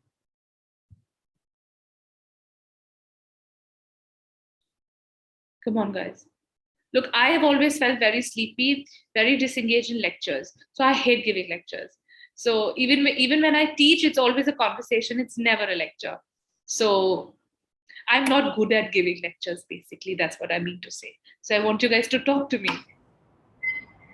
Ma'am, I think to start it off, like, we're social beings, right? We have to be connected to individuals to form relationships for the optimal daily functioning, right? Yeah. In all dimensions of life, whether it be personal or professional, workspace, everything, we have to be connected to a social being. Yeah. And so we're not meant to be in isolation. So I think a community is critical for an individual to grow, to sustain, to especially with someone who has a mental illness or mental difficulties. One of the first things we see, for someone who's probably depressed, right? We see that they may feel lonely, they may want to isolate themselves, they may feel like they're not loved, they have a low self-esteem. Yeah. And then they look for validation, and that validation they're going to get from the community around them. Yeah. So I think community mental health or community mental health service is providing those people with, you can say, crisis support, or protecting them by giving them an open space to talk and express what they're feeling. Yes. So rightly put, Koi. Anybody who'd like to add something to this to build a better perspective? I want to add something. Can you hear me all? Yes, Danya. Please go ahead. Danya from Pakistan. Very welcome to have you here with us. When we talk about mental health, so mental health is, you can say, something like how we think, how we feel, and how we act. So when we talk about the community mental health, I think and I believe it's the concept that overall how community is thinking, how a community is feeling and how a community is acting. You can say what's the mindset of a community as a whole is. Yes. And the community mental health, I believe, is depending, as the one who has explained before me, she has explained it very in detail, in a very good manner, that it all depends upon how informed and how aware we all are with our own thinking, with our emotions, and how as a whole our social well-being is. Yeah. Yes. Yeah. So that's all by myself. So brilliantly put, both Kohi and Dania. Anybody else would like to add something that we probably missed and hadn't said? So, so rightly put. When we talk about, somebody's also commented. So Khushi says that everyone helping each other as a community to help people talk about mental health and talking about each other's emotions and thoughts. Yes, absolutely. So the idea is, when we talk about community mental health, to begin with, the idea is that yes, we are all social beings. Okay. And when we talk about community, we're talking about people we engage with. So if I am, let's say, a psychologist, I'm a mental health educator, right? So my community is also, as a professional, my peer group, right? The people that I work with, the people I teach, the people I support, who are psychologists. Now, let's say, and for the same reason, I run an emotional support group for therapists. If you're a student, your community is your teachers, your peers, in terms of your friends and your students who study with you. If you're a working professional, your community is the people that you work with. And then when you start expanding that into more, the bigger social circles and the bigger identifying communities that we work with, then we come to our colonies where we stay. We come to our sects. We come to our gender identities. We come to the religion that we belong to, the subsects, the caste, the cities, right? The country we belong to. You can subsection a community and identify it with multiple, in multiple ways. You can identify it as religion, economic, political, and so many other things apart from what I mentioned. And how brilliantly Dania had said that mental health then is not just about an individual, right? It's not about us and them, because each one of us has had mental health issues. Here, when I say mental health, I'm of course not referring to illnesses. I'm not referring to diagnosis. I'm not referring to specific ailments. I'm not putting anybody in a box or a label of any form of illness, any kind of dysfunction at all.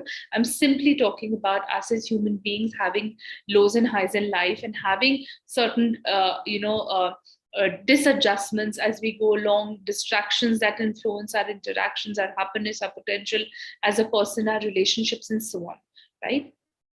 So as we go along, sorry, I just lost my chain of thought there. Yeah. So I was going to say that mental health then is not about an individual. Mental health is about these little and these huge communities that we build, or we are part of, that we sustain, that we break off from, and that we rebuild and relearn and readjust ourselves into. So these are micro communities, these are bigger communities. And when I say communities, I want you to refer to all the names that I mentioned, religion, sect, politics, region, cities, colonies, workplaces, US students, professionals, whatever, right? These are all little communities. When we put this in the perspective of mental health, we talk about multiple things.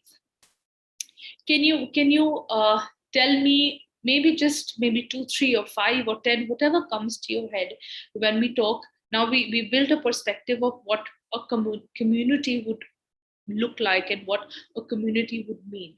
Now, when we talk about in perspective of mental health, where do you think, or why do you think the importance of community mental health lay? Can you if and let me just explain the question a little better. On one side, we have these micro and bigger communities, and on the other hand, we have our mental health issues and across the spectrum. When we merge the two, how do you think, what are these parameters on which we can really merge the two?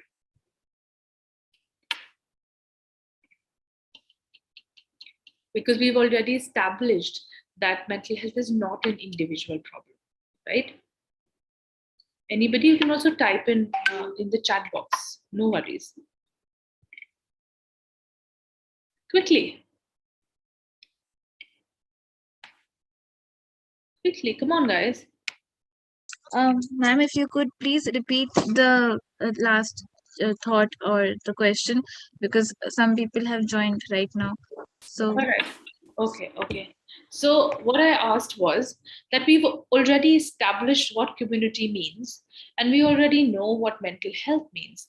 In order for us to grow our perspective and understand why the importance of community mental health, can you tell me what are the parameters in which we can bridge the two? We can bridge our own understanding of community with our understanding of mental health. What are those parameters?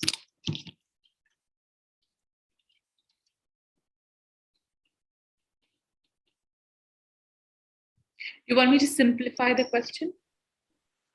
Yes, Danya, you want to say something? Yeah, I want to say something, and I want to answer it. As per my knowledge and as per my level of understanding, I think the prevalence of mental health issues in a community can be judged through interacting with the individual, like, or can be understood by the survey reports. Like, you can say the prevalence of stress level in a community, the prevalence of suicide rate in a community, or you can say the level of the level of pessimistic thinking style in a community, how much hopeful they are with respect to their future, and how much hopelessness is there. And when we talk about mental health issues, how much importance is being given to the mental health issues in a community. Either they are preferring the physical health issues as compared to the mental health issues. Well, like in my community, when I am observing here in Pakistan, a lot of significance is given to the physical health related issues. But when we talk about mental health issues, another important indicator I can say is the stigmatization of these mental health issues in our community, the taboos that are linked with those issues. Yeah. So basically, attitude towards mental health, right? Yeah. So when we talk about community mental health, it's important, like how Koi said, that support is one of the things that one can look at. But before seeking or before offering support, right? Who can really, somebody is written here, just Vivek. Vivek writes that people are not ready to accept. Yes, people are not ready to accept. And before acceptance, before understanding comes knowledge. People don't know. People are not aware, right? And it's human nature when we're not aware about something, right? We want to preserve our sanity. We want to preserve our life. And through as human species, when we've grown, what we don't know of always scares us, right? जिस चीज के बारे में हमें पता नहीं है, हम उससे डरते हैं, क्योंकि हम अपने आप को, अपनी बॉडी को, अपने माइंड को, अपने लोगों को, we want to preserve everybody, right? We want to preserve life, and that's natural response to things that we don't know, and that is fear. Okay, now fear gives rise to stigma. It gives rise to taboo. It gives rise to people not accepting. It gives people people are not ready to accept. True. It thwarts their need to gain more knowledge about a subject, and that is all of this arises from fear, from non-surety, right? So support comes later. First is literacy around mental health. So when we talk about community, when we talk about community mental health, it's extremely important that all of us, okay, in our sphere of influence, build mental health literacy. So a program like this by Sci-Fi where we are constantly, over the course of 3 days, we are talking about suicide prevention. We are talking about multiple aspects of suicide. We're talking about taboo. We're talking about legalities. We're talking about so many things, right? We are creating education. We are creating an educated dialogue. We are improving literacy around suicide. So when we talk about community mental health, the first and foremost is extremely important of what initiatives are we taking as people, as individuals, as organizations, as a community. Yes, Neeraj. Yes, MQ. You wanna add something to what I was saying? You've raised your hand.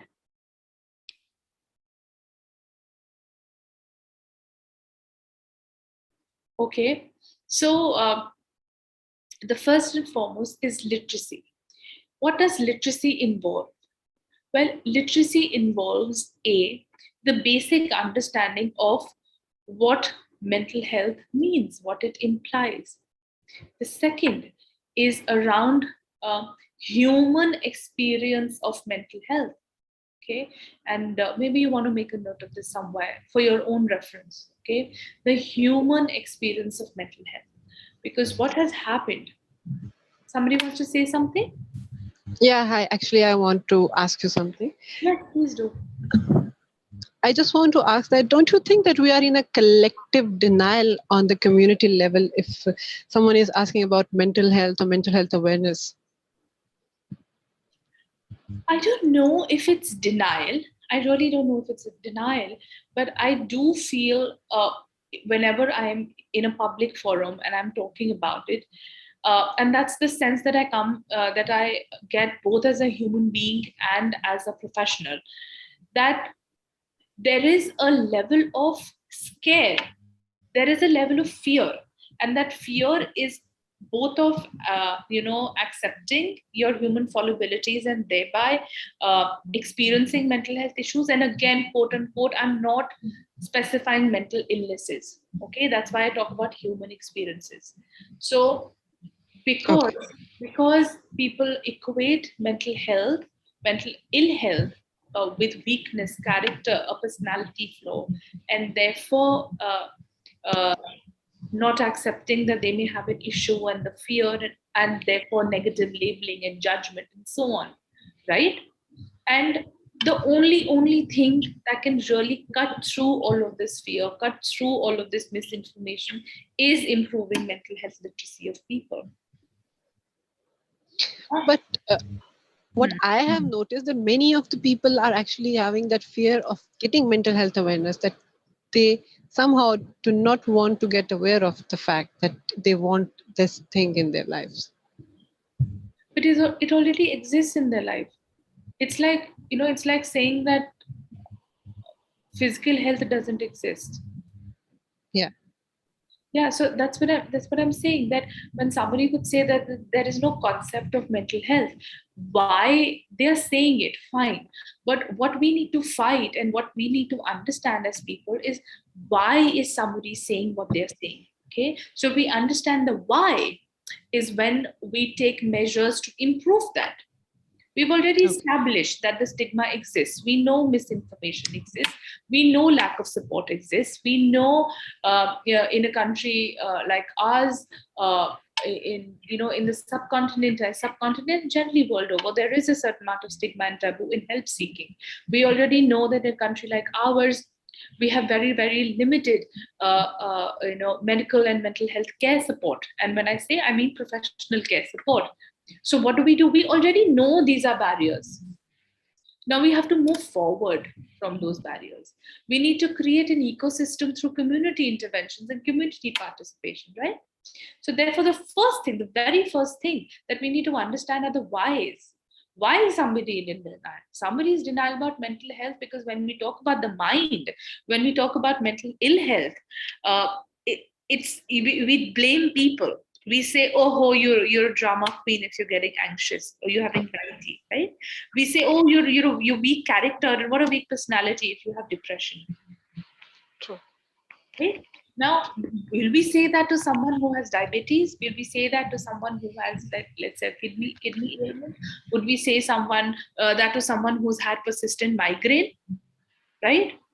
We won't. Or who has maybe an ulcers in the stomach, or GERD, or prolonged acidity, whatever. I'm not naming illnesses here because I don't want to. Okay, so these are all life conditions that chronic conditions, and which are not illnesses, but they influence your quality of life. Are we going to do we see that as a personality or a character flaw? We don't. But when somebody has a mental health issue, we see that as a character or a personality flaw, because that's the stigma around it. That's also misinformation, because we don't know. People don't know that it is not a character or a personality flaw. Just as your physical body exists, your mind body exists, and they are one and the same thing, right? We know that our physical and mental health are all interconnected. Okay. So the first is knowledge building. The first has to be literacy. The second is finding and offering support. Okay. Now, what's important in finding support is, a lot of the times, we've all said, we've all heard, might have experienced, then having or experiencing a mental health issue or mental health condition or mental illness can be extremely lonely experience. Okay, because we don't know who to. Yes, Aaron, you want to add something? Guys, if you want to add something, quickly unmute yourself, and you can always button in and say what you want to, or you can write it in the chat box, no worries. Okay, so anybody experiencing mental health issues, it can be extremely lonely, and it can be lonely because we don't know who we should go to for help. Okay, I myself had experienced depression. I was way younger. I was inexperienced as a professional. So I didn't realize what I was going through. And I made the biggest mistake at that point of not going to a therapist and not going to a psychiatrist. Having said that, my gynecologist probably understood that I had depression, but she didn't send me to a psychiatrist or a psychologist. She wrote Gyan on my prescription saying that, ghar mein man lagao, take care of plants, you enjoy cooking, so do that, have this routine, do that, do this, do that, whatever, behaviorally, but not realizing that, dude, I need medical help, right? And apart from medical help, people around me could see that there is something wrong with Snigdha. There's something off, but they didn't realize what I was experiencing was depression, right? So we sometimes, of course, don't understand what's happening to us. And even if we do understand that there is something wrong, we may not label it, we may not diagnose it, of course, but we can assess that there is something off, there is something not right with me, with the way my life is going, with the way I'm thinking, what's happening inside of me, my behavior, my attitude, whatever. We don't know who to go to help for. So what I'd like to say here is identify people who are a little more aware and seek help from them if at that point in time you are not ready to go to medical care, or if you don't need to go to medical care considering that you don't have a diagnosis. So identify people in your vicinity, in your community. You can go and just find support, even if it is in terms of catharsis or venting, and people who you really can talk to and who can be your confidant. It can also be your in group as in your relatives, your cousins, your friends, your siblings, your co-workers, anybody you identify as your in group. It's extremely important that you do that. So that is finding help, finding the right help. And right help can sometimes not necessarily be medical help, because you need that immediate support of your own people. Second is offering help. Okay, now you may understand, you may have high awareness around mental health, and therefore you think that you can support somebody. That's amazing, that's brilliant, and you would be doing a fabulous job in doing that. But remember, when you're supporting someone, you're not doing it for yourself, you're doing it for that person. So you have to identify what their readiness is and what they are looking for in terms of support from you. The fact that you can just be there for them physically, not saying a word, just sit with them, read a book, have a coffee, is sometimes enough. Yes, sometimes giving them 2 hours worth conversation, allowing them to speak, helping them validate their feelings, their experiences through your conversations, through their conversations, and your mere presence as being a great listener can also be great help. Okay. Then, of course, helping them identify that, look, whatever you're experiencing, this is the third kind of support that you can give, is that you can tell them that, look, what you're experiencing has been going on for a long time, and maybe it's time that you speak with a professional, you seek professional help. And that can be a great help and support that you can give to somebody. You can be there with them until they're ready to seek support, right? And unless and until they have, you see that they are into self-harm, or you've been able to identify that uh, they are a threat to their life or to that of somebody else. Okay. The next aspect of community mental health is building support for each other as a community. Okay, in India, unfortunately, we don't have that kind of systems. But abroad, we have peer support systems. We have systems of care through local clubs, through local churches, and so on. We don't have that here, and therefore, the programs like peer mental health first aid come in very handy.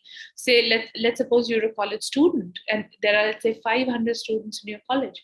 If all 500 students are trained to be peer mental health first aiders, you're not only helping yourself identify issues, but you're also being able to support somebody through mental health crisis, or someone who's experiencing a mental health issue for the longest time, and be there for them. A regular mental health first aid just helps you identify mental health crises or issues, and then therefore make a reference. But the concept of peer mental health first aid is for you to become the initial support before somebody can actually go to a therapist. Be there with them, assess the danger. Uh, uh, you're not a counselor there, but you're in a peer counselor role there, and because you get training, you are also able to identify the degree of problem the person might have. Again, you're not going to make a diagnosis for sure, but what it does is allows you a bandwidth to offer support. And of course, we call it the peer mental health first aid, but what it invariably also does is it allows you to maintain a certain level of self-care, identify issues when you're experiencing them, and of course your family as well.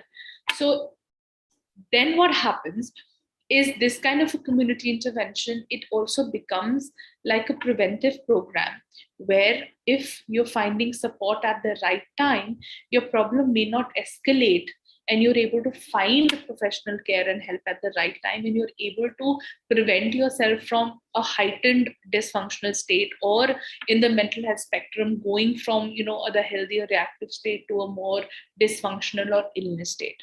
Yeah, does that make sense? I'm going to give you guys a two-minute break.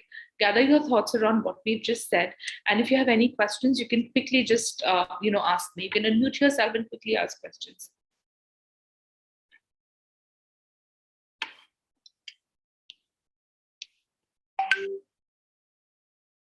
No questions?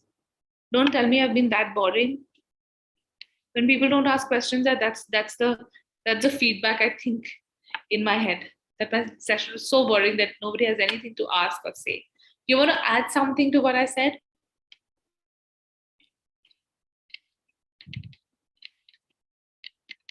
Okay, so the third aspect in community mental health is improving.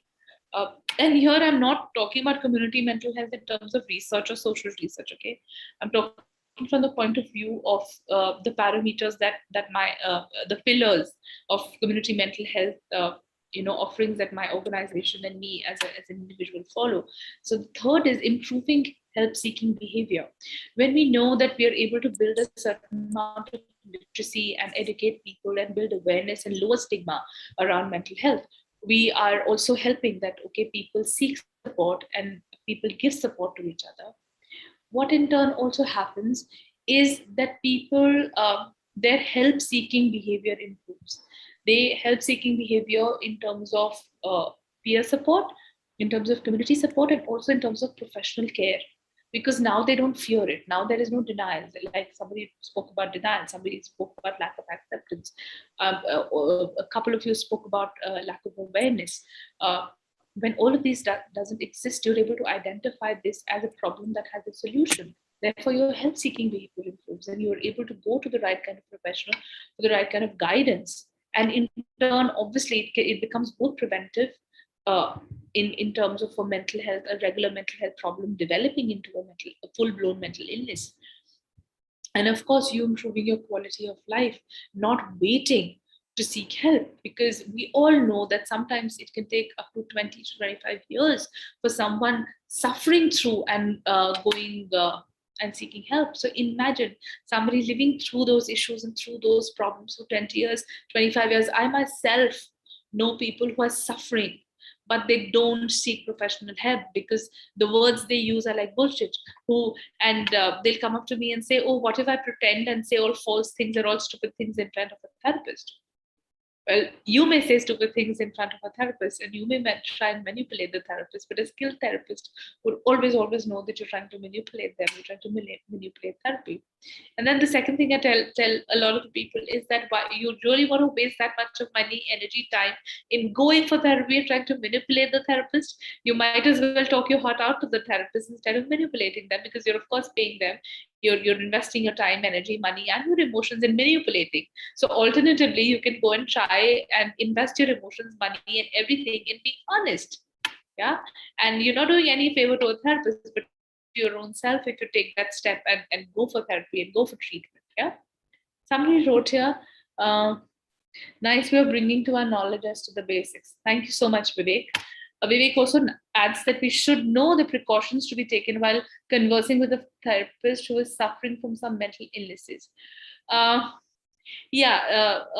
precautions would ideally be to not advise someone to take any action, because even as a therapist or a psychologist, I wouldn't advise somebody anything. It would completely depend on their life situation, the degree of illness that they have, the degree of dysfunction that they might have, or the nature of the mental illness. As I spoke when earlier, I was talking about the human experience of mental health. That's what a lot of us probably forget, that whether it's a regular mental health issue or whether it is an illness, a diagnosed illness, as community, if we can do nothing else at all, if we don't understand mental health, if we don't understand mental illness, if you're really helpless, we really don't know what to do, the least we can do is we just understand that we are all humans and we experience mental health issues differently. How we live through those mental health experiences is different. Yours would be completely, your depression can be different than my depression, right? So because my human experience of it is extremely different. If that's just that logic we understand, we become more empathic, we become more kind, and we become more compassionate towards people experiencing issues. And all of us do, all of us. That's why I'm not talking about illness here at all. I'm just constantly using the term mental health. Okay, because I don't want to put anything in a box or label anybody. So, Vivek, what to reply and what not to would completely depend on who the person is that you're talking to and what their diagnosis is. What kind of illness do they have? What kind of dysfunctions do they have? The language that they are comfortable with. What is their age group? How informed they are about their own illness? How accepting are they about their own human experience? Right? What is your relationship with them? Right? What regional influences, what gender influences are there, what economic and financial influences are there around their illness. So there are multiple factors that there's a simple concept that we teach in our training too. It is known as frame of reference. So all of us have a frame of reference, and that frame of reference includes all of these things that I've said: gender, politics, governance, policies, region, country, our livelihood, our workplace, our socioeconomic background. All of it builds one's own frame of reference about oneself and about our people. We need to take our frame of reference out and build it from their frame of reference, the conversation, right? So what not to reply, what to, how to speak with somebody, and in general also completely depends on what the person's, the person that you're talking to, what their frame of reference is, and that should influence the conversation. Because it's not about me, it's about the other person that I'm talking to, and that is primary. That is primary to community mental health care. The frame of reference of that community, how they identify, right? Is it a micro community? Is it a macro community? Are we looking at it from a religious lens? Are we looking at it from a gender lens? Are we looking at it from a political lens? Are we looking at it from a financial lens? Are there refugees? Is there trauma involved? What are we looking at when we're trying to help a community and build a better perspective, right? Does that answer your question? I hope it does. I was pretty elaborative. I hope that it makes sense. Somebody wants to add something? Ma'am, I want to ask a question from you. Yeah, please. Ma'am, I want to ask that what are your opinion and what would you say about the role of academic institutes or the education system in providing or in, you can say, introducing this concept of community mental health care, or what they can do in this manner, like what school can do, community-based schools can do, or what colleges can do in this thing, or you can say universities or other academic institutes can do in this regard? I think the first and foremost is the introduction of emotional education curriculums in schools.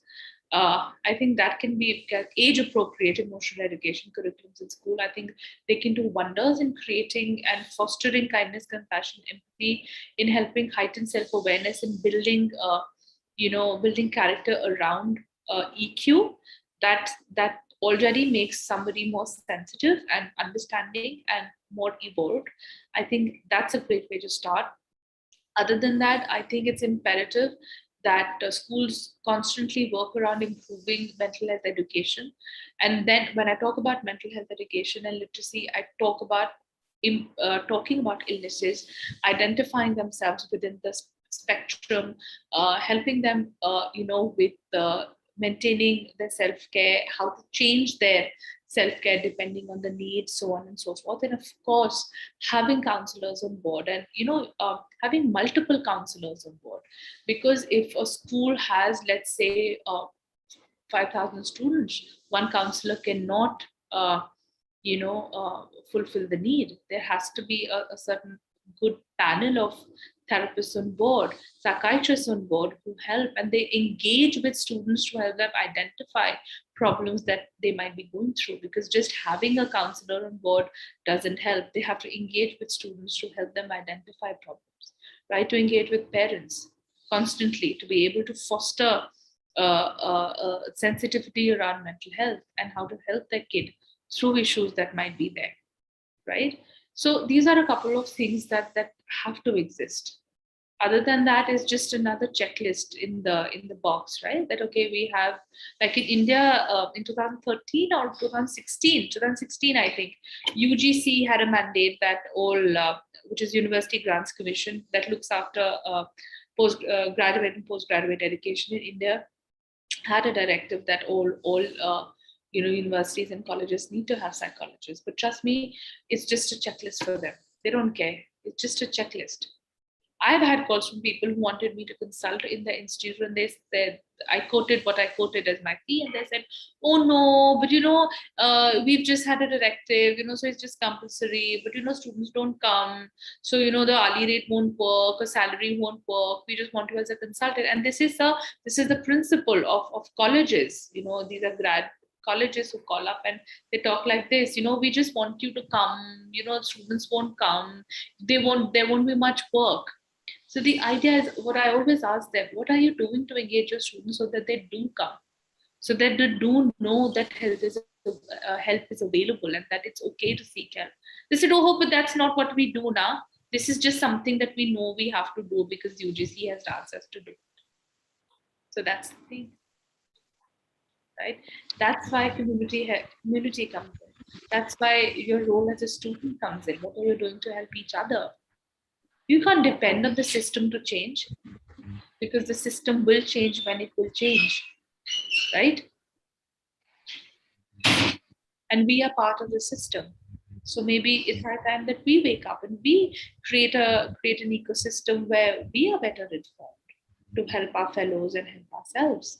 Having said that, it doesn't diminish the importance of mental health care service providers. No, I am one. I am very important. My work is very, very important. But yes, the community work is important. Why? Because simply we don't have enough people to help in India. We don't. So we have to bear the torch. We have to be responsible. Anybody else who wants to add something or ask a question? Ma'am, I have a question. As you have already discussed so many of the things, how can we actually curb that fear of judgment in people? Like if someone is going to friend or anyone for help, and he or she is having a fear that this certain person can start judging me, so I need not to tell anything or everything to this person, whatever I'm going through. Now, fear is what? Fear, in this case, the example that you gave, fear is of the unknown. That what if this person does judge me? Okay. Well, if person does judge me, that I will not go to this person again. But what is stopping me from seeking the help, going to this person for the very first time? Right? Nothing. It is my own fear. So I have to tell myself, I have to negate, I have to talk back to this negative self-talk and say that no, it's all right if that person judges me. We fear judgment. Why? Because we also believe that other people have no right to judge us. I always say the opposite. Every individual in this world has the right to judge me. Okay? It's up to me whether I believe that judgment or not, because it's their opinion. They have their judgment is their opinion, and it's absolutely okay for them to have it. Right? It doesn't stop me from doing what I need to do. So what's stopping me from seeking help for my own self? That person doesn't. Okay, maybe they're ill-informed. I will go to them, seek help if they judge me, and if I am not okay with their judgment, I'm not going to go to that person again. Right? But at least let me try and go first time. I will find somebody else who's better equipped to help me. Because I also don't know whether this person can help me or not. I have to assess that only after I speak with the person. Right? I can't expect anybody and everybody to help me. People, and another belief system around helping is that we always want help depending on what we want, right? But not realizing that sometimes people are not equipped to help us the way we want. They help us the way they know how to. So sometimes we also need to open ourselves and allow other people to help us the way they can. So it's all right. Anybody wants to add something? Ask a question? Ma'am, again, I have a question in my mind. Yes, please. Another question. Ma'am, why everybody is trying to change everybody, or why everybody is trying to help everybody, but he or she is not able to dig inside into his or her own personality, or he's not willing to help his or her own self? Why? Lack of Why we awareness. all? Yeah. Lack of awareness. Ma'am, you'll probably, ma'am, you'll probably agree with me that everybody tries to change the society. Nobody is trying to change his or herself. Why? Why this attitude? Society changes when people change. So there's a little bit of life to be lived. There's a little bit of better perspective maybe to people. If we go around changing the world, there are like billions of people in the world. We won't be able to change each and every person. But we have to look inward, of course, and change ourselves. And we have to look at what is my sphere of influence that I really can make a difference to, and what are the areas in life I'd like to make a difference with, right? And I think if you're able to answer those questions, then it's okay. And I do agree with you partially, but I don't believe that everybody is trying to change other people or everybody is trying to change the society. No, I don't. I think it takes a lot of guts to say I want to change the society, and trust me, I don't have the guts. I think okay with living the way they're living in the society that they live in. It's the fearless who want to change the world and the society. And we need those fearless people to do that. It's all right if they want to. It's their life. It's all right if they want to change the world and people.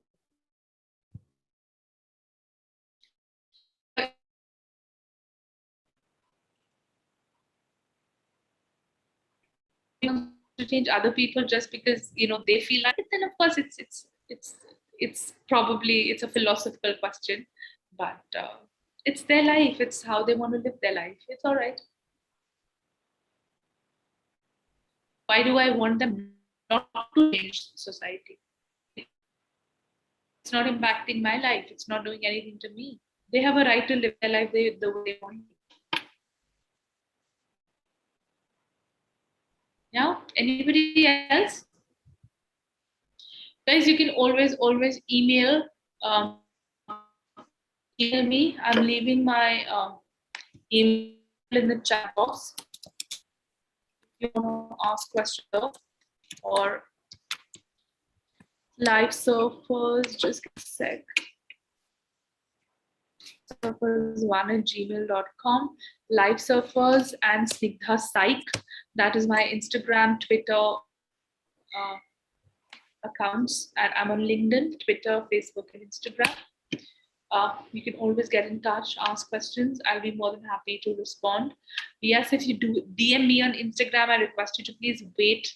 I'm not a very DMing person on Instagram, but I always respond to LinkedIn messages and to emails, so that I can always do. Yeah. Any further questions, guys? Maybe Snigdha, can you talk about your approach, the idea that you are planning to build like life through the how therapeutic circle works, how Yeah, so Therapist Collective, sure. So Therapist Collective is a peer support group for mental health practitioners. We meet once a fortnight, which is the first and the third of every month, and is to offer emotional support to psychologists, because during COVID or otherwise the need came, and I realized everybody is talking about offering support to health frontline workers, but what about therapists? Nobody's thinking about offering help to therapists, and that's how the support group started.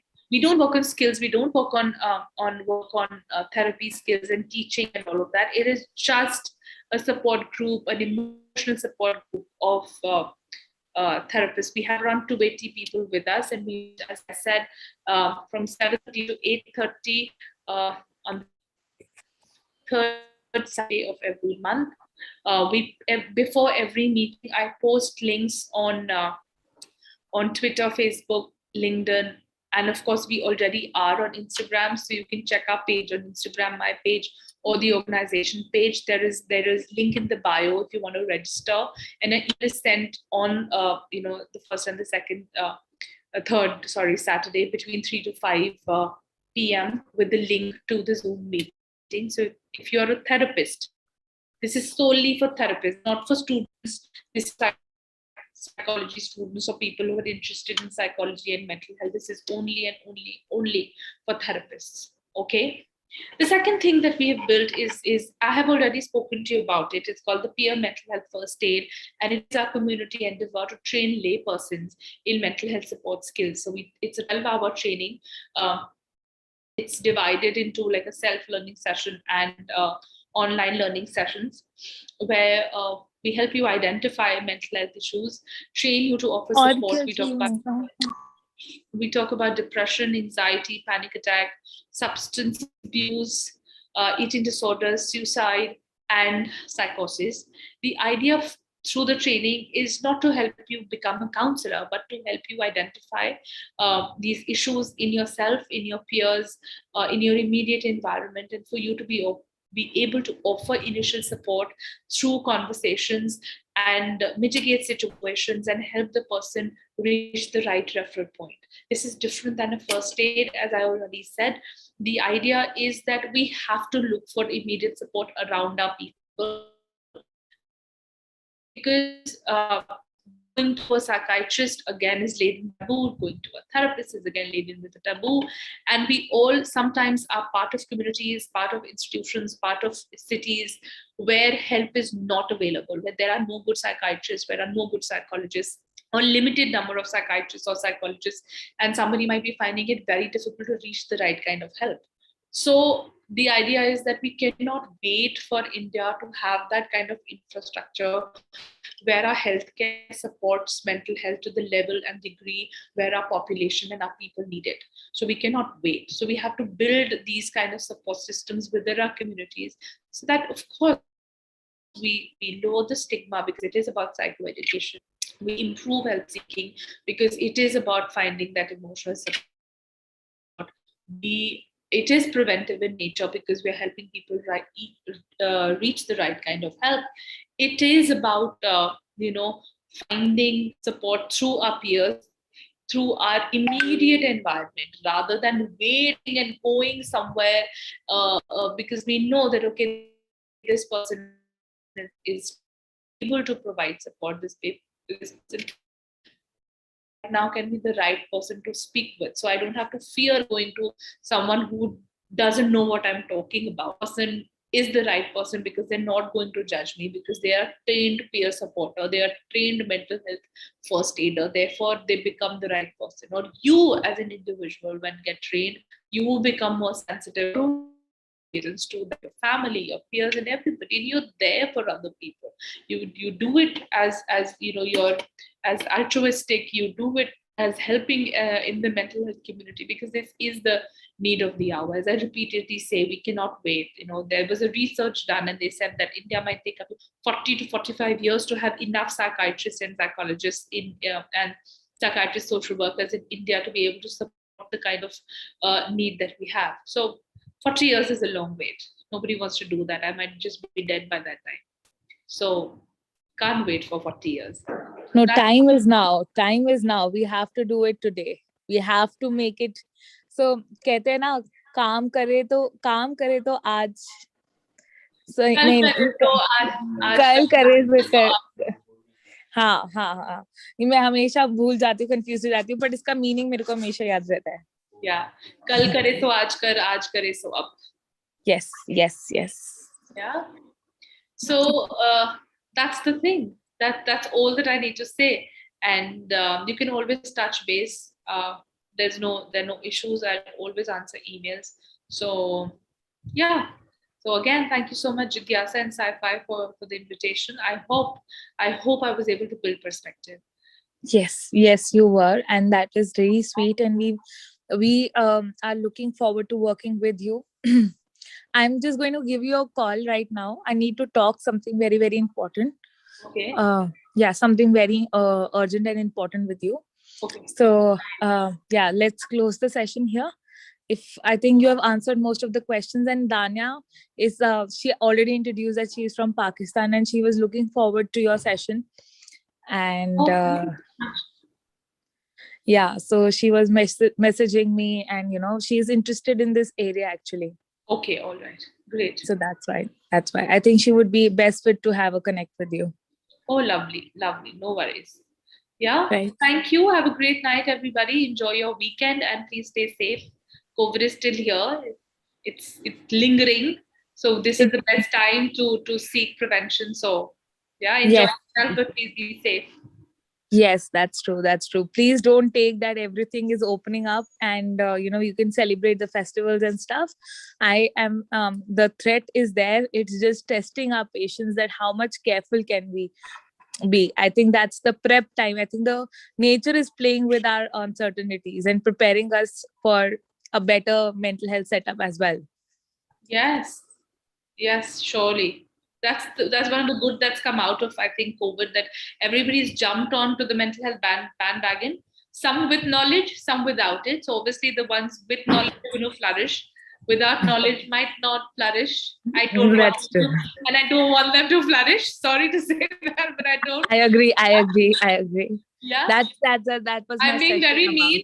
I'm being very mean, but I like to put it that way, that I don't come out, that there are multiple who come onto the mental bandwagon, and we need it now. Yeah, that's really true. That's actually really true. And thank you, Stigna. We are really grateful that you were able to join, and you made like you could talk about it, and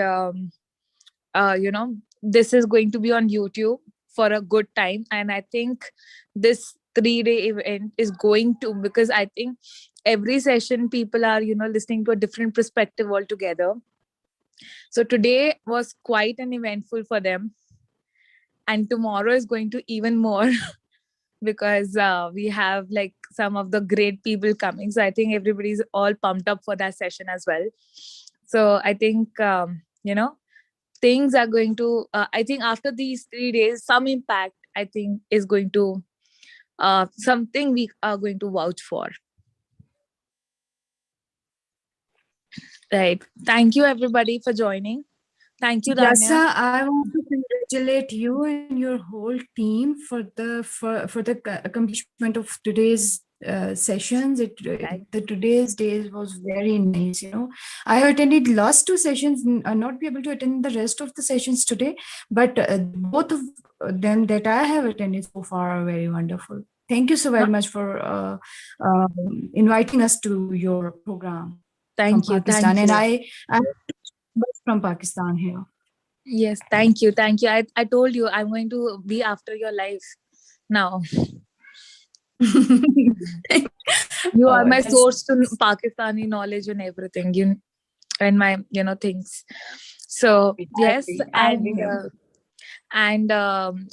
yes, for the lost thing, don't worry. We will be sending out YouTube links by today, and we'll be asking your feedback, whoever attended whatever they attended. And we would love to have an interactive session in the group now, so everybody can retire and chill right now. So great. Good night, and please have a good dinner and good sleep and prepare for tomorrow, because Dr. Sharmita is going to start a session, and I don't want people to miss that session, because that session is really, really important. It is about the suicide prevention approach that first ever Indian couple, professional couple, have actually worked upon, and they have like brought about a change in the idea of suicide prevention training. So I would be looking forward to it. And good day, good night. Thank you for being there. Thank you so All much, the best. and congratulations to you all for completing the day 1 to become peers for prevention. And we are really excited for tomorrow, because tomorrow we are going to be delving into a very different perspective. Like tomorrow, also we have a lot of sessions lined up, but one of the perspectives that we'll be delving into is the legal perspective and the human rights perspective to suicide. And we are really excited for the same, and we would really appreciate if all those who had participated today will also actively participate tomorrow. And we thank you. We extend our thanks to you for being such a nice audience, and for bearing with us, and for coordinating with us so well. And on behalf of the team, I will sign off for today, and thank you so much.